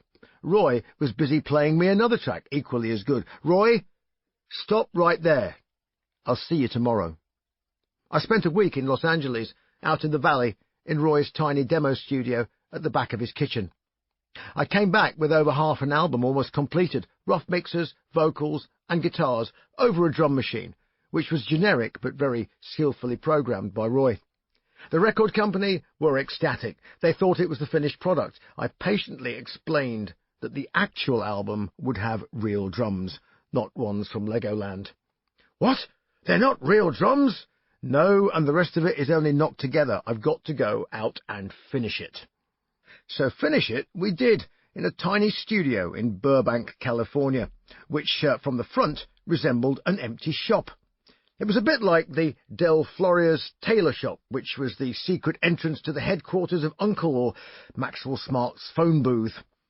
In the alley round the back was a small office, stacks of books about aliens and Nikola Tesla, and a fish tank.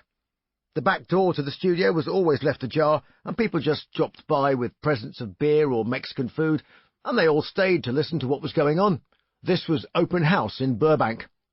And then there was the return of Adrian Smith.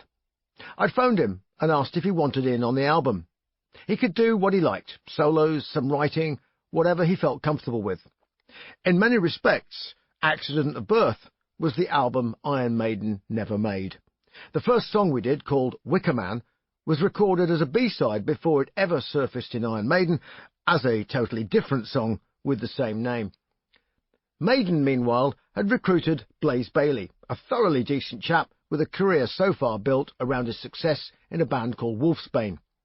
As I communed in the back of a converted shop, the full weight of the EMI and Maiden press machine commenced the carpet bombing of the world's media.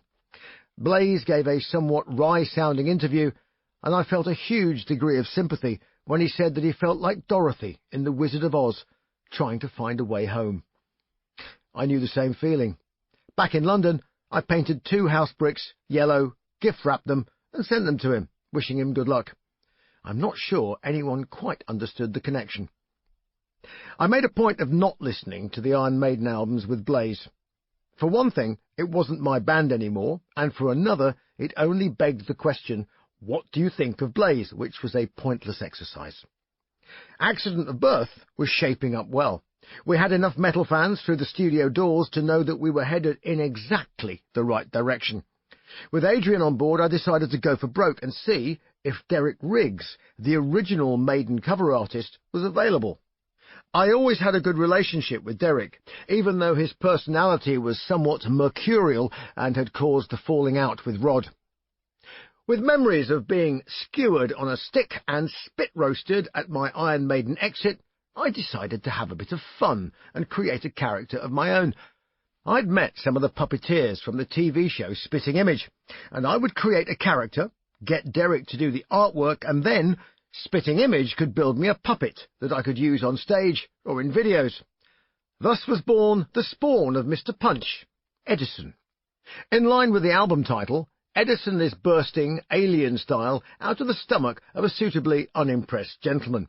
Mr. Punch was updated for the new metal century. Metal teeth, bloodshot eyes, and broken light bulbs instead of bells on his cap because, well, who invented light bulbs?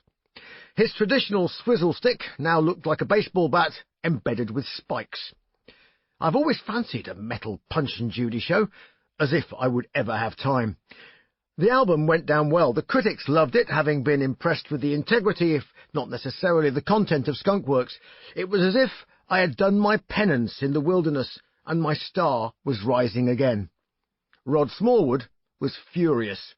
"It's fucking Eddie's son!" he frothed. "It's taking the piss!" "No, it's not," I protested. "Edison, he invented the light bulb. It's just a bright idea." I took the bright idea out on tour, this time with the Tribe of Gypsies as the band, plus Adrian Smith on guitar, minus the Latin percussion section. We toured the US, Europe and Latin America. The latter was its usual frantic self, and we recorded a live album, despite some spectacular cock-ups. Our engineer, the wonderfully dry Stan Katayama, had carefully advanced all the equipment requirements and, being a devotee of detail, was satisfied. When we got to Brazil, we discovered all was not as it should be. "Ah, this is a different desk," he noted. "Oh, yes, it's a better one. Brand new Yamaha Digital," said the smiling Brazilian. "Ah, but I wanted the analog desk." Yes, but we changed it. This one is new." "Ah." The manual for programming the desk was extensive, and Stan had 4 hours to figure out how it worked. He did it. We sound-checked and did the show. It was a great show. Stan came backstage, looking crestfallen. "There was a problem," he began. With the microphone inputs." "Oh, which one?" "All of them." "All of them?" "Except bass drum. We have bass drum for the first 5 songs." "That's it?" Stan nodded gravely. I had the distinct impression he might commit harakiri with a mic stand. He explained, "Everything was okay before dinner, and then it happened. No sound. I cannot explain it." "What did you do?" "I was very angry, but I knew not to shout at Brazilians. I have been told if you do, they walk away, so I asked nicely." Admirable self-control, I thought. Luckily, we had another night to save our live recordings. In America, I went to Addison, Texas, and rented a small Piper Seminole to keep my flying skills bubbling. I flew up to Minneapolis, and then down through Ohio, and finished in Raleigh, North Carolina, doing gigs as I went. Most of it was solo instrument flying, and the night approach to Raleigh-Durham was the first time I was on my own in weather that was genuinely on the deck heavy fog. I'd taken off after finishing the previous show. I'd towelled down, taken a big mug of coffee, and packed the post-gig spare ribs in tinfoil for a bite to eat when I arrived in Raleigh, 3 hours away. It was a beautiful, still night. The twin propellers hummed away outside my headset, and the aircraft which had no autopilot, was stable, enabling me to gaze at the stars and the crescent moon. The weather forecast was clear, but in the valleys as I approached the east coast I noticed white patches of ground mist and fog. In flying, anticipation is almost everything. I asked for an update on the airport. It was looking worse by the minute, with visibility dropping and cloud lowering. Out came the map and a torch, then a few bits of arithmetic to calculate where I would go if I didn't make it in at Raleigh, and then more checking up to see if the weather was suitable at any of the alternatives. The fog wasn't forecast, which locals will tell you is common at certain times of the year. In fact, Raleigh seemed to have its own weather system dumped on top of the airport. All around was gin clear, and I noted 2 small airports that were options if I couldn't see the runway at 200 feet above the ground. I descended into the milky soup. The air was warm and moist. The props sounded muffled, the red flashing beacon on my tail diffracted and pulsed in the mist, pumping red light into the cockpit in a seductive light show. I felt as though I was back in the womb, and even the throbbing harmonic of the twin propellers sounded like a heartbeat. This, I thought, is how people die. The distractions were overwhelming, and all my concentration had to focus on the 6 instruments on the panel in front of me. They were reality, and they were the only things keeping me alive as I tracked the instrument landing system, hand-flying the aircraft, my scan increasing in speed and intensity as the ground approached invisibly. Altitude, airspeed, vertical speed, left or right, correction, altitude, airspeed, altitude, power, checklist. Out of nowhere I realized how tired I was. I pushed on through that barrier. I could not afford to be tired. I looked out the windscreen and back to the instruments approaching 200 feet, and suddenly a faint white glow, and then the blinding brutality of the strobing approach lights, the slate-grey runway, wet rubber, and I was down. I sat for a few minutes after exiting the runway and tried to figure out where I was on the airport. Taxiing to the small ramp, the airport was still quiet at 2:30 a.m. The lineman called a yellow cab for me as I took my spare ribs off to a motel. Looking up the aircraft, I heard the rumble of a big jet approaching. I was still close to the runway, so I waited. The rumble turned into a roar, and I heard the beast go around and vanish into the fog. I figured I might actually be turning into a real pilot. Chapter 34. Brain Swap. Being a pilot was one thing, but writing and producing a movie was more problematical. Julian Doyle and I had been spending some quality drinking time together. After nearly 10 years of frustration, we decided to have a crack at raising some money and doing the Crowley film ourselves, which meant low budget, no frills. The early Python movies were done in exactly that way, and Julian was responsible for much of the filmmaking prowess that gave them a look that punched way above their financial weight. The problem with a biography of Crowley was that he had no particular centre. Although a fascinating eccentric and narcissistic visionary, his life was a series of episodes. One of the biggest issues was his death in 1947. "We can't afford period," Julian declared. "Well, he did die in 1947. It's a bit difficult to avoid. Well, we can't afford it." My 2-fingered typing skills had produced by now over 800 pages of rewrites. I sighed. We sat in silence, and the light bulb switched on in my brain. Unless we bring him back. Interesting. Yep. Let's bring Crowley back into the present day and see what he makes of it all. Well, how do we do that? I thought back to a classic sci-fi B-movie called Donovan's Brain. "Brain swap machine," I declared. "Huh?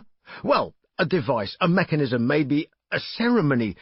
Someone, somehow, thinks they have become Aleister Crowley. Like a kind of alchemy? Yeah. A chemical wedding, as in Christian Rosenkreutz." Now, we were both excited.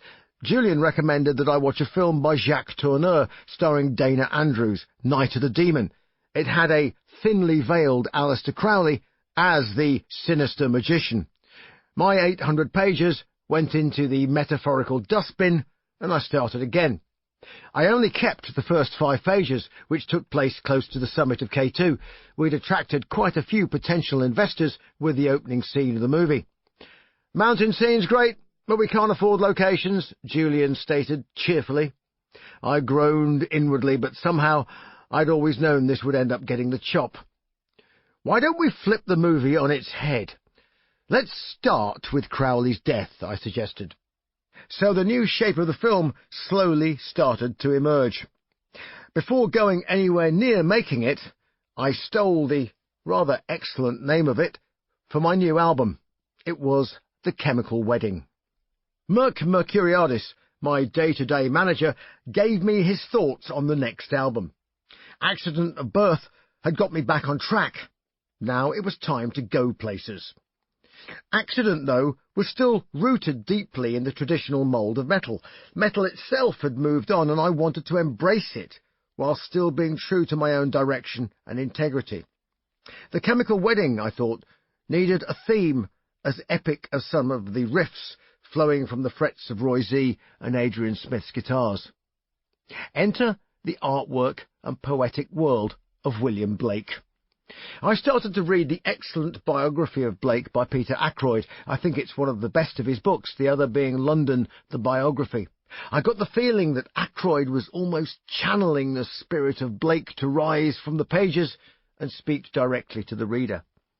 I certainly went to bed with the strangest dreams, and I started to wonder if I had in some way fallen under the spell of the difficult, curmudgeonly but otherworldly Blake.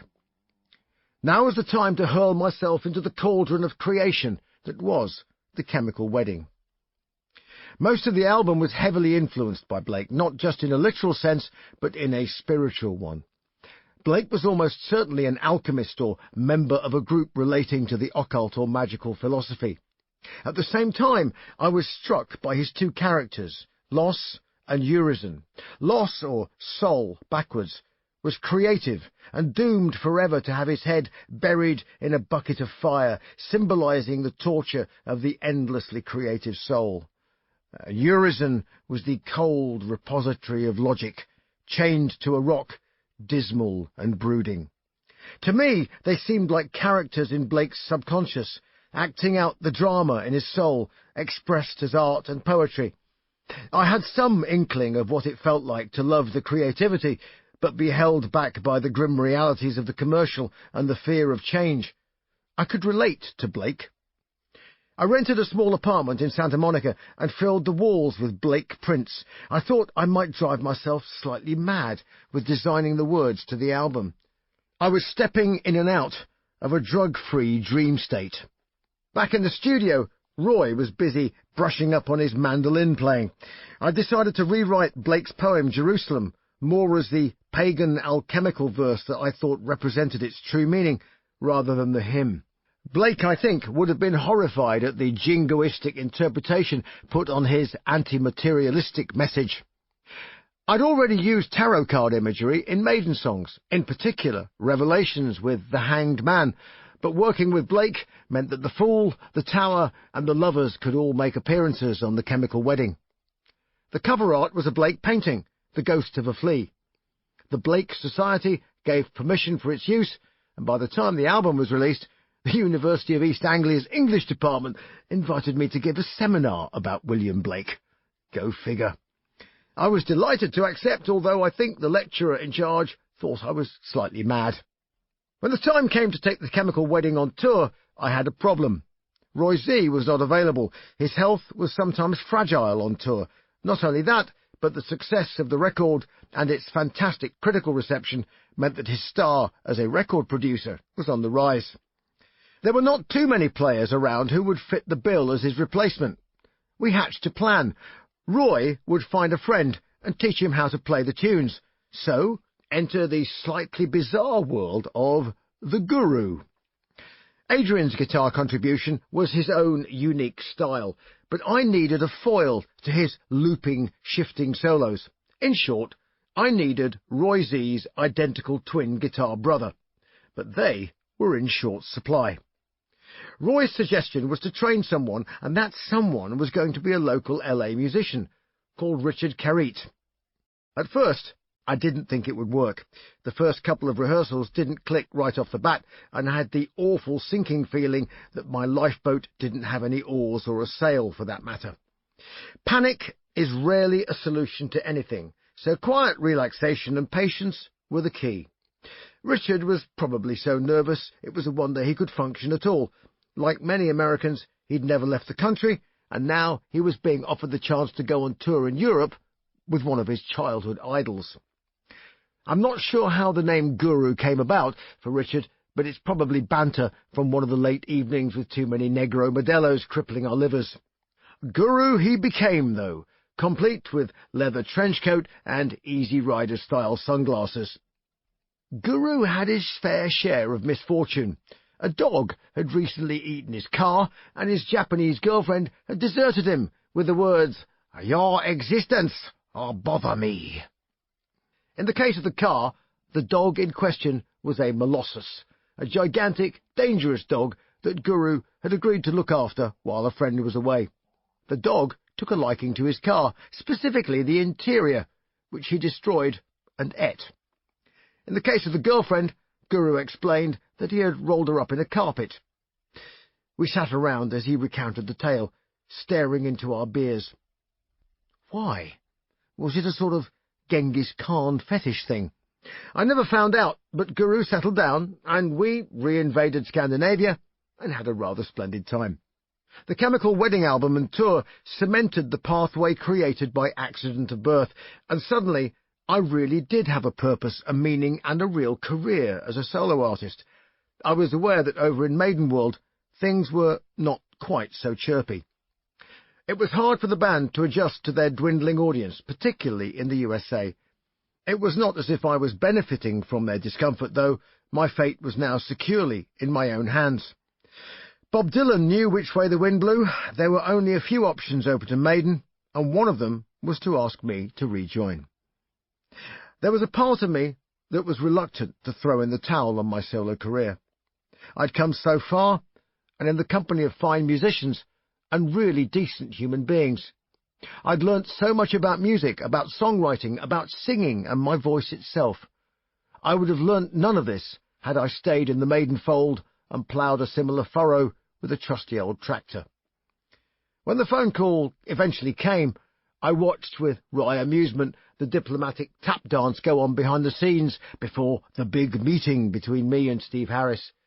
This was all done with the customary paranoia about the media and the stipulation that we should not be seen speaking before the press release was drafted. Before the meeting, indeed, after the first phone call, I called in Roy and the band. "They've asked me to rejoin Maiden. What do you think?" I asked. "Dude, that's really cool. You have to do it." I was astonished. They were signing off back to their day jobs, in effect, apart from perhaps Roy.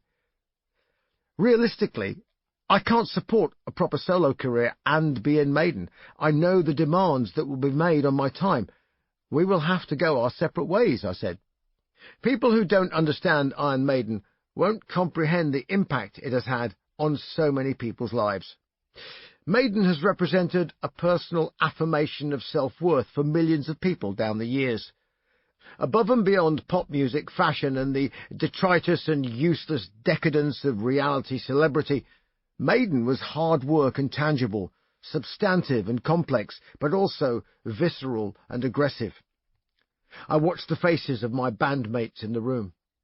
I think it was Eddie Casillas who spoke. Eddie was the carpenter who never formed a gang. Eddie had the safe house where no gang members fought. Eddie was a rock and played bass like one. "Dude, you have to go back. The world needs Iron Maiden." I would never have given myself the title of Pocket Pied Piper, but it seemed that I was expected to lead a new Iron Maiden tribe into the next millennium. I had some ideas stored up to throw into the mix. Not concrete plans, but better than that, visions brought on by the last few years in the wilderness. There's nothing like adversity to bring out the best in an individual, and I'd gone through my own rebirth. Rejoining Maiden would be restarting the music of the spheres. If the universe had been frozen for a few years, I felt we could walk through the walls of ice and into a world of fire and passion. I met Steve in a bar in Brighton, some anonymous location near a marina, the sort of place that neither of us would be seen dead in normally. Rod tiptoed around, waiting for any fireworks, and I found the whole process faintly amusing. Behind the sight of two blokes in their late 40s chatting in a deserted bar lay the hopes of millions of fans. Steve asked me why I wanted to come back. I said, because I think that together we could do great things again. Fair enough, he replied. There was also the question about how to handle Adrian's rejoining, to which Steve replied without hesitation, I always wanted 3 guitarists anyway. I knew that we could be so much more now than we could ever have been before. We'd stared into oblivion, and one way or another determined that it was better to burn out and quit than fade away. Rejoining Maiden lit the blue touch paper for an incendiary future, and I relished the challenge. Chapter 35. Feet Wet in the Goose. Rejoining Iron Maiden meant that any chance of an airline job was fading rapidly. There would, however, be a financial windfall from my return, so I decided to buy an aircraft. What was the point of having a wallet full of professional pilot licenses on 2 continents if I was stuck on the ground? Next door to the flight school at Justice Aviation in Santa Monica was a guy called Ken Kruger, who sold aircraft. I had my mind set on something with 2 engines and 6 seats, very similar to the aircraft I'd flown in Europe during my flight training. Sitting out on the ramp was a selection of Ken's aircraft for sale, and one of them caught my eye. It was pretty big and looked very impressive, a Cessna 421 Golden Eagle. I'd heard that their engines were a handful to operate, and their reliability was questionable. In earshot was Duke Morton, an ex-Air America pilot who'd flown the plane.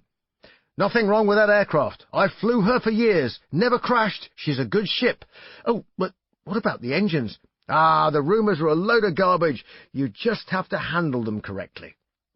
The plane had belonged to Arnold Schwarzenegger's lawyer. He was selling it because he'd purchased a King Air turboprop. I went to take a look. She was pressurised and went to 30,000 feet if you had the courage and didn't mind a nosebleed. Club seating and a toilet. Well, a bucket. And she carried 6 people in the back and 2 up front. As with all things aviation, it was a learning curve. Figuring out how to handle the 421 with its relatively complex systems was stage 1.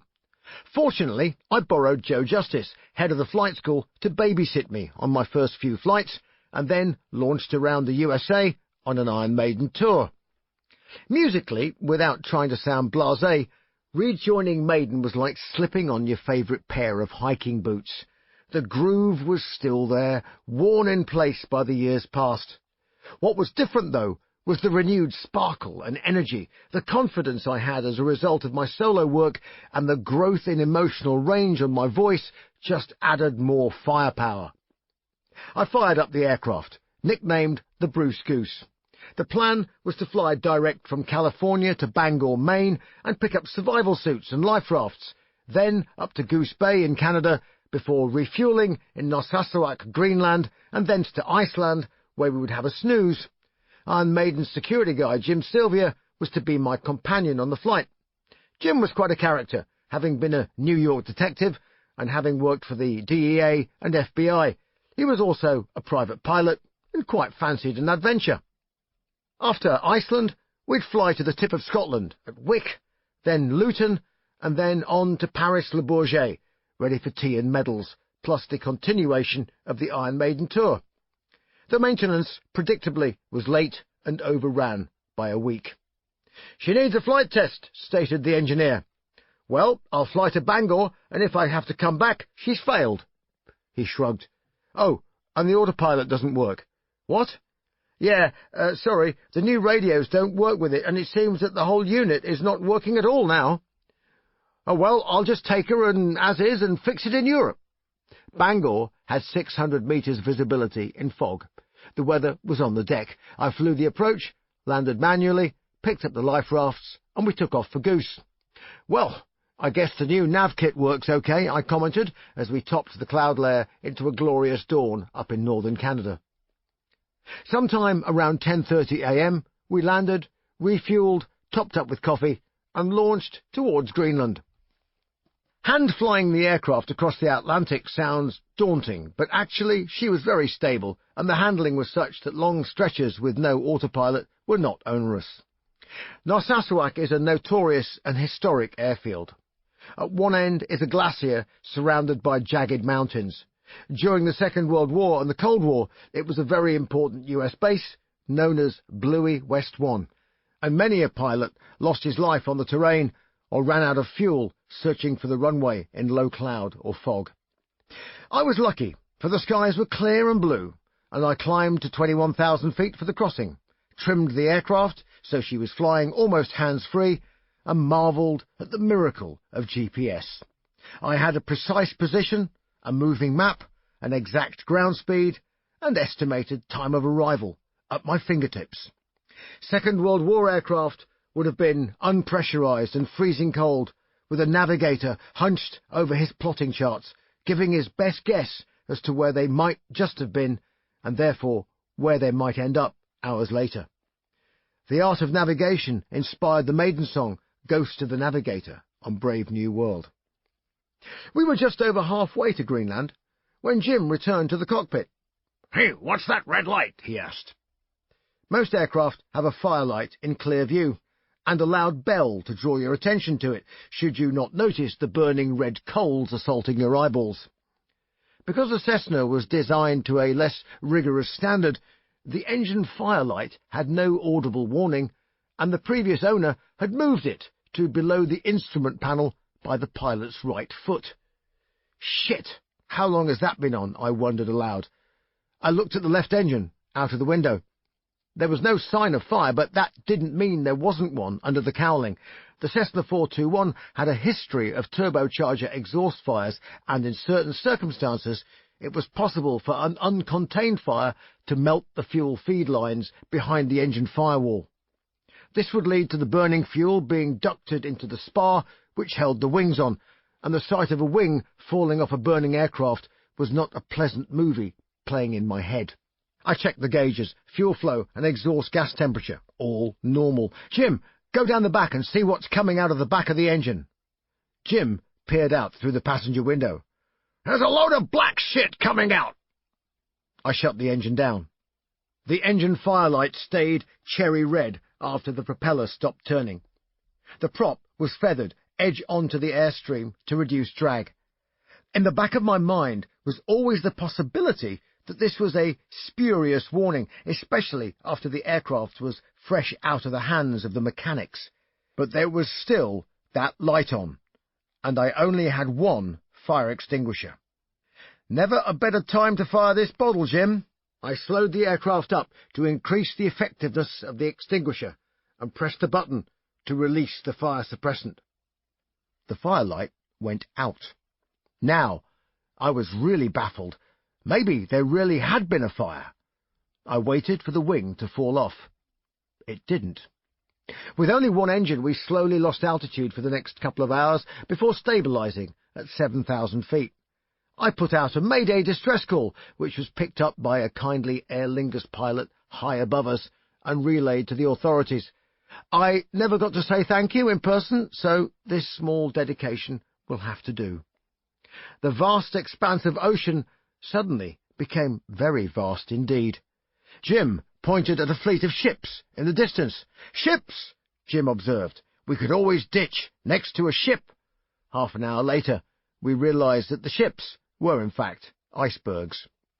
The GPS guided us to the runway, and low on fuel, we landed in Greenland. Just as I was about to touch down, I noticed the engine firelight flicker momentarily. As I'd half suspected, this was probably a spurious warning.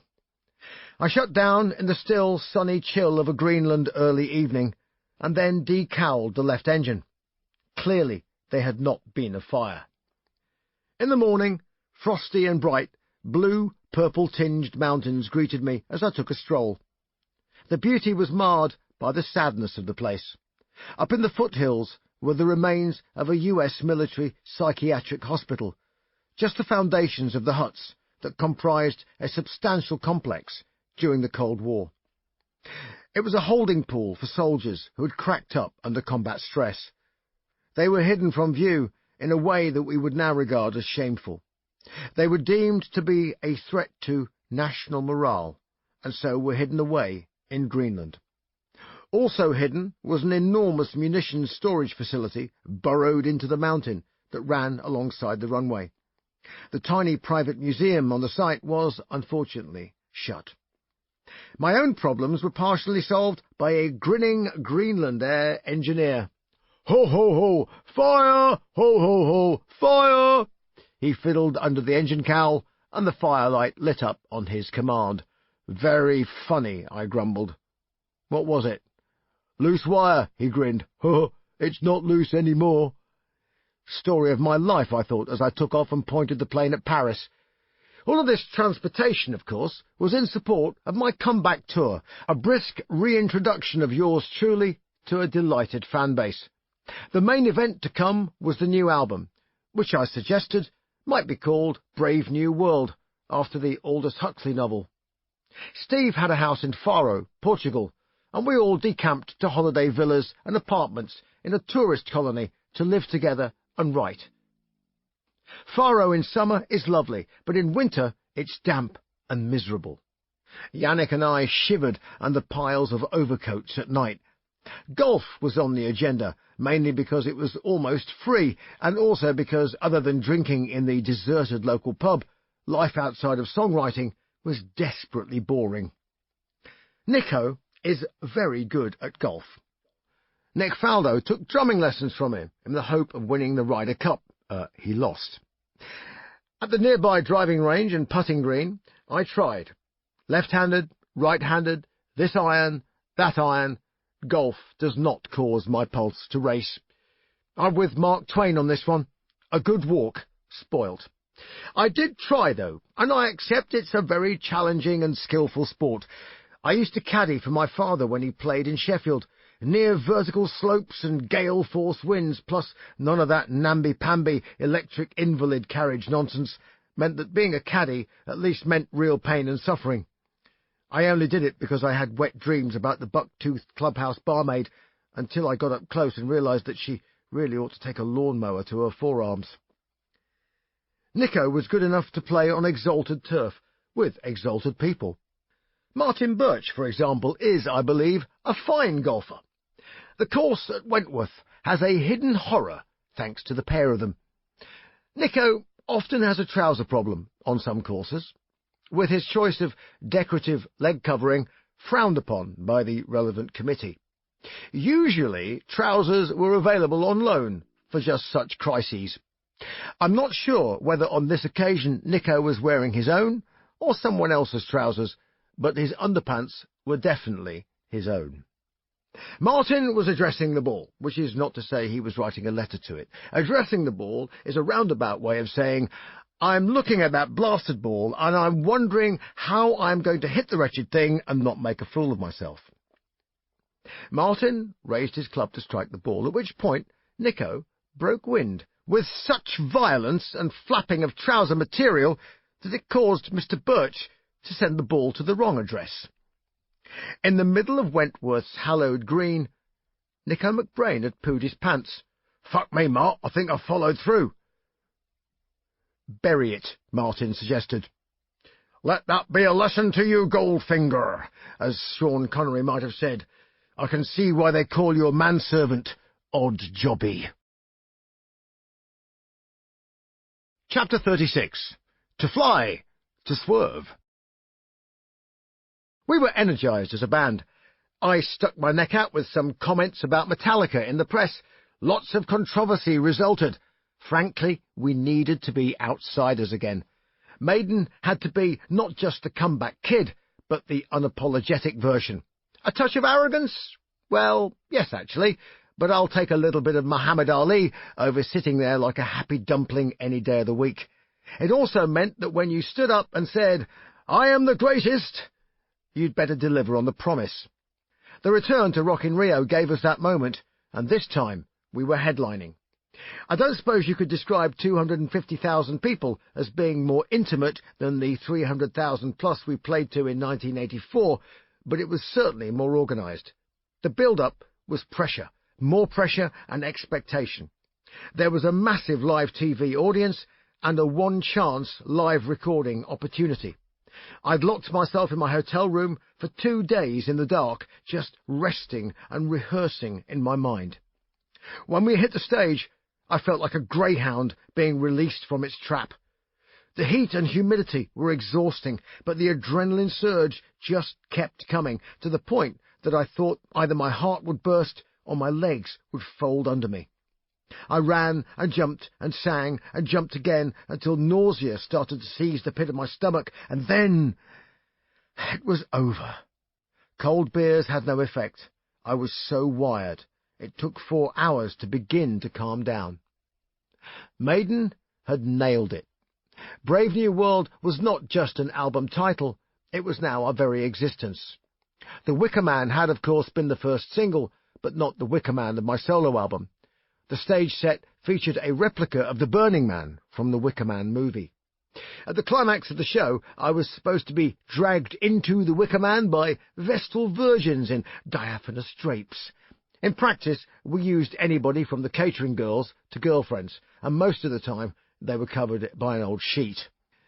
I was lucky to survive intact in Norway. The female stagehands were somewhat robust and took their sacrificial duty rather too seriously. I emerged with bite marks and scratches, which looks like I'd had an argument with a barbed wire fence. Returning home, I used my time to sign up for a multi-crew course, effectively a bridge into the world of airline flying. I spent 2 weeks at Heathrow in the classroom and 20 hours in a simulator learning the basics of flying as part of a team. The flying I'd done on the Cessna was terrific experience, but much of it was single pilot. Airliners and a single pilot mentality don't mix. I learnt a lot. I liked being part of a team. The Cessna now lived in Santa Monica. After the European section of the Brave New World tour had concluded, we'd returned to the States. I'd flown it back across the Atlantic, this time via a more northerly route, to start the tour in Toronto.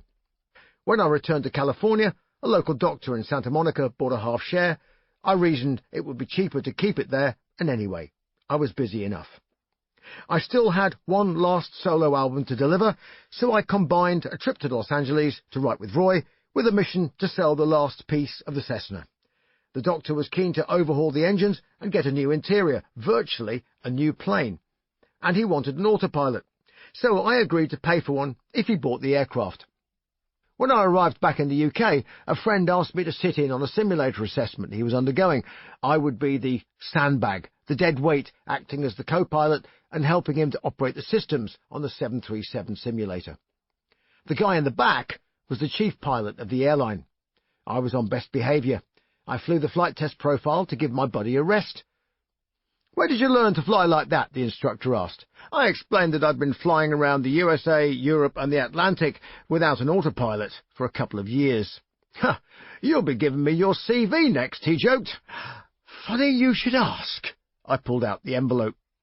We chatted a bit, and I was put in his in-tray as potential first officer. I got a part-time job doing sightseeing flights out of High Wycombe, and I volunteered for a few charity days.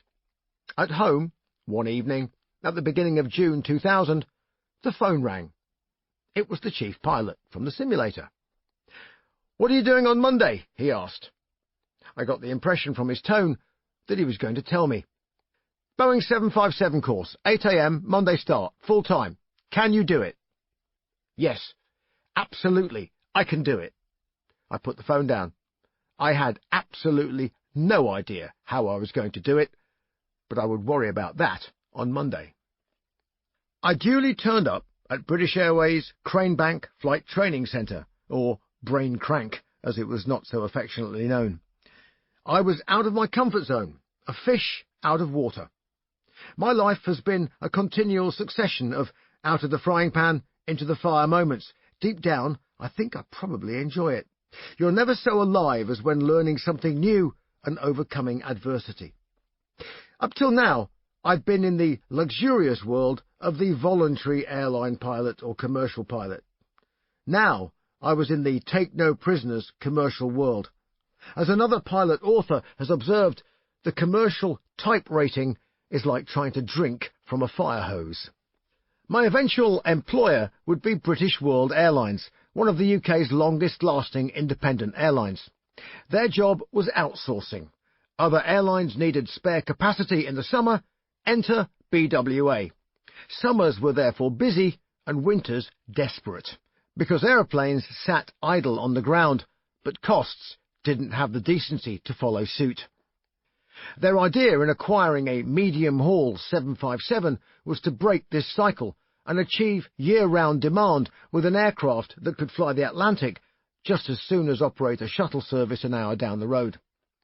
Training pilots to fly their new machine was contracted out to British Airways, and in fact, I was earmarked to fly with British Airways as a co-pilot for 20 sectors to accelerate my line training. Line training is supervised flying with real passengers. It happens after ground exams have been passed about aircraft systems and performance, which takes 3 weeks of hard grind. Next is another 15 sessions in a simulator and a final check. Not done yet. A week of security training, emergency equipment training, putting out fires training, jumping down slides, opening doors, and finally bobbing around in a swimming pool in a life raft. The Boeing 757 is a beautiful brute. Beautiful because of its elegant swan-like nose. It sits high on its landing gear, looking almost like a bird of prey coming in to land. A brute because the benevolent madman who designed it put 2 engines in with 40,000 pounds of thrust each. Think of it as half the power of a jumbo jet, strapped on to a quarter of the weight. A lightweight 757 is climbing off the runway with a vertical speed of 60 miles an hour, in excess of 6,000 feet per minute rate of climb. My first empty takeoff at Shannon Airport was overwhelming. The outside world is so much more real than the simulator. The plane was so light its takeoff speed was very slow, and I felt more like I was in a lift than an airliner. Base training completed, uniform obtained, hair cut short, and equipped with that most ludicrous item, a pilot's hat. I showed up for my first day at work with passengers. On the 28th of July, 2001, I flew from Heathrow to Frankfurt and back, and then Heathrow to Munich, where I night stopped. There was only one casualty. On only my second landing, at 200 feet going into London, the windscreen was suddenly full of this large white gull, coming directly at me. At the last moment it veered over the windscreen, and there was a loud thump as it splattered on top of the cockpit. "Was that a bird strike?" I muttered as we approached touchdown. Was the response. At Munich, I waited, in uniform, by the bus stop for the crew bus to take me to the hotel. Out of the corner of my eye, I spotted an Iron Maiden fan, and he spotted me. Bedecked from head to foot in badges, cut-off biker denim, and Maiden shirt, he made a beeline for me. He stared at me and said, "Excuse me, but is this the bus stop for Munich?" No. Next one up." He turned and walked away. He never knew, nobody knew, except me, that I was an airline pilot. Unbelievable. Chapter 37. Black September. Maidenworld was in a state of relaxed hiatus. The dust had settled after my rejoining, and my Muhammad Ali, "We are the greatest" style wind-ups in the press had, by and large, been grudgingly acknowledged. Nobody likes a clever dick, all of which goes with the territory of being lead singer. The crucial statement, as far as I was concerned, was the one I'd made regarding Brave New World. I declared our intention to deliver an album that would set us back on the path to an adventurous future, not a piece of nostalgia or thin pastiche of former glories. There were plenty of cynics who didn't believe me. and we've proved them all wrong. The summer and autumn of 2001 saw me hopping from Yannick's house to Adrian's and scribbling lyrics and melodies to what would end up being tracks on the new Dance of Death album. My interest in the occult had led to a trip to the ruined fortress of Montségur in France. Climbing to this castle in the clouds was jaw-dropping in itself, but wandering inside its quite small remaining walls led to my imagination running riot. Game of Thrones is nothing compared to the slaughter that took place in Montségur and the extinction of Catharism that precipitated it. While wandering through the countryside, Rennes-le-Château and the Arthurian forest of Brocéliande also got paid a visit. My experience with Chemical Wedding and my love affair with Blake all added resonance to my peripatetic adventures. All of this I did in between my flying roster. It was astonishing to experience what might be termed a proper job. Unlike music, airline work had strict rules governing how hard you could work, like the railways. When the flight was done and paperwork completed, the door was closed. People simply went home and relaxed. What a concept!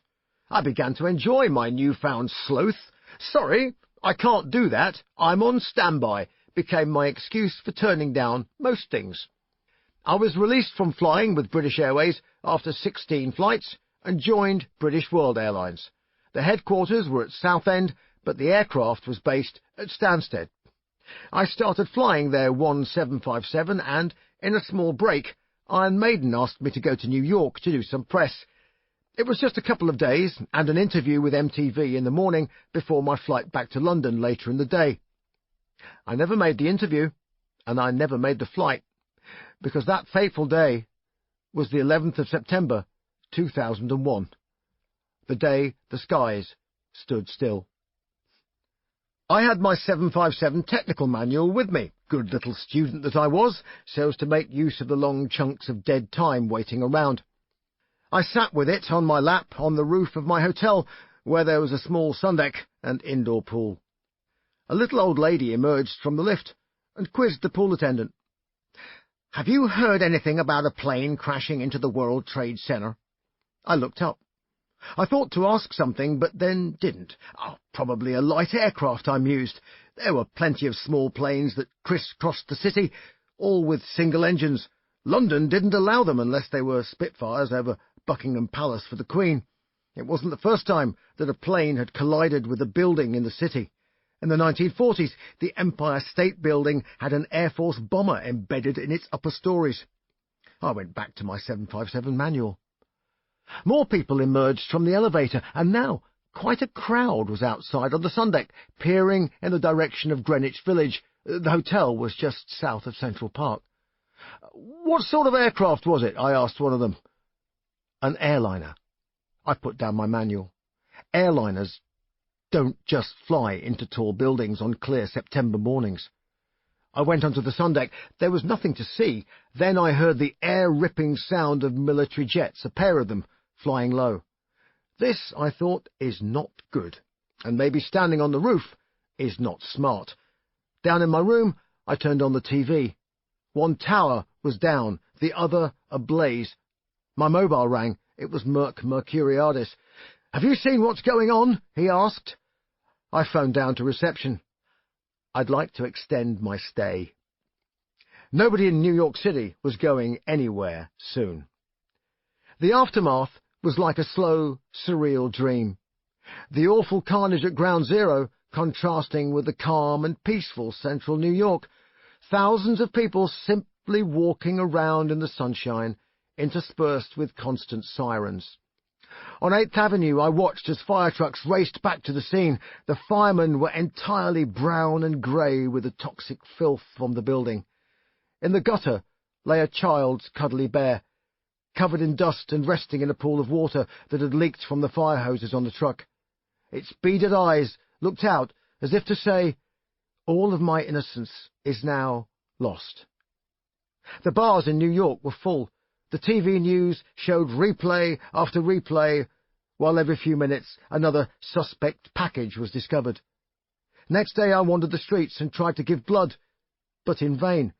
The queue was round the block. but sadly all the blood in the world couldn't bring the victims back.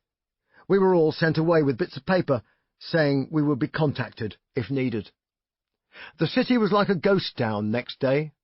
An eerie pall of white smoke and fumes was creeping up from ground zero. The wind had changed, and the aerial dust and God knows what else it contained stung my lungs. Healthier inside was my reaction. New York was in lockdown, and the airport was in meltdown as normal activity slowly tried to assert itself. There were thousands of people camped in and around the terminals at JFK. It was like watching newsreel footage of the evacuation of Saigon, except this was 21st century America. After 5 days of being stranded, I finally made it back. The September 11 attacks changed everything. The world became paranoid, common sense went out the window, and politicians eager to make gestures clashed with pilots who thought many of the security measures just window dressing. A classic was an early confrontation over the liquids policy. On one flight, the captain I was working with was incensed at having his bottle of water confiscated. "If I want to make a mess," he thundered, "I have 34 tons of kerosene at 600 miles an hour to make a mess with." But it did him no good. I nearly came to grief with 2 tins of baked beans. Security pulled them out. "What are those?" "The clue is in the label." "There's liquid in there," she challenged. "Tomato sauce." "Yes," I replied. "Well, is there more than 100 mils?" she demanded. Thankfully, a supervisor intervened. With an impish grin, he inspected the cans. "Ah," he stated, "these, you see, are Marks and Spencer baked beans." He turned to my accuser. "Not much liquid in Marks and Spencer beans. Mainly beans." Best of all was Captain Clusterfuck. Not his real name, but close. Captain Clusterfuck had thought to take a jumbo-sized marzipan fruitcake through aircrew security at Gatwick.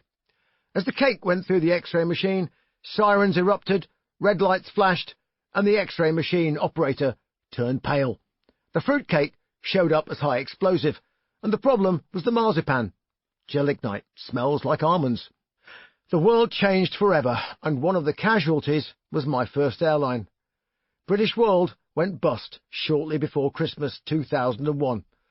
At least I was a fully qualified, line-trained Boeing 757 pilot.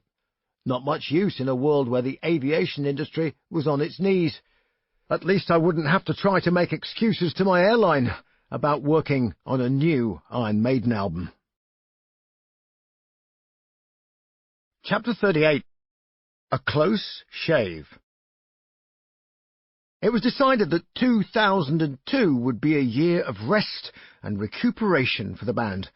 Maiden had been battered, but had come through more intact than ever. As usual, my idea of rest and recuperation was to nibble away at a couple of new projects. Back in the mists of time, I have no clear recollection of who suggested the idea of a metal version of the Three Tenors. The idea was interesting. Managers and, in particular, agents were salivating at the prospect of selling out venues with me, plus 2 other alleged legends, warbling away. Nice idea, but the devil, as always, was in the detail. I wanted Ronnie Dio from Black Sabbath and Rainbow, and Rob Halford from Judas Priest alongside me, and I think probably everyone else on the planet would have done too. Rod Smallwood was vehemently against Ronnie. I suspect it was because he didn't see eye to eye with Ronnie's manager, Wendy Dio. In any case, Rod suggested Jeff Tate, Queensryche's singer, to complete the triumvirate. I went to LA to try and write an album with Roy Z for the project. Even with Jeff Tate on board, the album was difficult. I wanted any record to use all 3 voices to their strengths, but also to combine in unexpected ways. It was a tall order in a short time span. The song that Roy and I came up with was called Tyranny of Souls, and it borrowed from the 3 witches in Macbeth. Each witch corresponds to a voice, and I wrote the melody, the phrasing and lyric to reflect what I considered to be the essence of my fellow tenors. In the demo of the song, I even did a little imitation of their styles to give them a clue as to the intentions of the project. Tyranny of Souls was only 1 song. I would need several more if I was to make an album of material that did the three of us justice. I had a stage format and presentation that allied with the demo song, but it would take a lot more thought and design to keep an audience entertained for 2 hours. It wasn't simply a question of bolting vocal girders together to form the Sistine Chapel. Pressure from management made me look long and hard at the idea. If there wasn't time to do it right, better not to do it at all, was my attitude. A meeting with Jeff Tate sealed the fate of the project. We didn't see eye to eye about almost everything. I never wanted him in the first place. I always would have picked Ronnie Dio. Tyranny of Souls was thus recycled as the title track on my new and last solo studio album, the rest of which didn't yet exist. I wouldn't be writing it for a while. I'd just been headhunted for a start-up airline, out of the ashes of British World Airlines. In mid-February, I was moving the furniture into Richard Branson's old office building, from where he coordinated his balloon adventures. The desks and chairs were from a skip, including a very nice boardroom table that British Airways had declared substandard. The airline was called Astraeus, and it rose phoenix-like from the ashes of British World Airlines and the remnants of Go, the BA subsidiary. It was the start of the best airline experience ever. Even while Maiden World appeared to be snoozing to the eyes of outsiders, in reality it was always busy. Even when ticking over, Maiden is a huge responsibility to manage, and we'd taken on the challenge of Clive Burr and his struggle with multiple sclerosis. In March 2002, we played the first of a series of benefit shows at Brixton Academy. Clive's chirpy irreverence was still intact, even as he struggled to find any kind of equilibrium with his condition. One day he'd be walking around, the next he would be in a wheelchair. There was no clear pathway for the disease, except that it was ultimately incurable with present levels of technology. Clive was a big Second World War history buff, and we chatted about aircraft and the fact that I was shortly about to start a course to learn to fly a 737. May saw me down at Gatwick, huddled over a computer-based training program that may well have been a pirated copy of Lufthansa software. The clue was in the awful jokes inserted every 40 minutes. So, now you know everything about the 737 air conditioning system, so you are a cool guy. The hoops to jump through were the same as with British Airways, so after ground school, simulator and base training, I entered the on-the-job training, which was abbreviated on account of my experience as a first officer on a 757. I had quite an interesting experience on my first day at work. It was Gatwick to Faro, a full flight with 148 passengers on a very old and beaten-up 737-300. After British World went bust, Astraeus had inherited their two rather long-in-the-tooth 737-300s. It was a glorious day, and from 150 miles out, Faro gave us a radar vector for a 12-mile visual final. Basically, the sky was ours. I descended, turned right towards the runway, and started to slow down. I could see the threshold. Visual, disconnecting autopilot. The oral alarm of the autopilot being disconnected was silenced by a second push of the button. My eyes were firmly out of the window, judging the final approach visually. Flaps 1, I commanded, the captain's hand positioned the flap lever to 1. Speed 190. The training captain rotated the speed knob to read 190. I reduced thrust. Flaps 5, speed 180. I glanced down at the airspeed. She wasn't slowing down very much. Shit. Gear down, flaps 15, speed 150. The racket of the gear dropping into the airflow sounded comforting, but we were 1,200 feet above the ground and still not slowing down. I'll give you a hand, the training captain said, and he reached to the speed brake and pulled it all the way out. The speed brake is 2 barn doors on each wing that raise into the slipstream, destroying lift and increasing drag. We slowed down a bit, but not nearly enough. At 800 feet, the aircraft shuddered and the control wheel juddered violently as the stick shaker activated. We were on the point of stalling, and Mr. Boeing wants you to know, so he installed a system to rattle your nerves should you approach a stall. This is the stick shaker system, which does exactly that. I glanced down. The flap lever was at 15, but the flap gauge told a different story. No flaps had deployed. No wonder we hadn't slowed down. I was looking out the window. The training captain was probably monitoring my flying, but the fact remained that we were on the point of stalling at 800 feet with 148 passengers. Going around, I declared, but this was a rather different situation. I reverted, under stress, to the 757, and I firewalled the throttles. "Shit, don't do that, the engines will melt," said the training captain. The 737 had no automatic protections like the 757. In any case, I started a very shallow left turn out towards the ocean as the speed increased. With the airspeed at a more sensible 210 knots, we entered the hold offshore at 2,000 feet. We would have only 20 minutes to sort this out before fuel became critical. As it happened, all the efforts to get any flaps or slats to deploy were useless. After 10 minutes, the only option was a landing with no flaps and no slats at Faro. "I think you'd better do this one," I said to the captain, before checking the performance tables to see if we'd stop or go off the end of the runway. We were within 2 or 3 miles per hour of the maximum tyre speed as we touched down at over 200 miles an hour. To Boeing's eternal credit, the 737 stopped with 150 feet to spare, and we disgorged our passengers. We never found out how the problem arose. The local Portuguese engineers wanted to take the wing apart there and then. We decided to phone home ET style and call our own engineers. Their advice was blunt. "Switch the aircraft off, wait 15 minutes, then switch it back on again." So we did, and it worked. The Portuguese engineers went away, grumpy. That summer I flew all over the place. Funchal, Innsbruck, Sharm el-Sheikh, plus all the usual holiday spots, Greek islands, Alicante, Malaga and Palma de Mallorca. I had such a torrid time on the 737 ground school course that I offered to write a study guide for new pilots. Having written it, I was then co-opted into the training department and packed off to Amsterdam to run ground school courses and debrief exams. I was supposed to be a wild and crazy drug-fueled rock star, but here I was in a simulator teaching company standard operating procedures. Go figure. I really enjoyed it.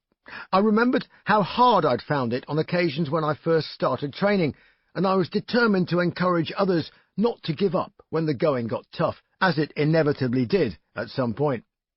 I was still fencing, but not with any degree of expectation of the success I'd had 10 years before. I was 43 years old, and still in pretty good shape, but I was starting to pick up injuries, and they lasted longer.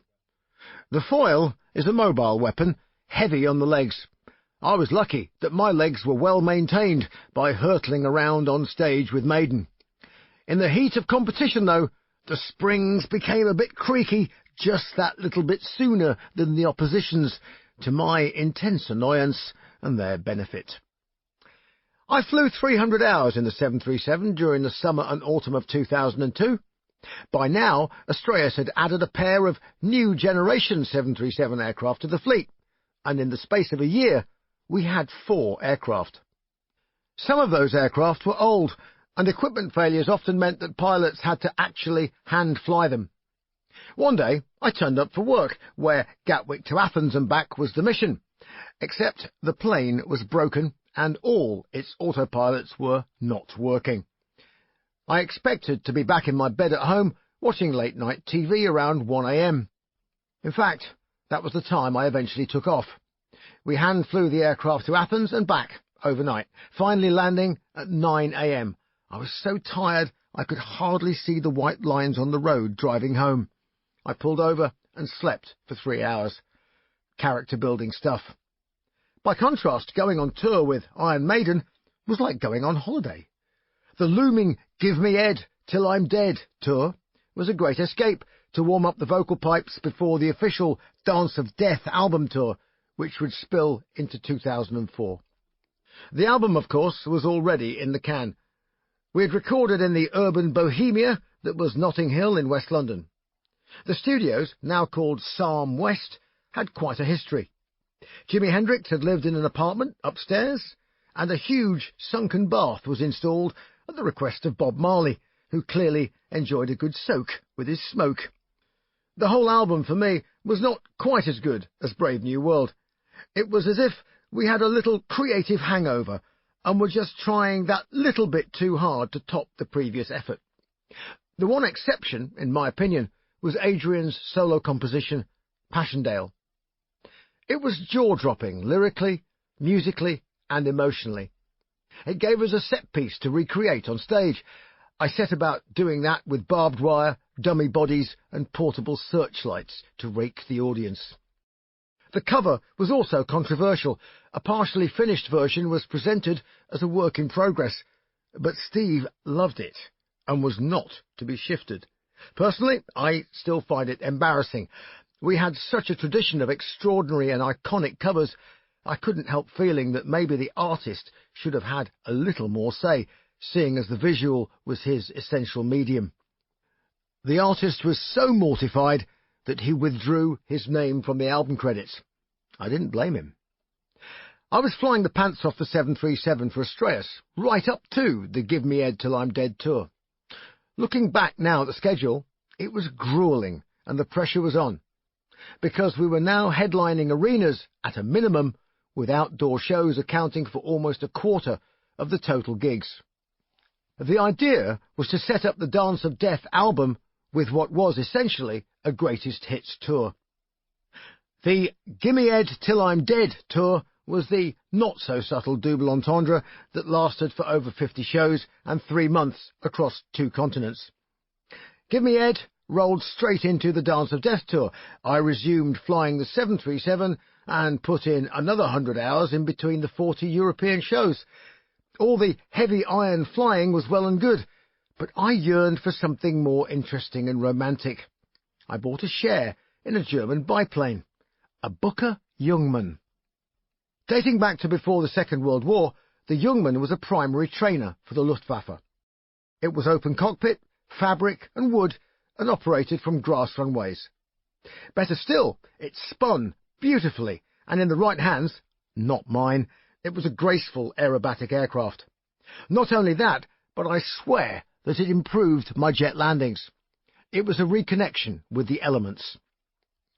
Dance of Death blitzed the world again in January 2004, Latin and North America, then Japan. We played the Universal Amphitheatre in Los Angeles for 2 nights. The crowd was surprisingly boisterous for such a plush venue, and I went flying, but not in the way I normally intended. Trips, slips and falls are part of the risks associated with leaping around stages, juggling microphones and guitars. Over the years I've fallen over in front of thousands of people and usually got back up relatively unscathed. Yannick wasn't so lucky at a show in Mannheim, Germany. He fell headfirst into a steel girder, tumbling several feet to the ground. I was horrified. I thought he was dead. His body lay at the foot of the stage, his limbs arranged unnaturally by his loss of consciousness, his head covered in blood. He was not moving, and I couldn't see if he was even breathing. It happened in a heartbeat. One slip, and he was gone. It took Yannick several weeks, months in fact, to recover fully. My demise was equally sudden, and was indirectly attributable to Yannick's birthday celebrations. In the early days, birthdays were things to be celebrated, especially when we were not so old as to be candidates for radiocarbon dating or counting tree rings. Celebrations normally ended up with paper plates of shaving foam being splattered over the hapless band member. Latterly, we'd learnt that shaving foam tasted pretty disgusting and stung like hell, so we relented and used whipped cream instead. A couple of the excess whipped cream pie plates were placed on top of the catwalks at the rear of the stage, just adjacent to the front corner of Nico's drum riser. The wood that comprised the floor of the catwalk was painted matte black. The cream soaked into the wooden boards and remained invisible, but it was slippery like an oil slick. I was in the habit of running up to the edge and making great drama of my emergency stop. Except, on this occasion, I didn't stop. My head went from 12 feet above the stage to impact in a fraction of a second. It happened so fast that the band didn't notice. So fast, I was disappointed to discover that my plummet wasn't even captured on video. Where was a handy bootlegger when you needed one? Like most accidents, things go in slow motion until impact. After that, it hurts. As I tried to slide to a stop, I went head first towards the drum kit. Make a plan, I thought. Protect ribs at all cost. Tuck and roll. But I had a bass drum and a set of aluminium steps to fall over before I actually struck the stage itself. I stretched out my left arm, which was not holding the microphone. I would try to bounce off the bass drum, then forward roll onto the stage.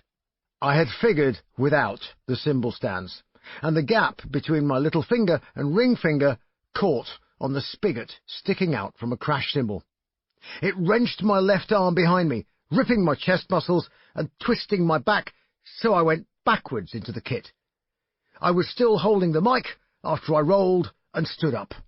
I carried on, but the pain was intense. The next night was the same, and then we all flew to Japan. I was a pathetic mess. At the first show in Japan, my back gave way, and I spent the next 4 weeks hobbling around, the first week of it with the aid of a stick. I was supposed to return to LA to finish the vocals on the Tyranny of Souls album. Roy had sent me various backing tracks, and I wrote the lyrics while limping round the streets wearing headphones. I duly arrived in LA and set up a bed by the side of the microphone in Roy's home studio. I could manage about 5 minutes of singing before I had to have a lie down. I was not a happy bunny, but remarkably, the album sounded amazing. It was released with little in the way of fanfare, but it has garnered a steady following over the years. Chapter 39. The Spruce Bruce. My aviating had led to an approach from a TV company who wanted to make a show for the Discovery Channel. The title was Flying Heavy Metal. I'd made some music videos and was still busy juggling the script of Chemical Wedding, but TV documentaries were uncharted territory. Like everything else, it was a learning curve, and a steep but enjoyable one. The initial idea was quite unstructured, and mainly based on the idea of me wandering around and flying planes. I'm not a fan of celebrity-based shows. I wanted a proper structure and a story. The style of presentation could allude to the celebrity angle, but the content had to be rock solid underneath. Ricochet, the production company, wanted 3 months to film 5 half-hour episodes. I told them I could do it in a third of that time, including 2 weeks in the USA. As a result, the schedule was pretty tight, with long shooting days, but the results were fantastic. There was always a degree of tension over the script, which was dumbed down and which I frequently ignored, rewriting it on the hoof. Most of the best bits of the interviews I did never made it into the series, otherwise we would have been making 10 one-hour shows, and then we really would have been filming for 3 months. Typical was the session where I flew the prototype Airbus A320. Because it was full of experimental equipment, I could legally fly it with a test pilot on board. Consequently, I could do things that most Airbus pilots have only done in a simulator. Tail sliding over the Pyrenees, engines at idle being just one of them. The Airbus has all kinds of protections built into its normal flight controls to prevent mishandling, and one is that the flight control system will not permit a bank angle in excess of 60 degrees. The director had the camera pointed at me from the back. The GoPro cameras were capturing my face. He was wedged out of sight, lying on the flight deck floor behind my seat. "Can you say 60 degrees and the Airbus says, 'Roll no more'?" he shouted as I rolled the aircraft on its side. "OK," I replied and said the line. Oh, just again, the sun was a bit weird on your face." The test pilot leaned over and whispered gently in my ear, "Don't hold it at 60 for too long, old boy. The laws of physics still apply." Later, in the USA, I was due to fly the Boeing 727. The aircraft was an empty freighter. The director of the film was very clear. "Now listen, You're not insured to take off and land." "Oh, okay." The captain jumped in the seat, and there was a flight engineer on board, which was a first. We started the engines and taxied into position on the runway, deserted in the middle of the Everglades. "You're a 757 guy, huh?" the captain asked. Yep. Hell of a plane. Used to fly them myself." He thought for a moment and then said, "Standard Boeing calls and procedures. You have control." To my surprise, a hairy hand grasped the 3 thrust levers and pushed them forward to set takeoff thrust. It was the flight engineer, and it was his job. The plane started to move. My hands were on the control column, feet on the rudder pedals. "What are you doing?" squealed the director. "Taking off." You're not insured," he panted. "No, but I am," grinned the captain as I pulled back on the controls, and the sublime Boeing creation elegantly streaked into the warm Florida air. Early 2005 saw the show air, and it was a great success, achieving surprisingly good ratings amongst female viewers, to the delight of the network. I did one more show for TV, although I was offered most of the series if I wanted. Sky were producing a series of shows entitled Inside, followed by the subject matter. One was Inside Wayne Rooney, for example. The producer had commissioned Flying Heavy Metal and had moved on from the Discovery Channel. We had lunch and discussed my involvement, all of which made me feel terribly grown up. "I don't really have the time. I know how long these things take. Look, what's the most potty one you have?" I asked. "Inside Spontaneous Human Combustion. Brilliant, completely bonkers. Can I do just that one?" Documentaries are fun because they turn knowledge into entertainment, but I've turned down over 20 series since. I simply don't have the time. Chapter 40. What could possibly go wrong? Summer of 2005 was a US tour followed by a brief festival tour of Europe. It was about 7 weeks long in total, and afterwards the writing urge was stronger than ever. Steve and I were starting to converge, and I began to get the same sort of goosebumps I'd had before the Seventh Son album. If we just took our time on this occasion and didn't do everything in an unholy rush, the next album felt good. We allowed ourselves plenty of time and therefore used hardly any of it. In fact, it was difficult to keep up with the number of ideas coming thick and fast. The album was on the verge of becoming a double, but we held ourselves in check, lest we bit off a bit more than the audience could swallow. It was clear that there was a theme running through the album.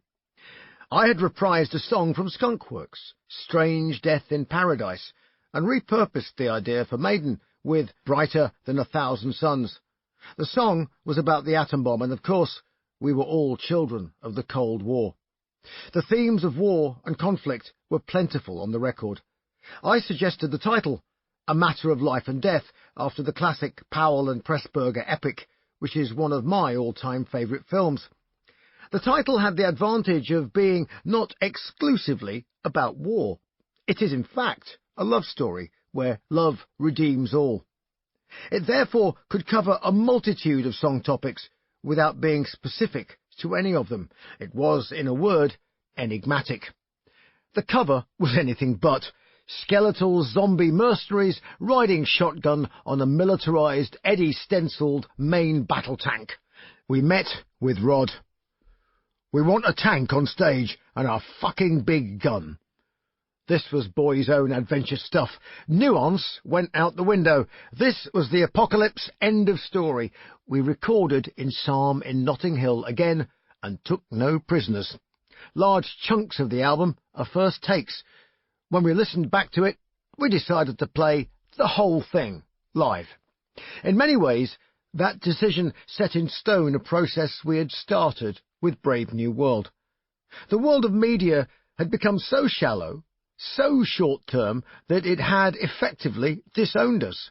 There was, therefore, no point in pandering to ancient history either, unless, of course, you wanted to write a song about Alexander the Great, which, of course, we had. To the outside world, it looked like madness to play a whole album of new material. To us, though, It was essential in order to lay down a marker with what was an increasingly young fan base. There were kids whose first Iron Maiden record was Brave New World, not The Number of the Beast. They were the future, and they were the people to carry the torch for the band.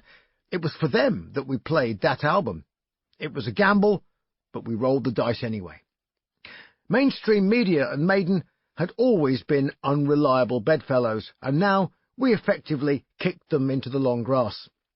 Anything in the future would be on our terms, as the internet was becoming increasingly useful, a trend that has, by and large, continued. The airline was now at 9 aircraft and would shortly grow to 11, with 5 757s, 5 737s, and an Airbus A320. Even as a small airline, we had over 500 employees, and there was always a need for captains. We had a lot of over 55 ex-British Airways guys, but the supply had dried up, and soon pilots would no longer retire at 55, but work like everyone else till 65. Most pilots wanted to anyway. Unlike the big behemoth airlines with hundreds of crew and Byzantine seniority rules, we were small and operated on a pragmatic promotion system based on demand and merit. As an experienced first officer, I'd been assessed as suitable for command training, the first of several hoops to jump through before becoming a captain. The bulk of my training came after our short A Matter of the Beast tour, and a good job too, because becoming a commander requires your full attention. I flew to Hurghada in Egypt, Uralsk in Kazakhstan, Mykonos and various other points in between. The time rapidly approached for my check flight. All boxes ticked and all quizzes answered, I turned up to fly to the tricky little airfield of Calvi in Corsica. What could possibly go wrong? Well, initially, nothing. It was a sunny day and the winds were light. Calvi is a one-way in, one-way out airfield, on account of the bloody great mountain at the end of the runway. It's a captain's only landing, so I flew it on the basis that I would end up as a captain, or not, at the end of the day. The landing was fine. We disgorged the passengers, and I started on the flight paperwork. Then I noticed 2 official-looking chaps staring at me from outside the cockpit window. I wound it open. "Ramp check," one shouted. A ramp check is a sort of mini-inspection by the authorities, in this case the French DGAC, to ensure safe operational standards. I welcomed them aboard, made them a cup of coffee, and they started pulling apart our documentation, flight plans, navigational logs, all standard stuff, and of course, there were no problems. "I just need to see your licence médicale." So I showed them, all in order. "And the other pilot, where is he?" Well, the other pilot, my Czech pilot, had visited the toilets at the rear. I paid a visit. He cracked open the toilet door. "They want to see your licence," I said. "I haven't got it," he hissed. "What? It's in my other jacket, in Red Hill." "Oh, can't somebody get hold of it?" "No, I'm the only person with keys." "Shit." I went back to the cockpit. I made another coffee for them. Maybe I could persuade them to go away. "Ah," I said, "we are just starting to board. Is there anything else you would like to see?" "Oh, no," they replied, "just the other pilot with his licence." Ah, I owned up to the problem. They laughed. "Oh, this is not the first time this has happened. Simply fax us a copy and you can be on your way." Before electronic records, our operations department kept copies of licence details in a filing cabinet. I phoned Gatwick. "Oh, sorry," they said. "We don't have keys to the cabinet, and it's a bank holiday weekend. The only person who has keys is away." This was turning into a farce. "Look, you'll have to break into the cabinet. I don't care how you do it." My Czech pilot finally appeared, suitably apologetic, but there was no moving the officials. We sat and waited. The aircraft was fueled up and ready. I could sense the problems already arising with the passengers. I would have to say something over the PA. The phone rang. It was operations. "OK, the fire brigade are coming." "What?" "Yes, they have a big axe and they're going to chop the cabinet open." The image of Crawley Fire Brigade wreaking destruction in our small ops room to obtain a photocopy raised an internal chuckle. An hour later, the document arrived, and we finally took off for Gatwick. As we approached 41,000 feet, the left-hand engine overheat light came on. We nursed it back to Gatwick at reduced power till it seemed to operate normally at lower altitudes. Back at Gatwick, check passed, I pondered the day's experience. What could possibly go wrong? Anything. And if it can, it will. Chapter 41. Bruce Eyre. It was the 10th of July, 2007. I was a Boeing 757 captain. I could never have believed it possible when I sat in that tiny Cessna 152 in Kissimmee back in 1992. How the world turns. The world was turning in the film department as well. Finally, we had a trickle of funding, and we had found our star in classical actor Simon Callow, who had wanted to play Crowley for years. A special effects company contributed a sort of benefit in kind, but no cash, and we ended up with a budget of £500,000 to make the feature.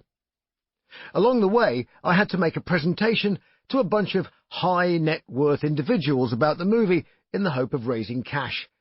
It was a thoroughly depressing experience. There was a banker with a convoluted tax scheme, pie charts, graphs, and the phrase, "Even if it tanks, you make money." Great. That really set the scene for my presentation on what the film was all about and what artistic effect they could achieve for their money. For the most part, they fiddled with their phones or laptops, then left.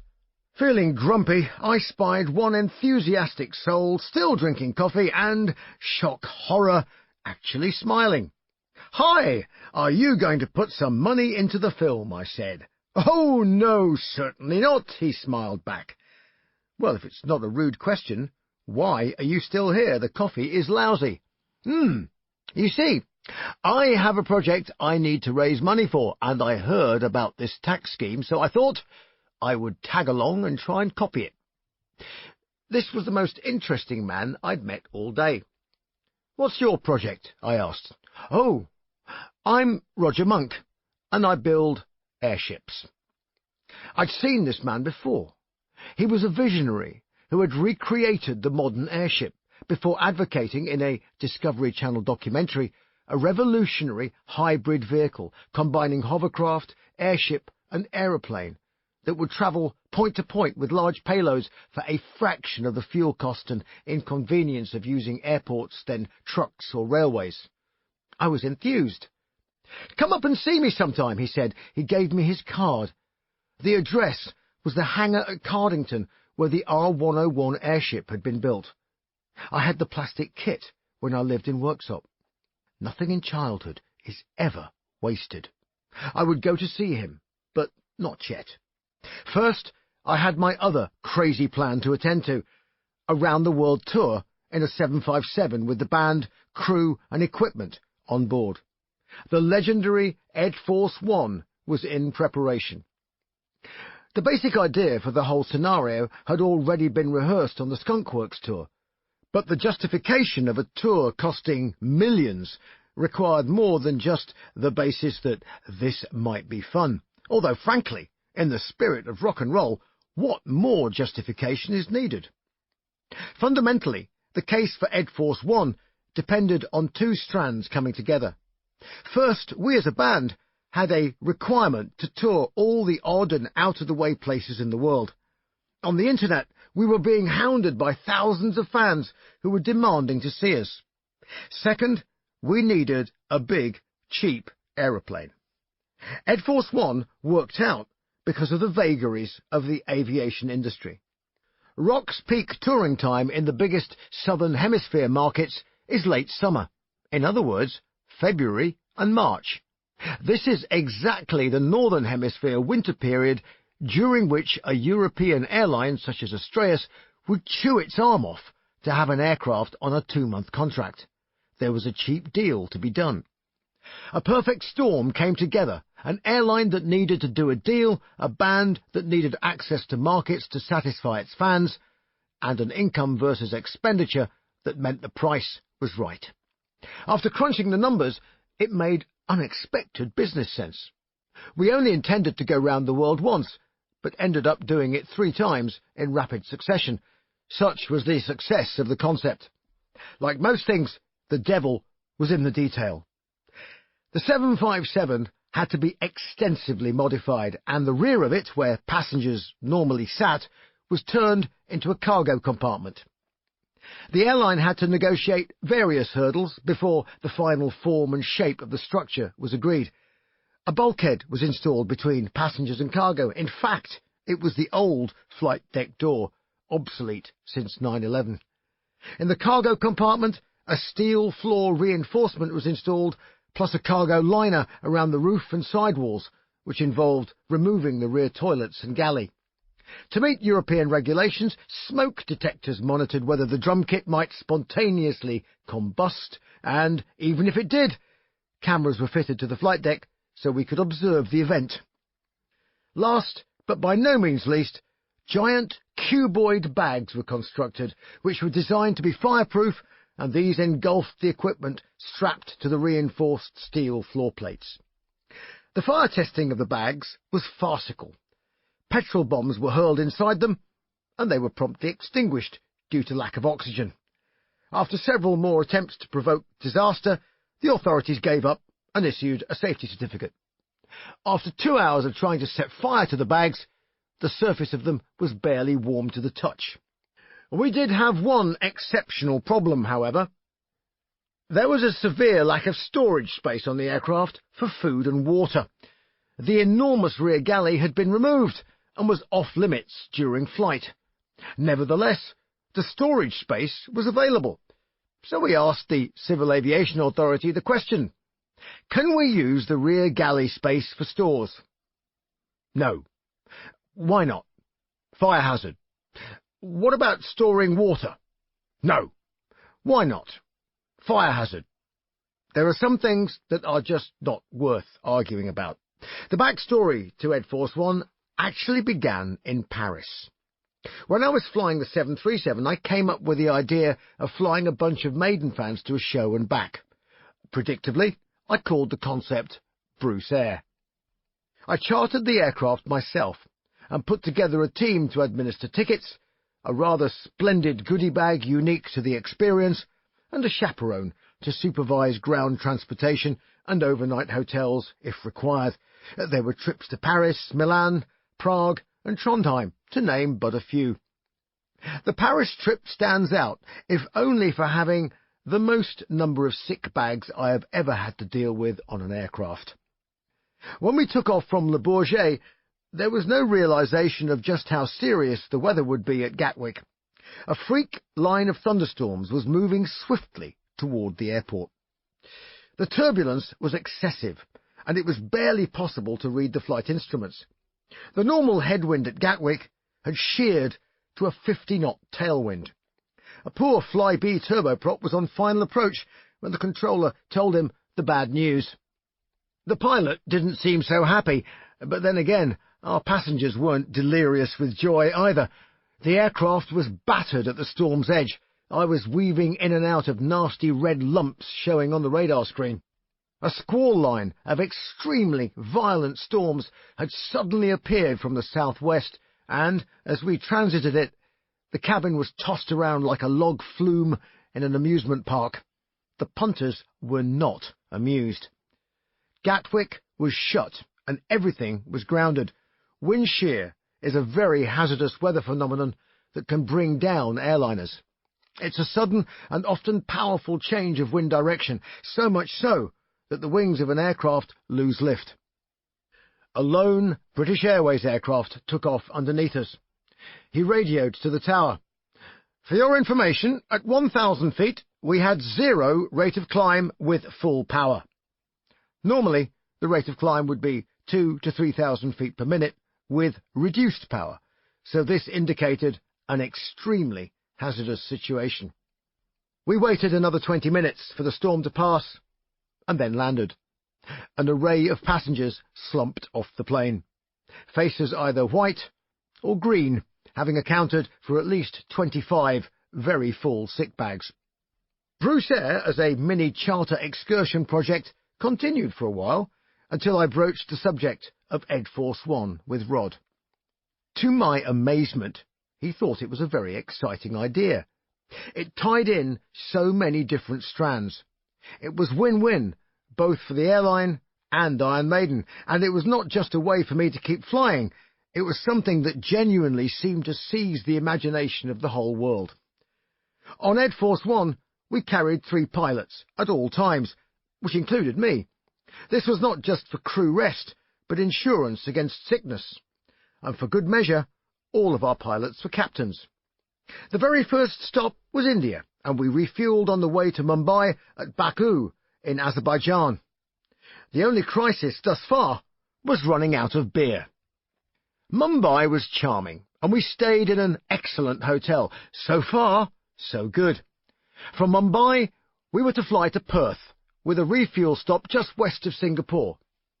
I was being rested. I'd just done a show, so I checked in with everyone else. In a t-shirt and shorts, sitting in row 1. I declined the glass of white wine in favour of coffee, white, 1 sugar. Alan Hale, the captain for the day, was his usual chirpy self.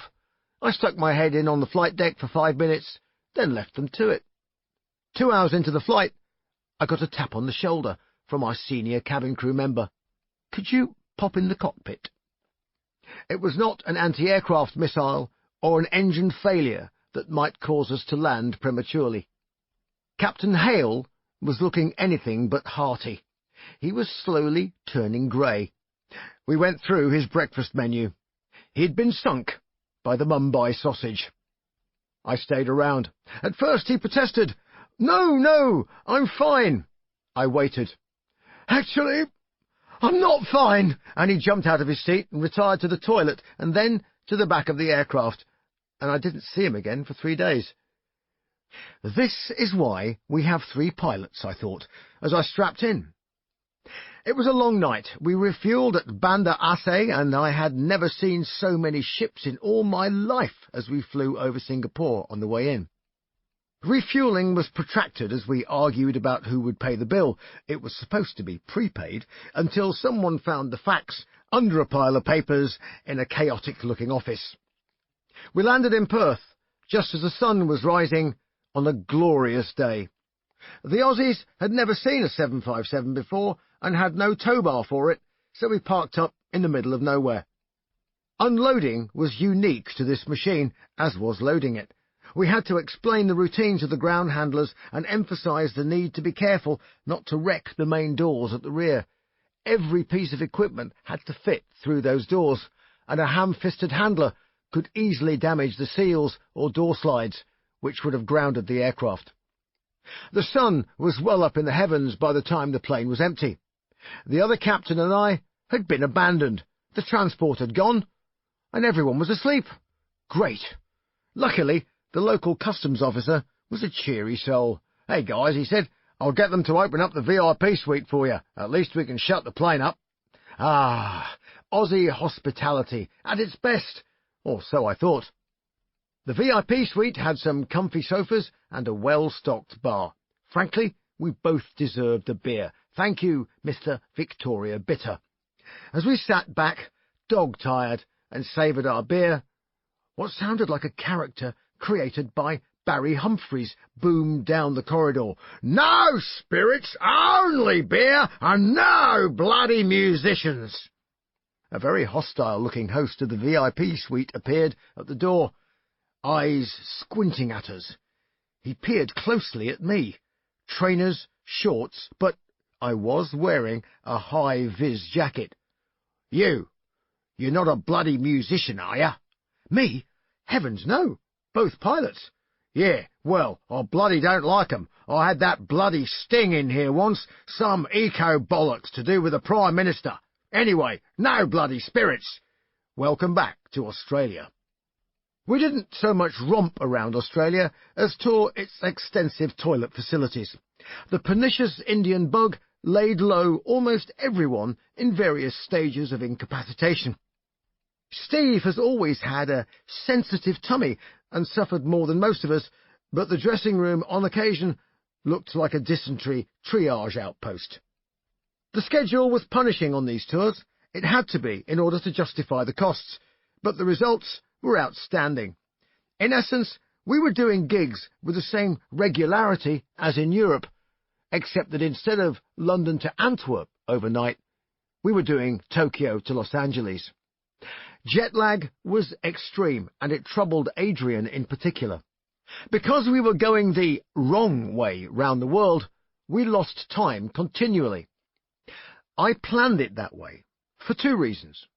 Firstly, we needed to be awake at 9 p.m. local time every night with our bodies ready to jump around and perform. Going the right way round the world means that by 9 p.m. your body is saying, "It's 2 in the morning, go to sleep." The disadvantage of my plan was that opportunities for sightseeing and a social life were curtailed. It was impossible to go to bed until dawn, and hence you didn't wake up until 4 p.m. My attitude was that we were there to work and to perform at our peak. If we had to find a pub at 4 a.m. to socialise, then so be it. We were also, of course, flying with the prevailing winds behind us, which saved quite a bit of aircraft time and fuel. Air Force One was probably the most photographed plane in the world in 2008. Everywhere we went, there were TV helicopters, live on the national news, and if the US President himself had arrived, I don't think the reaction could have been greater. As we landed back in Stansted, the plans for the continuation of the tour in 2009 were already underway. Chapter 42. Alchemy. The Chemical Wedding movie reared its head again. I met with the sales agents. They were a thoroughly disreputable bunch when it came to representing what the film was about. They were attempting to piggyback everything on Iron Maiden, which was, of course, a non-starter. More than that, what really got my goat of Mendes in a lather was their treatment of Lucy Cudden, our female lead. Lucy's a talented actress who worked extremely hard in the movie. The Hollywood salesman proudly showed me the poster they were using to pitch the movie. It showed a photoshopped Game of Thrones-style buxom warrior with a great mane of ringlets. "Who's that? She's not in the movie." No. "Well, why is she on this poster instead of the lead actress?" The tits, the breasts are just so much more prominent and, well, that's the stuff that sells." While I struggled to avoid thumping this twerp, the movie was actually in the process of setting up. Bushey, north of London, was the location, and the crew set to in earnest. The movie opened on the day of Aleister Crowley's death, and the mortified Mr. Crowley was played with admirable menace by John Shrapnel, a gravel-voiced stage actor. Everything was cut to the bone. Exterior shots were expensive and kept to a minimum. Most of the shoot was done at a disused Masonic school, which already doubled for various locations in several TV series. I recognised it because we'd shot a video there for Abduction from Tyranny of Souls. When we availed ourselves of the autopsy set one evening, Julian Doyle directed that too. I had 2 or 3 cameo moments in the film. In fact, most of the crew ended up in it at one stage or another. I played the dodgy landlord of Mr. Crowley's flat, complete with comedy bad back. I discover him dead from an overdose of heroin. My only 2 words in the movie. He's dead. Take 5. Enter the room, kneel by the body, feel the pulse, check for breathing, at which point the corpse made a remarkable recovery. "Fucking hell, get on with it, or I really will be dead." Apart from me, the shoot was quick. Simon Callow was extraordinary. His preparation was word perfect, and every take was usable. When I hear about the professionalism of actors, Simon is a benchmark. Once wrapped, we had to screen it and market it. "Why don't we do the Cannes Film Festival. Every objection was made, including the lack of hotel rooms, hideously expensive flights, and, of course, the fact that we weren't invited. All true. So far, so good. So what? Let's just rent a cinema in Cannes, fly down in the Iron Maiden plane with a bunch of journalists and cameras, and pretend that we have been invited. Which is exactly what happened. A day trip to Cannes, watch a movie, do a load of press, have our interviews on the promenade like movie stars, then fly home to bed. No hotels, no permission, and it all worked out cheaper than flying commercial. Flying commercial was what I returned to in between the Ed Force One tours, interspersed with radio shows. I flew trips to Lourdes from Dublin, scheduled flights to Tel Aviv from Heathrow, and, just to be even-handed, went to live in Jeddah, Saudi Arabia, in order to service the annual Hajj, the pilgrimage to Mecca. To spice up the mix further, Astraeus also became the national carrier of Ghana, so I flew the 757 on its daily trip to the capital, Accra. Ghana is a terrific place, friendly, good food, but like many African countries, there are always small caveats. The government was not terribly disposed to paying on time. In response, the Iron Maiden aircraft was dispatched to Accra. No one would get on it. Eddie on the tail terrified the locals, who thought the aircraft had bad juju. To make matters worse, passengers also refused to board the Virgin plane next door, on the grounds that the juju might be contagious. The money turned up more rapidly, and we agreed to provide a more modestly decorated aeroplane in future. The same problem was not true at RAF Brize Norton, where we had a 757 based permanently to transport troops. I made several trips to Akrotiri, Al Minhad, and Thumrait. One in particular was memorable. We flew out to pick up the RAF regiment from Cyprus. They had been decompressing for some days after a harrowing deployment in Afghanistan, where they'd lost several personnel on the tour of duty. The Padre insisted on visiting the cockpit and giving us all RAF service Bibles. I thumbed through it. It was exactly the same as the small volume carried by my godfather in the Second World War. The passengers were, as always with the military, outstanding. Quiet and unassuming, but always ready to take the piss at the drop of a hat. They were being returned to a world that could not possibly comprehend what they'd been through. Our destination was unusual. It was not Brize Norton, but the small runway at RAF Wittering, near Peterborough. In the middle of a grass field by the runway, there was a ski jump developed for the Royal Navy. "Home of the Harrier," said the caption on the side of the wooden structure. Lining the side of the runway were all the kids and wives and partners of the personnel on board. Probably the loved ones of those we did not bring back too. Children held up homemade banners, reading, "Daddy, you are always my hero." I could hardly taxi the aircraft. Julie, my co-pilot, was looking the other way, out of the side window. Her eyes were welling up with tears, and so were mine. She was trying to hide it, but I had to avoid hitting anything, and I could barely see through the tears flooding my eyes and flowing down my cheeks. I applied the brakes, composed myself, and wiped the liquid away. "Clear left, clear on the right?" I asked. Julie looked over at me and nodded. We said nothing, but we both knew how each other felt. Chapter 43. Bitter Experience. A new year, 2010, was beckoning, and a new album, and beyond that, a mammoth greatest hits tour designated Made in England, which would keep the band on the road until 2014. Compass Point Studios in the Bahamas had been booked for early 2010 to record, and we wrote and rehearsed in a studio in Paris. Some of the material was ready to go, some was written in rehearsals. Coming Home was specifically written about the headspace that pilots inhabit in their strange internal world. It was an attempt to touch the outside world with what is normally only an internal moment of reflection. The Final Frontier was both a delicious wind-up, as in our last album, and a reference for Trekkies everywhere. Space was the theme for the cover, and the idea of comic book cover-style single artwork was my idea, but executed far better than I could have imagined.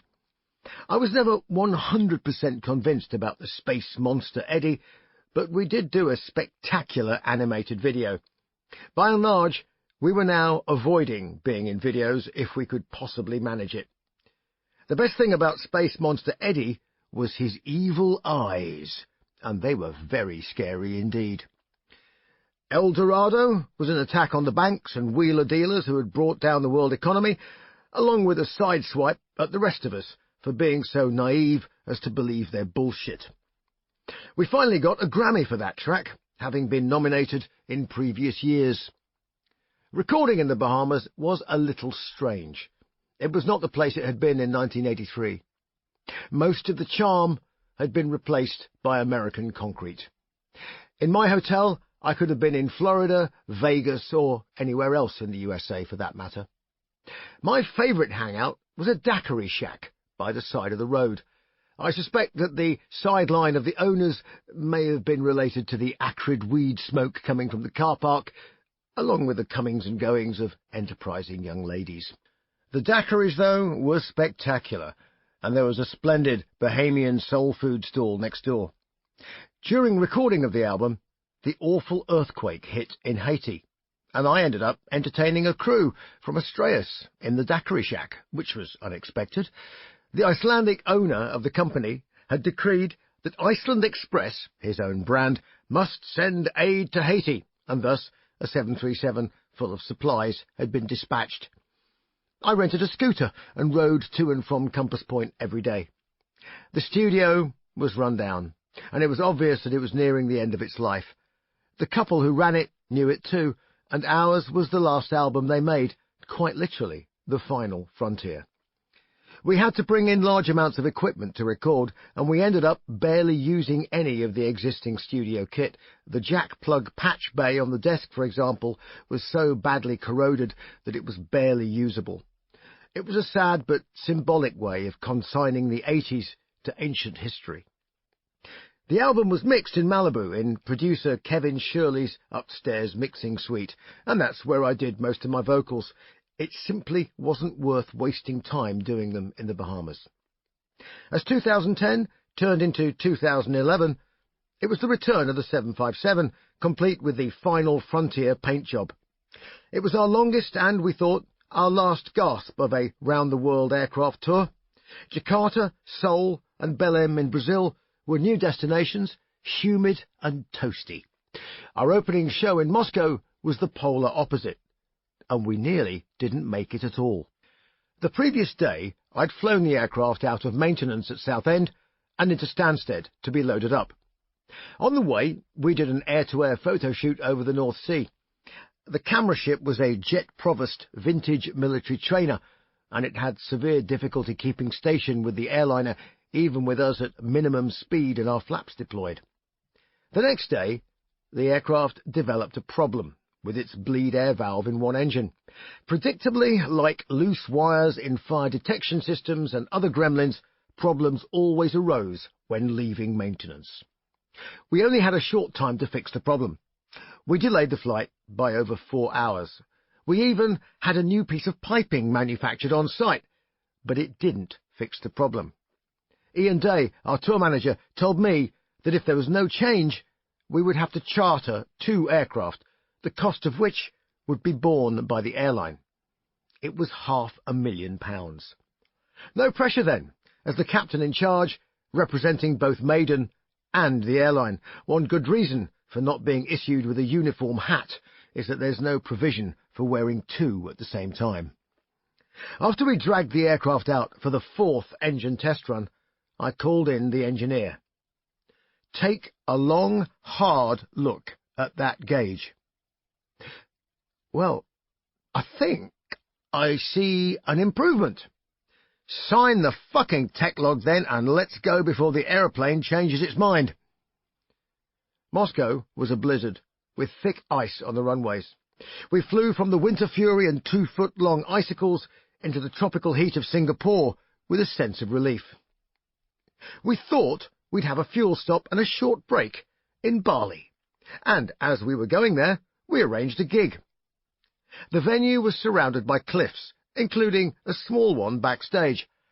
I decided to climb it 20 minutes before the show. I was about 15 feet up the vertical face when the rock started to crumble. Silly boy. The rock was porous and liable to turn to dust beneath your fingers. I had two choices: fall off and try to cling to the wall, or just fall off away from the wall.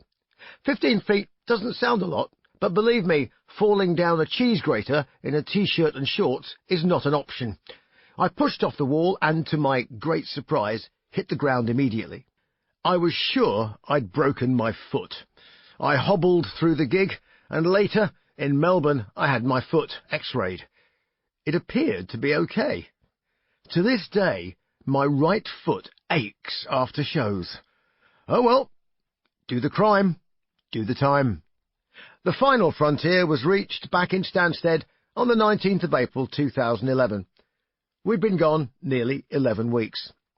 Jet lag was insufficient to stop the maiden juggernaut recommencing a tour by truck and bus, starting the 28th of May and finishing up at the final frontier shows at the O2 in London on the 5th and 6th of August, the day before my 53rd birthday. It was a 35-date fourth leg of the tour, and frankly, I think we were all feeling a little fried at the end of it. Unlike the Power Slave tour, we acknowledged it to ourselves, and I had a particularly robust evening with Rod Smallwood. There was no question, I said, of anyone walking away, but if we did not manage our bodies as we got older, our bodies might just do the walking on our behalf. Not only that, but we were having, and should be having, the time of our lives on tour. I had no intention of retiring unless I had to. I made the suggestion that little and often was a better strategy than trying to reconquer the world every year. We would last longer and be more effective, and the world wouldn't get fed up of us being in its face every 5 minutes. There was, of course, another greatest hits tour planned, and we had almost an entire year to recover. I went back to flying, but not for much longer. The airline that I was employed by, and which had borne Iron Maiden around the world on its silver wings, was about to go bust.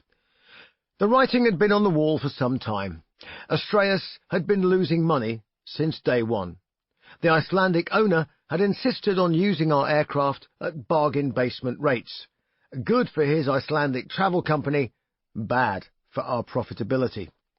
To make matters worse, 2/3 of our fleet was sent to Iceland for the summer, except the Icelandic summer only lasts 4 months. The rest of our competitors were putting their fleets out on 6-month contracts at market rates. The winters were always a problem. Only 2 aircraft were needed in Iceland. The other 9 cost $500,000 a month each to park up unused. It was a death sentence for over 500 employees at Astraeus, and the end of one of the best experiences of my life in working almost 10 years with the company. There were plenty of other things to occupy my attention in 2012. The last of our 3 greatest hits tours was commencing shortly, and it was one of my favourite eras, covering the Seventh Son album in all its epic glory. We emerged into the Floridian sunlight to rehearse for our Maiden England tour, 100 dates starting with some of the biggest US and Canada shows we'd done in ages. Even on tour, aviation kept popping up in unexpected places. A visit to Boeing in Seattle meant meeting my namesake, Bruce Dickinson, the manager of the 747 and 767 projects. I flew the 787 simulator, and the instructor watched me fly a few landings before he asked, "Would you like to see what she'll do?" At 8 miles out, with the autopilot engaged, full flaps and gear down, plus a 46-knot crosswind, we failed an engine. I sat back and watched as the autopilot adjusted and performed a perfect landing, stopping itself in the middle of the runway. He was right. It was impressive. The chief test pilot for the 747 was seated in the back, impassively. "We'll go fly the 747-800 next," he stated. "Bear in mind, for this aeroplane, the pilot needs to show up," he added dryly. Little did I know that a few years later, this experience would stand me in very good stead. The US tour was a spectacular success. Our days of tour buses were long gone. We were chartering planes to take us around and even starting to adopt American practices such as basing ourselves in one place and commuting to shows. It made sense, and it made days off usable. In America, it was so easy to accomplish. I chilled out as a passenger and discovered the joys of backseat driving. We had several months' break between the end of the USA leg of the tour and the beginning of the European one. Tours were increasingly becoming summer affairs, as there would inevitably be an element of outdoor festivities involved at some point. None of us objected. We'd done plenty of winter tours in the USA and Europe, and summer, late spring and early autumn seemed infinitely preferable to the snow and ice. Winter was for hibernation, or making albums.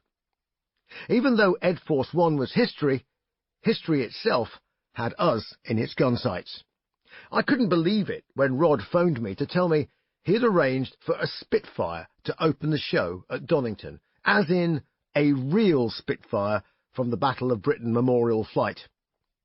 The idea was that it would fly over the top of the stage moments before we started our own intro tape for Aces High. We had a helicopter on hand to film it. Our camera guy wasn't quite au fait with the language of air displays, so I did a bit of mediation. I spoke to the Spitfire pilot beforehand. "What height are you cleared to?" I asked. 200 feet. "And what do you propose to do?" "Well, come in low over the back of the stage, make one pass around the crowd, and then exit back over the top of the stage." I was visualizing it, and a large internal grin started to develop. "I suppose," I began, "that there is always a possibility that through optical illusion, the aircraft may seem to be much lower than that." "Oh yes, that's quite common." I'm saying nothing further, save that the roadies hit the deck on the final pass. It was a heart-stopping moment, and Donington's collective jaw dropped. Grown men fought back tears. It was a Griffon-engined Spitfire, which has a distinctive growl, as opposed to the whistling howl of the supercharger on a Merlin engine. No one will ever forget that moment. It upstaged everything. The Made in England Tour, Part 2, lasted the summer of 2013, and at the end, we returned to the USA for a brief spell. After that came Latin America and the beginning of the last leg of the Made in England Tour.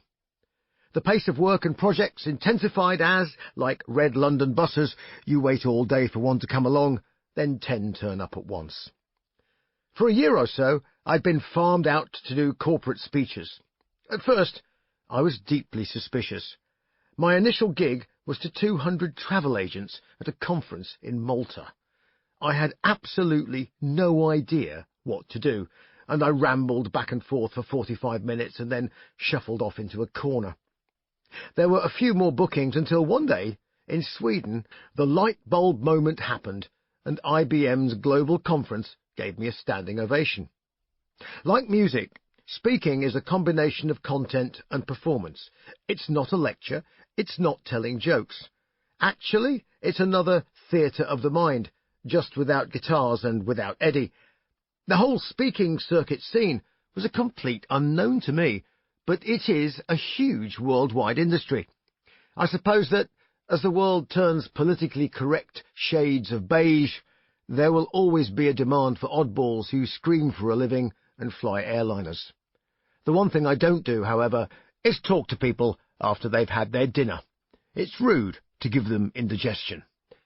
Pilots, of course, are quite social creatures, and I met the head of training for Air Atlanta Icelandic, Arna, a 747 operator, who was curious about the screaming airline pilot. Having a coffee, I popped the question. "Your 747s, how many do you have?" "Oh, I think about 15 of them." "You wouldn't happen to have a spare?" Arna thought for a minute.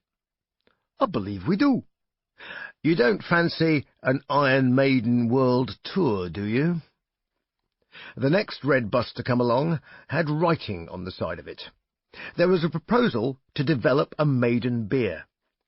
The two big ale drinkers in the band were Nico and me, but Nico lived in Florida. The harsh reality was that some hapless fool would have to drink sensibly and creatively to come up with what would become a beer called Trooper. It was a thankless task, but someone had to do it. The world of brewing comes with its own pitfalls, and it turns out that some breweries seek the same high standards that we do. Before we could do anything, the brewer wanted to make sure I was serious. I thought my auditioning days were over until my taste buds were placed in the firing line when I met the prospective brewers, Robinsons of Stockport. I was put through a blind taste test of 10 different brews, some of which I had name-checked as personal favourites, and the rest of which were their choices. To my surprise, I identified half a dozen of the beers.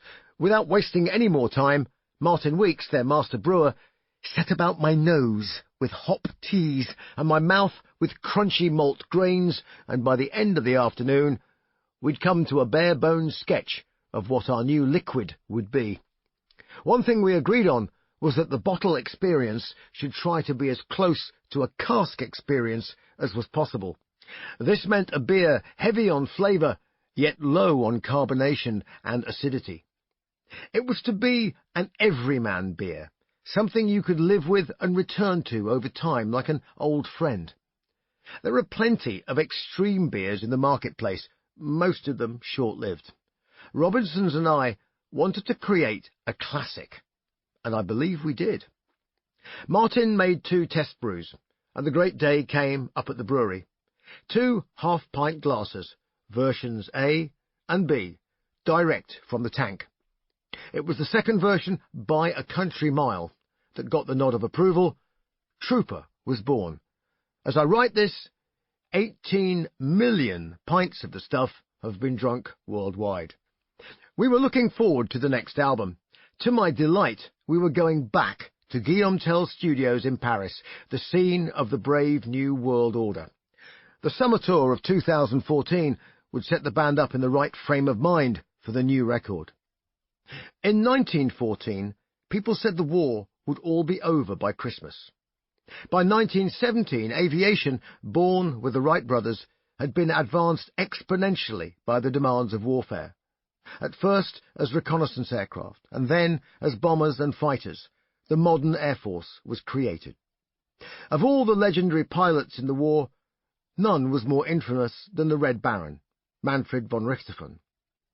Most of his victories were not scored in the red-painted Fokker DR-1 that he was killed in, probably by a bullet from the ground.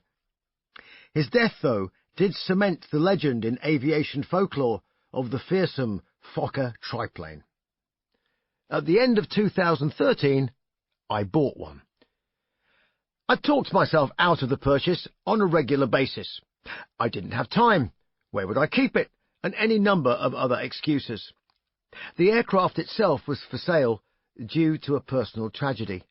The builder of the full-sized replica was John Day.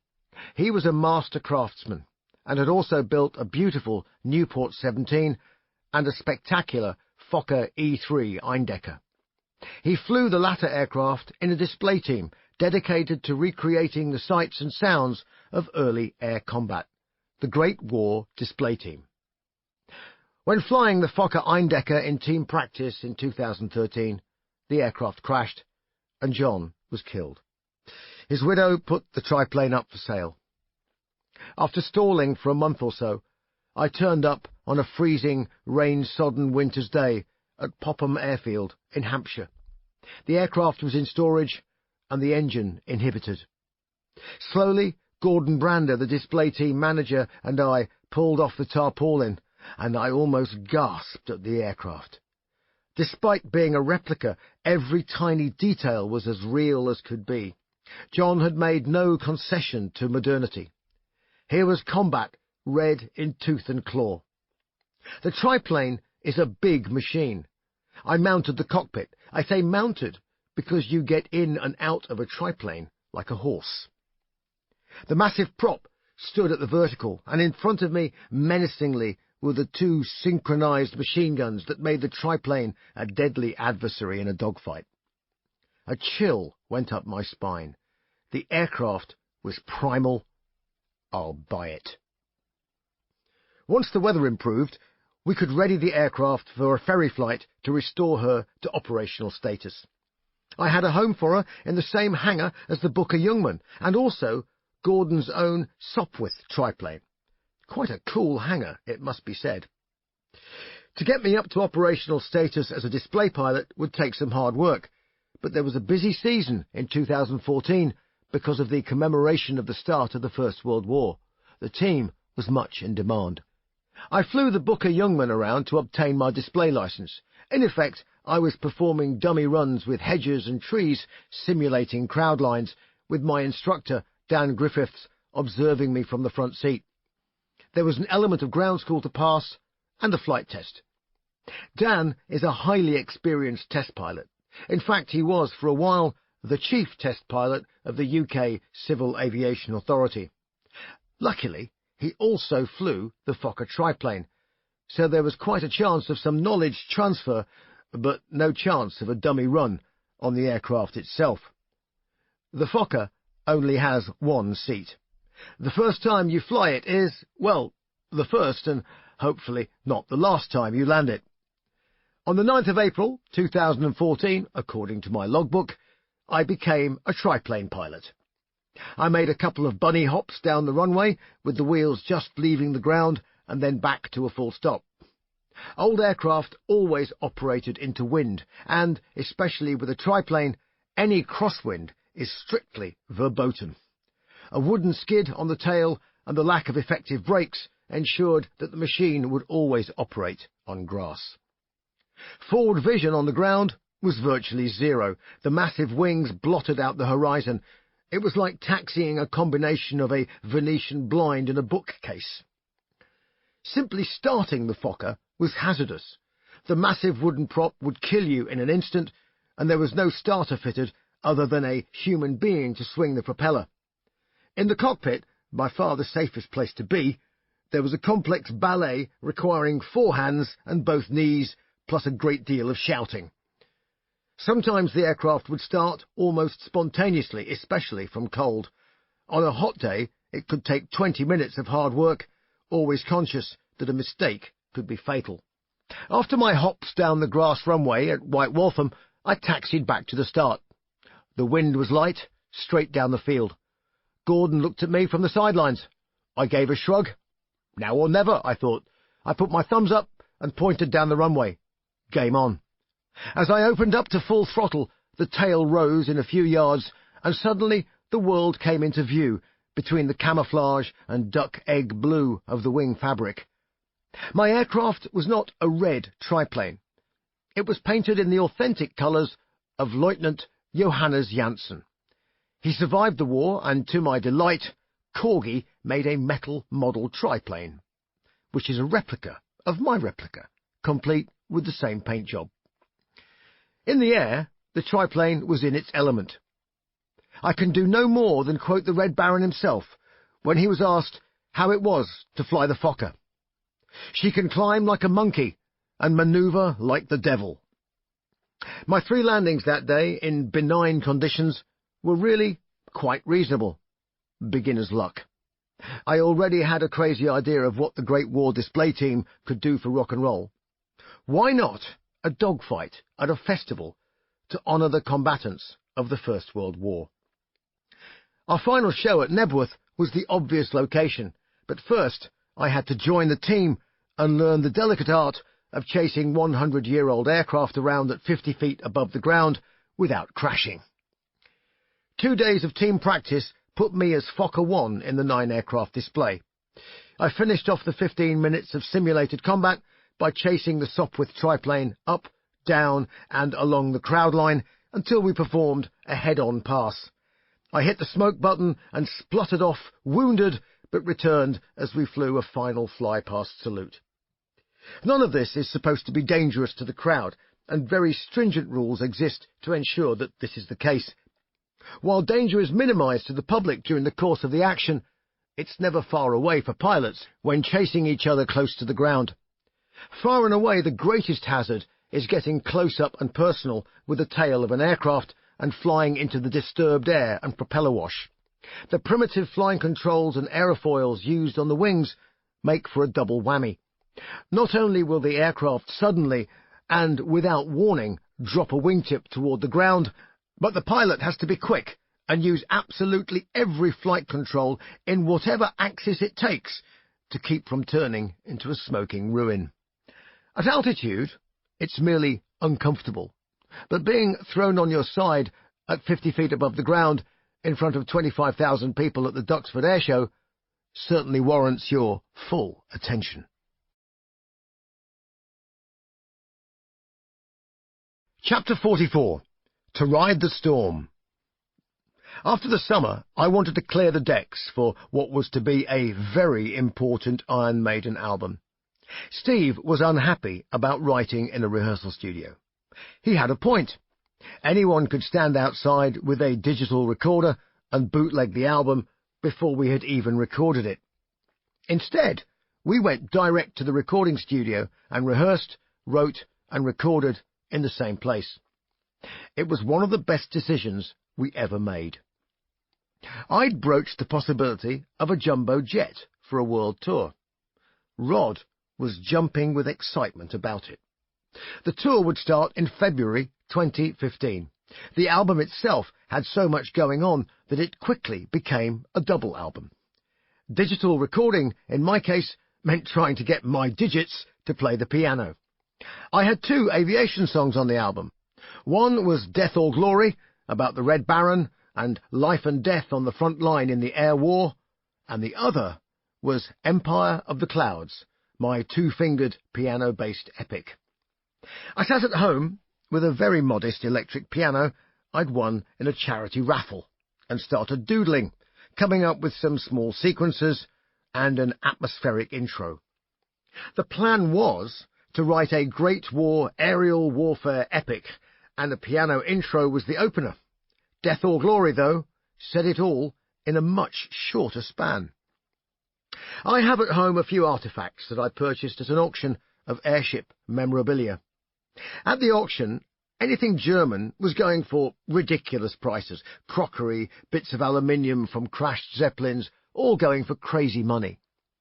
What interested me was the British aviation heritage. 2 items in particular I found fascinating. One was a pocket watch of one of the few survivors of the R-101, the British airship that tragically crashed on its maiden voyage, killing most of those on board. The other was a tankard from the R-101, possibly a promotional item. It was a leather-embossed case with a pewter mug inside. Faded in the brown leather could be seen the airship itself, complete with its registration, Golf, Foxtrot, Alpha, Alpha, Whiskey. Around the rim of the pewter was inscribed, "Welcome aboard from the airship crew." Late one night, after coming in from the pub, I sat playing the intro over and over. On my bookshelf I had several rare airship volumes. One of them, To Ride the Storm, is a classic analysis of the R-101 accident. I closed my eyes, and instead of seeing a row of First World War aircraft at dawn, with mist hanging in the trees and frost turning to dew on their airframes, I saw a great silver cigar hanging in the sky. I could handle the pewter tankard and the watch.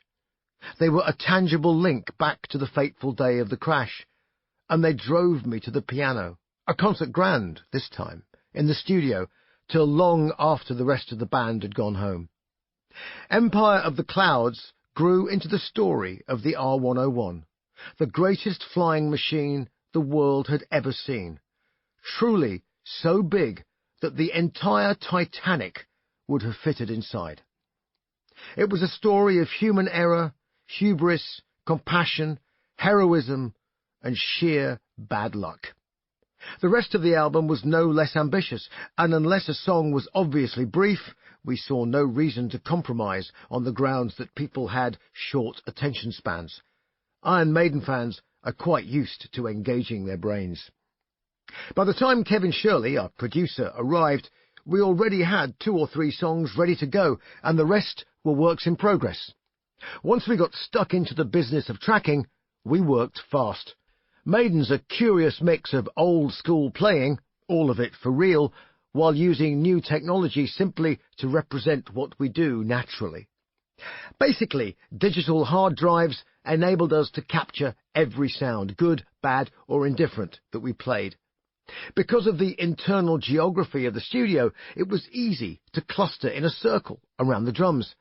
The building's previous incarnation as a cinema from the 30s made for a drum room par excellence.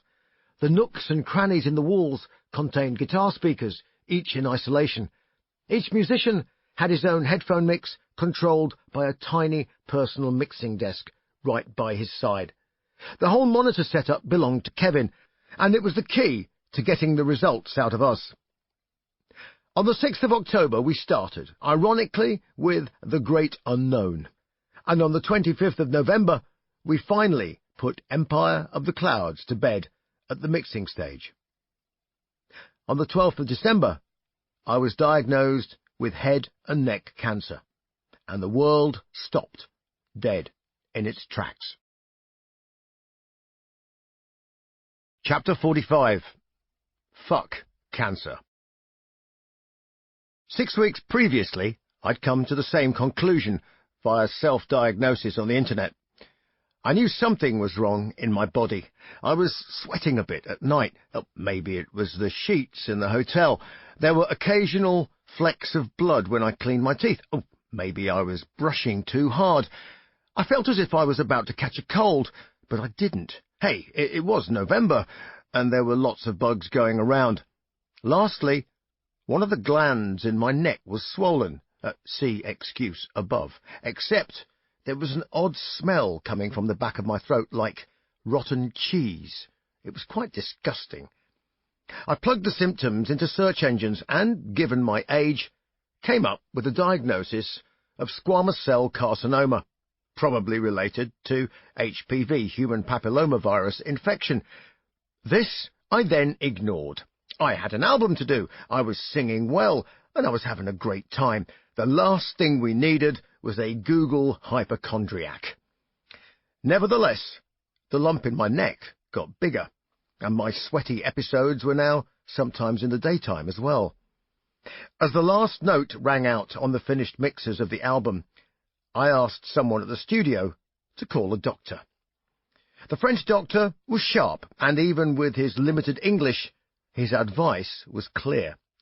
You must have a CT scan on your head and neck, you must have a chest X-ray, and here are some antibiotics in the unlikely event that it is an infection. I decided to do everything back in England. My doctor in England felt the lump. Are you losing weight? She asked. Ha ha ha. Oh, I wish. They all say that, she replied grimly, and sent me downstairs for an ultrasound after taking an armful of blood for testing. The ultrasound guy probed around. His assistant was a bit of a Maiden fan. How are you with needles? He asked. I want to poke your lump and take a few cells out. This was Monday, the 8th of December.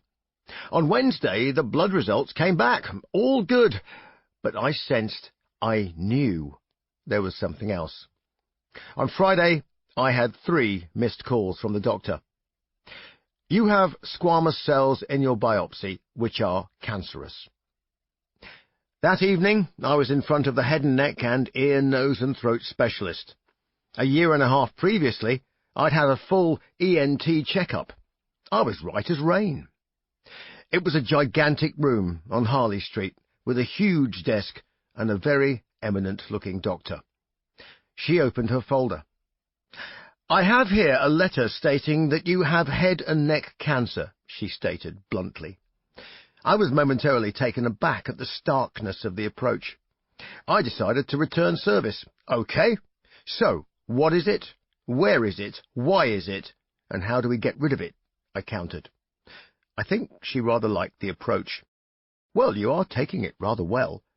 I could roll around and chew the carpet if it makes you feel better, but let's get on with it." "Do you have any plans for the next few days?" she asked. "As of now, my only plan is to get rid of this, and my only goal is to achieve it. If that doesn't work, I'll have to think of a new plan." Monday was an MRI scan of my head and neck with a dye that made the cancer visible and also made you want to pee yourself. Next was a chest X-ray, and after that, a day in hospital under anaesthetic, having my tongue and any other bits biopsied. I was beginning to feel quite important, but in amongst the bravado was the temptation to despair. For the next 3 days or so, all I noticed were hospitals, churches, and graveyards. By God, London was infested with the bloody things. On the way to the pub, I considered how I felt about my cancer. Nobody could answer the question, why me? Actually, I reasoned, it's probably just shitty bad luck.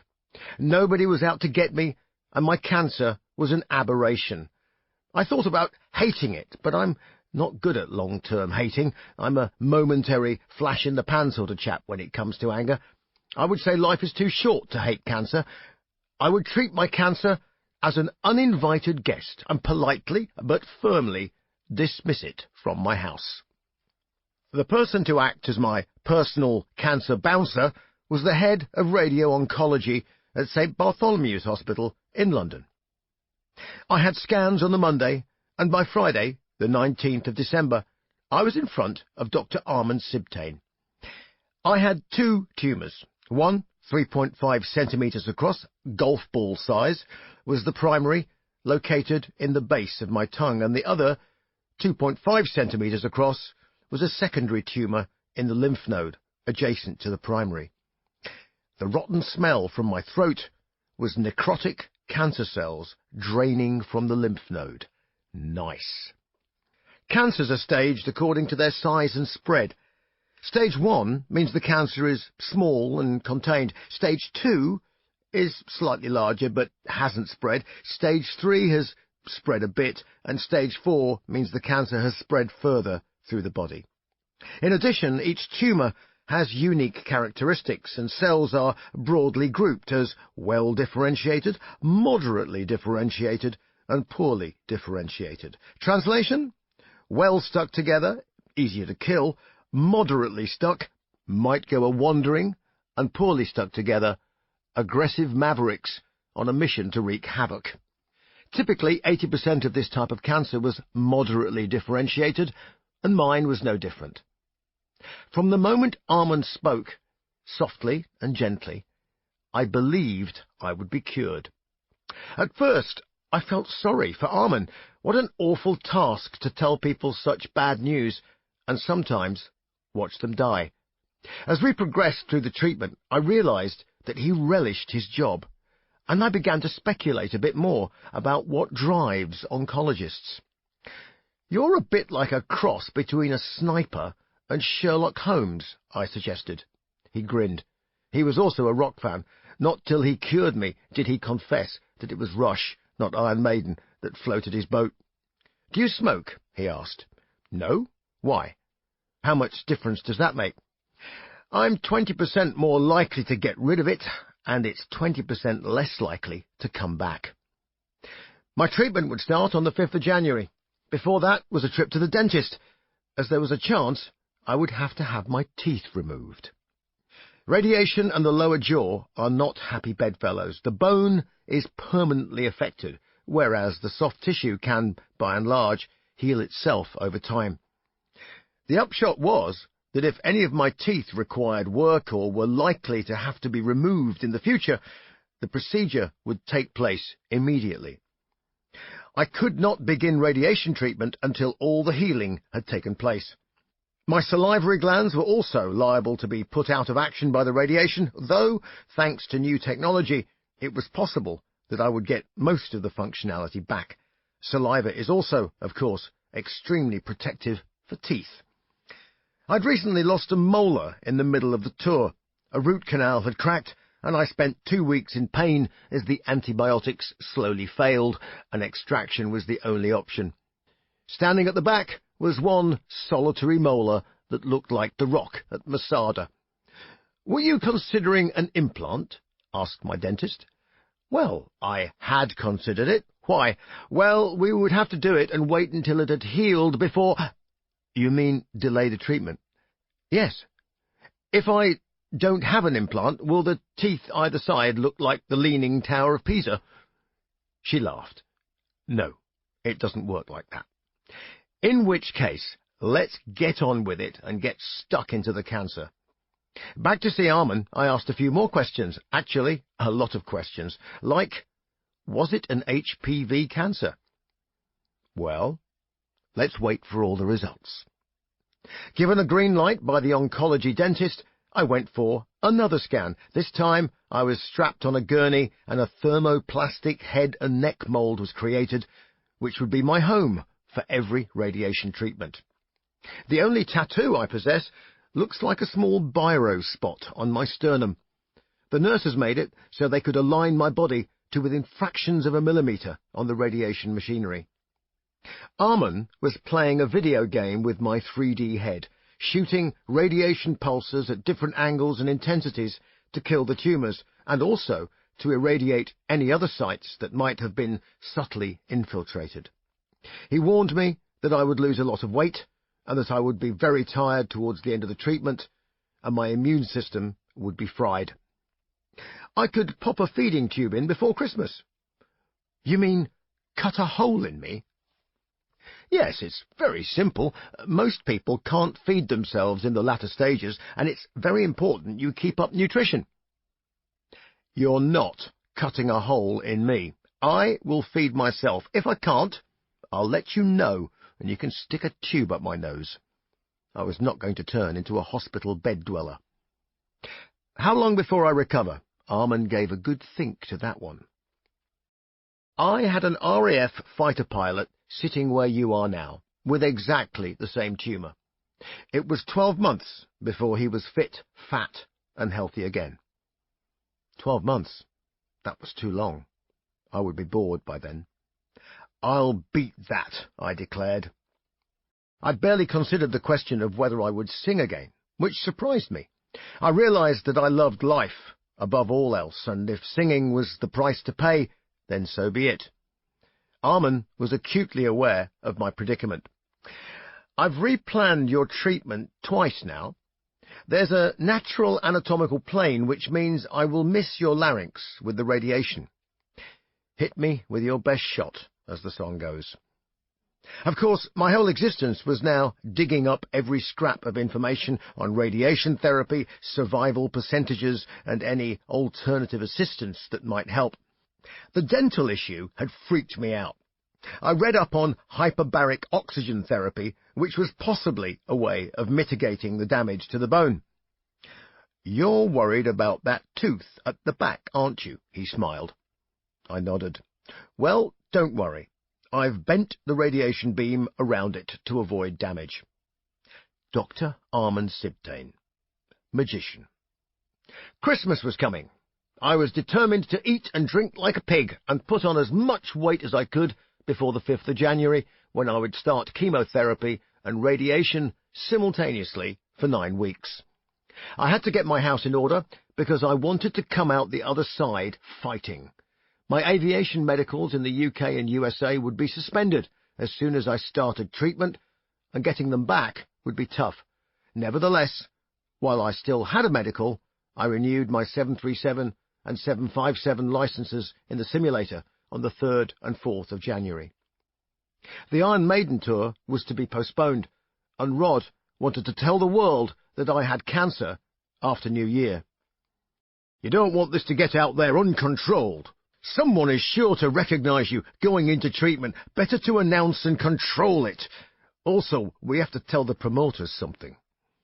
Fortunately, the tour was largely arranged, but not yet announced. Tell them the reasons are too tumorous to mention, I muttered darkly. Can we at least wait until I've finished my treatment?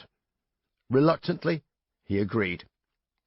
Fighting cancer is a lonely business. I don't mean this in a maudlin sense, but it's such an intensely personal condition that it's hard for others to get close. The only people who can fight the tumour are you and the doctors and nurses supporting you. The more research I did, the more I was convinced that any edge you could obtain was worth it to win the battle. I explored anti-tumour alternatives, and both grape seed extract and a shiitake mushroom extract called AHCC showed promise in clinical trials. AHCC had also cleared HPV infections in 6 out of 12 women in a University of Texas study. My chemotherapy drug was cisplatin, one of the first chemotherapy drugs. It shrinks tumours, but is highly toxic to the rest of the body. I downloaded the government toxicology report. It contained the wonderfully obscure phrase, "The method by which this is demonstrated has not yet been fully elucidated." In other words, no one yet knows why this drug works, but it does. The platin bit of cisplatin refers to platinum, which I was shoveling into my cells.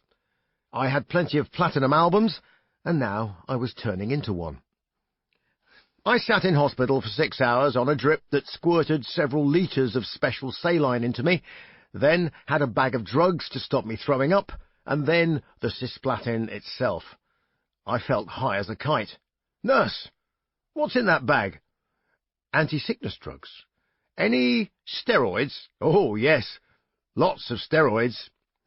The steroids were there to stop my kidneys from going into shock when the platinum albums arrived, and I didn't go home until I was pissing out platinum like a racehorse. The first week of treatment was like the phony war in the Second World War. Nothing much happened, except I lost my sense of taste, a side effect that I'd been warned about. Hair loss was a similar possibility, and in protest at having cancer, I grew a bushy, nasty-looking beard. Cisplatin can be toxic to hearing and also to mental functioning, so-called chemo brain.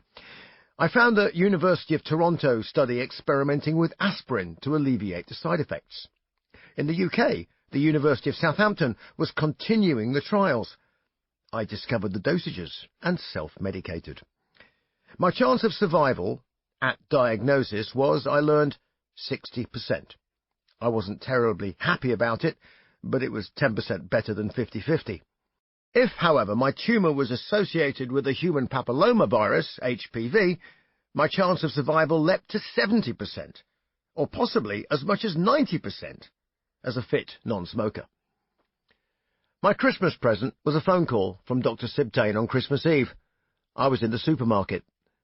"Good news about the bad news. It is a P16 tumour, which puts you in a whole different percentage for recovery." It was the best Christmas present, short of being told it was all a terrible mistake. Getting rid of cancer became a job like any other. Monday to Friday, at 11 a.m, I turned up at the hospital, and half an hour later I was on the street, with 2 greys of radiation glowering away at my insides. The routine was the same. Turn up, say hello, take a gown, lie on the gurney, strapped down tight, barely able to breathe. The giant machine resembled a lathe that circled my head. Lying still, unable to move, an internal snapshot of where I was the previous day compared to where I was today. The metre-thick concrete doors slid shut.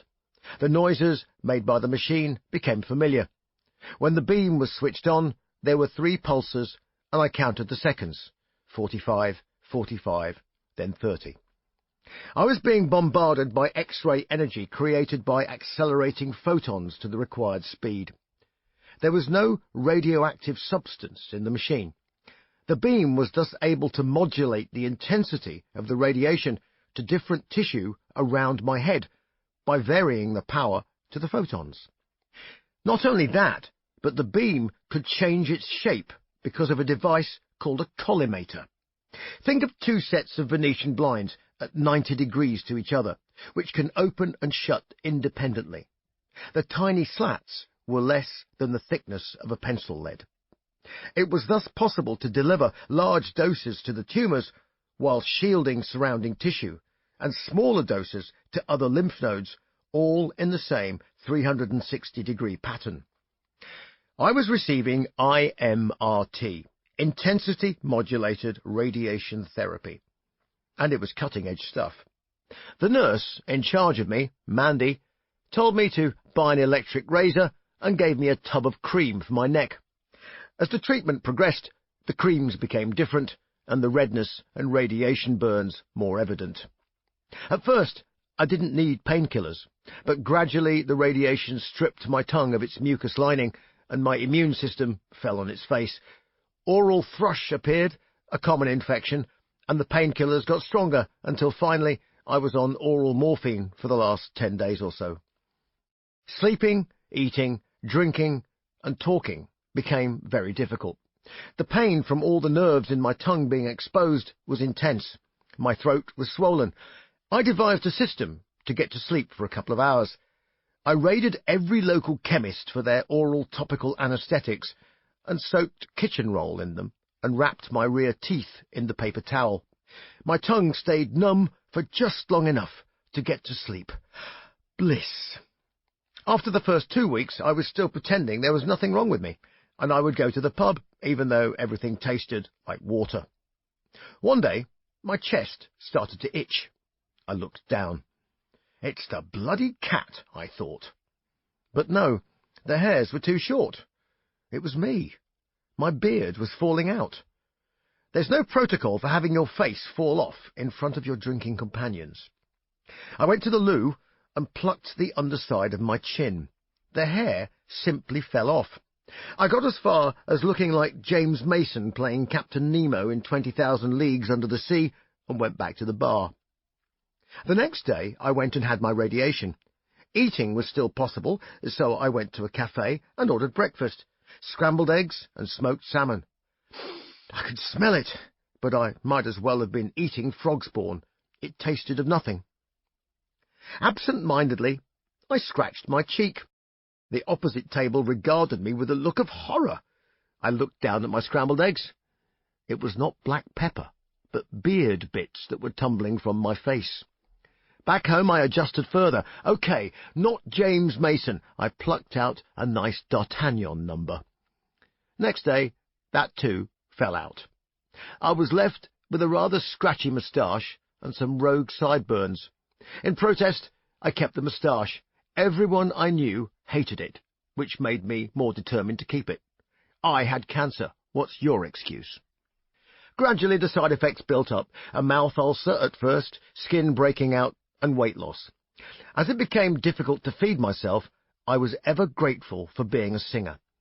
One of the first things that has to be in control is the tongue, and I could therefore flatten it, open my gullet, and take a huge gulp of whatever I could manage before the pain kicked in. By the last 3 weeks of treatment, I was on liquids only, and could not speak simply because moving my tongue was agony. Custard saved my life. I mixed a pint of full-fat custard from the fridge with a medical milkshake and could manage to get it down in 3 or 4 big gulps. The whole process still took almost 40 minutes, with the odd bestial noises in lieu of being able to scream, "Fucking hell, that hurts!" At the beginning of treatment, I'd done 50 press-ups every day, plus long walks around Regent's Park after radiation. I had books to read through, and I would sit on the steps of Marylebone Church, where there was an outdoor coffee stand. I could smell it, but no taste. Over the years, my lack of taste in matters like clothing, and in particular trousers, has never bothered me. Lack of taste with food bothered me more than I expected. Biscuits tasted like sand, chocolate like plasticine. Only aromatic foods gave any hint of flavour, and that was just because of the smell. Slowly, my energy levels dropped. One day I went to the supermarket, only a few 100 yards. I shuffled around and got halfway back to the house before I realized I could go no further. This was beyond exhausted. It was as if every cell in the marrow of my bones was saying, "Lie down, right now, give up." I sat on a low brick wall for a few minutes to recover. This was fatigue. I thought I'd been tired in my life, but actually I'd not even been close. Early on in treatment, I planned my TV schedule. I would be watching a lot of it. Daytime TV was full of cheery adverts for cancer charities, complete with suffering victims asking for contributions, and if that didn't cheer me up, there was a string of life insurance ads, plus several offering help with funeral costs. I'd calibrated my treatment and recovery to a repeat of the classic TV series The Avengers. At 8 p.m. every night after a repeat of MASH, all of the Diana Rigg episodes were being shown Monday to Friday. My 33rd and last radiation session was on the 18th of February. My last 3-week chemo cycle was beginning on the 16th of February. The radiation would actually peak in my system 10 days after the last administration of it, and would then continue to work for at least 2 to 3 months afterwards, but at a declining rate.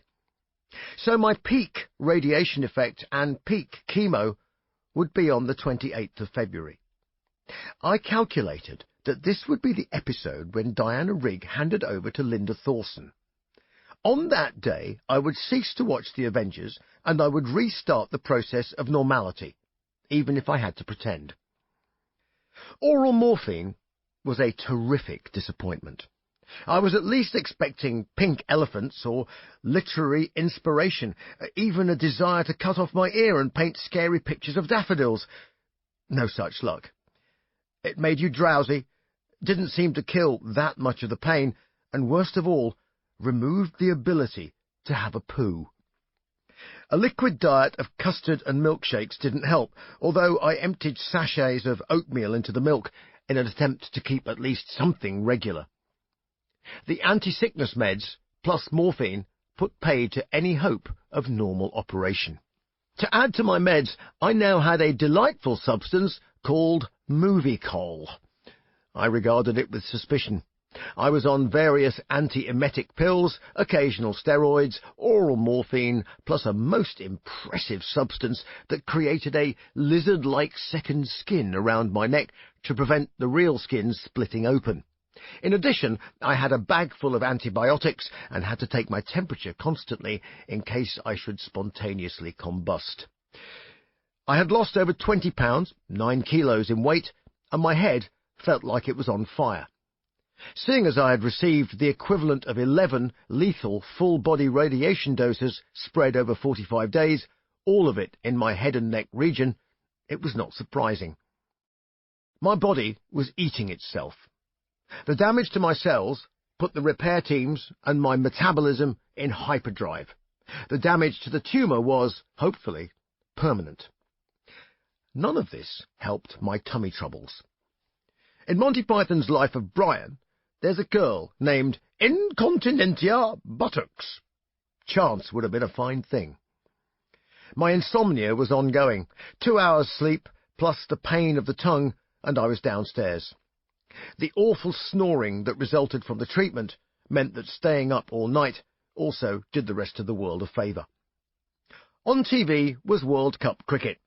It was not going well for England. This, I thought, was the symbolic moment to take a shit in concert with our batsmen. I read the instructions, mixed up a couple of sachets in water of the dreaded movie-coal, drank it, and waited. Nothing moved. Not even the England spinners could get any movement out of me. I read further into the instructions. It had been 10 days since I had moved even a rabbit dropping. If this does not work, it may be caused by fecal impaction. Well, I didn't like the sound of that. It sounded like a Hollywood film intro about an asteroid. Fecal impact. The thought of an asteroid coming out of my bum filled me with trepidation. I reached for Wikipedia. I typed fecal impaction. There, in all its horrific glory, was the awful truth. My poo had turned to concrete, and in letters that should have been brightly illuminated in red, it gave the worrying caution, in some cases, it may be necessary to manually manipulate the stool.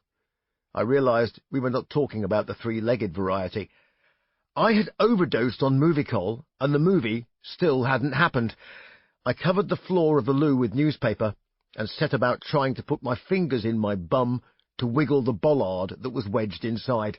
Had I been a chimpanzee, this would have been easier. I wandered round the kitchen looking for implements that might work better. A corkscrew, for example, but I thought it best not to. Finally, after wiggling whatever it was while squatting, the cricket on in the background, I finally gave in, sat on the loo, and made some awful noises. I can't imagine the pain of birth, but, with all respect to womankind, my internal cricket ball finally exited, and I feared that most of my anus had gone with it. The body is made of sterner stuff, though, and for the next 10 minutes I basically expelled what looked like a bag of lemons. They were Star Trek lemons, really. Lemons, Jim, but not as we know them. 3 days later, I drove a car to the garage for maintenance. I caught the train home, Watford Junction to Euston. In my diary is recorded croissant and latte. I ordered the croissant at the station and dipped it in the latte so it was soggy. Victory starts with one small step. 3 days after that, I managed noodles and a salad. It took 3 hours to eat, but I bloody well did it. As I finished, Mick Jagger walks past the window of the cafe on the King's Road. Ha! I'm nearly as skinny as you, I grinned to myself. Next day, I ate steak and vegetables. On the 15th of March, I ate a full meal and could actually taste some of it. On the other hand, I looked like a semi-starved member of the village people. Goodbye moustache. My immune system was still flat on the floor. My T-cells had left the building. The rest of my blood was remarkably good. Maiden played the album to the label Warner on the 2nd of April, and I was there to prove that I was alive and kicking. I went for a break to Lanzarote for 10 days. On the 10th of April, I could stand it no longer, and I tried to sing in the shower. It was awful. There was no vocal control. It just sounded like a cow bellowing. I tried not to panic. I was only a month out of treatment. Jan, my ENT doctor, said, "Don't even think about singing till November." Maybe not November, I thought, but at least the end of September. There is an epidemic of head and neck cancers caused by HPV. The cervical cancer risk is well known, and Pap screening is highly effective, but there's no equivalent test for oral cancer. Cases of HPV oral cancer will rise by 80 to 100% and will overtake cervical cancer in the near future. It's an epidemic that is largely ignored by the press, who often prefer to pillory its victims with shame and innuendo in a way people would find outrageous were it to be inflicted on women, victims of exactly the same cancer. Anyone from taxi drivers and musicians to pilots, diplomats, doctors and engineers, basically any male who has not lived inside a plastic bag, can be struck by this disease. There is a need for research, education and early detection. This is a highly curable cancer. The following week, I went to speak at a dinner for Airbus lawyers. I sat next to a charming Canadian father of 3 in his early 40s. His first question, "How's your saliva?" There was a look in his eye. "You too?" I'd been seeing Dr. Sibtain every 2 weeks post-treatment, and he was delighted by my bouncing back. When I was first diagnosed, I'd run up 4 flights of stairs rather than take the lift. I took great delight in doing it again 1 month after treatment. It was worth it to see the grin on his face. He warned me that the scan to access my results could not take place for around 3 months. The radiation will still be active, he said, so I might just end up with loads of red blobs. On the 13th of May, I went in for the scan. 2 days later, I had the most nervous day of my life. I was clear. Total clinical response. I felt dizzy with shock. I would live. I read through the report. There was a bit towards the end that I did not quite understand. What's this about an anatomical anomaly? Armand started to chuckle. It means that you used to be a fish. Slowly, the world came back to life in all its glory, or otherwise. I had my airline medical reinstated after a stiff examination. The senior doctor commented, "I can't find anything wrong with him, apart from gills and a tail, of course." The hoops to get back in the left seat appeared. Dangerous goods, security, technical refresher training, fire and smoke training, first aid, and finally, back in the simulator for a 6-monthly check. I'd been flying the Fokker for the sheer joy of it. On the 10th of July, I was back flying an airliner from Cardiff to Milan Malpensa. It was a proving flight for the Maltese authorities. I was back in business. Triplane display flying was sadly out of the question. I had to renew my display license and practice with the team, and it was already the middle of the display season. The US Federal Aviation Administration sent me a very nice letter asking me for my medical certificate back. Unlike the UK, which merely suspended it, the FAA took it away as soon as I notified them about the cancer treatment. The maiden PR machine was in full swing. I flew to the jungles of Mexico to do a photo shoot. I had a 6-pack, courtesy of radiation. I don't recommend it as a weight loss program. I reprised the hooligan in a loincloth with a stick shot from the Roshalfen Bahamas shoot years earlier, and some of the photos looked amazing. I was chartered by the label for a Bruce Air special, taking a posse of fans and media to Paris. We flew to Guillaume Tell Studios, and I talked them through the album. It was great to get behind the wheel in the sky, but also to have my feet on the ground, treading the boards and talking music. The 747 project was back on. Air Atlanta Icelandic were now negotiating with Iron Maiden management, and we had a couple of other carriers quote for the tour. I went on a press junket to the USA and Canada. The album had been very well received, and of course, everyone wanted to know about the whys and wherefores of my cancer, all contributing to the tumour mill. Some journalists attempted some kind of responsible understanding, others just decided to take a vulgar, cheap shot. I was flying, but I still wasn't singing. Back in my kitchen, I regarded the cutlery drawer and the rattling it made with some suspicion. The house was deserted, and I paced around. It was past September, and maybe, just maybe, some sound might emerge from my voice that did not mimic the cutlery drawer. I tried If Eternity Should Fail. It was originally written for a future solo album, but was decanted into Iron Maiden. It was one of the last things I'd sung before I got sick. In fact, I might have been growing the tumour, even as I was singing the demo. I couldn't believe the result. The top notes were there. Actually, they seemed to be purer than before. The low mid-range of my voice was unreliable, and certain vowel sounds, E, for example, were quite uncontrolled in pitch. My falsetto was also under less control, although the howling banshee wail was still in evidence. Over the next few weeks and months, I tried to make sense of it all. I put myself in vocal rehab and theorized as to why things had changed around.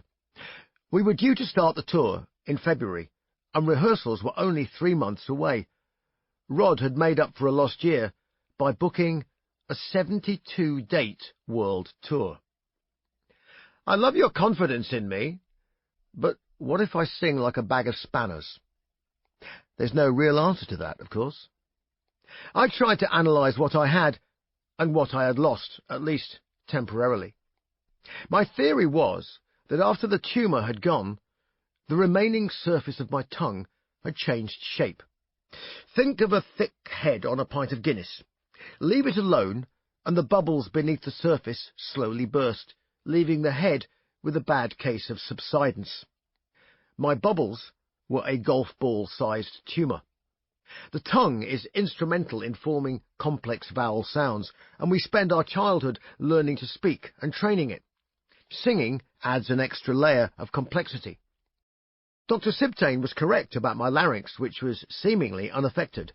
The note generator was intact, but the quality of the end product is heavily influenced by the muscle tone and spaces in the chest, head, and neck cavities. I made a plan for rehearsals. I would sing a little, and then leave a good few days' rest in the build-up to the band practice. The time from being given the all-clear to starting singing 5 days a week would be only 8 months. Talk about cutting things fine. I set about doing what I could on the other big project, learning to fly the 747. Only one big problem: we didn't have one anymore. 2 months before we were about to go on tour, Air Atlanta Icelandic lost permission to use the plane allocated for us and kindly sent back our deposit. The maiden office was in a tailspin. I got on a plane and went to Iceland. Face-to-face was the only way to find out what was going on. I met the CEO and the head of commercial. We got on very well, and they explained their predicament. The only 747 they could guarantee would have to be flown to the USA to be scrapped 2 days after the show at Donington. Air Atlanta Icelandic were in the process of buying 2 much younger ex-Air France machines, but the deal was not yet sealed. Rather than break a promise, they preferred to cancel the deal. I suggested we use the scrapper only up till Donington. We would pay to ferry it to its grave, where the engines would be kept, as they were in very good shape. The CEO said he would put it to the owner of the aircraft. I left, had a very alcoholic meal with the commercial director, and flew back the next day. When I landed, there was a text message: "You have a deal." 3 days later, I got another one. Air France deal done, all back to normal. Breathe a big sigh of relief and get back to the rest of the planet. I flew some disabled veterans in simulators for Help for Heroes, and I returned to Sarajevo, where the Bosnians were putting the finishing touches to a very emotional documentary they'd been making about the trip I did over 20 years ago. I'd missed the 20th anniversary because of my cancer treatment, but I wanted to help them with some follow-up footage and an interview. It was hard to recognize the place at times. Then, suddenly, a piece would snap into place, and the jigsaw of memories would return. In order to fly the 747, I had to get a job with Air Atlanta Icelandic as a captain, so I sat at home with my laptop and the manual for the 747. I completed the ground school course and sat the final exams. All good. The next phase was the simulator. It was winter of 2015. I'd run myself ragged. I caught a cold. Actually, I was delighted. My immune system worked as advertised. The only very strange thing was that my mucous membranes were not yet in fully working order. Having a cold without blowing your nose is quite an odd experience. How different this Christmas was to the one a year previously. I was blessed to be here, and better than that, I felt alive. Putting on a bit of weight was the name of the game, but I wouldn't be doing it by eating all my favourite puddings. While most of my taste buds were playing ball, the ones that detected sweetness had been severely impaired by the radiation. As the man who ate the Toblerone from the minibar and who loved to pig out on caramel sauce and crunchy bars, this was, initially, a blow to morale. After a few months, the memory still remained, but the desire to eat sugar had virtually vanished. An unintended consequence was an acute awareness of how awful many of the foods, or rather products, were that I had chomped my way through in years past. The realization that flavour was often just added sugar was a great revelation. I took solace in the fact that vegetables, meat and dairy tasted absolutely 100%. Beer was a worry. I'd designed Trooper with fully operational taste buds. How would it taste, and how would I design future brews with an impaired sense of sweetness? I took inspiration from the chef, who had no sense of smell. There are many other complex flavours and aromas to experiment with in beer, not just sugar. The first test of this was the design of our new beer, Red and Black, an Imperial Stout Porter. Martin Weeks, the master brewer, and I sat down and painted the taste of the beer with a palette of existing brews. I was, I freely confess, nervous. I realized that I could detect sweetness, but just couldn't taste it. Nevertheless, Martin and I agreed on all aspects of the brew. In fact, I was inspired to take a new look at beer design and take a more aromatic approach. The subtleties of texture, bitterness, and a lingering finish in the nose took on ever greater importance. Thankfully, my old favourite, Fuller's ESB, never failed. Drinking beer, of course, is something that should be done a long way from aircraft simulators or motor cars. No sooner had the new year passed than I found myself turning up to the newly built British Airways training centre on a freezing, windy 2nd of January. What a roller coaster of a year. Looking back further, what a roller coaster of a life. From the ups and downs of school and university to the longest and fastest theme park ride drop ever, being in Iron Maiden. I've often been asked, would you have changed anything? The answer is a simple no. A different and better question is, have you made any mistakes? And the answer to that one is equally easy, loads of them. Learning to sing and perform is trial by error and fire. Training to fly can be done in a simulator. Learning to be an aviator can only be done with experience, and experience comes with mistakes built into its fabric. So now, I met one of my 747 mentors. He took me off to one side, in a corner of the coffee room, before my simulator partner showed up. "How's your saliva after treatment?" he asked. I couldn't believe it. Another "you too" moment. We spent 20 minutes discussing teeth, jawbones, saliva, and his love of fine Scotch whisky and fast motor cars. His treatment was somewhat more brutal than mine because the technology was not so advanced 15 years previously as to be able to spare his parotid glands from extinction. Here we were, though, and we soon got on to more important things like a 400-ton flying machine with a fuel capacity of 170,000 kilograms that would soon be under the command of yours truly. What an impossible dream for a kid from Worksop who failed physics O-level and took 3 goes to get O-level maths. Somewhere, my old grandfather Austin is drinking a beer with my godfather, Flight Sergeant John Booker, and they're probably adding up the amount of money they spent on plastic aeroplanes between them. Nothing in childhood is ever wasted. The same childlike thrill came over me when I sat in a 747 simulator for the first time. All checks complete, and the first officer briefed. I turned to the instructor with a grin. "What does this button do?"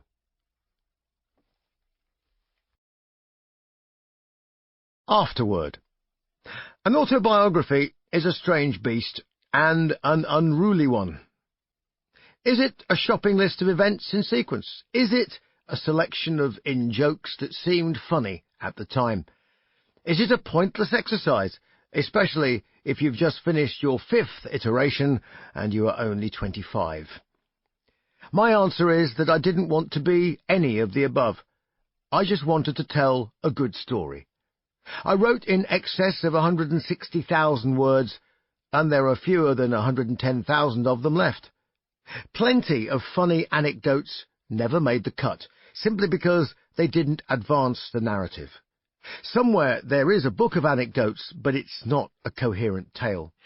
Had I chosen to include airships, wives, divorces, children, and entrepreneurial activities, this would have been approaching 800 pages long.